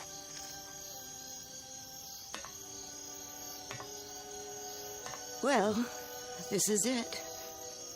So long to the good old U.S. of A. It was a rat race, but I think I'm gonna miss it. It just doesn't seem possible to think that all this will change in a few hours. How much time? Not long, by my watch. The Varuna 1 is now on internal power. Look at all those stars. The sky's like this in Michigan. There's a place I used to fish at. I guess I won't see it again. T-minus 10 minutes and counting. We'd better get aboard. All unauthorized personnel must exit the launch area. Move ahead to the control room at the end of the passage. Guards, stay with us a moment longer. How long to lift off? 8 minutes. I'll give the engines a final check.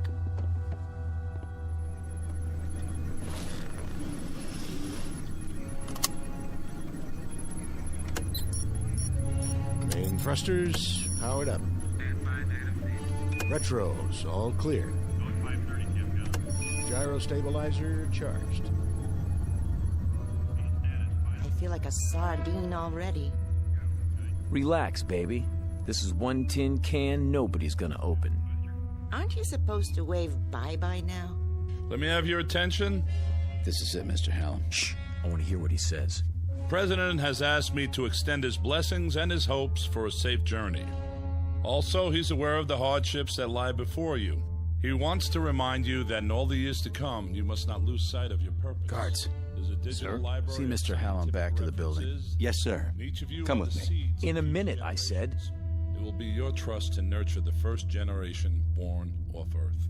For upon this, a new civilization will be built, long after we are forgotten. This way. Right.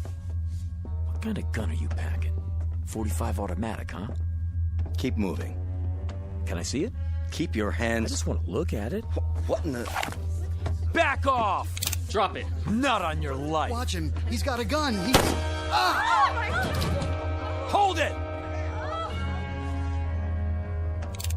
Now, General, since Dr. Jewell here won't be making the trip, as his reserve, I'm electing myself to take his place. He didn't want to go anyway. Do you think these people would have you after this? No more pretty speeches. You and the guards, make yourselves scarce, and drag the doctor with you. Something wrong with your hearing? General. Touch your holster, flyboy, and you're a dead man, too. Do as he says. That's better. Well, what do you know, honey? Looks like we're gonna get better acquainted after all. What do we call you now? Little Caesar? Just what do you expect to gain by this murder? Life, my friend, in the big blue up there like the rest of you. Oh, I know you're thinking you'll make me pay, but you won't. Not if there's only 8 people left. You're gonna need me. Keep your distance, Buster. Now, Francie, you know better than that. A man gambles, he loses here and there, but the game's not over till the last card's been played. Am I right or am I right? Hey, you! Keep your hands where I can see them! I can't let you do this. Back out of here real slow like. You too, Lieutenant. Are you going to shoot them too?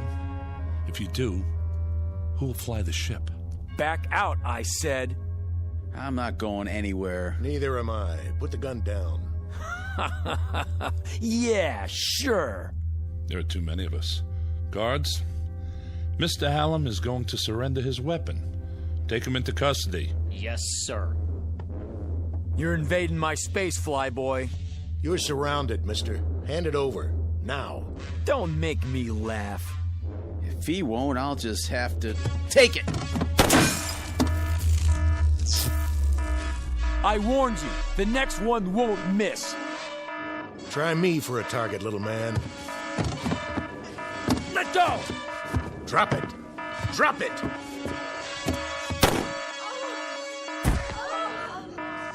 Now look what you've done. That ain't in the rules.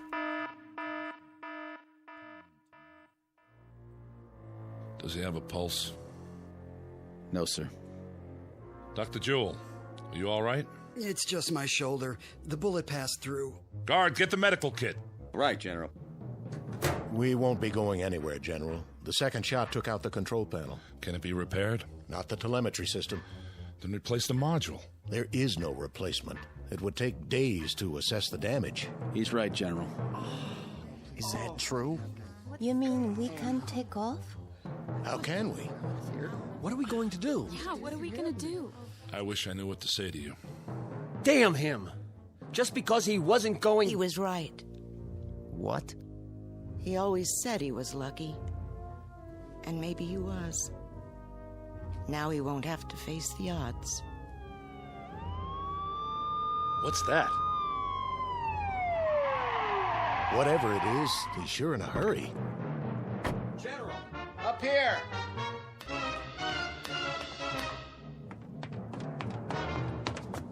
General, this just came in, sir, from the President.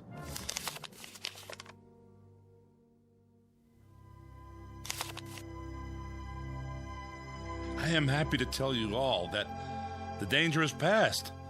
The President informs me that gravitational forces in the solar system have apparently torn Wanderer apart.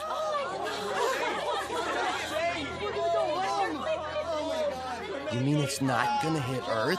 Initial reports are that it is broken up into 5 pieces. Each will miss us by many thousands of miles. Let's get out of here. One at a time, folks.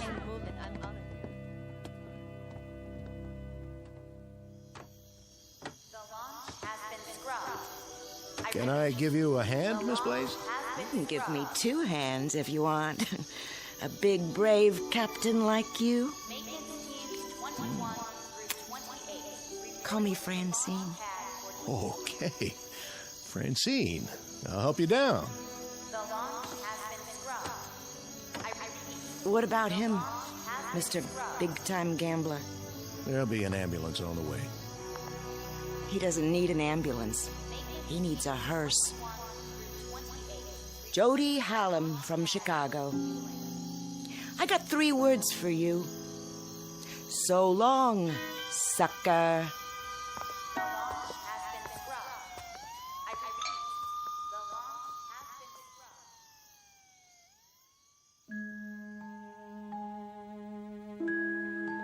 Portrait of a man who lived by his wits and wanted to go on living. The odds looked good, at least for a while.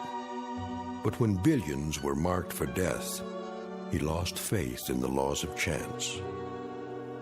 Jody Hallam, who played a desperate last card and ended up the only man on Earth to die as the direct result of a threat that never came true.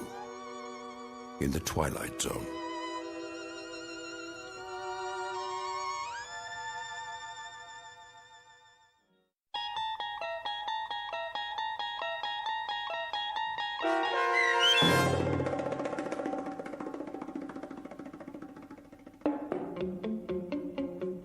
Pattern for Doomsday, starring Henry Rollins with Stacy Keach as your narrator, was adapted for radio by Dennis Etchison and written for The Twilight Zone by Jerry Soule. Heard in the cast were Mike Starr, Linda Ryder, Richard Hensel, Roderick Peoples, Jeff Lupetin, Jamie Barron, Steve Key, Nikki Lindgren, Elaine Robinson, Kurt Nabig, Jennifer Joy, Doug James, Carl Amari, Alex Sopener, and Vince Amari. The producers of The Twilight Zone wish to thank CBS Enterprises and the Rod Serling Estate for making this series possible. This copyrighted radio series is produced and directed by Carl Amari for Falcon Picture Group. Sound design and custom Foley effects for The Twilight Zone by Cerny American creatives Bob Benson, Craig Lee, Michael Slaybach, and Matt Sorrow. To learn more about The Twilight Zone radio dramas and to contact us, visit our official website at twilightzoneradio.com. Doug James speaking.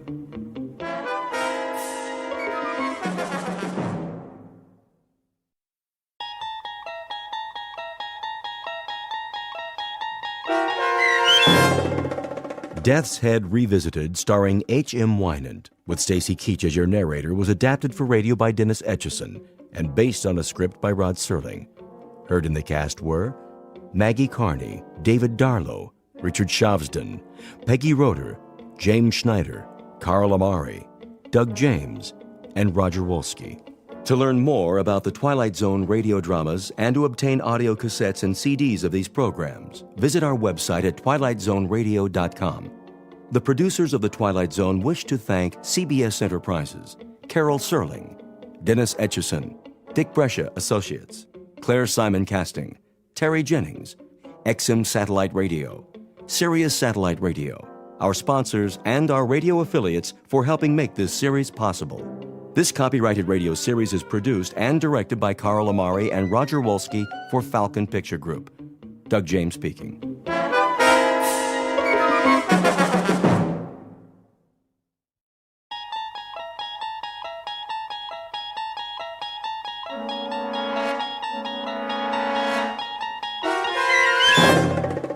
You're traveling through another dimension. A dimension not only of sight and sound, but of mind. A journey into a wondrous land whose boundaries are those of imagination. Your next stop, the Twilight Zone.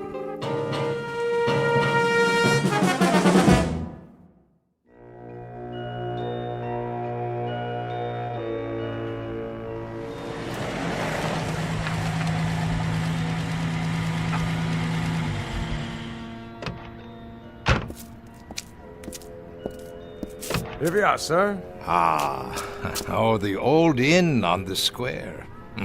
Yes, sir. How perfectly charming. You have been here before? No. It's just as the guidebook said. Let me get your bags. In a moment. First, let me see if they have accommodations. Very good. I'll wait, sir. Hello? May I help you? Good day. I've just arrived in your town. Yes, sir. And I was wondering, do you by any chance have a room available? Let me see. That would be a single? Yes, I'm traveling alone. I can give you a lovely front room overlooking the square. That would be perfect. Would you care to see it? No need. I'm sure it will be quite satisfactory. In that case, welcome. If you would be so kind as to sign the guest book. Of course. Thank you, sir. There was something else. No, sir. Well, then? Yes? The key. Oh, yes, the key. Mr. Schmidt, is it? That's what I've written. Of course. Of course what? I mean, sir, I just wondered... Well, it was just that... You wondered what? It's just that you remind me of someone, Mr. Schmidt. Oh? During the war. The war, so long ago. There are times when it does not seem so. I suppose. There were SS stationed here. You don't say. They used to come to the inn very often. Did they? When they were off duty. Well, that must have been a very busy time. Busy, sir? Eventful. Yes. Well then. Will you be taking your meals with us? Perhaps. I should like to explore the town first, see the sights this afternoon while there is still light. As you wish. Ah, yes. Very, very quaint outside, isn't it? Quaint? Picturesque. Some have said so. You'll be here long? A day or two, perhaps. I'm not sure. You see, I'm on holiday. And you've never been here before? No, never. I'm told the scenery is lovely. I understand there's a wonderful old medieval castle one can visit. Castle? Oh, yes, sir. Very old. And other things? What do you mean? Other sights. What would you recommend for a tourist? Very little else, sir. Very little else of any particular interest. I'm told, though, that the town was quite active during the war. Active? Sir, it was like most places in Germany. Ah, but I'm told that it was not like most places. I'm told that it had some special attractions. What was it? A work camp or something that you had here? Something of the sort, sir. Well, was it a camp or not? A camp, sir. How's that? A camp, Mr. Schmidt. A concentration camp. You mean a relocation camp? Really, now, that's odd. I'm getting old, I guess. For the life of me, I can't seem to recall the name. Sir? The name. Surely I must have read about it. What is the name of this town? Dachau, sir. Dachau.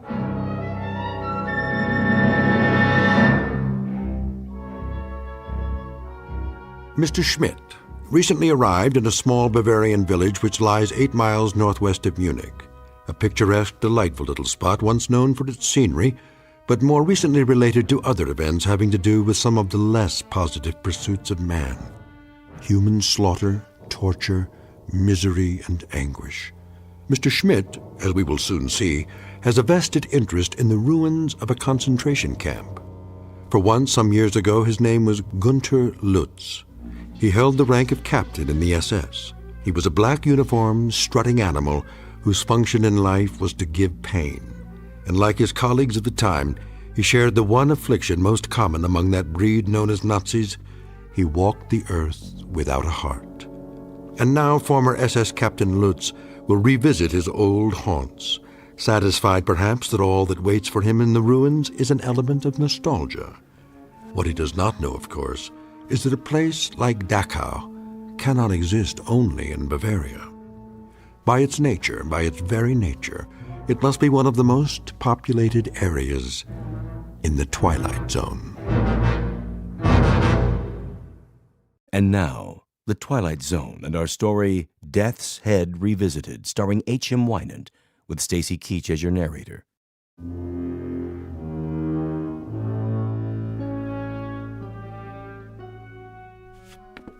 To be sure, Dachau. Once a peaceful place to live, but now... The camp, it's just there on the hill, isn't it? Yes. And that group of buildings, that would be the barracks. For the workers. Workers, sir? And the officers, of course. I wonder if their quarters are still standing. Most of us would like it all burned to the ground. Oh? Such a disgrace. Yes, of course. Or perhaps it could be turned into a shrine. A shrine? For the men who lived there. Officers and workers alike. 1 million people were put to death there. Men and women and children, but not the officers. It is already a shrine. Yes, I see your point. Will there be anything else? No, I'm off to do some sightseeing. Good day to you.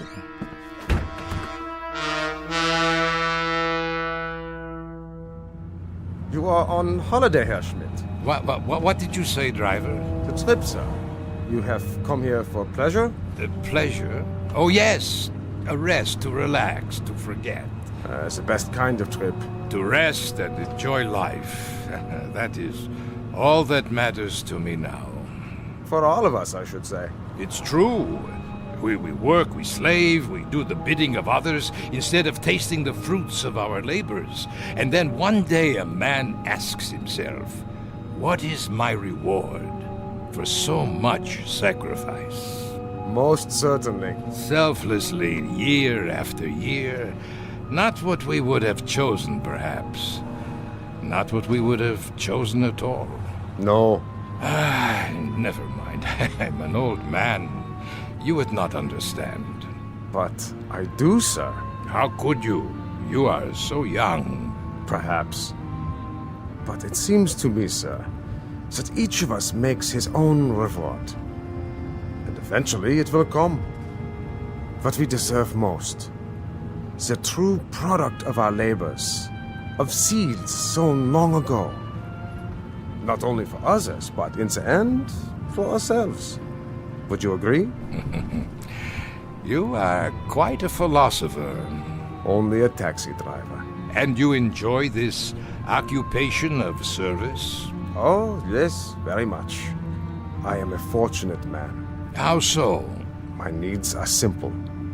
I bring comfort to others in some small way. It is the best work anyone can do. Is it? My parents. They suffered greatly in the war. They knew very little of comfort. The war. So much ancient history. But not yet forgotten. For some, perhaps. For myself, I hardly remember any of it. And yet, you have returned. On the contrary, I've never been to this village before. My apologies.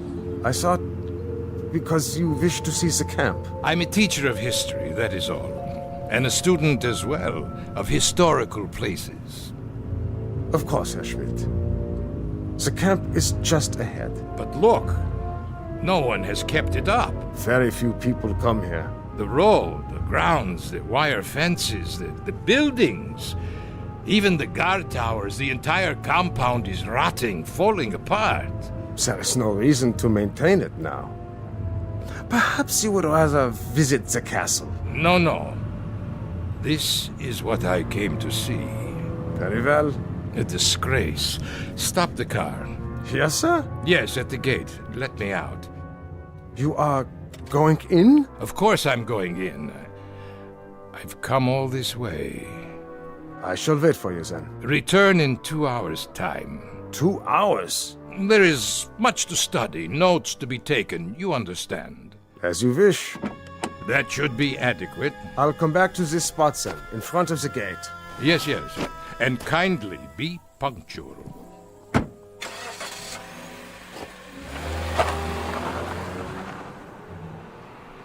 Oh, so cold here. No, wait! I've changed my mind! Well, I can always walk back to the hotel if I must. But first, I look around.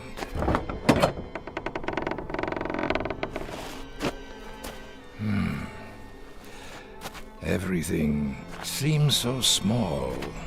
Not as I remember it. There were many more barracks in the compound. And now only a few remain standing, like this one.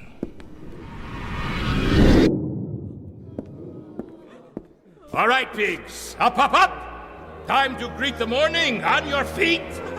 Another splendid day, a day of glorious service to the fatherland. Please, Captain. More water. A ration of bread? Anything. I beg you. I'm pleased to bring you news. News? What has happened? The war. It is over. Even better. It snowed during the night, but the temperature's only slightly below zero. So, you will assemble in the yard at once. Do not trouble yourself with clothing for the occasion. First, we do some simple exercises to increase our physical strength. Not now. I have no shoes. Will freeze. My hands. My toes. Frostbite. Sir, I cannot stand. Outside, I say.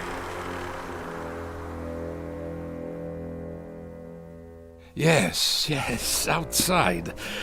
Nothing in there but an empty room. The yard. And the towers.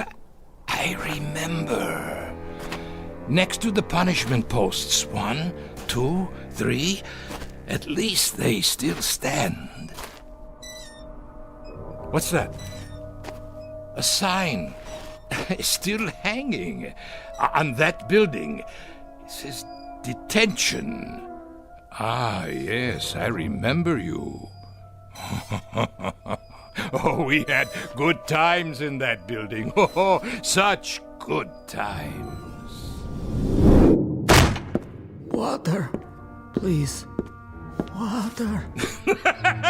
Water? Pig? You'd like water? Unfortunately, we have no more water. Not for you. Why should you care? It's been only 5 days since you've been fed. Only 5 days, pig. 5 short, inconsequential days. That is nothing. On your feet, filth. Locked. It doesn't matter. Such a long time ago. But it doesn't seem so. And now there is no one to share those memories. Good afternoon. Where? Over here, at the window. But I thought there was no one inside. Who are you? Did I startle you? Well, I did not expect to see anyone here. Why not, Captain? Wait. Why do you call me that? But you are a captain, aren't you? No, I am Professor Schmidt. So, that is your name now. You have me confused with someone else. Is that right? Or is it you who are confused? I tell you... I never forget a face. I am Professor Schmidt. Are you? Your clothes. What about them? You don't approve? Why are you dressed that way, like... Like what? A prisoner.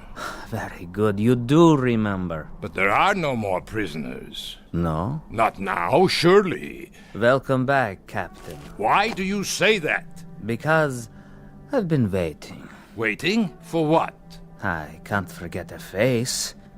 Especially yours. I tell you, I don't know you. Are you sure? I must go. Where are you going, Captain? That is none of your concern. Back to the town? To the life you have now? Yes, my life. I shouldn't have come. I am leaving now. I'm afraid that is no longer possible. Don't follow me. Get away!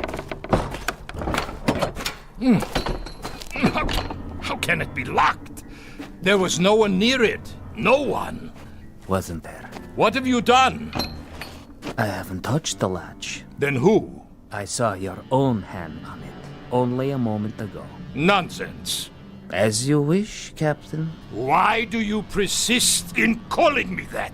As I told you, I've been waiting. For what? For you, Captain. We've been waiting a long time. Such a long time. We? There's no one else in these ruins. Isn't there? Wait. You're... Yes, of course I remember you. And well you should.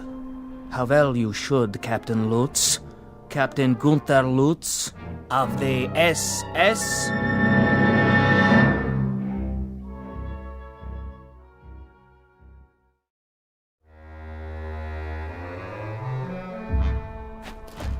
Becker, is that you? So you do remember me. Remember you, Becker? Of course I remember you, my prize pupil. How kind of the captain, after so many years. That's what I used to call you, isn't it? You don't look so bad, Becker. No, as a matter of fact, you look quite well. You don't seem to have changed at all. Neither have you, Captain. Not really. That's why I didn't recognize you. You haven't changed. But how can that be? It isn't possible. Why, it's been years. A great many years, Captain Lutz, since we last saw one another. And now you must be what, the caretaker? Of course. That is why you're dressed like a prisoner. You are the caretaker here, aren't you? In a manner of speaking. Why, Becker, I must tell you, this is not only a surprise, it's a rather pleasant surprise. For me too, Captain. Isn't it odd? How so? It's odd that our paths cross again and we meet now under somewhat happier circumstances. Happier? Yes, for some of us, happier. What was that?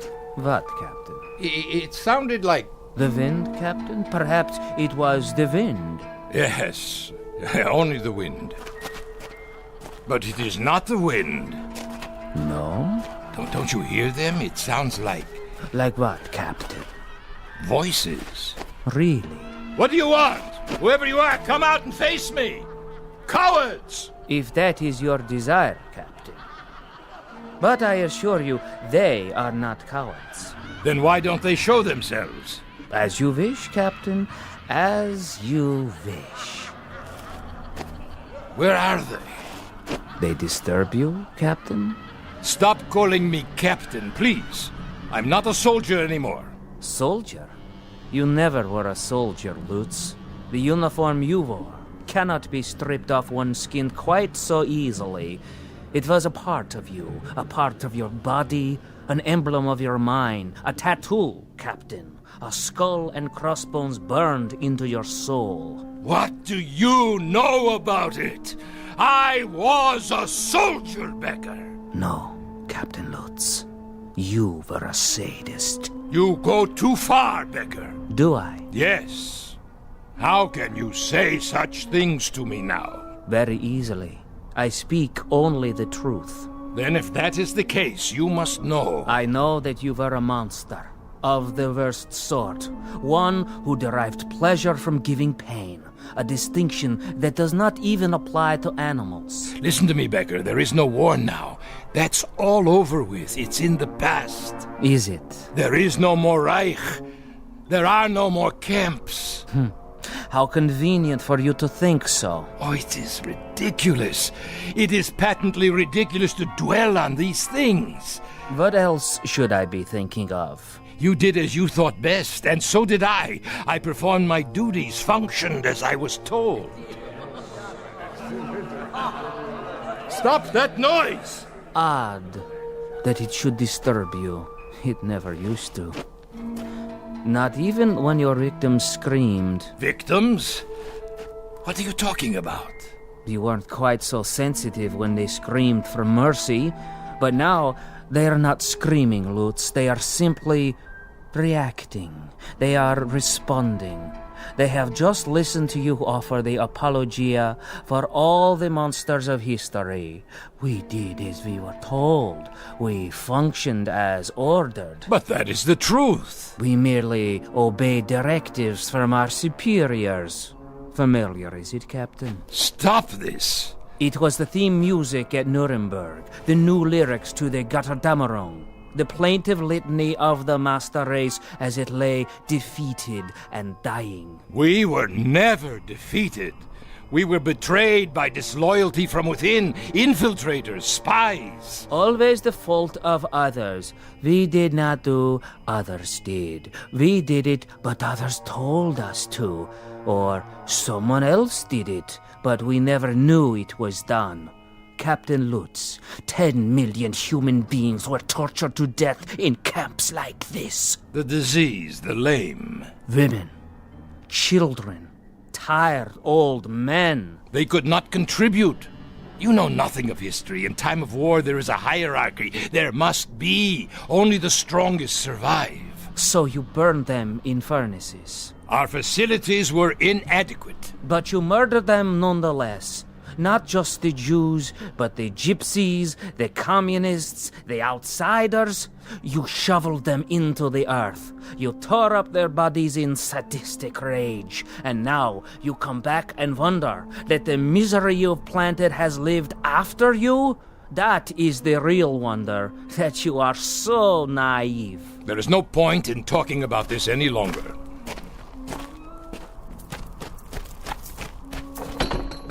I told you I have to leave, Becker. Why did you come back, Captain Lutz? You changed your name. You are quite safe down in South America. What could possibly have brought you back here? One misses his homeland, Becker, the fatherland. One grows nostalgic for the good old days, when one was young and strong. I had hoped that with the passage of time, sanity would return. People would be willing to forget the little mistakes of the past. They would not succumb to these primitive cries for vengeance. Little mistakes. Little mistakes. You ask too much, Captain Lutz. You ask far too much. Why not ask for the world to stop revolving on its axis, or for gravity to cease? Don't ask the impossible. Don't ask forgiveness from those who you've destroyed to a point past forgiveness. Enough! My driver will be returning soon. Yes, time is short, Captain. We have something of great importance to accomplish here today. And what's that?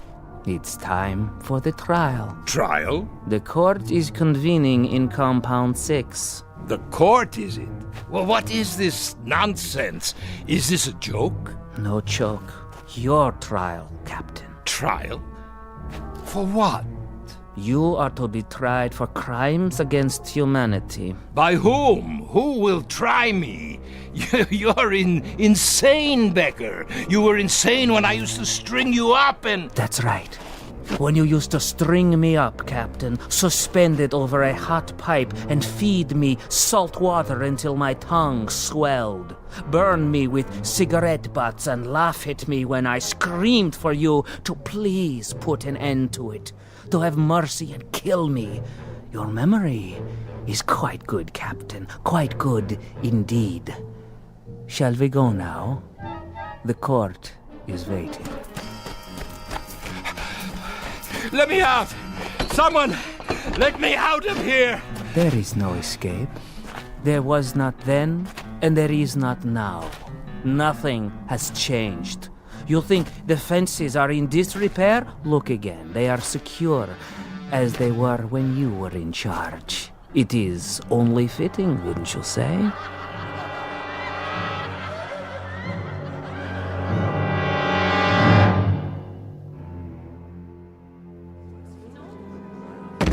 No, please! Let me up! I can explain! You can try, but it will do you no good. There is no explanation suitable for this court. We have rules. Who are these people? Greetings, Herr Captain. Welcome. Won't you join us? We welcome you to the house of pain. Do you not know their faces, their bodies? Then, starved, tortured, beaten. For they are your legacy. You made them what they are. Now then, shall we proceed? Please! Please, this is inhuman treatment.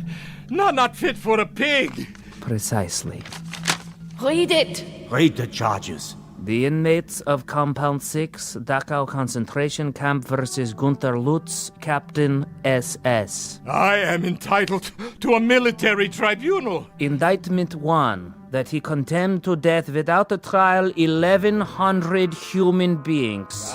1,100? Where did you get such a number? Indictment 2, that he did maim and torture without provocation. Rubbish.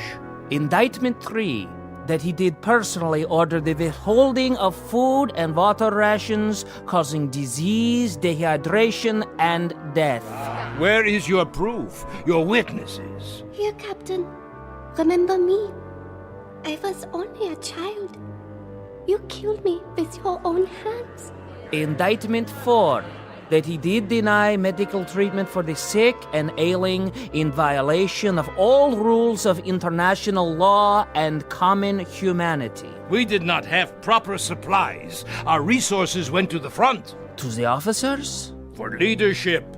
A military force must have leadership. Indictment 5, that he did order summary executions by firing squad for those too ill and infirm to work. 1, 2, 3, fire!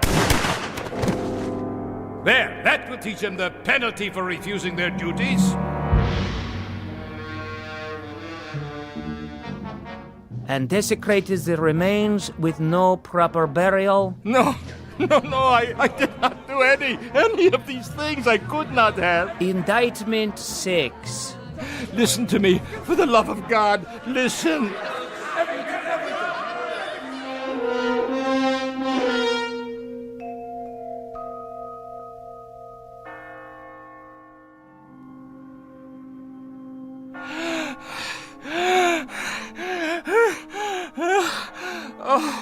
What? I fell asleep, Yes, that's it. I've been dreaming. The courtyard outside. The hanging post, none of it used for years. Of course not. I'm a foolish old man. Foolish and tired. Yes, you are.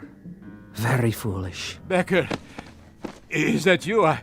I must have dozed off. You've been unconscious for a while. I had such a dream.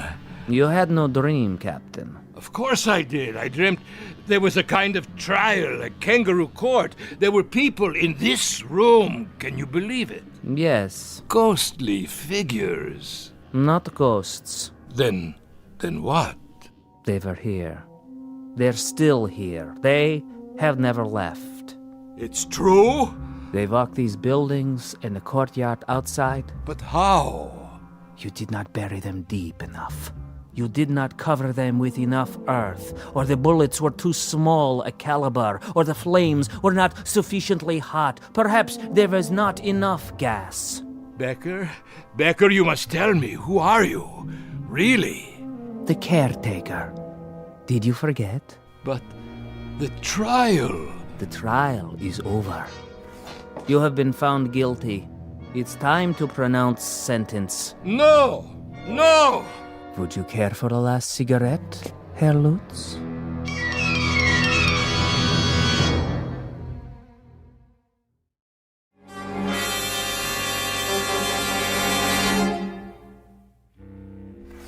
Yes, Lutz, it's time. For what?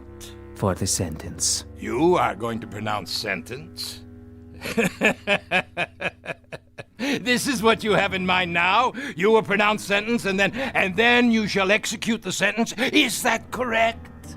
That is the procedure, as always. And who? Who is there to carry out the sentence? Do you see anyone outside the window to help you? Anyone at all, do you? They are here. I see no one. Are you blind? Here, look for yourself. There! Pigs! Filth! You will assemble in the yard. You will crawl out of your graves to see that justice is done. You will pass sentence on Captain Lutz. Brave victims. Where are you now, eh? Not so brave at all, I should say. They won't answer. Why not? Your authority no longer applies here. But yours does. I am all that is left, and you are no longer a captain. You have been stripped of your authority as of this moment. Oh, I see. Do you? Then where is the judge? Where is the jury? The executioner? You are still obsessed with procedure. Shall I tell you where they are, Becker? They're in your mind. You have hatched them out of your hatred. You have planned your vengeance out of the crazy quilt of a warped imagination sewed together with little thin threads of wishful thinking. Why didn't I kill you when I had the chance? Why didn't I? But wait. Yes? I did, Becker, I did kill you. Ah. Your memory is no longer so conveniently selective. Yes. I killed you the night.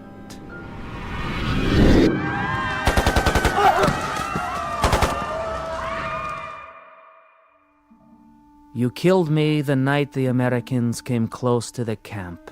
You tried to burn it down. Of course I did. I had no choice. They would have commandeered our supplies, our weapons. And what of the prisoners? You've said that they were of no value. They were of no value. They were a burden. And yet you tried to kill everyone who was left.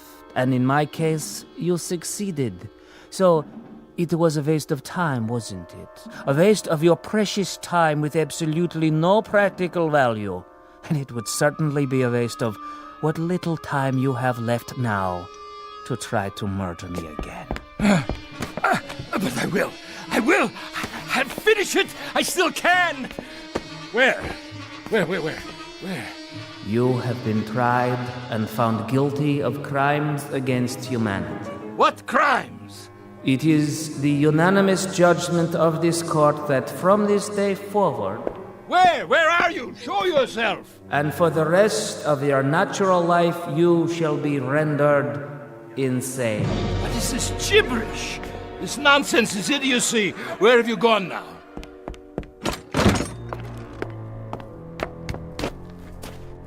Where?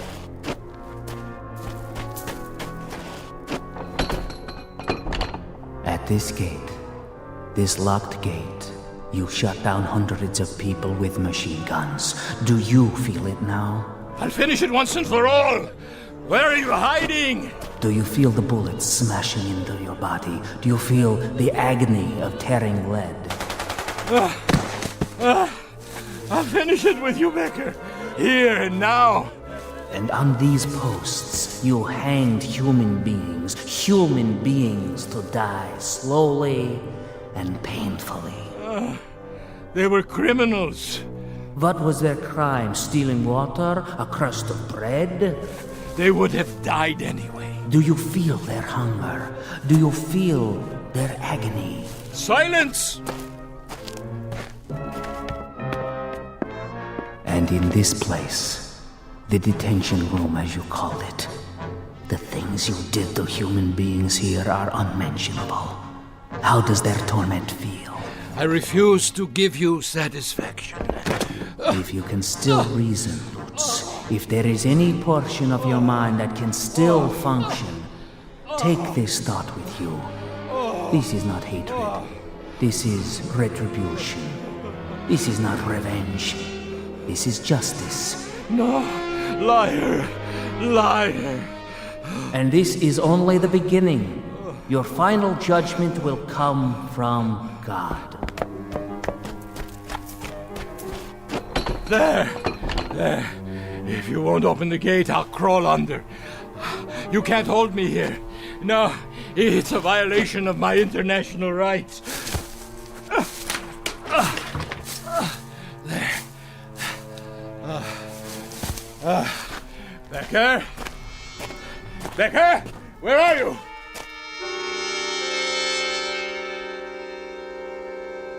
Becker? Where are you? Becker? I'll finish it, you swine! Ah! That man! What is he? He's crazy! Look out!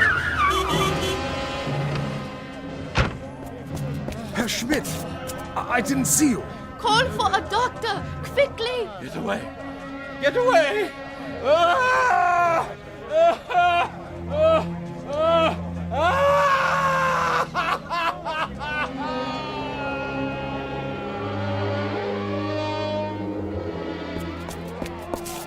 Stand back, please. What happened here? I heard him screaming, Doctor. Such sounds. Like a wounded animal. He didn't seem to know where he was or who he was. Will he be all right? Not for a while. What do you mean?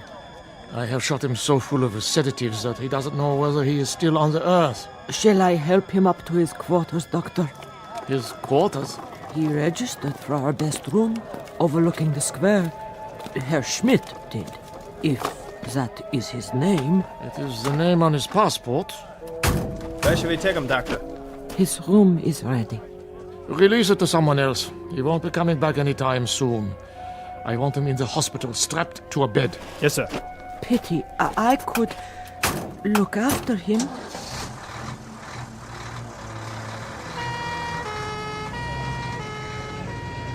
What happened to him, do you suppose? That's what I'd like to know. I give you my word, it wasn't my fault. Yeah, I'm sure it wasn't. I drove him up the hill myself, not an hour ago. The hill? Yes, the old road. To the ruins of the camp. Oh, curious. He said he wanted to study it. He was all right then. Are you quite sure? He must have walked or run all the way back here to the square. But his screams. His screams. Were there any marks on him? None. Then what must he have seen? I have no idea. All I know is that he is in very real pain. More than pain. Agony. As if he has been tortured. But my taxi didn't strike him. Yeah, I believe you. He fell right here, as you saw, clutching himself, as though he had been beaten or shot. He seemed insane, a raving maniac. Sometimes we cannot judge by appearances alone. What could happen to a man in 2 hours to change him so? Someone must tell me. I wish I knew. He said he was on holiday. Poor old fellow. Come here to reap the rewards of a life's work. I wonder what that life's work was to bring him to such a place as Dachau. There may be an answer to that question. Yes? But I'm sure I couldn't say. Ah, well, tell the ambulance I will meet them at the hospital. Yes, Doctor. Thank you for coming so quickly. Yes, thank you. Not at all. That is my job, to heal. Only I don't know if I can help this man. But you will try, because that is your duty. Yes, I will try to understand. Someone will have to make a proper diagnosis. I'm afraid his affliction may lie beyond my understanding. Goodbye, then, Doctor. Auf Wiedersehen. Dachau. Why does it still stand? Why do we keep it standing? Some things I will never comprehend.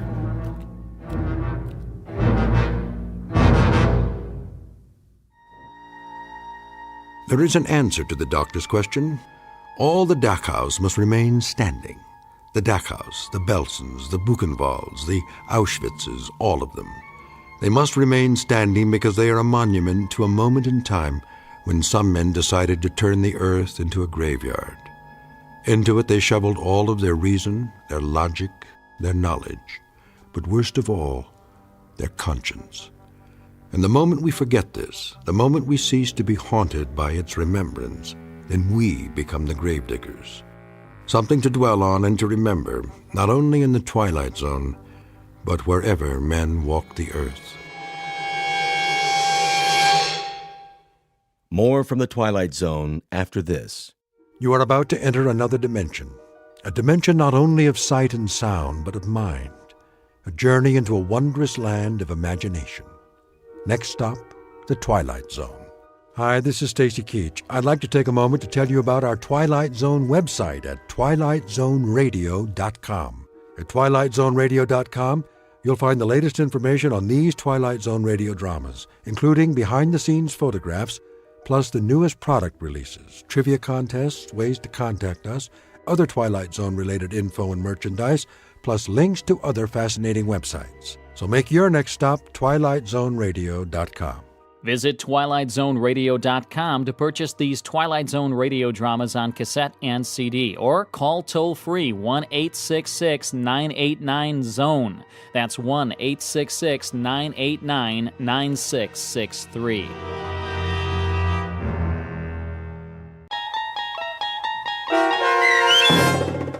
A Quality of Mercy, starring Robert Knepper, with Stacy Keach as your narrator, was adapted for radio by Dennis Etchison and written for The Twilight Zone by Rod Serling from a story by Sam Rolfe.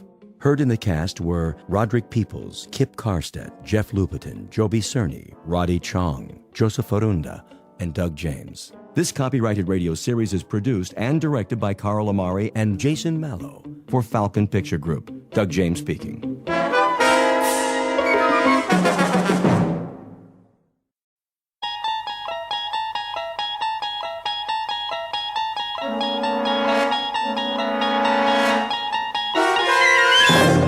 You're traveling through another dimension. A dimension not only of sight and sound, but of mind. A journey into a wondrous land whose boundaries are those of imagination. Your next stop, the Twilight Zone.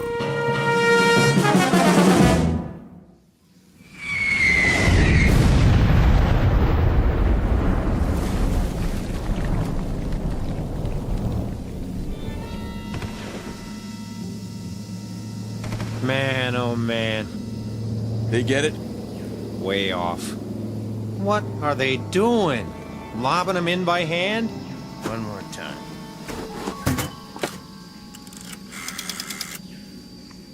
Baker Company. Baker Company.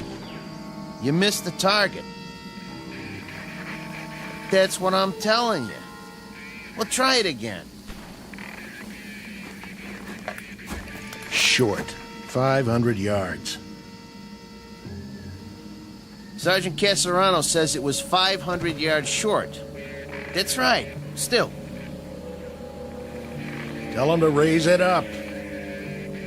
Sergeant says to elevate it. They say they can't elevate it anymore. What are they using? A slingshot? Listen, if you can't aim higher, Give me that. how do you expect to... This is Baker Company, F.O. Good going, boys. Yeah, I've seen what you did, a big fat nothing. You wrecked 5 acres of rice paddies and you torn up a beautiful grove of palm trees, but that's it. What's it to me? Let me tell you. We're sitting out here on our duffs on a hill in the middle of nowhere, and you know what we're doing? We're having a little discussion. Yeah, that's right. Maybe you can help us out. We're trying to decide whether you got something in your religion against sending a shell into a cave. Or is it too hard for you? Because if it is... You tell him, Sarge. Oh, those jokers. What? Say again. Bypass? Oh, now that's more like it. Because all you accomplished today is to tear up 5 acres of real estate and keep a handful of Japanese soldiers from falling asleep. Yeah. Well, I got a question for you. Anybody know how long it takes an enemy to die from insomnia? Same to you. Oh, we'll keep in contact, all right. You sure they're on our side? Makes me wonder sometimes. Give me a light. Here you go, sir. So what's the word? Did I hear you say bypass? They're gonna keep firing till late this afternoon. At least that's what they say. Then if they can't smoke them out, we'll just have to bypass it and move on. That's what I like to hear. Amen. I'm feeling better already. Me too. I'm getting cross-eyed looking through these binoculars. When they say flanks, I say thanks. I don't know about the rest of you, but I got no big urge to run headfirst into anything anymore. Not at this stage of the game. That's for sure.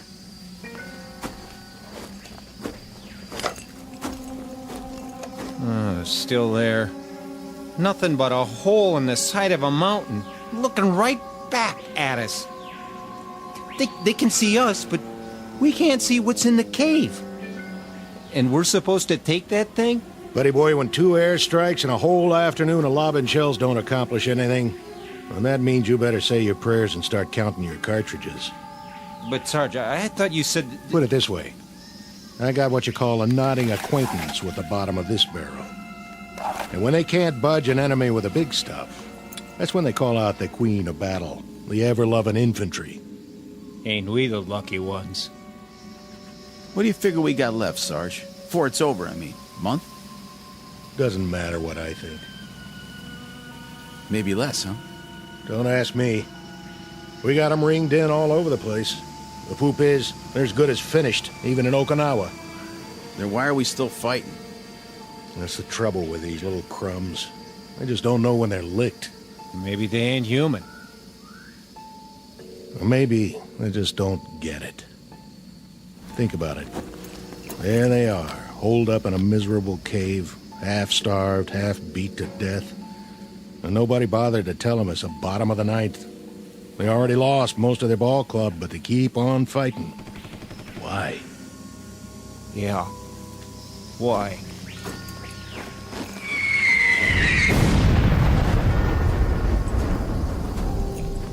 It's August 1945.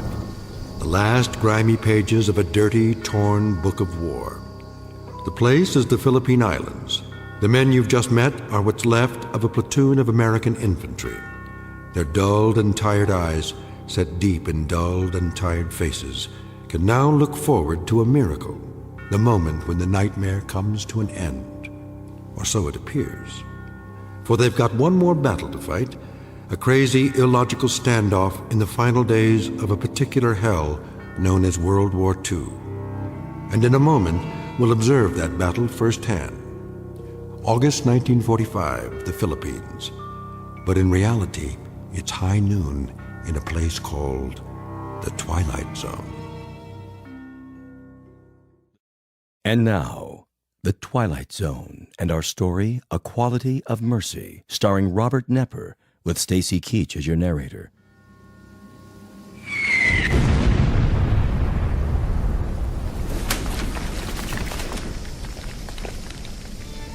There we go again. Hit anything this time, Sarge? I tell you what, I'm not even gonna bother to look. You check it out for me, all right, Anachek? Beat sitting here. Where's the field glasses? Be my guest.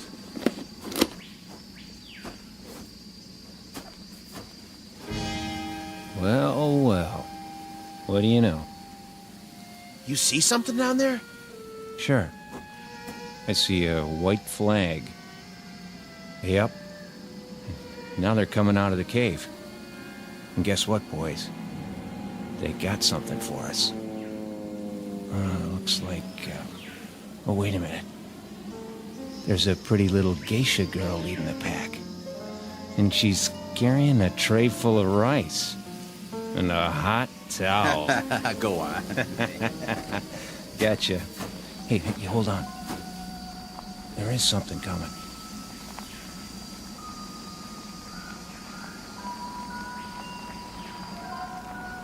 Who is it? Don't know. Uh-oh. Think I see a gold bar on his helmet. Give me those glasses. Oh, man. Just what we need. A brand new Louis. All spit and polish. Ain't he handsome, though? All right, men. Try at least to look like Army. What for? He won't last long.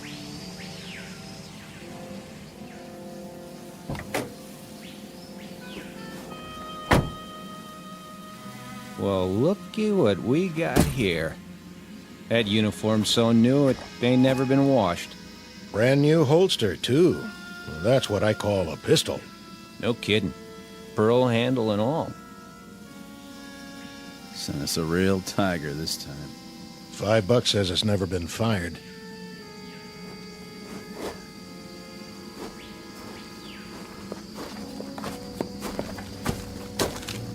Which of you is Sergeant Casarano? That would be me. I'm Lieutenant Cattell. Sir? I'm taking over your platoon. Matter of fact. What's your situation here? We're observing for a mortar company, Lieutenant. So I've been told. That cave down there, bunch of the enemies holed up. Been trying to get them out for 2 days. No luck? Nothing doing. Your binoculars, please, Sergeant. Here you go.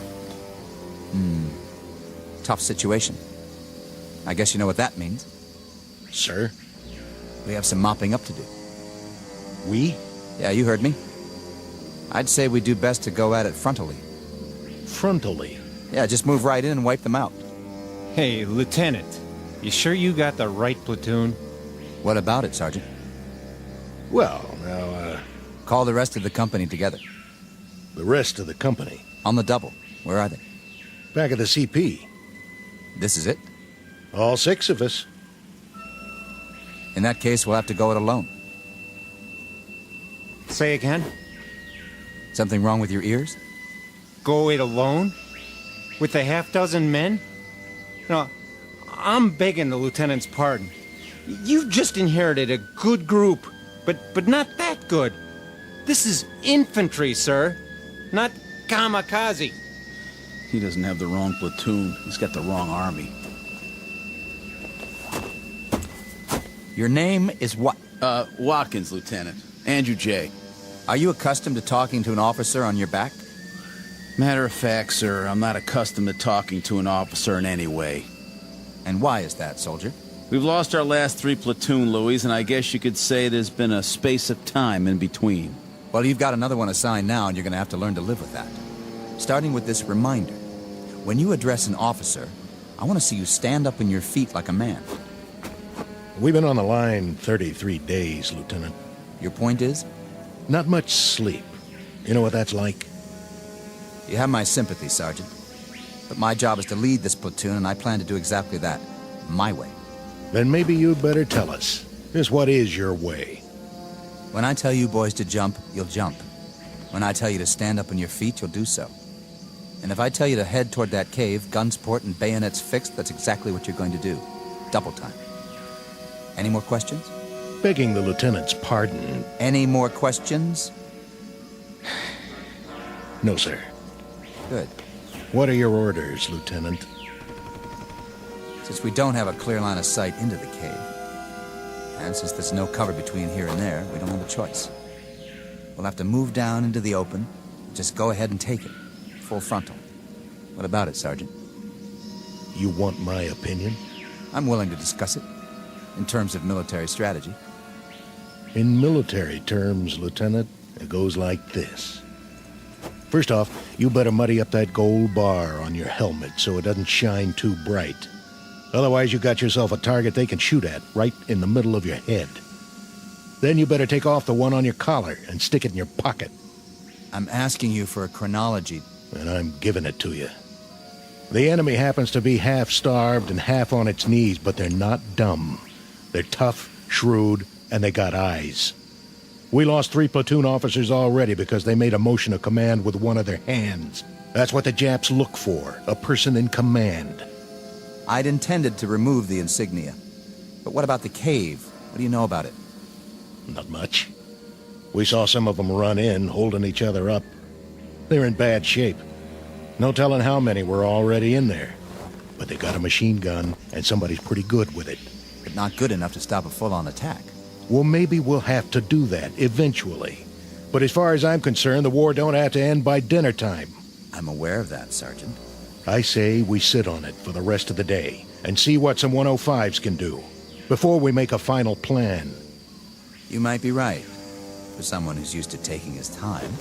But it strikes me that we could move in there right now and wipe them out inside of an hour.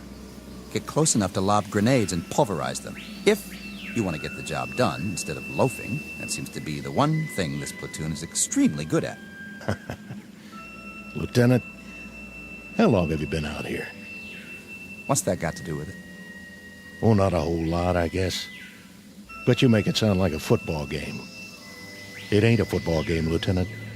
It's one long gut ache with some torn up, mangled boys fresh off the farm, and it's going to take a long time to forget.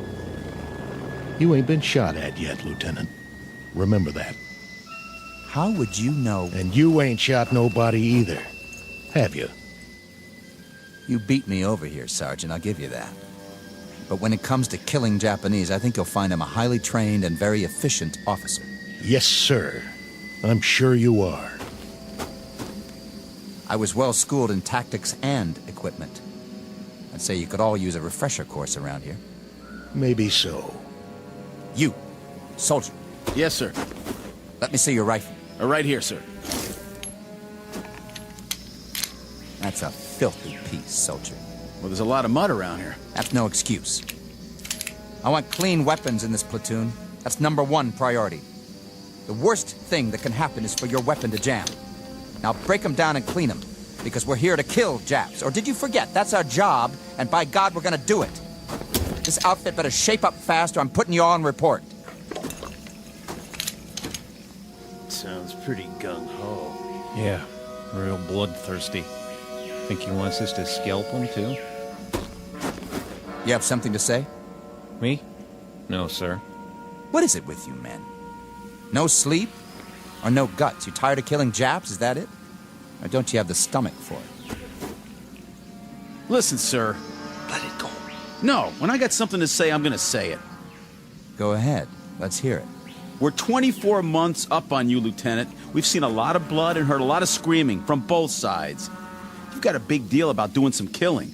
We'll fall in on that order, don't you worry. But you can't order us to like it. We've seen enough dead men to last us for the rest of our lives. The rest of our lives and then some. We'll do some more killing for you, Lieutenant. All you want. Just don't ask us to cheer about it. We'll see about that. Radio operator. Here. Get me base camp. Sir? Tell them to hold mortar fire, on my order. For now, prepare to attack. We're going to take that cave head on, whether you farm boys like it or not.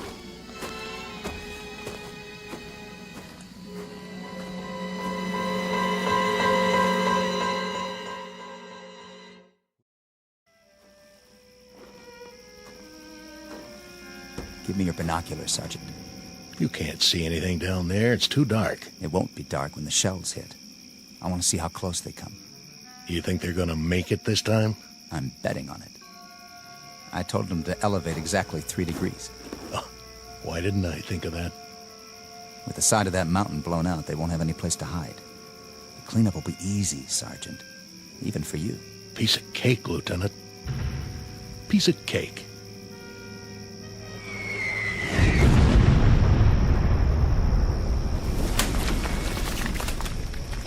Still short. Yep, that's what it looks like. Casarano, those flamethrowers arrive? Yes, sir. Good. I figure we can move in behind the next barrage and get within 50 yards of the opening. Just like that. Flamethrowers can do a lot of damage, can't they? They can. What about phosphorus grenades? Oh, them too. If you put them in the right place. But... But what? I wouldn't want to get hit by one. We're not talking about you. We're talking about the enemy. Right. We'll wait till dawn, then move in. Check with company for the mortar barrage so we'll be ready to go. Okay, sir. I'll tell the men we're going in.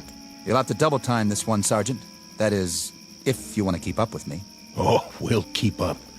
But... Something you want to say to me, Sergeant? No. Are you sure? Yeah, I'm sure. I'm not your cup of tea, am I, Sergeant? I guess you got a little too much vinegar for me, Lieutenant. That's what it takes in wartime. You know, sir... What? We could bypass it. Bypass? Where did you get an idea like that? There aren't 20 men in that cave. Most of them are sick, or injured, or half-starved. They're probably out of their minds by now. But they're Japs, aren't they? They're men. They're dirty little cowards. Are they? You've got a funny group here, Sergeant. And you're the oddball of the bunch. If I may make an observation, the way I size you up is this.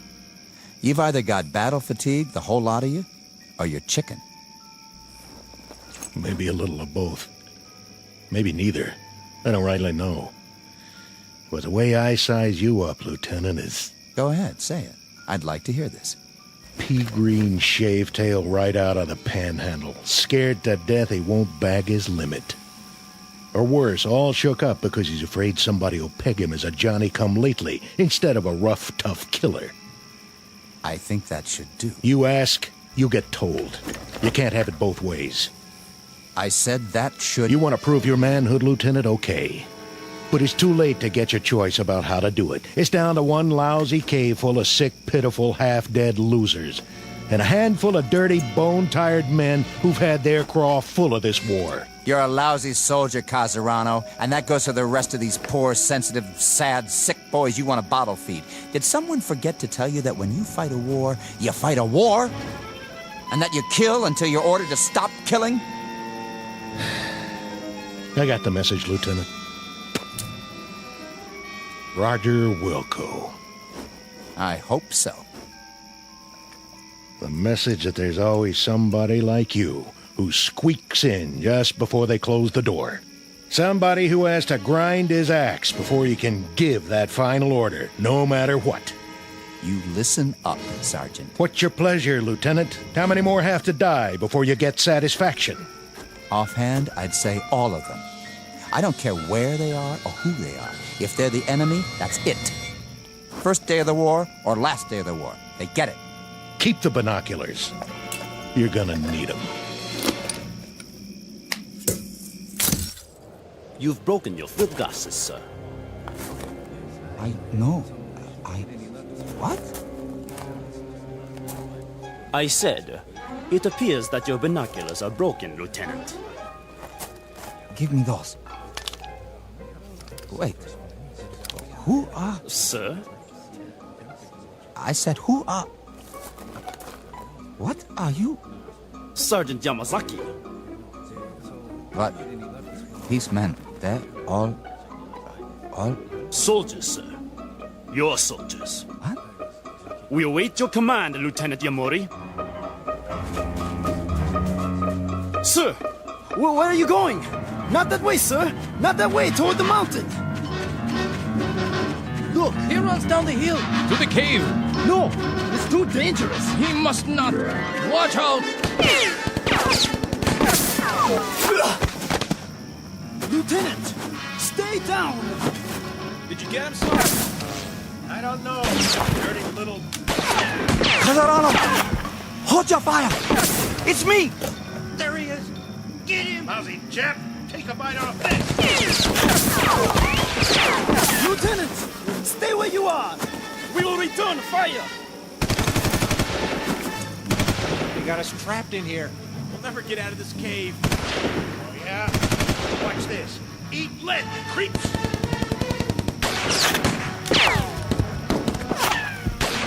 Lieutenant Yamori! Run back now! Keep your head down! Which way? Can't tell. Which way to...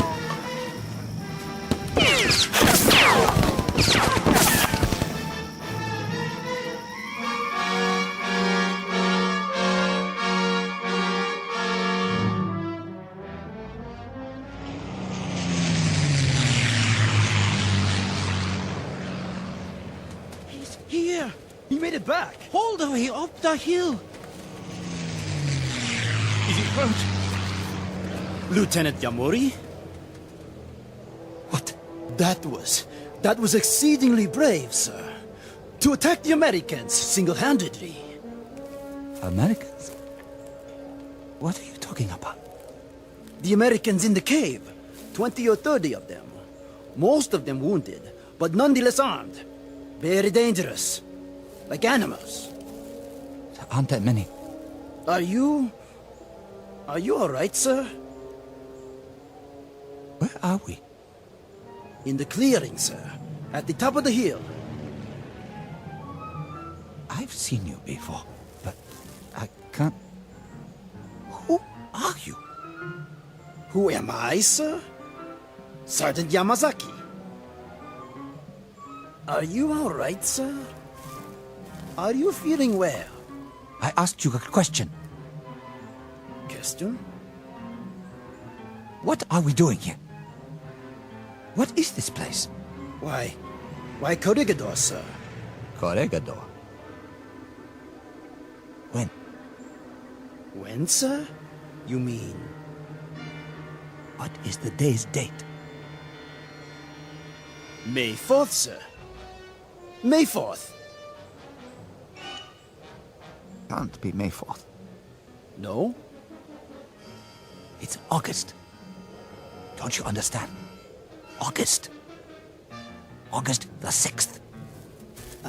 I humbly ask the lieutenant to forgive me, but I must correct him. The date is May 4th. May 4th. When? What year? The year 1942, sir. Is the lieutenant all right?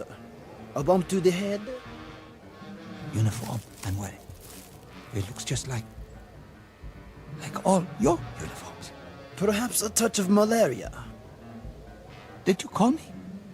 Lieutenant, sir. Your rank. You called me something else. You called me by a name. Yamuri. Your name, sir. Lieutenant Yamuri. No. No. No! What happened to me? What's going on here? What's happened? What is wrong with this man? I don't know, Captain Nakagawa. Yamuri, are you sick?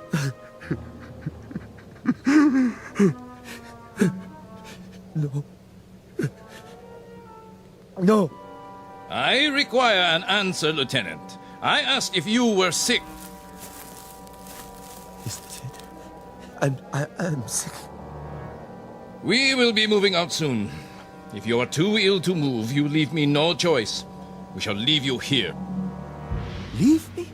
We have no transport for the wounded, as you well know. So, we will very shortly move forward, and you shall remain here. My name isn't... On your feet when an officer speaks to you. But my name isn't Yamuri. I swear to you. Something's happened. My name isn't Yamuri. My name is... Silence. Place this man under arrest. Yes, sir. Lieutenant, please, get up. I gave you an order, Sergeant Yamasaki. Men!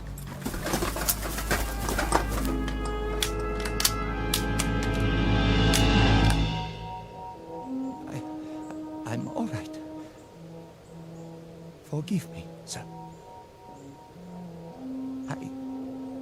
You what? I was feverish for a moment. I forgot where I was. Huh? I'm all right now. You're sure of that? Yes, sir. I'm sure. I'm very sure. Very well. Sergeant, we move out in 15 minutes. 15 minutes, sir. Unfortunately, the artillery was unable to do its job. We shall attack the cave in force. Ready to move out!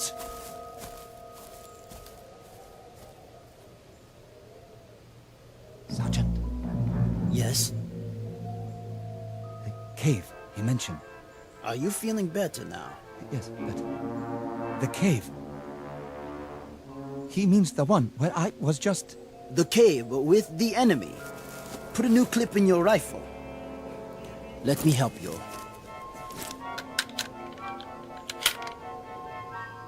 Which enemy? The American enemy, sir. The stupid fools who don't know when to give up. Here, fix your bayonet. The captain does not like to take prisoners.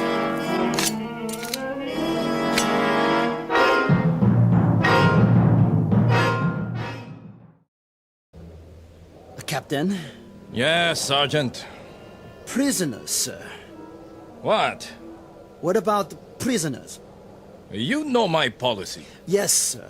But what if they surrender? What about the wounded? I doubt that there will be any left to surrender when we are finished. Yamori! Sir? You will take the first section. Move forward as quickly as you can. Then drop down 50 yards in front of the opening. But, sir... Watch for my signal. We will cover you with automatic fire for 2 or 3 minutes before you make the frontal attack. Sections 2 and 3 will follow. Understood? Yes, sir. I didn't hear you. I understand, sir. Be very sure that you do. Now, go and prepare your men. Your section, sir. Which? Over there. The captain expects you to lead them into victory. Come with me for a moment. Where, sir? Away from the others. Look down there. The cave.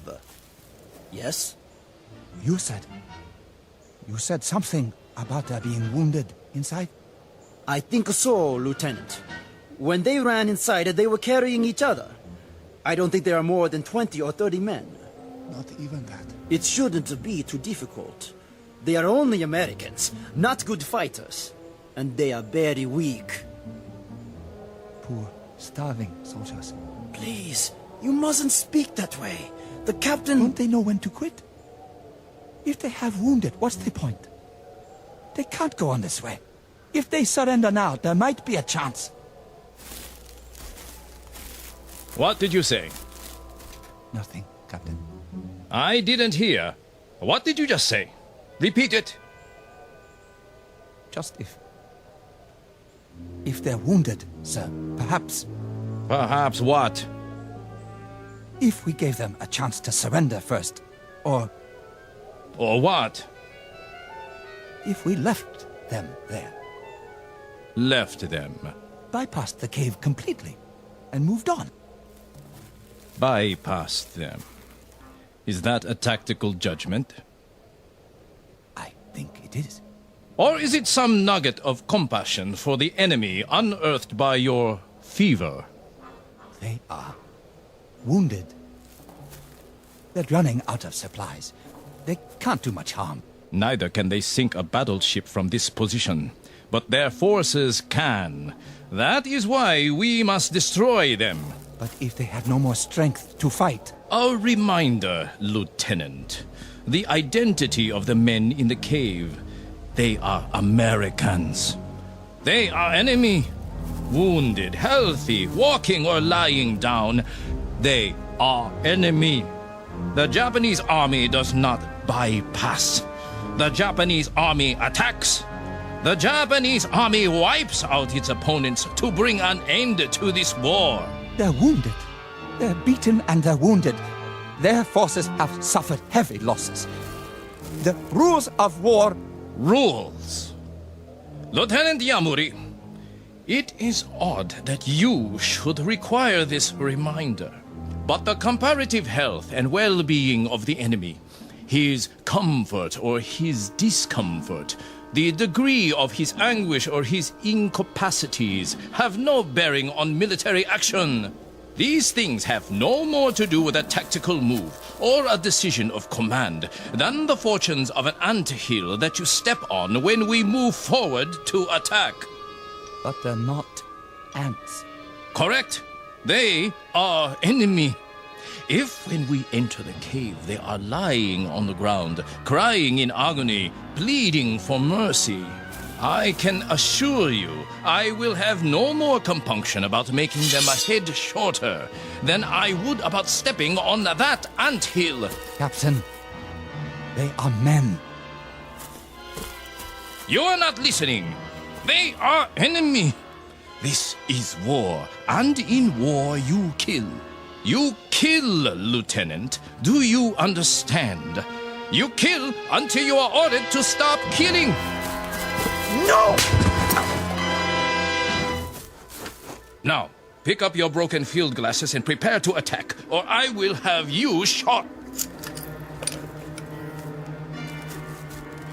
Sir. Sections, assemble! Sergeant Yamazaki. sir. You will handle the first section. Sergeant Hino. Hi. Take the second section. Lieutenant Ishimoto. Hi. Yours is the third section. Now, we move out. Lieutenant Yamori, let me help you to your feet. I will take care of him, Sergeant, when we return. Yes, sir. Captain, what you do to those men in the cave, will it shorten the war by a week? By a day? An hour? Enough. May I ask the captain, what is his pleasure? How many have to die before he receives satisfaction? Offhand, Lieutenant Yamuri, I would say all of them. I don't care who they are or where they are. If they are the enemy, they are to be destroyed. First day of the war or last day of the war, we destroy them. Rest now, Lieutenant. I will be back. Your field glasses are broken. I will take new ones from the Americans. My glasses. My binoculars. Yes, I broke them when I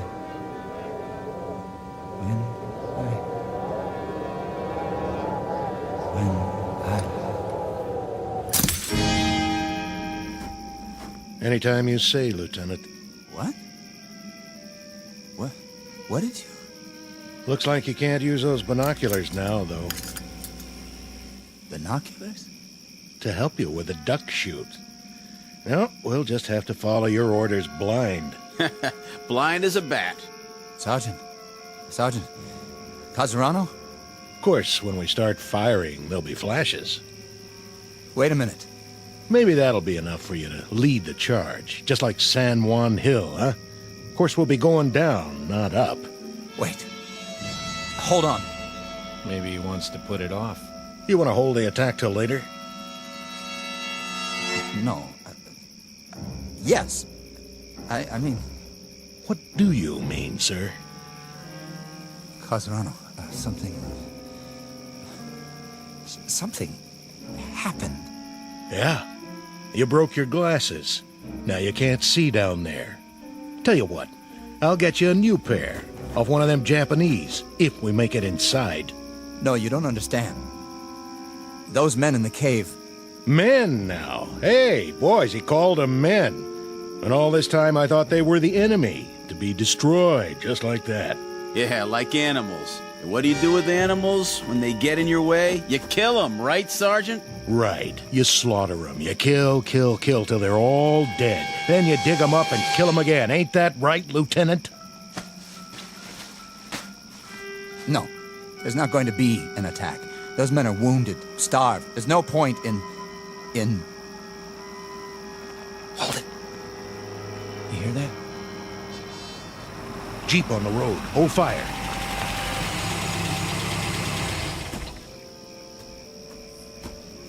Lieutenant Cattell here? He's right here. I have your orders, Lieutenant. Orders? You're to pull off the hill, sir. Who says? Colonel Hagen, that's who. Well, why would he say that? Considering he just sent a new lieutenant to lead the charge. Don't you guys know? Know what? Guess you haven't heard. Air Force dropped a bomb on Japan this morning.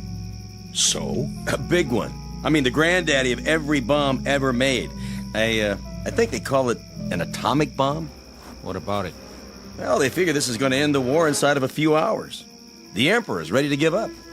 Well, ain't that something? All units are to pull back to base camp and wait it out. See what happens. Some kind of announcement coming any time now. I'm gone. Is this it? All right, boys, you heard the man. Get your gear and move out. Oh, man. I'm gonna get me the biggest steak you ever saw. First thing I'll head for is a hot bath. How about it, Lieutenant? You with us? Or do you want to stay here and fight it out all by your lonesome? With... Something on your mind, Lieutenant? I'll bet. But I wouldn't fret it if I was you. There'll be other wars sooner or later. Other caves. Other human beings you can knock off. I hope not. God help us.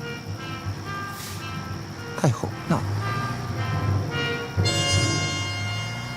The quality of mercy is not strained. It droppeth as the gentle rain from heaven on the place beneath. It is twice blessed.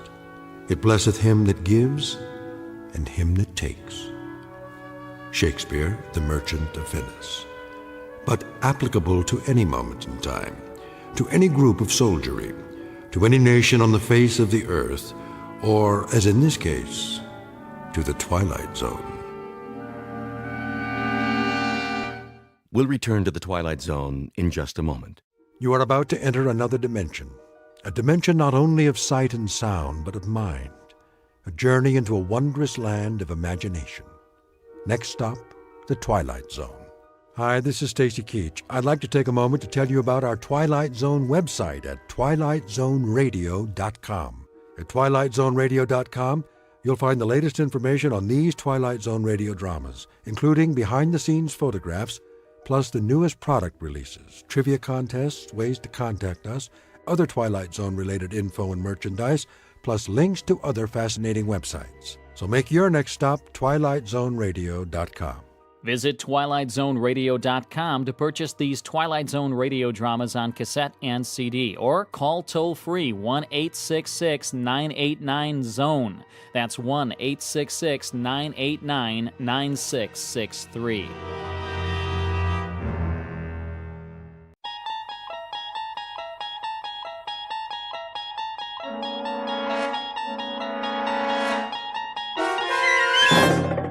You're traveling through another dimension, a dimension not only of sight and sound, but of mind, a journey into a wondrous land whose boundaries are those of imagination.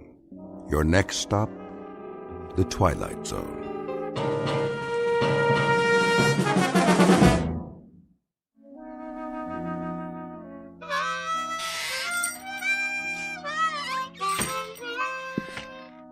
Oh, hi there, Pete. Didn't hear you come in. Why don't you join us? Set a spell. Oh, that's all right. I wouldn't want to interrupt you. Well, all right then. Where was I? General Pershing. Oh, yeah. So I said to Jack Pershing, General, I said, there ain't gonna be no artillery support. They're dug in too deep. When was this now? First World War, of course. The Great War, we called it. Yes, sir. So I says to General Pershing, Jack, what we gotta do is we gotta enfilade. Know what I mean? Do what? Enfilade 'em. That's what we're gonna do. Ha ha! Enfilade 'em to beat the band. Frisby, when are you going to put that mouth organ of yours out of its misery? How's that? Or at least learn how to play it. Helps me relax. Well, sir, old Blackjack knew who he was dealing with. And that was? They didn't call me old Enfilade Frisby for nothing. Horseradish? Huh?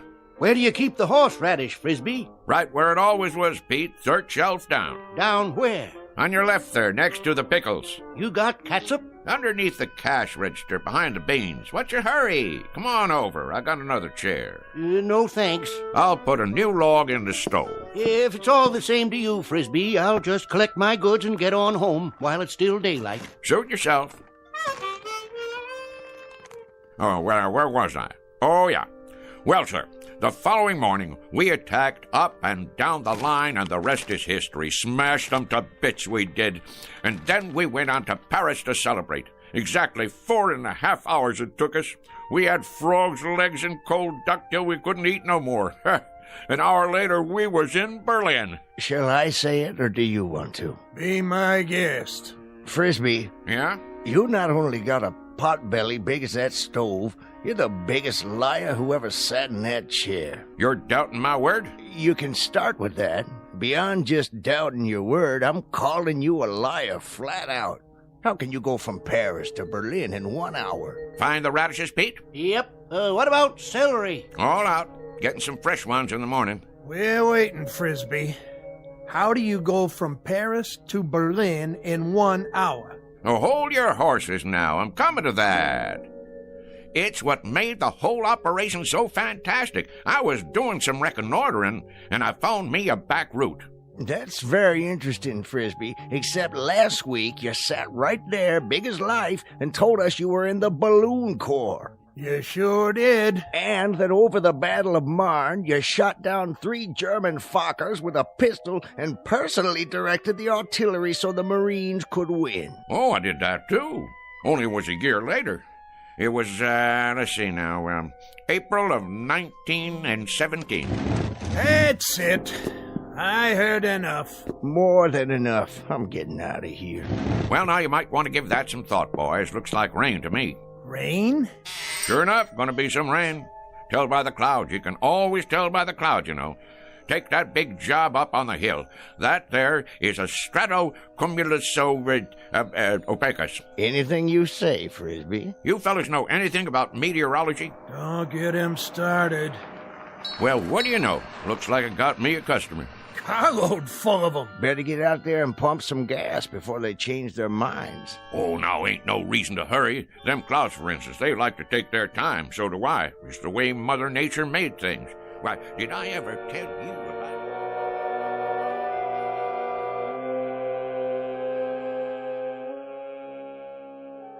The slow-moving gentleman with the sizable mouth is Mr. Frisby, proprietor of Frisby's General Store, the local version of Gimbel's and Macy's. He has all of the drive of a broken camshaft and the aggressive vinegar of a corpse. As you've no doubt gathered by now, his stock in trade is the tall tale, the outrageous falsehood, the bending of truth up to and beyond the breaking point.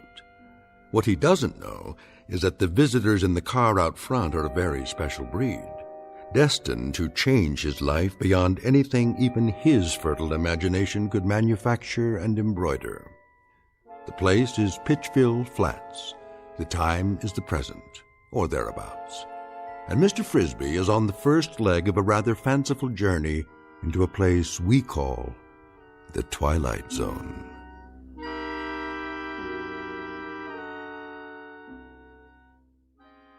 And now, The Twilight Zone, and our story, Hocus Pocus and Frisby, starring Shelley Berman, with Stacy Keach as your narrator.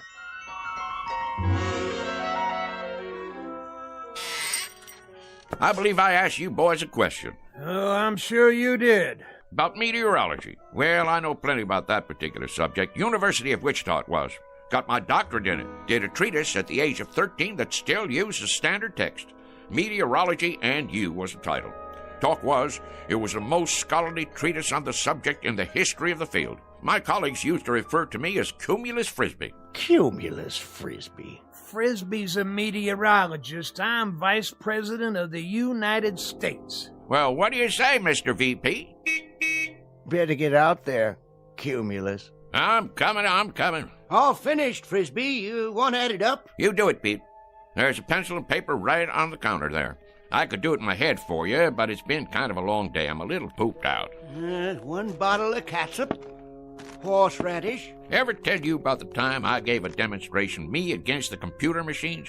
13 of them, lined up in an auditorium.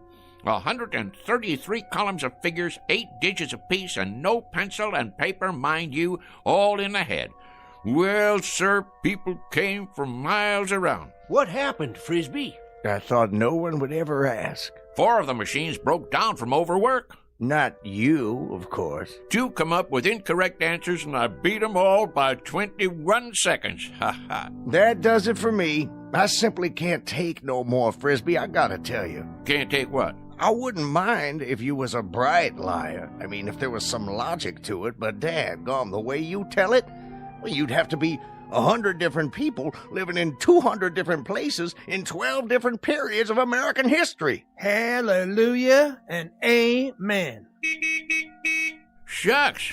What are they in such an all-fired hurry for? Time to do some work, Frisby. You got customers. You just said a dirty word. Only thing that works in Frisby's whole body is his mouth. All right. Keep your britches on.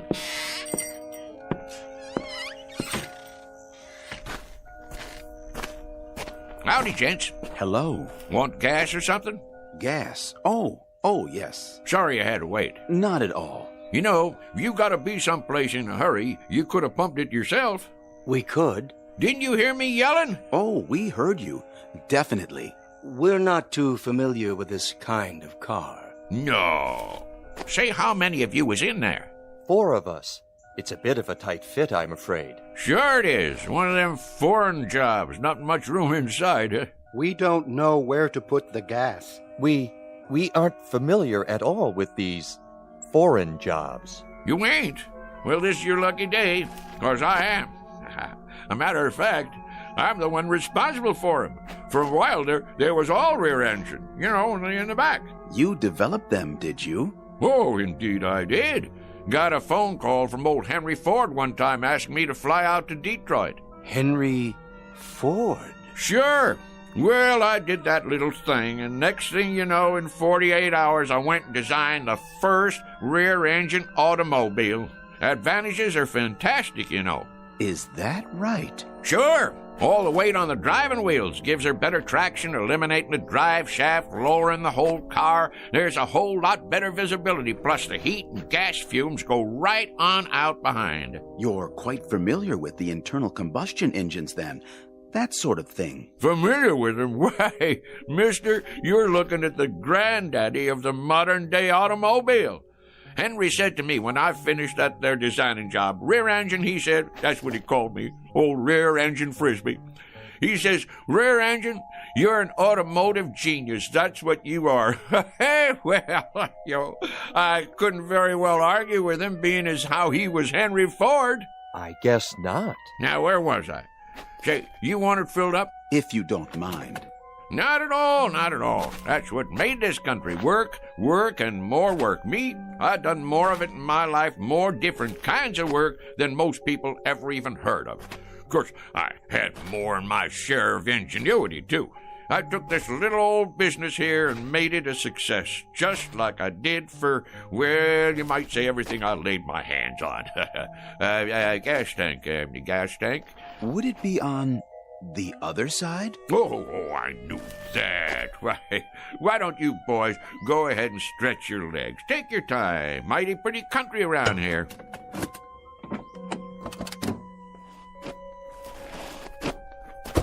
Yes, pretty. Of course, it wasn't very pretty when I moved in.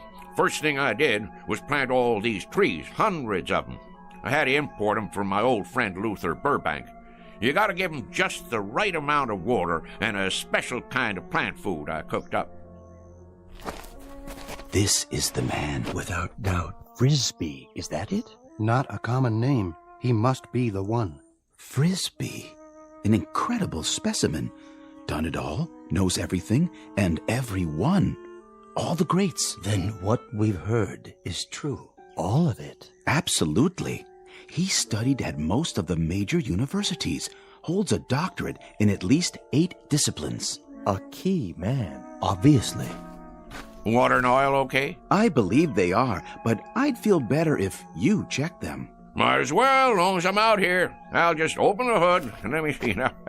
Where's the latch now? In the front, maybe. Front? Where? Oh, no, what am I thinking? In back? Of course, where the engine is. Engine.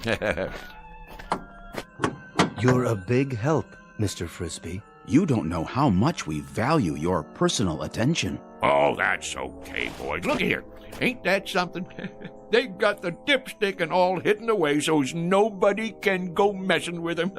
But I can see from here that they're just fine. They're just fine. And yep, they're fine and dandy. Well, that ought to do it. How much do we owe you? Looks like $5 and a couple of cents. Make it 5 even. Did you bring a supply of local currency? Right here. Which one? Will this do? This here's $20.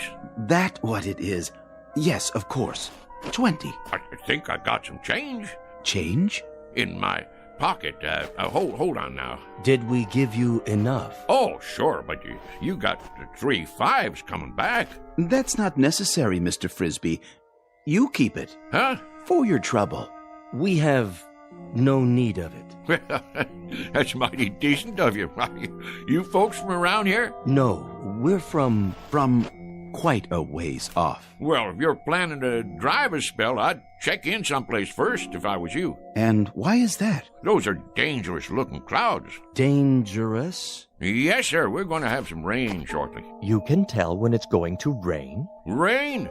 Mister, I can tell when the humidity drops 0.5%. I can predict fog, smog, hail, sleet, snow, dew, and freezing 24 hours before it happens. Really? Well, I was working on a perpetual motion machine in Sioux City, Iowa, back in 1921, when I got a call from President Harding. He was begging me to fly to Washington, D.C. and help him set up their meteorology department. Is that a fact? Not only is it a fact, but I'm giving it to you oversimplified, kinda. 'Cause I'm too modest to say what they put on the medal they gave me after I got 'em on the right track. That's how come you have weather predictions on the news. Mr. Frisby, we were wondering if... Not yet. We'll see you later, Mr. Frisby. You will?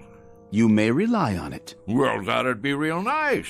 Stop on back and we'll sit around and talk some more. But mind what I told you about the weather. Best check into a motel or something till she blows over. We'll do something like that. Thank you so much, Mr. Frisby. Into the car now, gentlemen. Well, you take care now. Oh, we will. We will.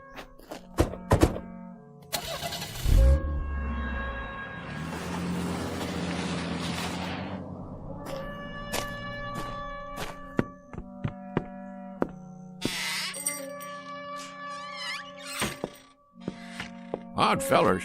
Why, didn't they believe what you were saying? It ain't that. They just seem kinda odd.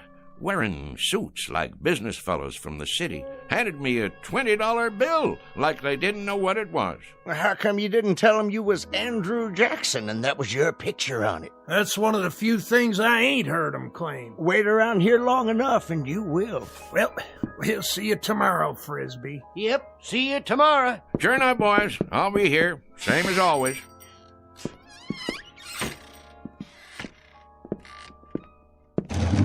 Let's see now, 5 o'clock. Sounds to me like a good time to close. Mr. Frisby? That's my name. Don't wear it out. Huh? Mr. Frisby. Who's there? If you walk outside and head east down the highway... Where are you? Nobody left in this store but me. If you head east for 200 yards, you'll come upon something extraordinary. Oh, yeah? Like what? An adventure, Mr. Frisby. New worlds to conquer. How's that? Worlds even you have never dreamed of. Say, where are you hiding? In the back room? Or over by the dry goods? Don't trouble yourself. You won't see us. Well, where are you then? With you, Mr. Frisby. We are a part of you. And soon, very soon, you will be a part of us for all eternity. You are going to the stars, sir. To the stars.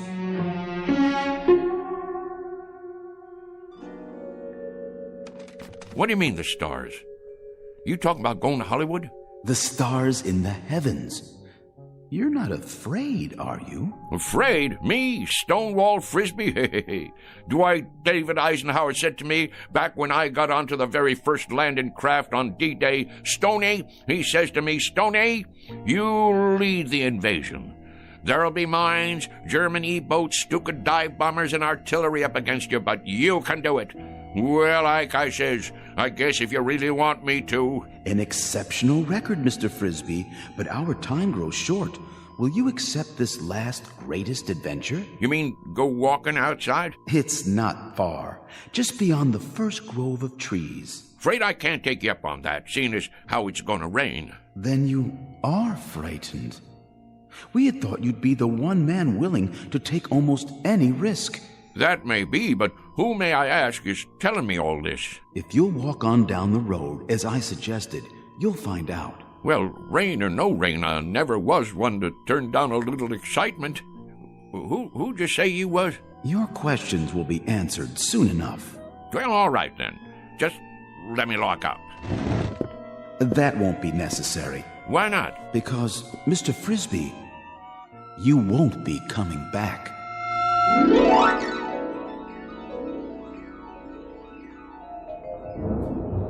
Well, will you look at that? I sure was right. Going to be a big old storm tonight. Hurry, Mr. Frisby.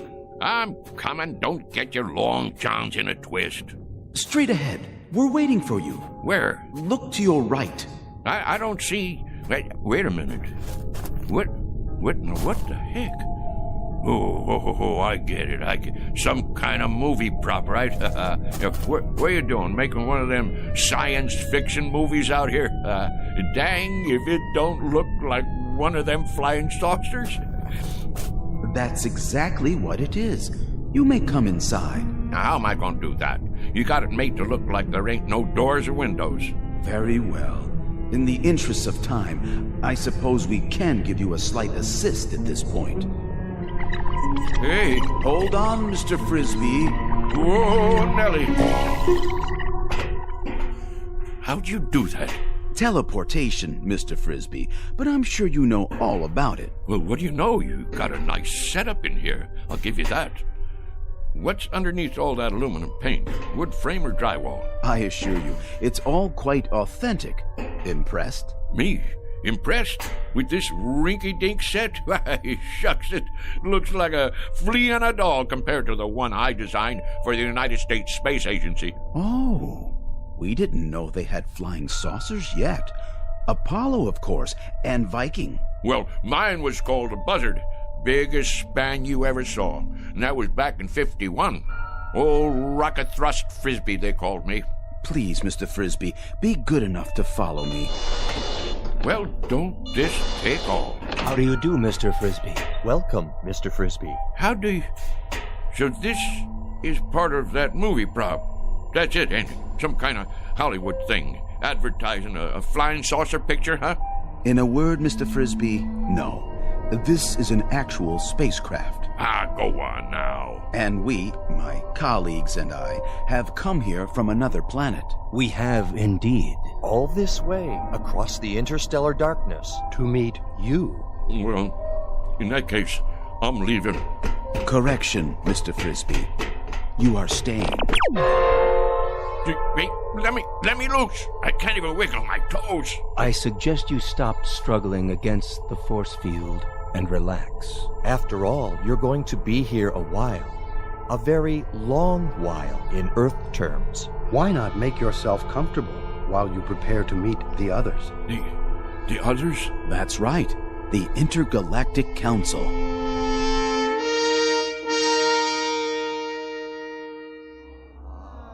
Well, sir, the government already knew about my research in atomic energy. Matter of fact, I suggested it to them as far back as 1923. Spent a whole summer one time with Al Einstein, during which time I gave him the preliminary stuff about that relativity theory of his. Smart as paint, that fella. Smart as paint. He had bad hair, though.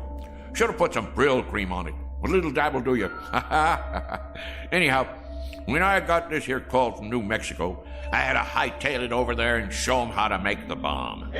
Incredible. Fantastic. What a specimen. Now, let's see. That covers atomic energy. What was the next thing you fellows asked me about? If you wouldn't mind, sir. Go on, speak your mind. You're entitled, son. Your research in liquid propellants. Oh, yes, liquid propellants. Well, now, the main thing I gotta say about that is there ain't no liquid in the world that'll propel me faster than a dry martini on the rocks. We were referring to liquid propellants as applied to space travel, Mr. Frisby. Oh, them liquid propellants. I get your drift. Yeah, I developed the first ones used by the Air Force in that old whack Corporal rocket, remember? Used to have a model of it out in front of Disneyland. Well, that thing sure could move, thanks to me. Made up a batch of liquid stuff in my cellar. Folks around town wanted me to run for Congress after that, being as how I got the country back into the space race. But if there's one thing I ain't, it's conceited. I figure it's a man's patriotic duty to invent liquid propellants if he has a mind to. And I had a mind to. Why, even as a boy, when I was attending Princeton University on a special scholarship, they used to call me Old Liquid Propellant Frisby. Next question. Forgive me, Mr. Frisby, but you mentioned Princeton University, did you not? Sure did, young fella. Nice place, too. Real homey. Of course not as homey as Pitchville Flats. But it was my understanding that you attended the University of Wichita. That one, too. I can see how you'd get a mite confused. It happens to be a fact that I hold degrees in 38 major universities and advanced schools of learning. Amazing. One earth man. It beggars the imagination. I also got me one of them Rhodes scholarships over in England one time, but I had to turn it down because I wouldn't bow to the Queen. Next question. No more? In that case, well, I'll just get on home to dinner. I said it was getting late and I have to get home to dinner. Hey, you guys. About time I was leaving. I gather that you don't quite understand the situation, Mr. Frisby. How's that? You're not going home for dinner. You shall have dinner here. Here? Precisely. In exactly, 14 minutes by your measure of time, we'll be departing. Departing? From where to where? From here to our planet. You see, Mr. Frisby, our assignment here was to secure a representative Earth species, the most brilliant we could find.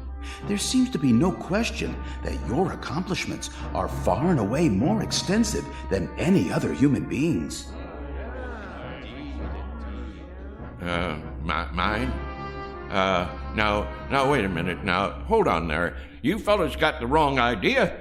Why, I'm just a plain old country boy, a bumpkin. I'm a bumpkin. That's what I am. Just a rube with a big mouth. Come now, Mr. Frisby. You do yourself a terrible injustice. We know all about you and your accomplishments. My accomplishments. Mister, the one accomplishment you fellas didn't pick up on is the fact that I am the gall-darndest liar that ever walked the pike. I spin the longest yarn west of the Rockies, and I'm not talking about exaggerating. I'm talking about lies. I mean lies. Mr. Frisby. Don't you get it? I'm a liar.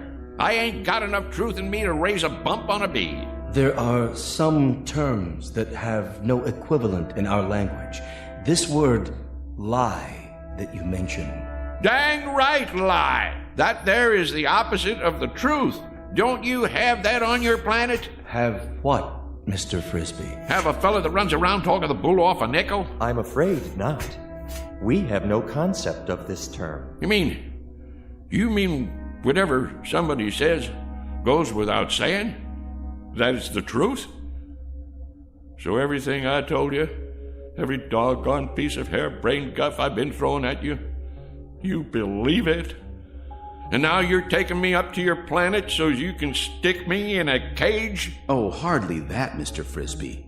It won't be a cage.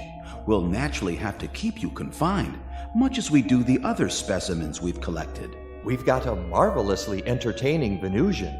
He sings simultaneously in 8 different octaves, and he accompanies himself on percussion with his tail. Now, you listen to me. I'm a bona fide American citizen, and I got my rights. And furthermore... Please contain yourself, Mr. Frisby. Since we'll be departing very shortly, you have your choice of dinner now or later. Perhaps you'd prefer waiting. What is your pleasure? I'll tell you what my pleasure is. My pleasure is to punch you right smack dab on the jaw. What the... Don't be alarmed, Mr. Frisby.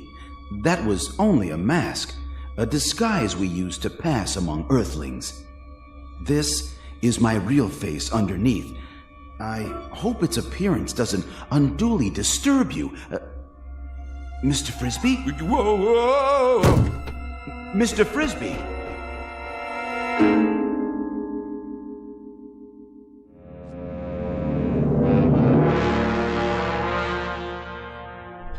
Oh my, came back. Where am I? Feeling better, Mr. Frisby? Better than what? I thought I should tell you. We'll be departing in 5 minutes. You still on that kick? Listen to me. I ain't interested in departing anywhere except from you. I never been more than 50 miles outside of Pitchville in my life, and that's the one record I'm right proud of. Curious remark. It does not compute. You took a bump to the head. Lie still. I'd better scan you. Get that thing away from me. It's only a vibrometabolic scanner to detect organic damage. Stay back, I tell you. You're in perfect shape. No spikes in your brainwaves, none whatsoever. Remarkable, I must say, for someone with such active cranial matter. Man, the last time I saw something like you, I'd been 4 days on a corn jug. And even at that, what I thought I saw was a whole lot prettier than you. I'm sorry you find my features distasteful. On our planet, my appearance is considered quite satisfactory. But if you prefer, I could wear another one of those pseudo-faces. This place where you're from, do the girls look like that too? The females? Why do you ask? Because if they do, it's a downright wonder you ain't extinct. Please try to accept my true appearance, Mr. Frisby, much as we have become accustomed to yours. Some effort is required on both sides. Shall we, I believe the customary phrase is, shake on it? Don't point your finger at me. What you got there, a claw? A gesture of friendship, Mr. Frisby. Hands across the galaxy and all that. Well, okay, but don't you go pinching me. You're built hard as a crawfish, I'll say that. Oh, we are indeed, by your standards, which is quite fortunate for us, considering the gravitational pressures on our home planet. You have a match on you? Pardon? For my pipe. Hold on, I gotta light my overalls. What are you doing? Helps me relax. A pinch of Prince. One time a guy come in my store and he says, "You got Prince Albert in a can?" And I says, "No, already went and let him out." Never mind. You boys wouldn't understand. I'm afraid there's no smoking on the ship. Well, who ever heard of a rule like that? It upsets the negative ion balance. No, I really ain't going. What do you think of that? Well, I suppose if you sit over here, directly under the laminar flow. Kind of chilly. Ooh. Don't you boys have a wood-burning stove at least? Must get mighty close to freezing up there in outer space.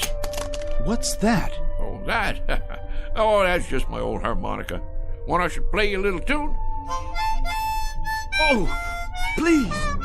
Please, Mr. Frisby. I've been meaning to give a concert one of these days. Maybe Carnegie Hall or over in Branford. Oh, attention. X10 and X12. I need you here at once. Most beautiful sound there is, huh? They have harmonicas where you guys are from? Well, do they? I ask you a question. Do you have harmonicas up there where you Help! Help! You don't look so good. Kinda green. Whoa, well, let me play some more for you. Ain't nothing like a little tune before dinner. That's what I always say. What's that horrible sound? It's that object. I've got to get it away from him before it's too late. Back. It's dangerous. Stay away from it. Save yourselves.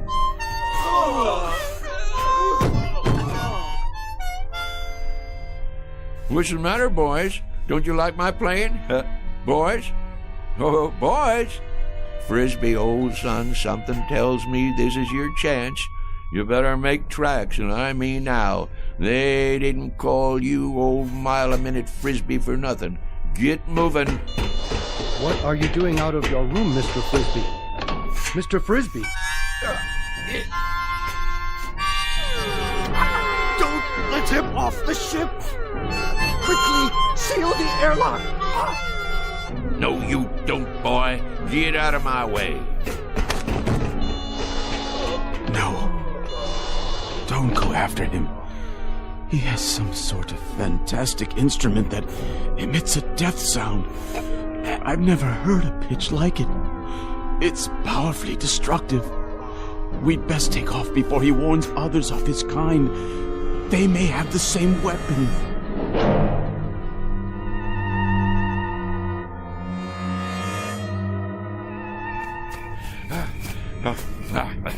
Can't catch this old boy, can you?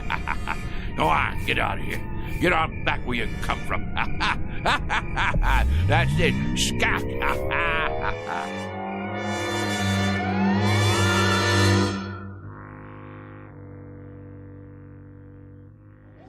Shh, quiet. Douse the lights. Here he comes.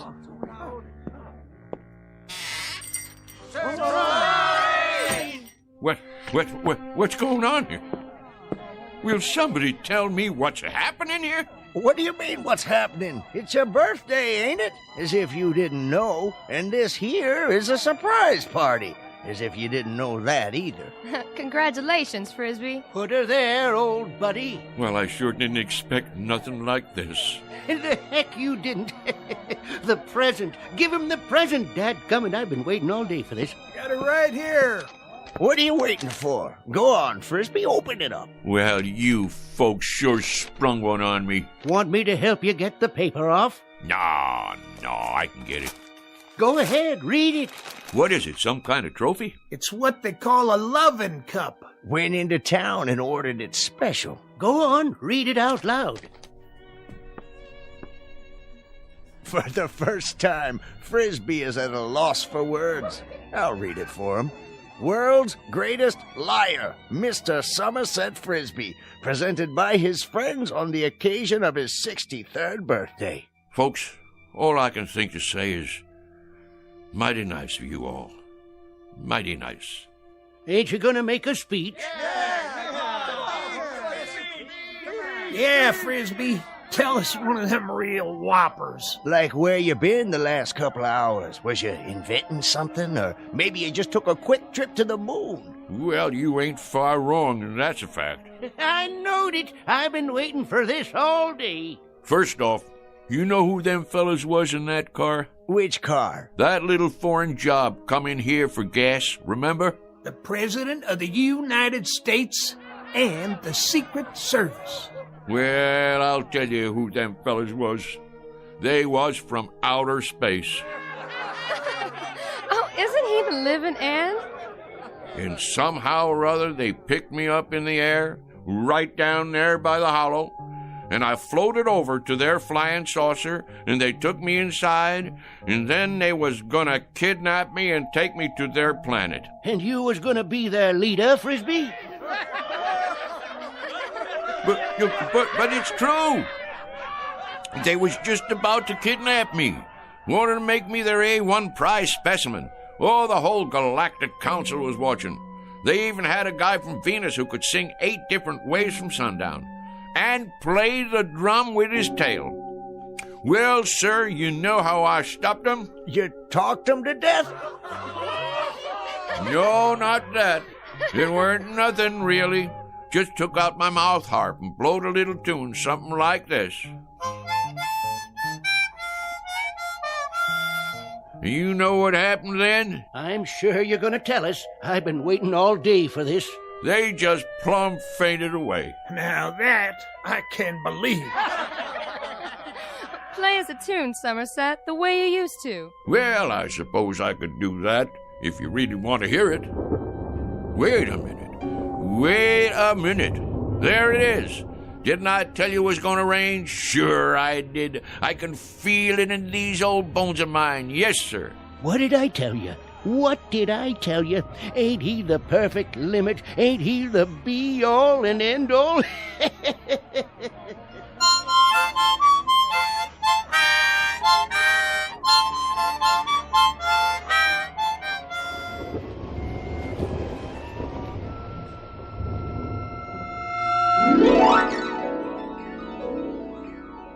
Mr. Somerset Frisby, you might have profited by reading an Aesop fable, the one about the boy who cried wolf. For now, consider this one more tall tale from the timberlands of the Twilight Zone.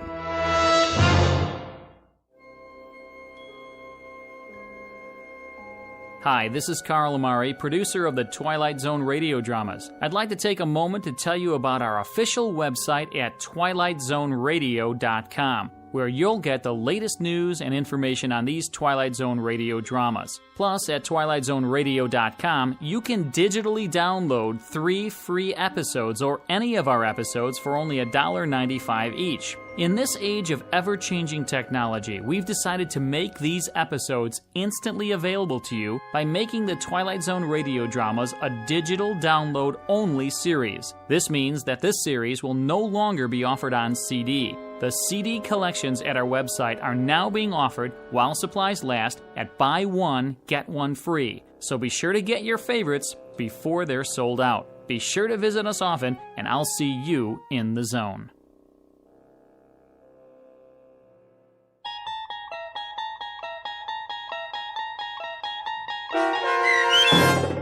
Hocus Pocus and Frisby, starring Shelley Berman, with Stacy Keach as your narrator, was written for the Twilight Zone by Rod Serling, from a story by Frederick Lewis Fox, and adapted for radio by Dennis Etchison. Heard in the cast were Mike Novak, Richard Hensel, Turk Muller, Sarah Marks, Jeff Lupetin, Christian Stolte, and Doug James.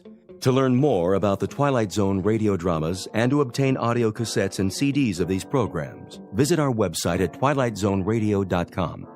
The producers of The Twilight Zone wish to thank CBS Enterprises, Carol Serling, Dennis Etchison, Dick Brescia Associates, Claire Simon Casting, Paul Patch, Terry Jennings, the American Forces Radio and Television Service, our sponsors, and our radio affiliates for helping make this series possible.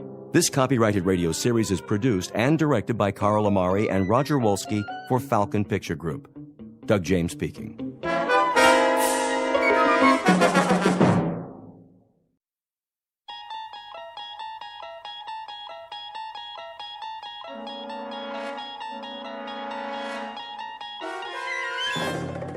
You unlock this door with the key of imagination. Beyond it is another dimension. A dimension of sound, a dimension of sight, a dimension of mind. You're moving into a land of both shadow and substance, of things and ideas. You've just crossed over into the Twilight Zone.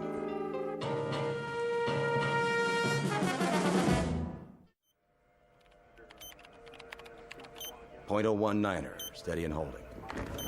Fuel consumption, normal. On course, X6. Hold coordinates. Oxygen supply? Check. How does she look? Beautiful, General. Just beautiful. Flight path? Right on the button, sir. No corrections? Hardly any. Couple of degrees starboard pitch right after takeoff. And the crew? A-okay, sir. A little cramped on the ship, but that's about it. Good. The White House will be pleased. About a test flight? The president's a big fan of the X6. He pushed it through Congress. Hey, then maybe I'll have a job next year. You will, Billings. You will. Count on it. This is the first step. She makes it back in one piece, and it's all systems go. General, I've got the telemetry report. Send it over to data control. Right away, sir. You boys have done well. So far, so good. Bring her in smooth, and you can take tomorrow off. Oh, you got it, General. Couple more hours, and she's headed back home. Patch me through to the ship, will you? I'd like to thank the crew personally. No problem. Set frequency. Roger that. X6, calling the X6. Do you read? Try again. X6, do you read? This is flight control. X6, calling the X6. Must be some electrostatic interference. Keep trying. Yes, sir. I want to thank those boys for a job well done and tell them we'll be waiting with bells on. Maybe not a ticker tape parade this time, but that'll come. Sir? Yes? They seem to be... Seem to be what? What's the problem? Well, I don't know. Out with it, man. Something wrong? It's just that I can't find them on the radar screen. Let me see. What does that mean? It means... Well, sir, it means they seem to have disappeared. What? Could be a tower malfunction. I'll switch to backup. Nope. Main system's working. Clear skies, no commercial flights in our airspace. There's nothing. Absolutely nothing. Give me missile tracking. This is General Carstairs at Flight Control. Yes. Do your instruments show a crash? Not just in the desert, anywhere in North America. Are you sure? Then do this. If you register an impact, call me on the secure line. No, I don't expect one, just a routine check. Yes, I'm positive. We have nothing here. Not a thing. What's going on? It's not on the screen. It has to be somewhere. Still sweeping, sir. Where did it go? Sir? If you had the X6 on the screen and you spoke to the men on board... Less than 5 minutes ago. Then where are they? A spacecraft doesn't just disappear, vanish into thin air, does it? Well, does it? No, sir. No, sir. Then in heaven's name, where is it? As you may have gathered, the name of the ship in question is the X6. Her type, a new experimental craft on a high-altitude test above the Earth's atmosphere. Purpose? To gather data for the construction of the world's first space station. Recent history? Unknown, at least to those who weren't on board. But in short order, we're going to meet the crew and hear the story from their point of view, and a very unusual story it is, of a flight that departed from its course long enough to pass through the Twilight Zone.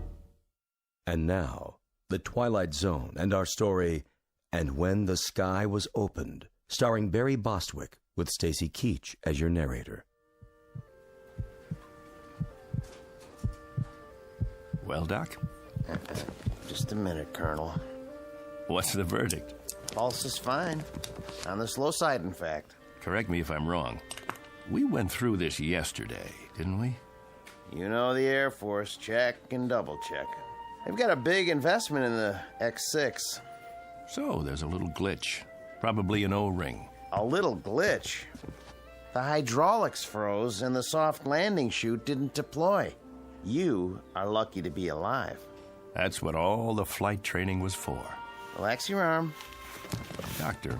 Hold still, please. I want to ask you something. Don't move your arm. 115/80. Not bad. Told you, Doc. I could have phoned it in. All right. That's all for now. Get yourself some breakfast downstairs. Hey, go easy on the cholesterol, okay? How's the Colonel? Who? Jack Harrington. You're the only Colonel I've seen this morning. I get it.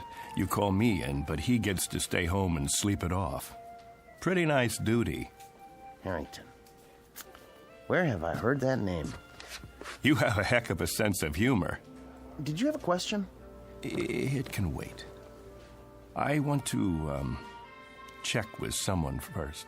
Well, look, try not to worry about anything. You may be a little disoriented for a day or two. Need any, medication while you're here?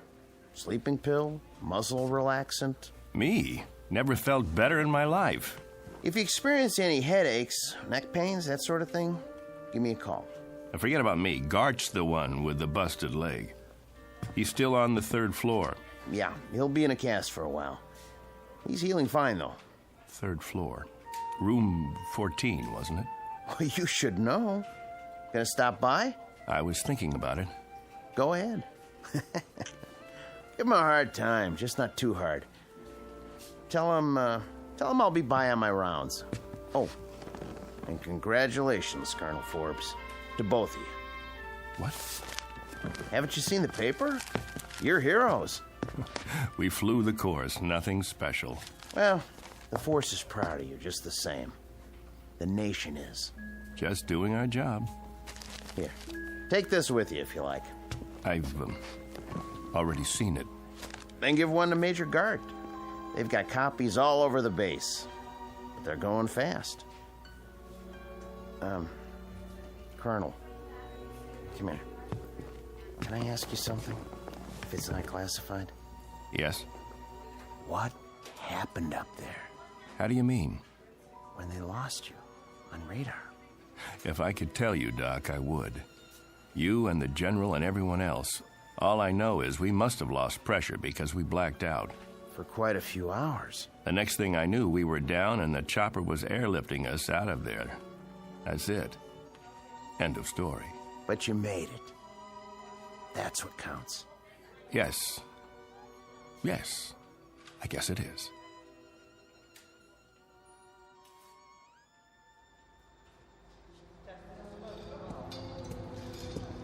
I want her completely broken down, piece by piece.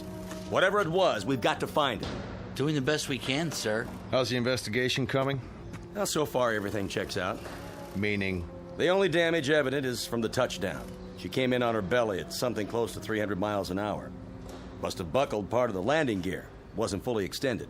That's why the wing looks the way it does? She plowed through a sand dune just before she stopped. If you want my opinion, sir. By all means. I don't think you're going to find anything wrong. Well, that may or may not be. But for now, we've got a mystery on our hands.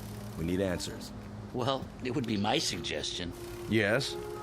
That if you want to unravel this mystery, you better check the crew, not the aircraft. The crew can't tell us a thing. How's that? We had them on radar for the first couple of hours. Everything went strictly by the book. Then they disappeared for 24 hours. Oh, until they crashed down in the Mojave Desert. They must have lost consciousness because they don't know anything. The only way we're going to get answers is to dismantle the aircraft. Unless one of the crew members gets his memory back and fills in the blanks. So far, they're not talking. Now, be that as it may. I want to see every nut, bolt, and screw laid out on the hangar floor in order. Every wire, every piece of insulation. If there's anything wrong with this baby, anything at all, we're going to find it. Yes, sir. On the double, sir.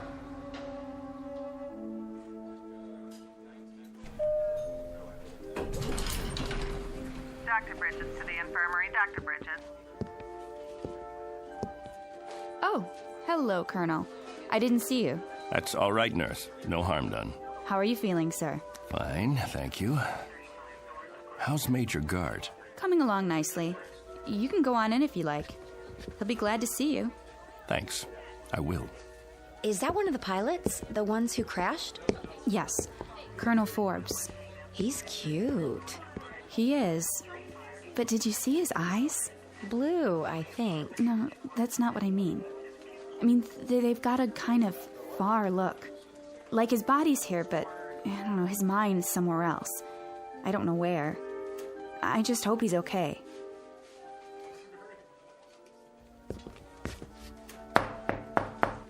Come in. There he is. And there you are, the prodigal colonel. Not disturbing you, am I? Nothing could disturb me in here. More like a prison ward. No playboys, no hot fudge sundaes. I was on my way out. Can't stay away, huh? Doc wanted to see me. Nothing serious, I hope. Me? No, just routine. I'd offer you a drink, a shot of straight orange juice. How's that leg? Can't feel a thing, which is good. One more thermometer, and I'm going to absent myself from this establishment without official leave. Pull a chair over here by the bed. Take a load off, Colonel. Sure. Now, go ahead, tell me. What's it like in the outside world? Great, Bill, just great. I can't wait to get out of here. Talk to any of the guys? Yes. What about the ship? Did you look her over? It's under wraps. They've got everybody but the president's cabinet checking it out. Bill, did you see the paper? Sure. We made the front page. Only page 3 today. Take a look. Ooh, steady, Colonel. You go off on a toot last night? Why? Your hands, they're shaking. You don't look so good. Thanks. Little hungover, huh? No big deal. So what's it say? Bill, I wanted to talk to you about that. They spell our names right? First, I've got to get oriented. If you don't mind, I'd like you to answer some questions. Shoot. When did I leave here? Huh? When did I get discharged from the hospital? Yesterday morning? Don't you know? I don't know anything anymore. Easy, Colonel. All I know is I need to verify a couple of things. Now, that shouldn't be very complicated. Around 9:30 yesterday morning, I walked out of here, didn't I? About that time, I guess. And who did I walk out with? Are you kidding? How am I supposed to know who you walked out with? Some nurse you picked up in the hall, probably. What's the matter? Can't remember her name? I mean, when I left the room, this room, who was with me? Nobody. That's just it. You say nobody. I'm pretty sure I was awake, yes. If you remember it differently, What's today's paper say? Go ahead, tell me. What's it say? 2 astronauts crash in Mojave Desert. Over a picture of you and me before the flight. What else? In effect, it says that 2 intrepid voyagers into the unknown returned from the unknown in one slightly dented spacecraft. Sounds about right. What about the picture? I've seen better. What's in the picture? Look, if this is a literacy test, I can assure you that even though I'm not a West Point graduate, I can read and write, count up to 10. Gart, don't get wise with me now. What's it say under the picture? Read it. Colonel Clegg Forbes and Major William Gart just before their historic flight that ended in a mysterious crash. That's what you remember? I don't... You and me.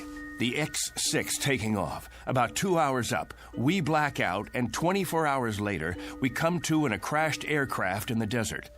We don't know where we've been or what's happened. Right so far? You remember something different? Bill, there were 3 of us in that craft. There was you, me, and another colonel named Harrington. What? Jack Harrington. Don't tell me you've never heard the name. He was 36 years old. He was my best friend. I'd known him for 15 years, and you'd known him for 5. That ship took a crew of 3, and we were the 3. Now, I want you to listen very closely because, Bill, I swear I can prove it to you. I've got to, or I'll lose my mind.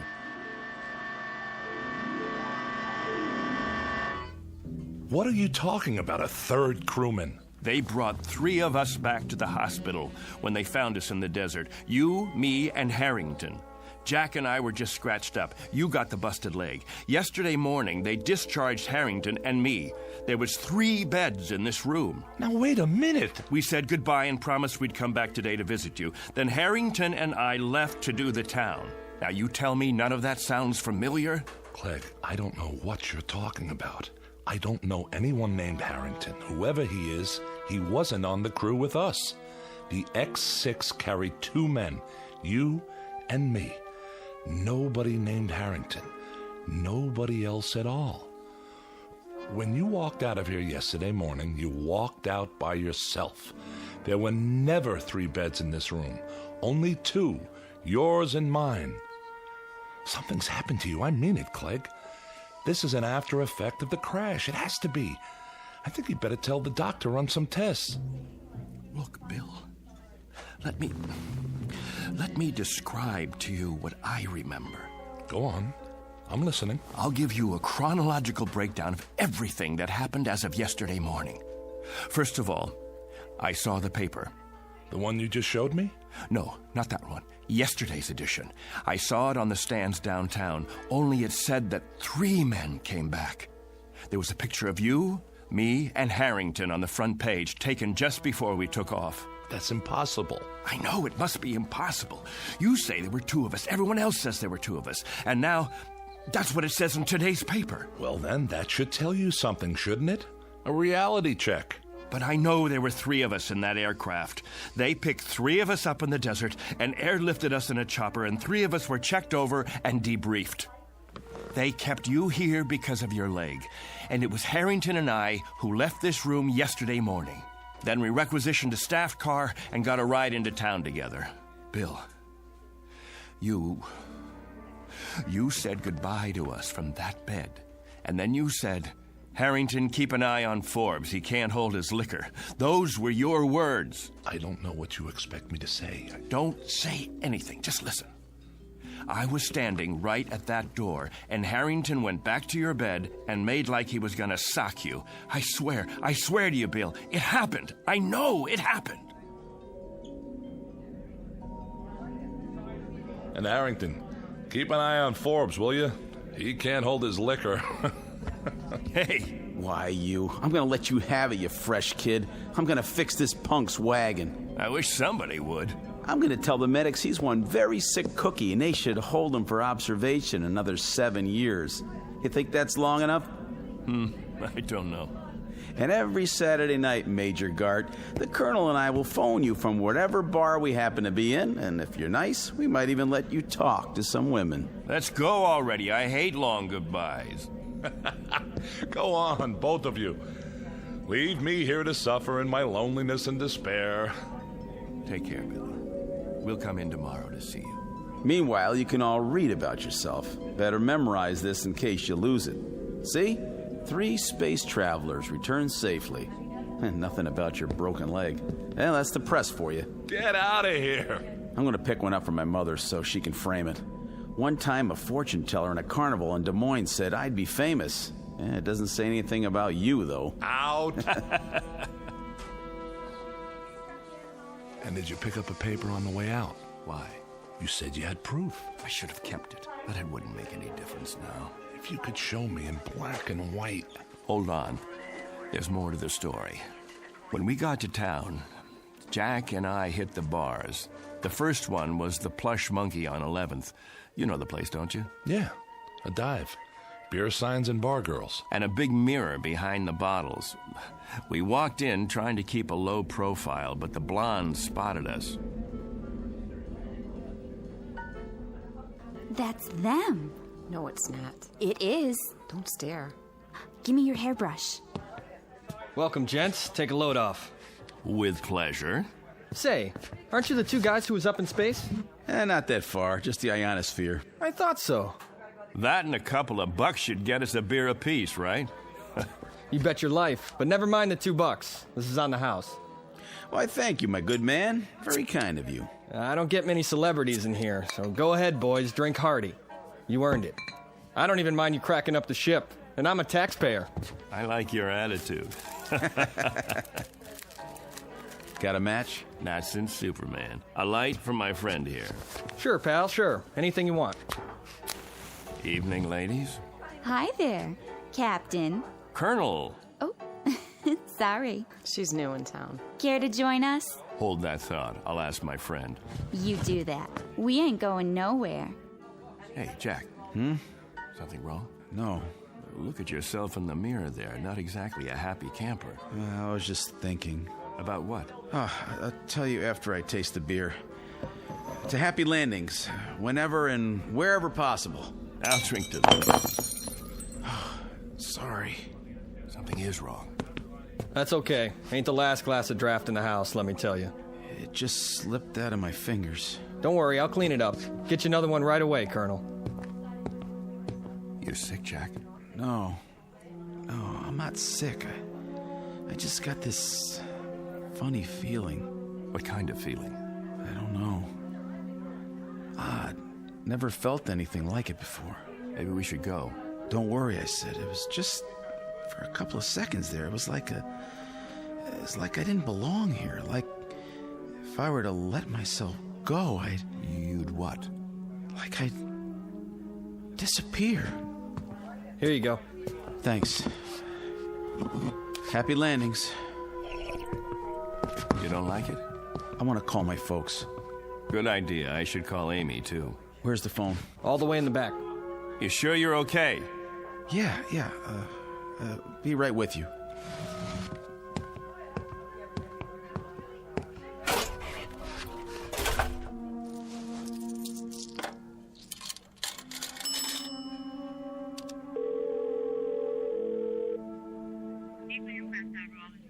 I'd like to place a call. Collect, please, to Des Moines, Iowa. The residence of Mr. James Harrington. That's right. Oh, my number, let's see, Fletcher 90632. That's what it says here. My name, it's Jack Harrington. That's right. Thank you, operator. I'll hold. I'm sorry about the broken glass. My friend's sorry, too. Forget it. I can sweep it up as soon as I get my mop. Clegg. Yeah? Come here. Will you come here quick? Coming. Please? Does he need some change? I'll see. What's up? I just called home. Called my folks. My mother answered. Yeah? How is she? I don't know. How come? I told her it was me, and she said she didn't have any son named Jack. That's what she said. Can you beat that? I asked to talk to my old man, and when he got on, he kept saying for me to hang up. He didn't want any practical jokers bothering his wife. Said he didn't have any son at all. That's weird. Clegg, what is this? What's going on? Gag, maybe, or... No gag. It's part of this feeling, Clegg. The feeling I've got that I shouldn't be here, that none of us should be here. It's as if maybe... What? Maybe we shouldn't have come back from that flight. Maybe somebody, something, made a mistake and let us get through when we weren't supposed to. Stay put. I'm going to get you a good stiff drink to go with that beer. I have to. I told you to stay here. Shot of whiskey, please. Make it a double. Sure. Say, Colonel, you think you could do me a favor? What? Sign this newspaper? My boy'd get a big kick out of it. Wait, where did you get this? From the machine outside. Here's a pen. Could you sign it to Richie? Right on the picture. But it's wrong. What is this, a joke? You have it printed up? 2 spacemen return and crash in Mojave Desert? Huh? That's you, isn't it? Colonel Forbes? The other guy's still in the hospital, right? Which other guy? It says right here, Major William Gart. But there was a third man. See for yourself. He's back there in the... Back where? In the phone booth. It looks empty to me. Nope. Nobody's been in there all day. What? Buy me a beer, honey? I'm awful thirsty. My buddy, the one who was sitting here on the stool next to mine. You just got him another... Hey, where's his beer? What beer? My buddy's drink. Colonel Harrington, where is it? The one you gave him in place of the one he dropped on the floor, right here by the... Nobody dropped nothing on the floor. You see any broken glass? I don't. Dry as a bone, too. What are you trying to pull? I don't know what you mean, Colonel. You came in here alone. You don't know what you're talking about. You're crazy, you know that? Crazy, you hear me? If you think a thing like that, you gotta be out of your mind.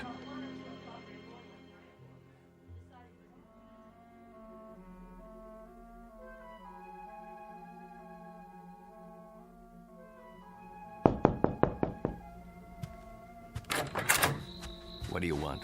Room 8A. Here's your pizza. Oh, yeah. How much do I owe you? Let's see. Yeah, I got the bill right here. Keep the change. Thanks. Hey, say, aren't you, No.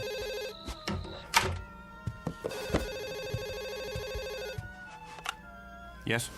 Ready with your call to Des Moines. Thank you, operator. Hello? Hello? Who is this? Mr. Harrington, this is Clegg Forbes. Who?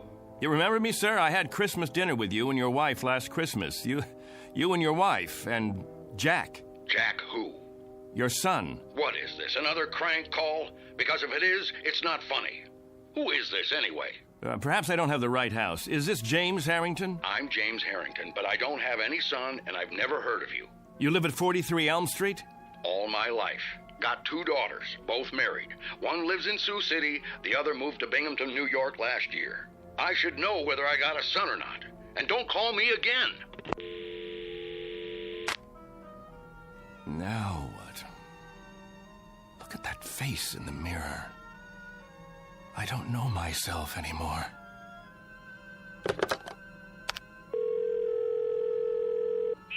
Operator, I'd like Anderson Air Force Base, please. Commanding officer's residence.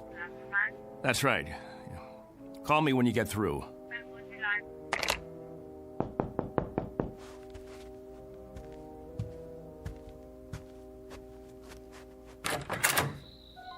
You've got some nerve. Amy. Amy, honey, am I glad to see you. Keep your hands to yourself. You, Colonel Clegg Forbes, are a devious, miserable, two-faced, two-timing... Amy, you won't understand this, but I need your help. You send me a telegram that you're getting out of the hospital in the morning and that you'll meet me at the station at 2. Well, I was at the station at 2. Amy, listen to me, please. I was also there at 3, and I was still there at 4.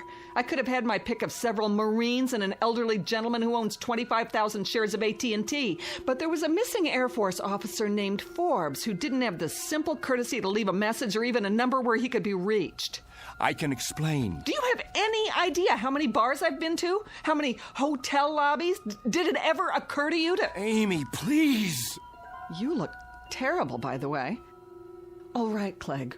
What kind of trouble are you in? And What are you doing in this motel? Are you hiding out? Oh, I don't even know where to begin. I sent you the wire because I did get discharged from the hospital that morning. Jack and I... The wire. It was in the telegram. What was? I told you that Jack and I were getting out. Wait. I wrote down the message when I sent the telegram. That'll prove it. I wrote it on a piece of paper. Now, where? Wrote what? Here it is. I wrote it right down here. See? It says, Dear Amy, I'm getting out at 9. No. I was sure of it. I wrote down that Jack and I were getting released from the hospital. Both of us, understand? Jack and I were... Am I missing something? Who's Jack? Don't you know? I don't know any Jack. Who is he? There were 3 of us in the ship. Gart, me, and Harrington. Jack Harrington. And I was with him, and he just disappeared. But you know him, Amy. You know him. You've met him 100 times. We've eaten dinner together. We've gone to dances together. We've double-dated. Clegg, what is happening to you? I don't know. I swear to God, I don't know, but... Yes. Put him on, please. Hello, General. This is Clegg Forbes. Yes, sir. That's right. General, about Jack Harrington. Harrington, sir. Well, you know Jack. We were in your wing at the field. We were there for your... Harrington, sir. Jack Harrington. We were on the X6 together. Jack Harrington. Stop it. Jack Harrington. Jack Harrington. You need help. If you'll tell me who to call. No, I know. This is a put-on. That's what it is. A big, earth-shaking, highly complicated, practical joke. He's still back at the bar. Of course he is. Amy, that's where he is. He has to be. At the bar. Clegg? Clegg?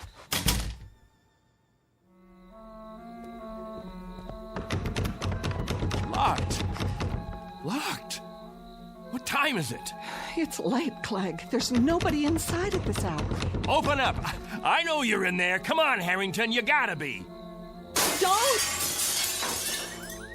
Jack, you can come out now.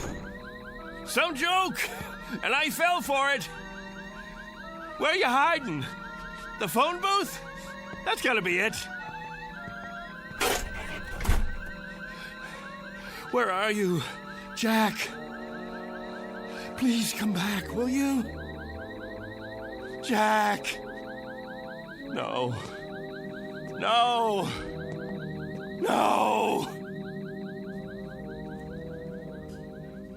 That's some story.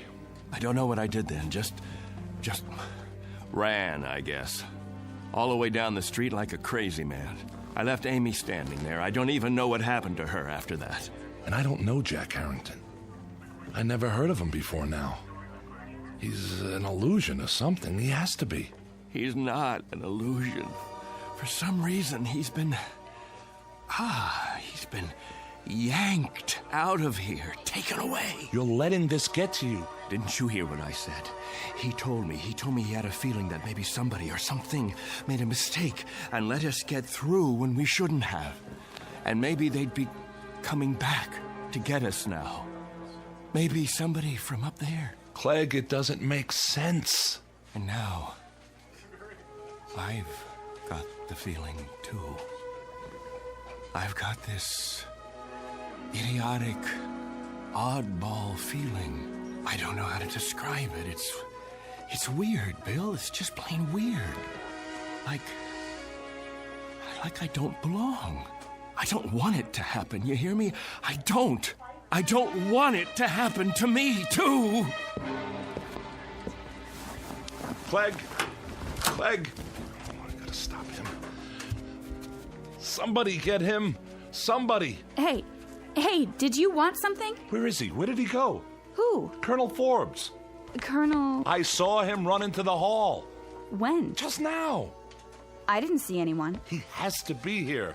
He can't just... What are you doing out of bed, Major? You know, you shouldn't be walking yet. If the doctor saw you... Somebody's got to help Colonel Forbes. Somebody's got to help him right away. Grab a hold of my shoulder. Now, come on. I'm talking about Forbes. You know, Colonel Forbes. He was brought in here with me. In here? That's right. In the other bed, next to mine.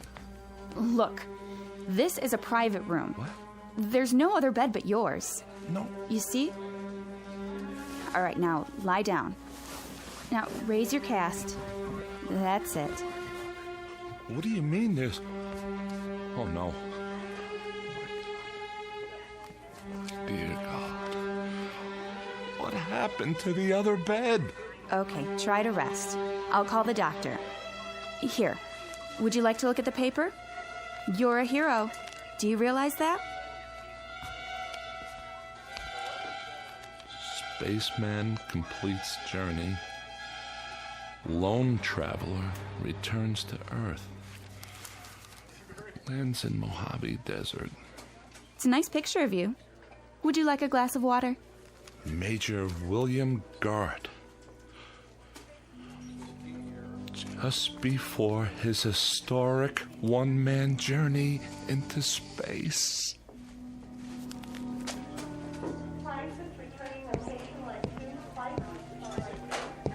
Hey, Doctor. I was sorry to hear about that crash. What did they call it? The X6? Yeah. Well, we do the best we can. When they come back. Sometimes it's out of our hands. Mm-hmm. At least it was an unmanned flight. Well, that's the one consolation, I suppose. Anyway, I wanted to check the ward. How are we fixed for beds? I've got some men in the infirmary. Let's see. 2 open rooms at the moment, Doctor. Great. Oh, and number 14's empty at the end of the hall. It can take up to 3 if we move some beds in. Well, that should do. Order some beds up from QM, will you, nurse? Yes, sir. Right away. Once upon a time, there was a man named Harrington, a man named Forbes, and a man named Gart. All were officers in the United States Air Force, trained for experimental flights into the upper atmosphere. They used to exist, but don't any longer. Someone or something took them somewhere. At least they're no longer a part of the memory of man. As to the aircraft, the X6, it's still supposed to be housed in a hangar on the base, or it will be one day. For the record, it hasn't been built yet. It's still on the drawing boards. But be careful. Don't let anyone hear you arguing about the reverse, or they might question your sanity. If you have any questions about the aircraft or the men who flew her, be sure to speak softly and only in the Twilight Zone.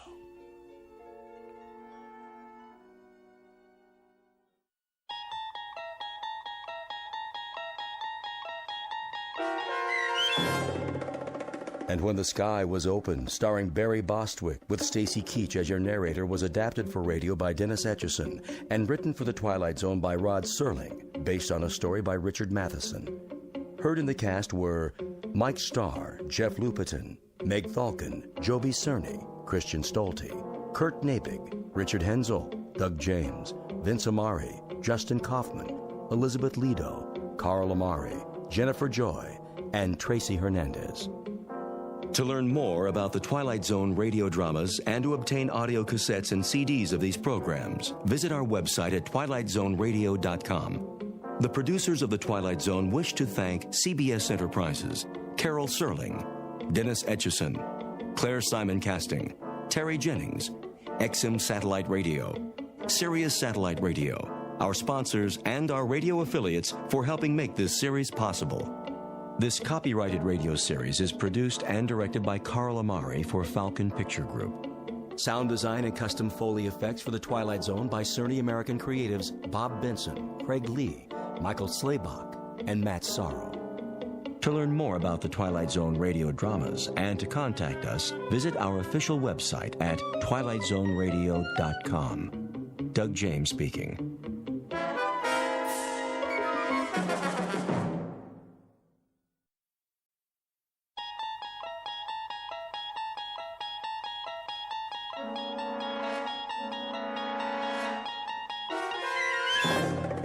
You unlock this door with the key of imagination. Beyond it is another dimension, a dimension of sound, a dimension of sight, a dimension of mind. You're moving into a land of both shadow and substance, of things and ideas. You've just crossed over into the Twilight Zone.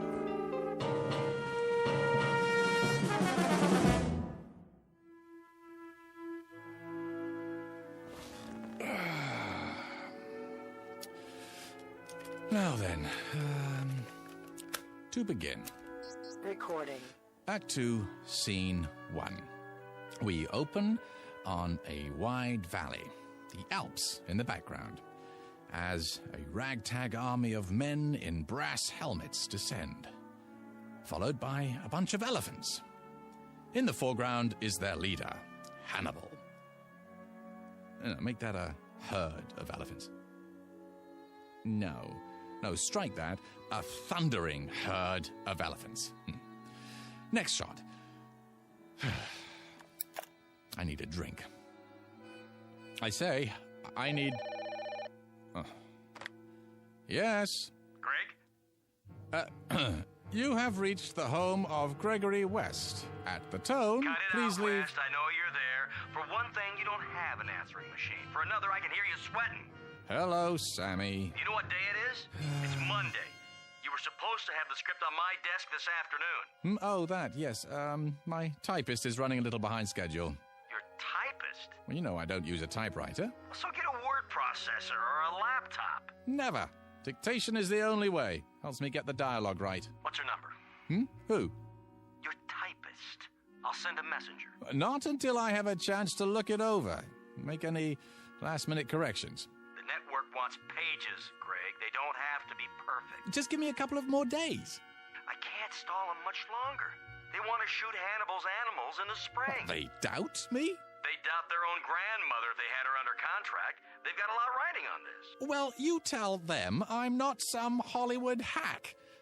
I'm a legitimate writer. They're lucky to have my services. And you're lucky to have a six-figure deal. This isn't Broadway, it's TV. And you've got a mortgage to pay off. I'm aware of that, Sammy. Oh, I shouldn't have answered the phone. The one time I do. Is it Harold Prince? Is it the Theatre Guild? No, it's my agent with dialogue out of a Bud Schulberg novel. Bud who? Look, the script will be ready when it's ready. Do they want it fast or do they want it good? Ask them that, would you please? They want it tomorrow. That's what they want. I'm telling you. Bye, Sammy. We'll talk in the morning. Oh, my. Now I do need that drink. Mary? Did you hear what I said? Yes, darling? Ah, there you are. I was wondering... Scotch and water? How did you guess? I think I know you by now. Relax, Gregory. You deserve a break. How right you are. Sit on the couch. I'll massage your temples before you go back to work. Ah, what a fine idea. Is the drink all right? Perfect. As always. There. Now close your eyes. Doesn't that feel better? I swear, Mary, you have, magic fingertips. The least I can do for such a talented man. That brain of yours must get overheated, working hour after hour, morning till night. I couldn't have said it better myself. Oh, yes, you could. You're a genius with words. I know. Oh, Mary, Mary. Yes, Gregory? Hold me. It would be an honor.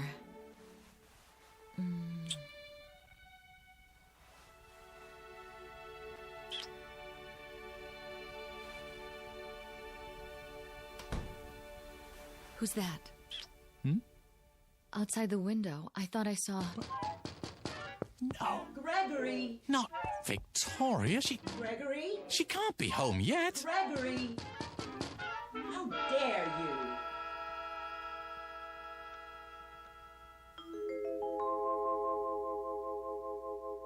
the home office of Mr. Gregory West, noted playwright, and now a resident of the Hollywood Hills. A quiet, thoughtful man, even a bit shy, and at the moment very happy, despite the fact that he is over deadline. His latest project?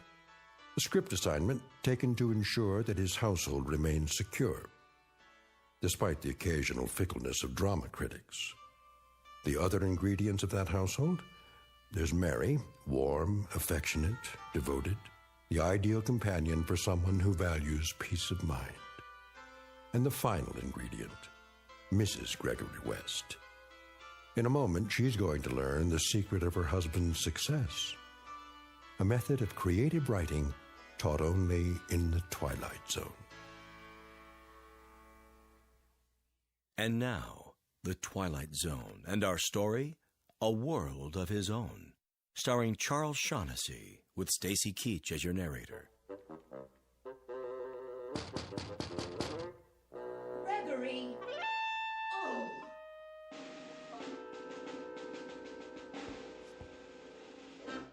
Is she gone? Yeah, for the moment. Are you cold? What? The air, it's chilly this evening. It was. Shall I light the fire? Not if you're with me. You're so lovely. Oh, Gregory.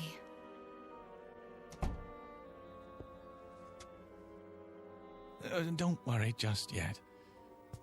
Oh, Mary. Gregory! Unlock this door immediately. I'm sorry. Greg, not again. I have to, Mary. But why? You don't know what she's capable of. I know you have a woman in there. Open up. No, Greg. What else can I do? I warn you, Gregory. Oh, my. Are you so frightened of her? She can make my life miserable if she chooses. All right, then.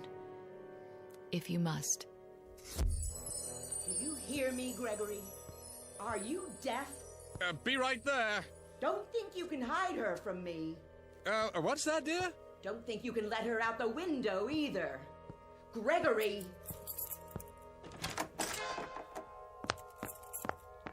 Ah, I thought that was you. Where is she? Who, my dear? Not behind the drapes. I'm sorry, I don't understand. Under the desk? What are you going on about, Victoria? You know perfectly well. I suppose you let her out the window. But the window doesn't open, remember? Then where? Who? You little worm, you know who. What have you done with her? Where did she go? Where? Please, stop. My glasses. A cozy fire. Your smoking jacket. Oh, only because it's comfortable. You know I don't smoke. Of course you don't. In order to smoke, you'd have to heat up. And you've never risen above room temperature. Sit down. Let's talk this over. Have you installed a secret door in here? No, dear. The study's as it's always been. A place of seclusion for my work. For your work. For monkey business, you mean? What are you doing? I'm arranging my notes. Notes? Those are tapes. Well, you know I prefer to dictate, dear. I'm not your dear anymore, you libertine. Who's a libertine? Do you intend to stand there and deny it? Deny what? That you had a woman in here. Victoria, I never meant Liar. Cheat. Fraud. Victoria! If you force me to do it, Gregory, I'll have this room torn down. Panel by panel, board by board. Why? Don't toy with me. Who's toying? Then you must think I'm handicapped. What? Lacking in all my faculties. The vital functions, like sight. You think I'm blind? Of course I don't. Then how can you refuse to admit it? I stood outside that window and saw the two of you on that sofa there. Don't. Zip it. Shall I describe her to you, Gregory? Her brown hair, the simple black dress, the pearl necklace. How she handed you the drink. If I'm not mistaken, this drink right here. I don't recall who made that. You don't? Your private bartender, maybe? In our own home, Gregory. Our own home. That drab, ugly little creature. She's not. Aha! How was your day, dear? You, went to a movie, didn't you? Was it a good one? Apparently not. Oh, well, they can't all be works of art. Didn't expect me home so soon, did you? Thought I'd go out to dinner afterwards. I didn't say that. I've had my eye on you for some time now. Oh, how flattering. You thought you fooled me, didn't you? Why, no. You know you can't lie to me. You thought I'd never suspect the real reason you kept sending me away from the house. Have to be alone to work. The famous playwright. Famous philanderer is more like it. You do me an injustice. Oh, do I? All right, out with it. Who is she? Victoria, dear. Don't you dear me. Ow! And don't touch me. At least try to understand. Oh, I understand perfectly. But you don't. Why don't you enlighten me then?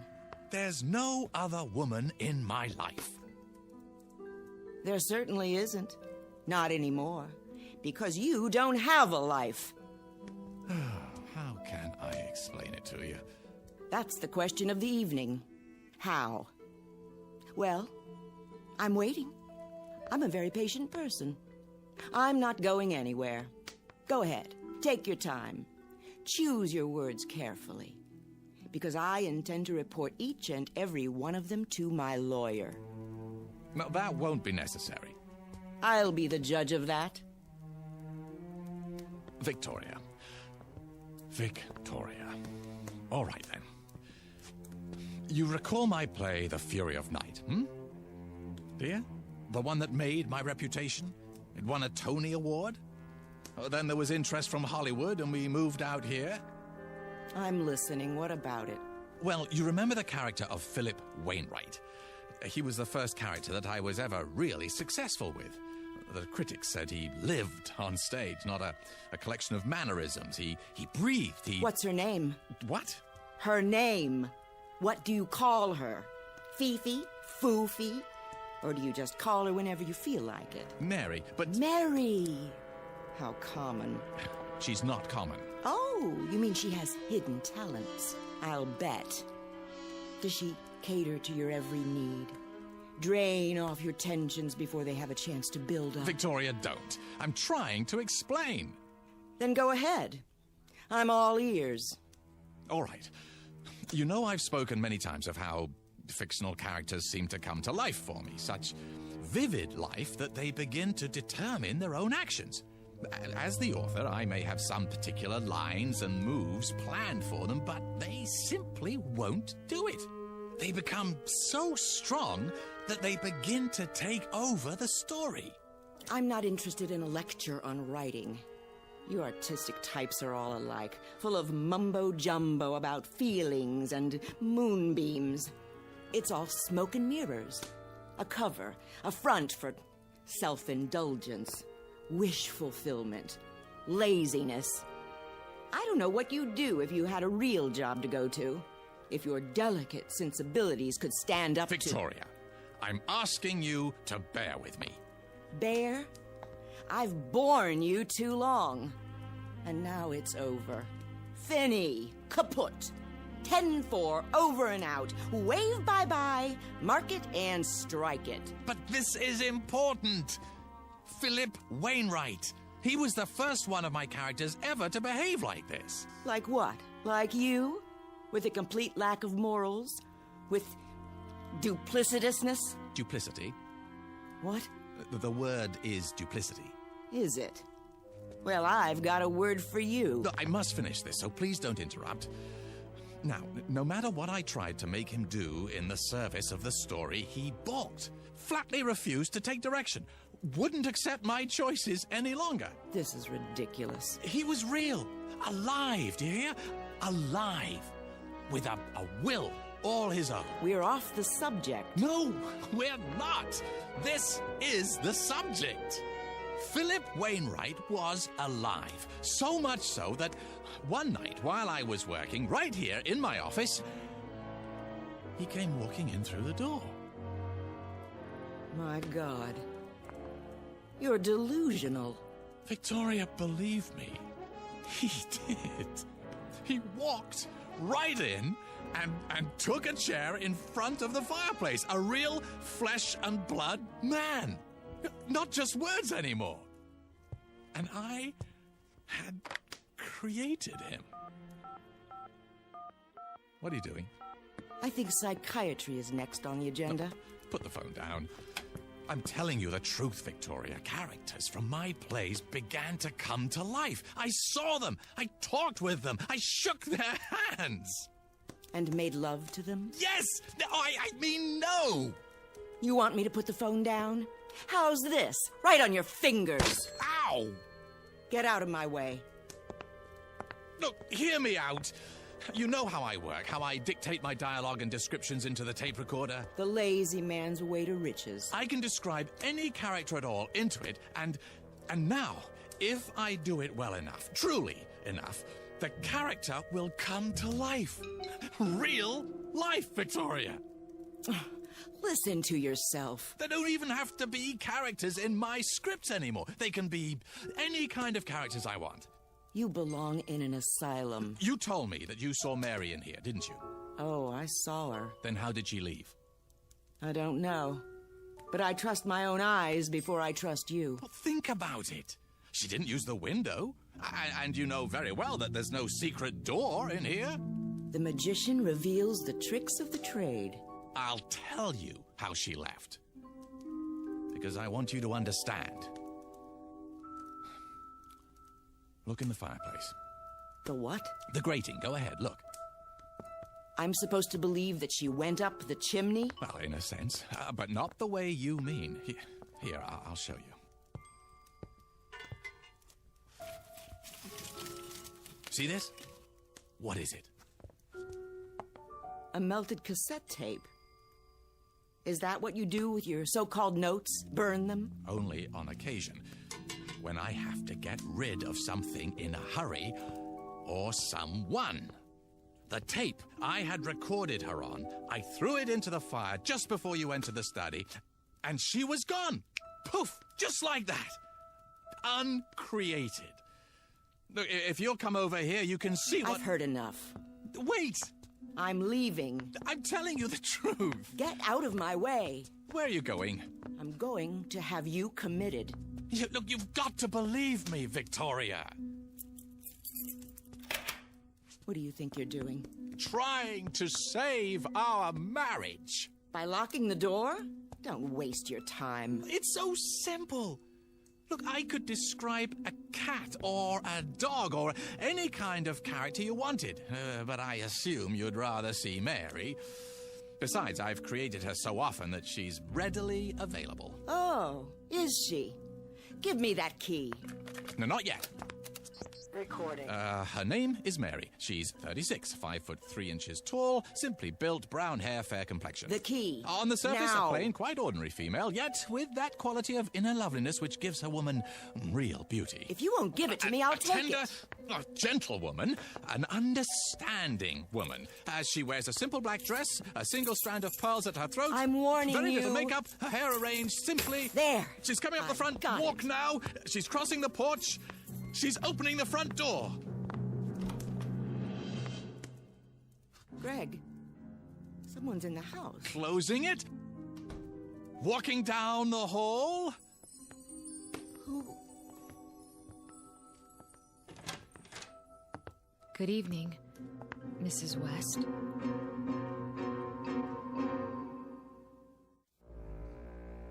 Well? She's real. How did you do that? Do what? Bring her here. On cue. Don't you understand? I described her on the tape. You heard me. But why, Greg? Why do you bring me here now? Because... it's a bit tricky to explain. Try. Come in, Mary. Thank you. I'd love to. She asked you a question. I'm trying to think of the best way to put it. Give me a moment, Mary. You do know each other. Oh, yes. Your husband's a wonderful man. What do you want here? There's nothing to be afraid of, Mrs. West. I'm here because it's Gregory's wish. It's not mine to doubt him. Doubt him? You mean you don't? I'm sure he has his reasons. There. See? Well, Victoria? Do you believe me now? This is some kind of plot. You did let her out of here through a secret door somewhere. Behind the bookcase? I'll find it. Then you tell me some fool story about characters who come to life and walk around as big as you please. It's not a plot, I assure you. Not a very clever one, that's obvious. You lock the door and pretend to make her real. And she slips around from the backyard and comes in through the front door and tries to make me think she's... Oh, no. That's not what happened. Not at all. I swear. You're trying to drive me insane. You want to have me committed. I only did it because you said you were gonna have me committed. Oh, no. You want to get rid of me so you'll have our property all to yourself. So you can share it with this... Nothing of the kind. I only wanted to show you. Yeah? It's a demonstration. Greg? What is it? Is that why you brought me here? Not because you wanted to see me, but only to show her? Mary, try to understand. I am trying. Only... Victoria's my wife. Not anymore. Not after this diabolic conspiracy. Oh, come on, Victoria. Can't I do anything right? That's something I've been wondering for years. You haven't answered me, Greg. Answered what? Is that all I am to you? A parlor trick? Something to show off? Go ahead. Lie some more. Victoria, do you honestly believe that? Yes. And that's the only thing I believe. I hope you two are very happy together. Here we go again. Don't leave because of me. I wouldn't think of it. I'm leaving because of me. Victoria, please. Let go of me, monster. Very well. I'll claim false imprisonment. In your own house? What are you going to do now? Oh, you'll see. I'll scream. I will. What for? No need. Is that my tape? It is. And you're going to... There's no way around it. Craig, why do you do this to me? I'm sorry, Mary, but what else can I do? But again? I just got here. I have no choice. That's all you ever say. Don't you think I'm nice enough? Oh, that isn't it at all. Not loyal? Not interested in your work? Not sensitive to your needs? Not giving enough? No, quite the contrary. If you're going to be cruel to her, don't do it because of me. No, of course not. Wouldn't believe me. Oh, no. Had to make me prove it. Make me force poor Mary to... Oh, Victoria. Sometimes I wonder. A man has feelings.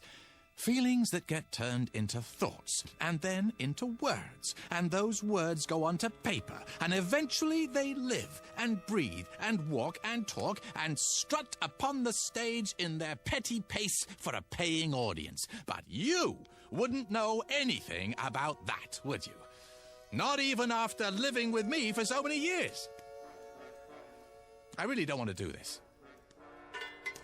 If you do, don't bring me back again, Greg. Mary. Just don't. I can't stand it any longer. You're a part of me. You know that, don't you? I'm not speaking figuratively. I give you my word when I say This hurts me more than it hurts you.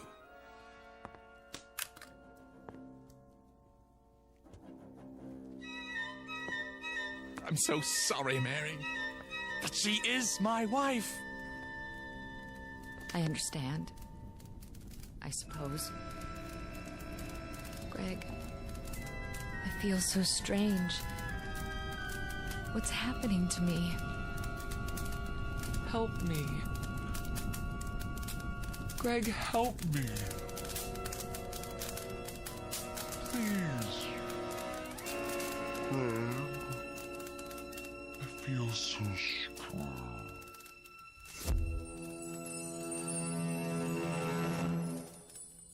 What happened to her? She's burning brightly.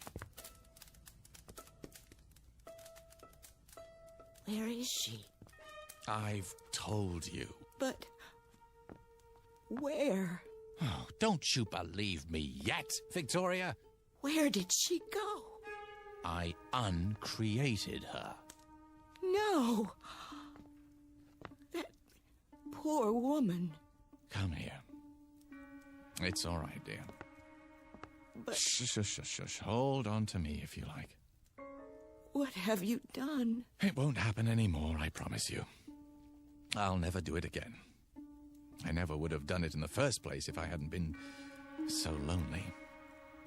It's just that you're so perfect, Victoria, in so many ways. So impeccable, so flawless. You make me feel inferior. Really, Gregory? I can't help what I am. Well, maybe not, but that's why I created Mary. I didn't do it to insult you. I just wanted a little company, that's all. Someone who wouldn't judge me and find me wanting. Someone I could talk to, someone I could feel comfortable with, instead of like a worm. You do understand, don't you? This has been a small sacrifice for me, and a giant step for the institution of marriage. What are you doing now? What else can I do? Return to work, burn the midnight oil, and all for a paycheck to maintain the lifestyle you so richly deserve. Another tape, another dollar. We'll work it out, Victoria. You'll see. Somehow we'll work it out. Realize that I'm inadequate compared to you, and at least in some ways it's my fault. I should have been a pair of claws scuttling across a... Victoria? What do you have there? Got your keys out of your pocket. Well, but I thought... Don't try to stop me. Well, where are you going? To the nearest lawyer. What? I'm going to have you put away for the rest of your unnatural life. Away from tape recorders. I'm going to live in this house alone from now on. In peace. Free of your diseased mind. No, Victoria. Yes, Victoria. Wait! No, wait! I can't let her go. I can't. I have to stop her. But how? Recording. A giant red-eyed elephant is standing just inside my front door, and he's mad. He isn't going to let her pass.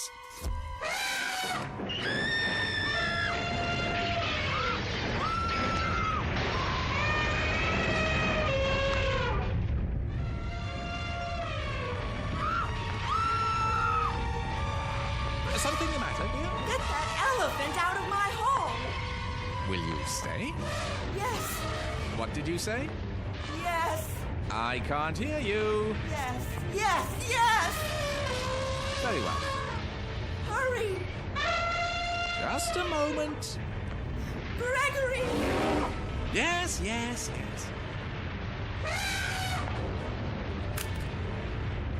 I can't hold the door. He's drunk. He's grabbing my hair. Another second or two.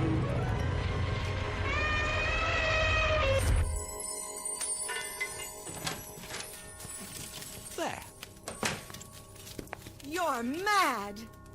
You shouldn't have said those things, Victoria. What things? You'll stay now? You think you can keep me here? You don't want me to do it again, do you?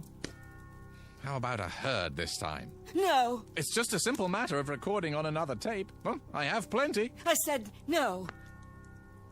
I'll stay for now, Gregory. Good. But I can't promise for how long. No? You think I can live with a madman? I don't know, can you? Oh, Gregory. It doesn't have to be this way. Oh, you're so right. When we met, you were a struggling playwright. Then you had a play off-Broadway. I was so proud. It moved to off-Broadway, then to the Great White Way, and the reviews. I was so proud. We were happy then, weren't we? Ecstatic. We were a team. Onward and upward. There was no stopping you. No stopping us. I remember. And then the next play, and the next. It was like a dream. Yes. I could sit up all night, listening to you talk about your writing, reading me scenes out loud, and it was wonderful. I wouldn't have had it any other way. Neither would I. But then, something happened. I'm not sure how or when. You began withdrawing from me, living in your head. You shut me out, Gregory. I thought when we moved here we'd be close again. But the deadlines, the pages, you didn't have time for me anymore.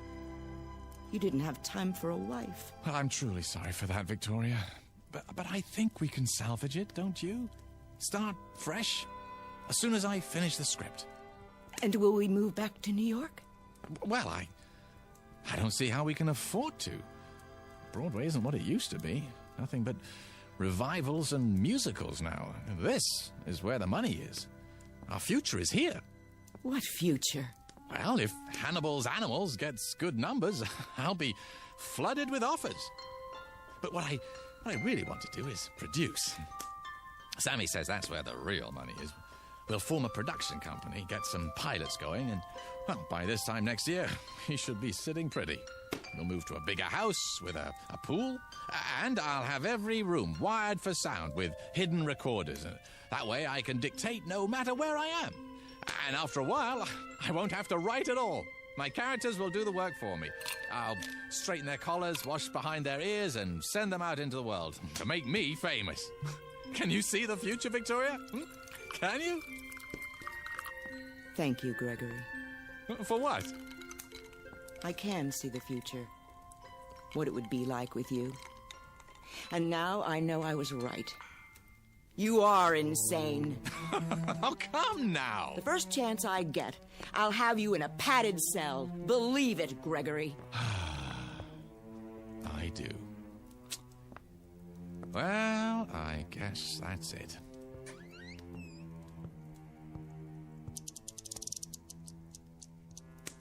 How long have you had a safe in the wall? This one? Oh, only since we moved here. Before that, I had a safe deposit box. From the time we were married. What's in the envelope? Oh, see for yourself. It has my name written on it. Victoria West. That's right. What's this supposed to mean? I'll show you. A cassette tape. Your tape. What do you mean, my tape? Shall I put it back for safekeeping, Victoria? Or shall I burn it? Which will it be? You wouldn't. The choice is yours.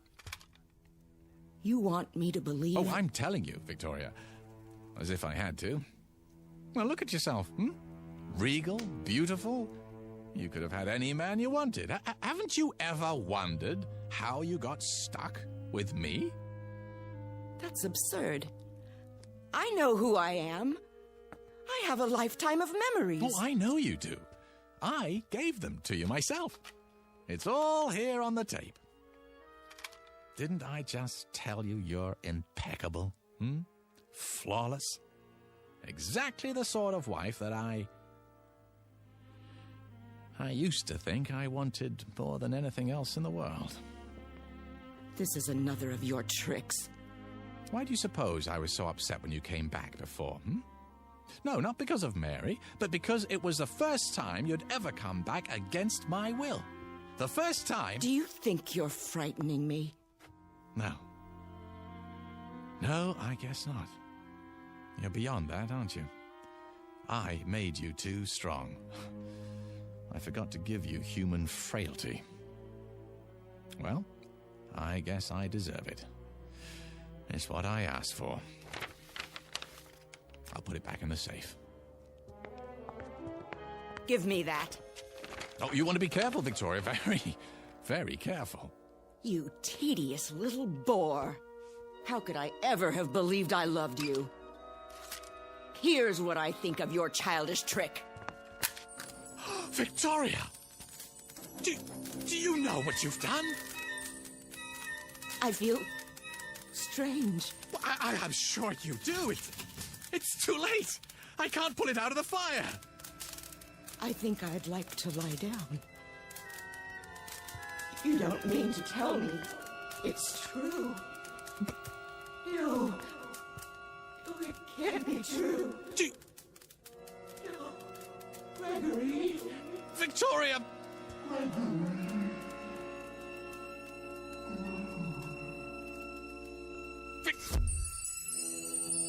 Oh. I told her. I told her. Oh, why wouldn't she listen to me?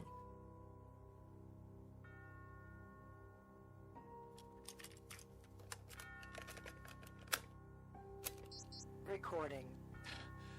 Her name is Victoria West. She...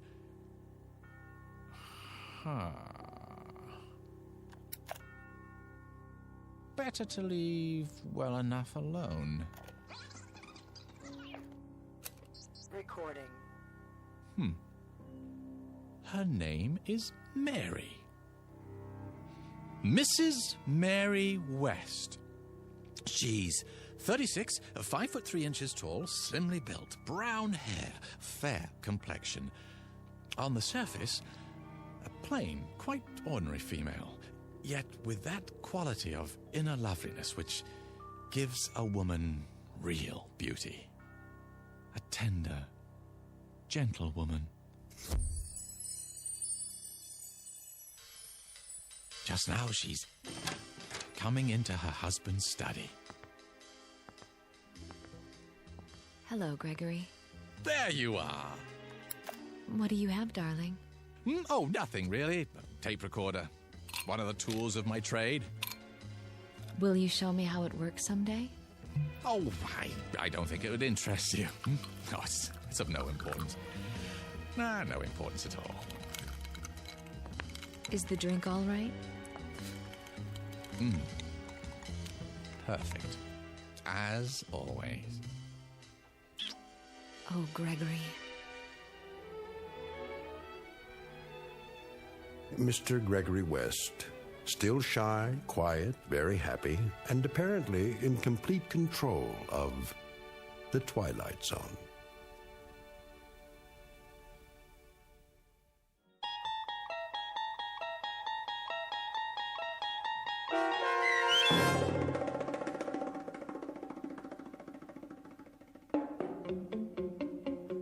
A World of His Own, starring Charles Shaughnessy with Stacy Keach as your narrator, was adapted for radio by Dennis Etchison and written for The Twilight Zone by Richard Matheson. Heard in the cast were Linda Ryder, Alyssa Fraden, and Doug James. The producers of The Twilight Zone wish to thank CBS Enterprises and the Rod Serling Estate for making this series possible. This copyrighted radio series is produced and directed by Carl Amari for Falcon Picture Group. Sound design and custom Foley effects for The Twilight Zone by Cerny American creatives Bob Benson, Craig Lee, Michael Slaybach, and Matt Sorrow. To learn more about The Twilight Zone Radio Dramas and to contact us, visit our official website at twilightzoneradio.com. Doug James speaking.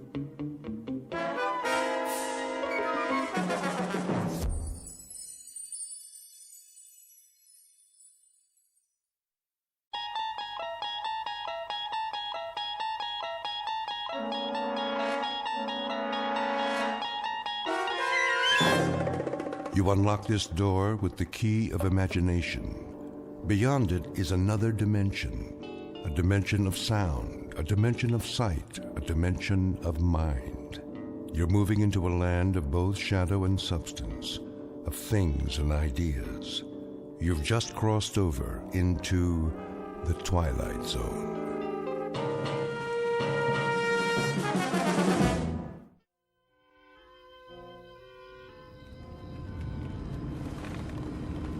Will you slow down? Yes, sir. Anything you say, sir. Just get us home in one piece. Your wish is my command.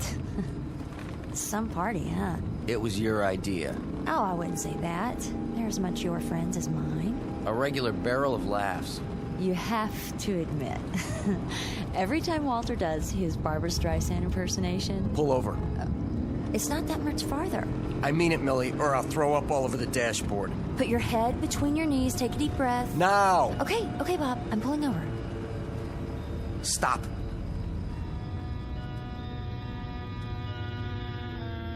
Hey, where are we? Oh, let me out.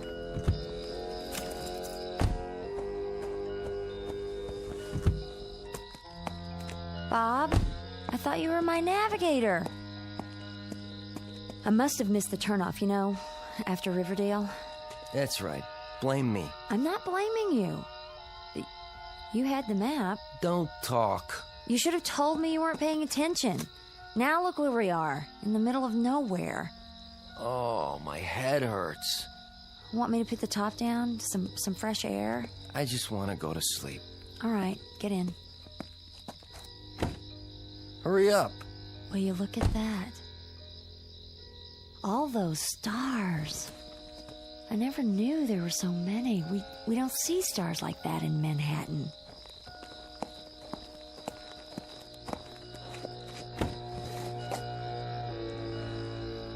Night. Wait a minute. Let me sleep. What happened to all the stars? Sleep tight. Don't let the bed bugs bite. Did you see that? Where's the blanket? 1 minute there were a million of them, and then something blacked them out. Oh, they're back again. Oh, must be my eyes. Hurry up, Mel. Come to bed. Sure, Bob.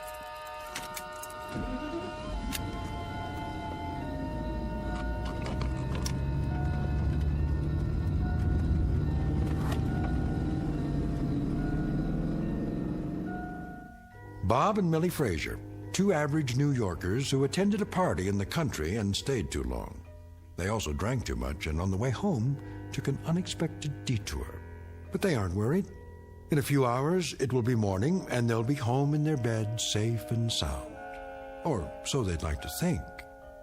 Most of us wake up knowing exactly where we are. The rooster or the alarm clock brings back the familiar sights and sounds of home and the comfort of another day's routine. But our young friends are in for a surprise. Tomorrow is going to be a day like none other, as they spend it in the Twilight Zone.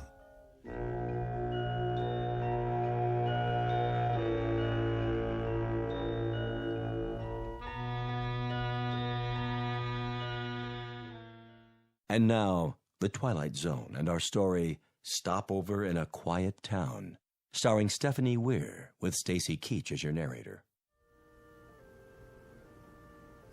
Bob? Reveille, Tiger. What? The year's at spring, the spring's at morn, the morn's at 7. Speak softly, woman. I got a hangover that was meant for a much bigger man. Want an ice bag? No, just call an undertaker. What was in those martinis anyway? Gin held downwind from the vermouth. I don't suppose. What? I wasn't by any chance the life of the party. You were perfectly fine. Yeah, great, in fact. You told that joke about the ball bearings. Oh, not that one. And you broke a lamp making a forward pass with the throw pillow. Was it expensive? The pillow? Not very. You spent the rest of the evening oogling that girl. Which girl? The one in the low-cut sequin dress. Oh, that girl. Yeah, pretty enough, I suppose, if you like that sort of thing. How would you know? You never looked at her face. You sure it was me? Oh, it was you, all right. Hold down the fort. I'll make the coffee. That would be thoughtful. Wait a minute. I didn't even take my shoes off? Don't tell me. Oh, Bob. I knew you were toasted, but really, you slept in your clothes. You should have helped me out of them. I couldn't even help myself. Look at this dress. It's disgusting. Now I have to get it cleaned. I didn't think I had that much to drink. Did I? Bob, this may sound like a foolish question, but where are we? What? Open your eyes the rest of the way, very carefully. Now, take a look around. I hope we are in an apartment on West 12th Street in New York City. Open them the rest of the way. Oh, no. Tell me I'm still asleep. I wish I could. Millie, answer me honestly. Have you ever seen this bedroom before in your life? Not even in my dreams. We went to sleep at home, didn't we? Sure we did. Remember? Not exactly. We left the party up at Bedford Village. And I was driving. No, I was. I had to because you were... Sleepy. That's a nice way of putting it. Let's just say unable to keep the car on the road. I put the top down. I thought I did that. It was supposed to revive you. Then somewhere about Riverdale... Somewhere? You missed the turn? Wait a minute. Something came down on the car from overhead. A shadow. And then... Then? That's all I remember. You probably plowed into another car. I most certainly did not. Well, another car plowed into us. We probably got knocked out. You were already out. Please, I am trying to contact my brain. Somebody brought us here, put us to bed, leaving us fully clothed. That was respectful, don't you think? And now there's probably bacon sizzling and a plate of scrambled eggs waiting in the kitchen. I could use some of that. Yeah, me too. But I doubt there's room service.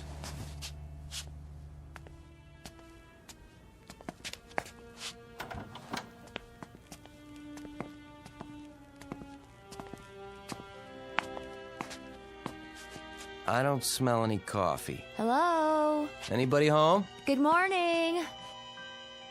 No scrambled eggs. And the cupboard was bare. They must have gone out so we could sleep it off. The future of casual living.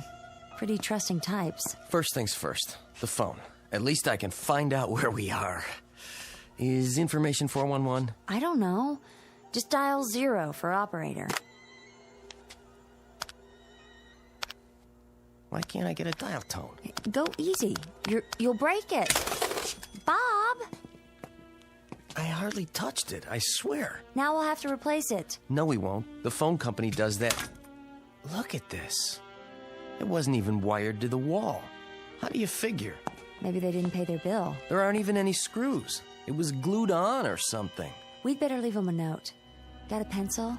Nope. I don't even see a pad. Must be one around here somewhere. I'll look in the drawer. You do that while I try to stick this thing back to the wall. She's not a very good housekeeper. The drawers stick. Bob, would you give me a hand? Just pull. This drawer, it isn't real. Let me see that. Careful. Some kind of veneer. Just a facade glued on. They all are. The cupboards, too. What is this?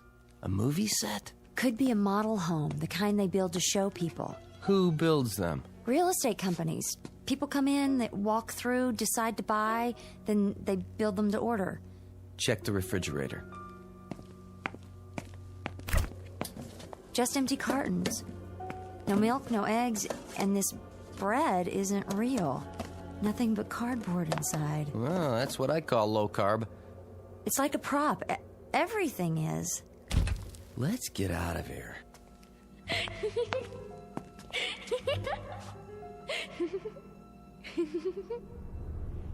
Do you believe in ghosts?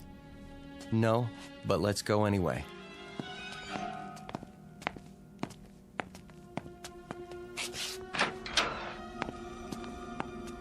The other houses look normal enough. Nice neighborhood. Neat as a pin. Hey, kid! Where'd you go? You heard her too. I guess she went somewhere else to play. What do we do now? Go to the car and drive ourselves home. Sounds like a plan, except for one thing. What's that? Where's our car? You're right. It's not parked in front. And unless my eyes deceive me, it's not anywhere on this block. Great. We got helped by a good Samaritan who helped himself to our car. Maybe they needed it to go somewhere? Sure. They went to pick up a couple breakfasts to go. If we're lucky, they'll fill up the tank while they're at it. But meanwhile, whoever put us up for the night isn't here. Hey, we'll try the neighbors. Which one? Take your pick. One of those across the street with the trees in front. They look lived in. Lead on. I wish I could remember how we got here. Yeah, you and me both. It's all blank. This isn't like me. I'm not given to blackouts myself, and I never heard of a case where two people blacked out simultaneously. Does this remind you at all of the Coney Island Spook House? Too quiet. It is. No traffic, no people. Not even any birds singing. Now that is strange, wouldn't you say? Yeah, it is. No sign of life. Maybe they're all at work. Or they're being considerate of your hangover. Lay off. If you'd been sober enough to drive, we'd be home now, instead of wherever this is. Hicksville. It's bigger than that little town you were born in. I at least had the sense to move to New York. How these yokels stand all this peace and quiet, I'll never know. Do you mean all the yokels who are gawking at us right now? Where? My point exactly. Not a soul. Well, what do you expect? That's the way it is in small towns. They peep from behind curtains, over the backyard fence, through the keyhole if they have a chance. I'll take the big city any day. At least you know when you're being stared at. There's one citizen who's not afraid to stare.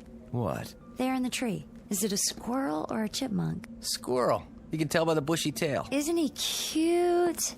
Well, hi there, little fella. Honey, come on. I think he's tame. Big deal. Come look. Isn't he sweet? Yeah, a real doll.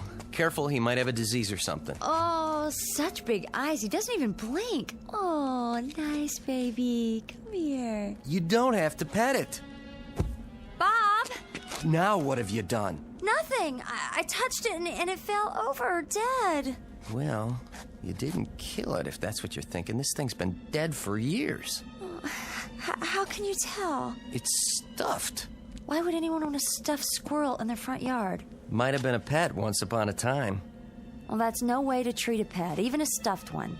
Leaving it out in the weather this way. Mill, don't ask me why anybody does anything in this hick town. Keep your voice down. You'll hurt their feelings. Tough.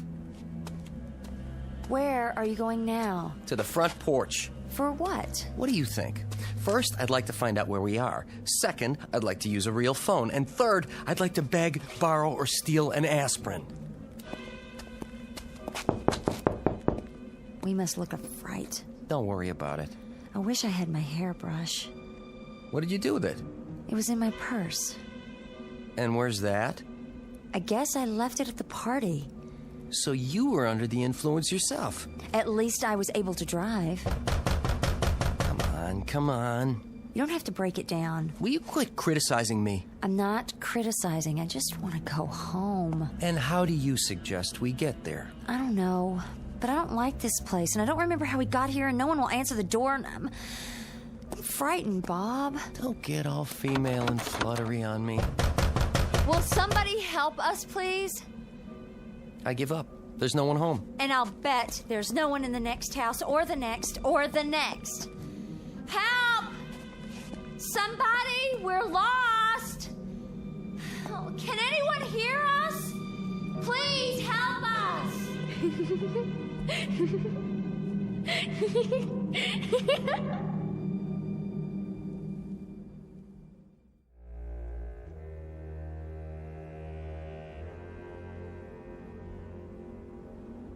What was that? Someone laughing. The child we heard before. Where did she go? Maybe she's shy. At least we know the town's not completely deserted. No, they're only hiding. They don't trust strangers. A good policy, neither do I. Could be they all went to one place. Oh, really, Bob? town meeting or something. On Sunday morning. Especially on Sunday morning. That's where everybody is. They've gone to church. Now all we have to do is find it.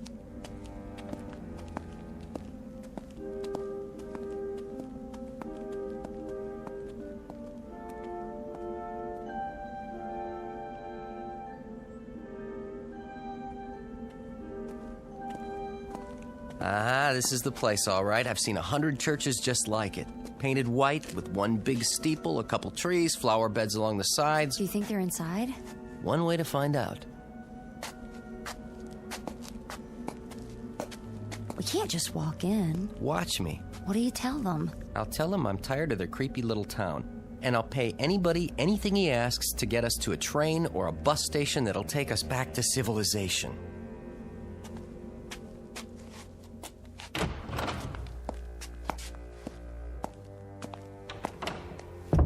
I don't see anybody. This is just the vestibule. They're all on the other side of those doors. Awful quiet.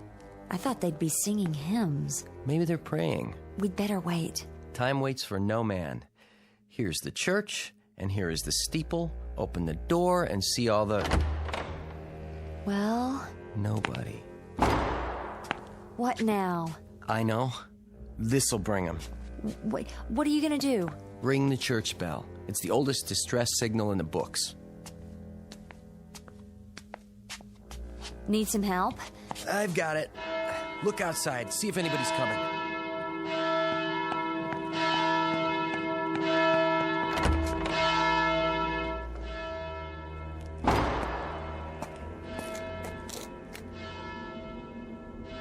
Oh, no.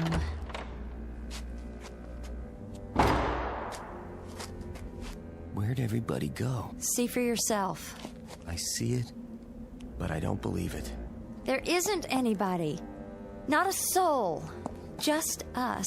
This is too much of a stretch. There isn't a person or a thing alive in this town, and yet... What? We're being watched. Millie. I know when I'm alone. And I know when I'm being watched. Don't you? Now you're getting paranoid. I'm serious. The hair on the back of my neck stands up, and right now I feel like a porcupine. Not to mention delusional. Is that a delusion? I've got to find that kid. Good luck. Where are you? Hey, kid. There's no reason to hide. We're not gonna hurt you. Whoever you are, come on out and talk to us. It's no use. All right. We're both delusional. I feel it too. We are being watched. The hair on the back of your neck? No, my spidey sense is tingling. The whole town must have a whopping case of xenophobia. Sounds dreadful. I hope it's not catching. Fear or distrust of strangers. I should have realized. It's common in these little one-horse towns. I ought to know. I grew up in one. There are probably half a dozen people watching us from their living room windows right this minute. I'm getting goose pimples. No reason. There isn't even a breeze. Not a cloud in the sky. Or anything else. Like a car, a truck, a single solitary pedestrian. Give me your handkerchief. Why? Look at the flowers. Those are Shasta daisies. So? My allergy. Don't you remember when I took all those tests? I'm sure they're Shastas. I used to buy bunches of them and sneeze all the way home. You're not sneezing now. Bob, look at this. Better not touch them. Just to be safe. That's not what they are. Told you. These flowers aren't real. They're plastic, all of them. Lots of people do that. Dress up their yards with artificial flowers. Less maintenance. I know, but this is different. Nothing in this town is real. The house we slept in, the child we can't find, a squirrel stuffed with sawdust. Show me one thing in this place that's real. That tree is real. Is it? See for yourself. It is real. What did you expect? I don't know, but I think I would have lost my grip if one more thing, just one more, turned out to be artificial. Tree, I love you. Let me give you a big hug. Get me out of here! It's a prop, too. Somebody stood it up on the grass with a couple of boards nailed to the bottom. I'm leaving now! Honey, there's bound to be some explanation. I'd like to know what that could be. Just calm down. Here, have a cigarette. I thought you quit. I did. I carry a couple in case of emergencies. Well, this fits the definition. Oh, how old are these? I'll bet there's gonna be a wedding here today. They've just dressed up the lawn so it'll look pretty. You remember how when we got married? Bob! I was just saying how... The grass is on fire. Stand back! Oh, be careful. There. The flames are out. How did that happen? How could it? It was the match. I must have dropped it after I lit the cigarettes. But grass doesn't burn. Bob. Look at this. It isn't grass. It's some kind of paper or plastic colored green, like astroturf. And what does that mean? I don't know. If you don't, who does? Bob, where are we? Where are we? I wish I could give you a good answer. But I can swear one thing. I'm gonna find out.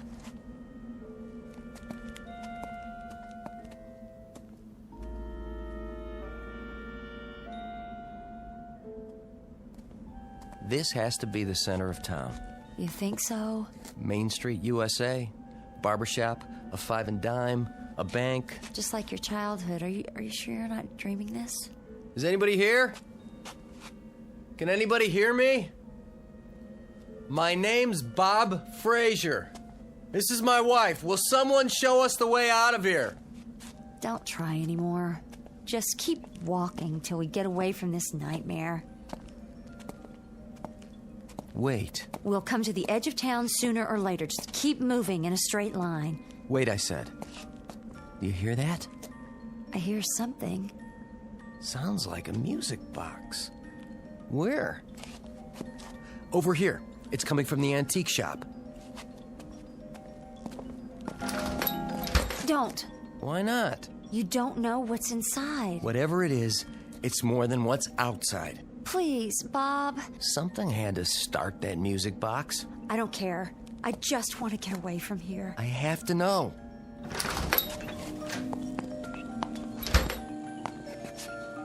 The store isn't real either. There's nothing behind the door. It doesn't have a roof or 4 walls. Hello? Anybody? There's only a display for the window, and that's it. That music box didn't start all by itself. It could have. Our footsteps could have caused it to start. Oh, I don't believe that. It's possible.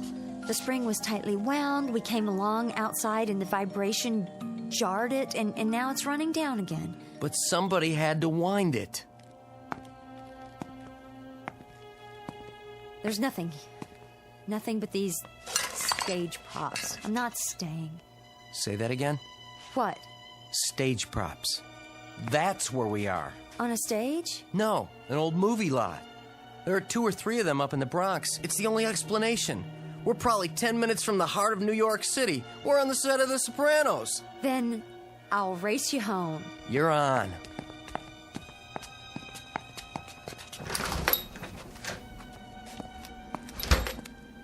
Funny that we can't hear traffic yet. We will. Keep walking. Or we could get a ride. That would sure be great. But for the time being... I'm serious. Look, what do you see? Is that a car? It wasn't here before, was it? No, it was not. Hey, buddy! I think he hears you. Oh, boy, am I glad to see you. We've been wandering around here all morning, and you're the first person... Bob, wait. Look at me. I'm talking to you. Bob.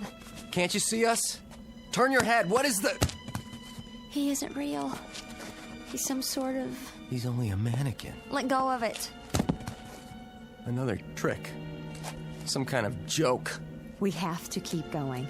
Is somebody watching us? This has gone on long enough. We've had it. It's no use. Are you testing us? Are you watching us behind those windows? Are you taking notes to see how much of this we can stand before we turn into blabbering idiots? Well, that's it. Game over. I've had it. Come out and face me, whoever you are, so I can finish it right here in the middle of the street. We're human beings, do you hear? Human beings!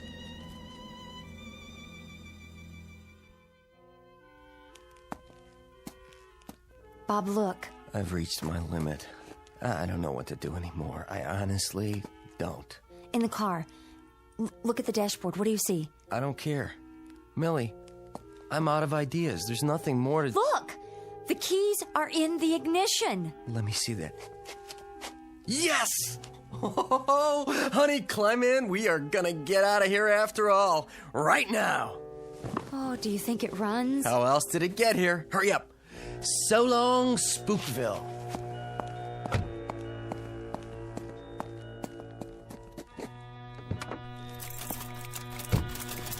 Come on. Turn over.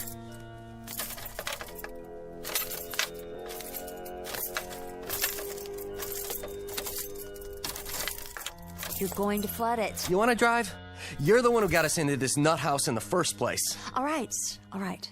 You handle it.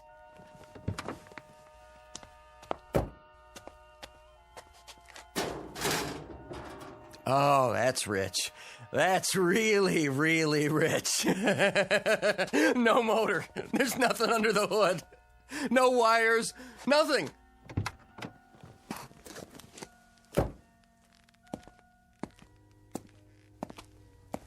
Did you hear what I said? There's no motor. Isn't that hilarious? I'm not the one who drove us here. I'm sorry I said that. It doesn't matter. It's my fault. I shouldn't have drunk so much. I know you shouldn't have. But I didn't drive us here. Then who did? I told you I don't remember. Not anything about what happened last night? How we got to this place? Only what I told you. I was driving along just above Riverdale. You were almost asleep, but you wanted to stop. Then we started up again. There was a shadow. It seemed to envelop the car for a moment. That's all I remember. I guess I could have fainted or blacked out. Or crashed. All right. Maybe I did crash. If you want to think that, it would explain everything, wouldn't it? Not to me. I crashed the car, ran off a bridge or into a ditch, if you like, and we're dead. That's not the law of parsimony. What's that? The simplest explanation to account for the facts. Well, then come up with another one. We must be dead. This place is hell. Millie. Like some amusement park with the all-American town, except it's not very amusing. It's only a display. Nothing works and nothing is real. Calm down. What's that? A train. Did you ever hear of a train in hell? It probably doesn't stop here. Then we'll catch the next one. Oh, it's getting close. The station's got to be nearby.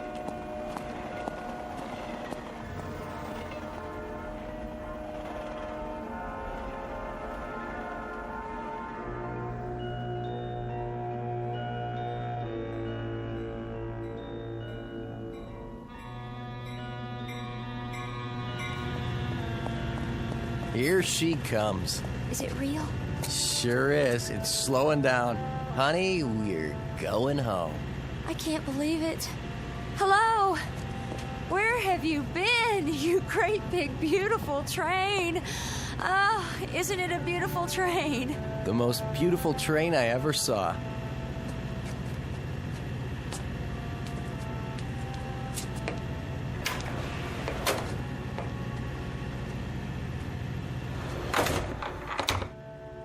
What about tickets? Don't worry about it. We'll pay the conductor. Where should we sit? Anywhere. Looks like we got the whole car to ourselves. Here, you can have the window seat. Thank you, sir. Don't mind if I do. Must be a commuter train. So that proves this place is real. There's a sign outside on the platform. The name of this town is Centerville. Never heard of it. I hope we never do again. Good riddance, Centerville. Oh, it's been fun, but I can't say I'll miss it. A side trip, that's all. Centerville, you are history. Ancient history. What a nutty little town. All form, no function. Maybe it was a housing development, the ideal community. I must say, I wouldn't want to live there. Some places are too quiet, too perfect.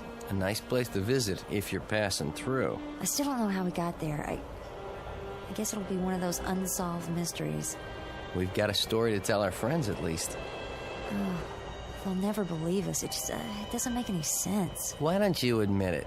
You did have a few drinks at the party, didn't you? One or two. And somewhere along the way they caught up with you and you got lost and ended up in Centerville. If you say so. It does sound like the kind of screwball thing I'd do. How do you put up with me? Well, I guess I got a soft spot for screwballs. Well, you sure got one. It wasn't all that frightening back there. Easy for you to say now. It's just that whenever somebody goes boo, I jump a foot. Boo. Stop it. I'm fine now. Wait till we get to the office on Monday. I can see old Mr. Peabody now. Fraser, we're a team here. If one member of the team lets us down, then the whole organization suffers. You should be glad you made it back at all. He'll never know the half of it. Another stop already?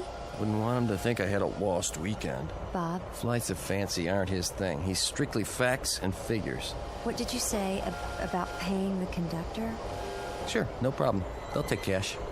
Then, where is he? He'll be along. No, Bob, he won't, because there isn't any conductor. Huh? Oh, Bob. What are you looking at? The sign outside. It says... Centerville. Oh, no. Maybe it's not the same Centerville. It's the same.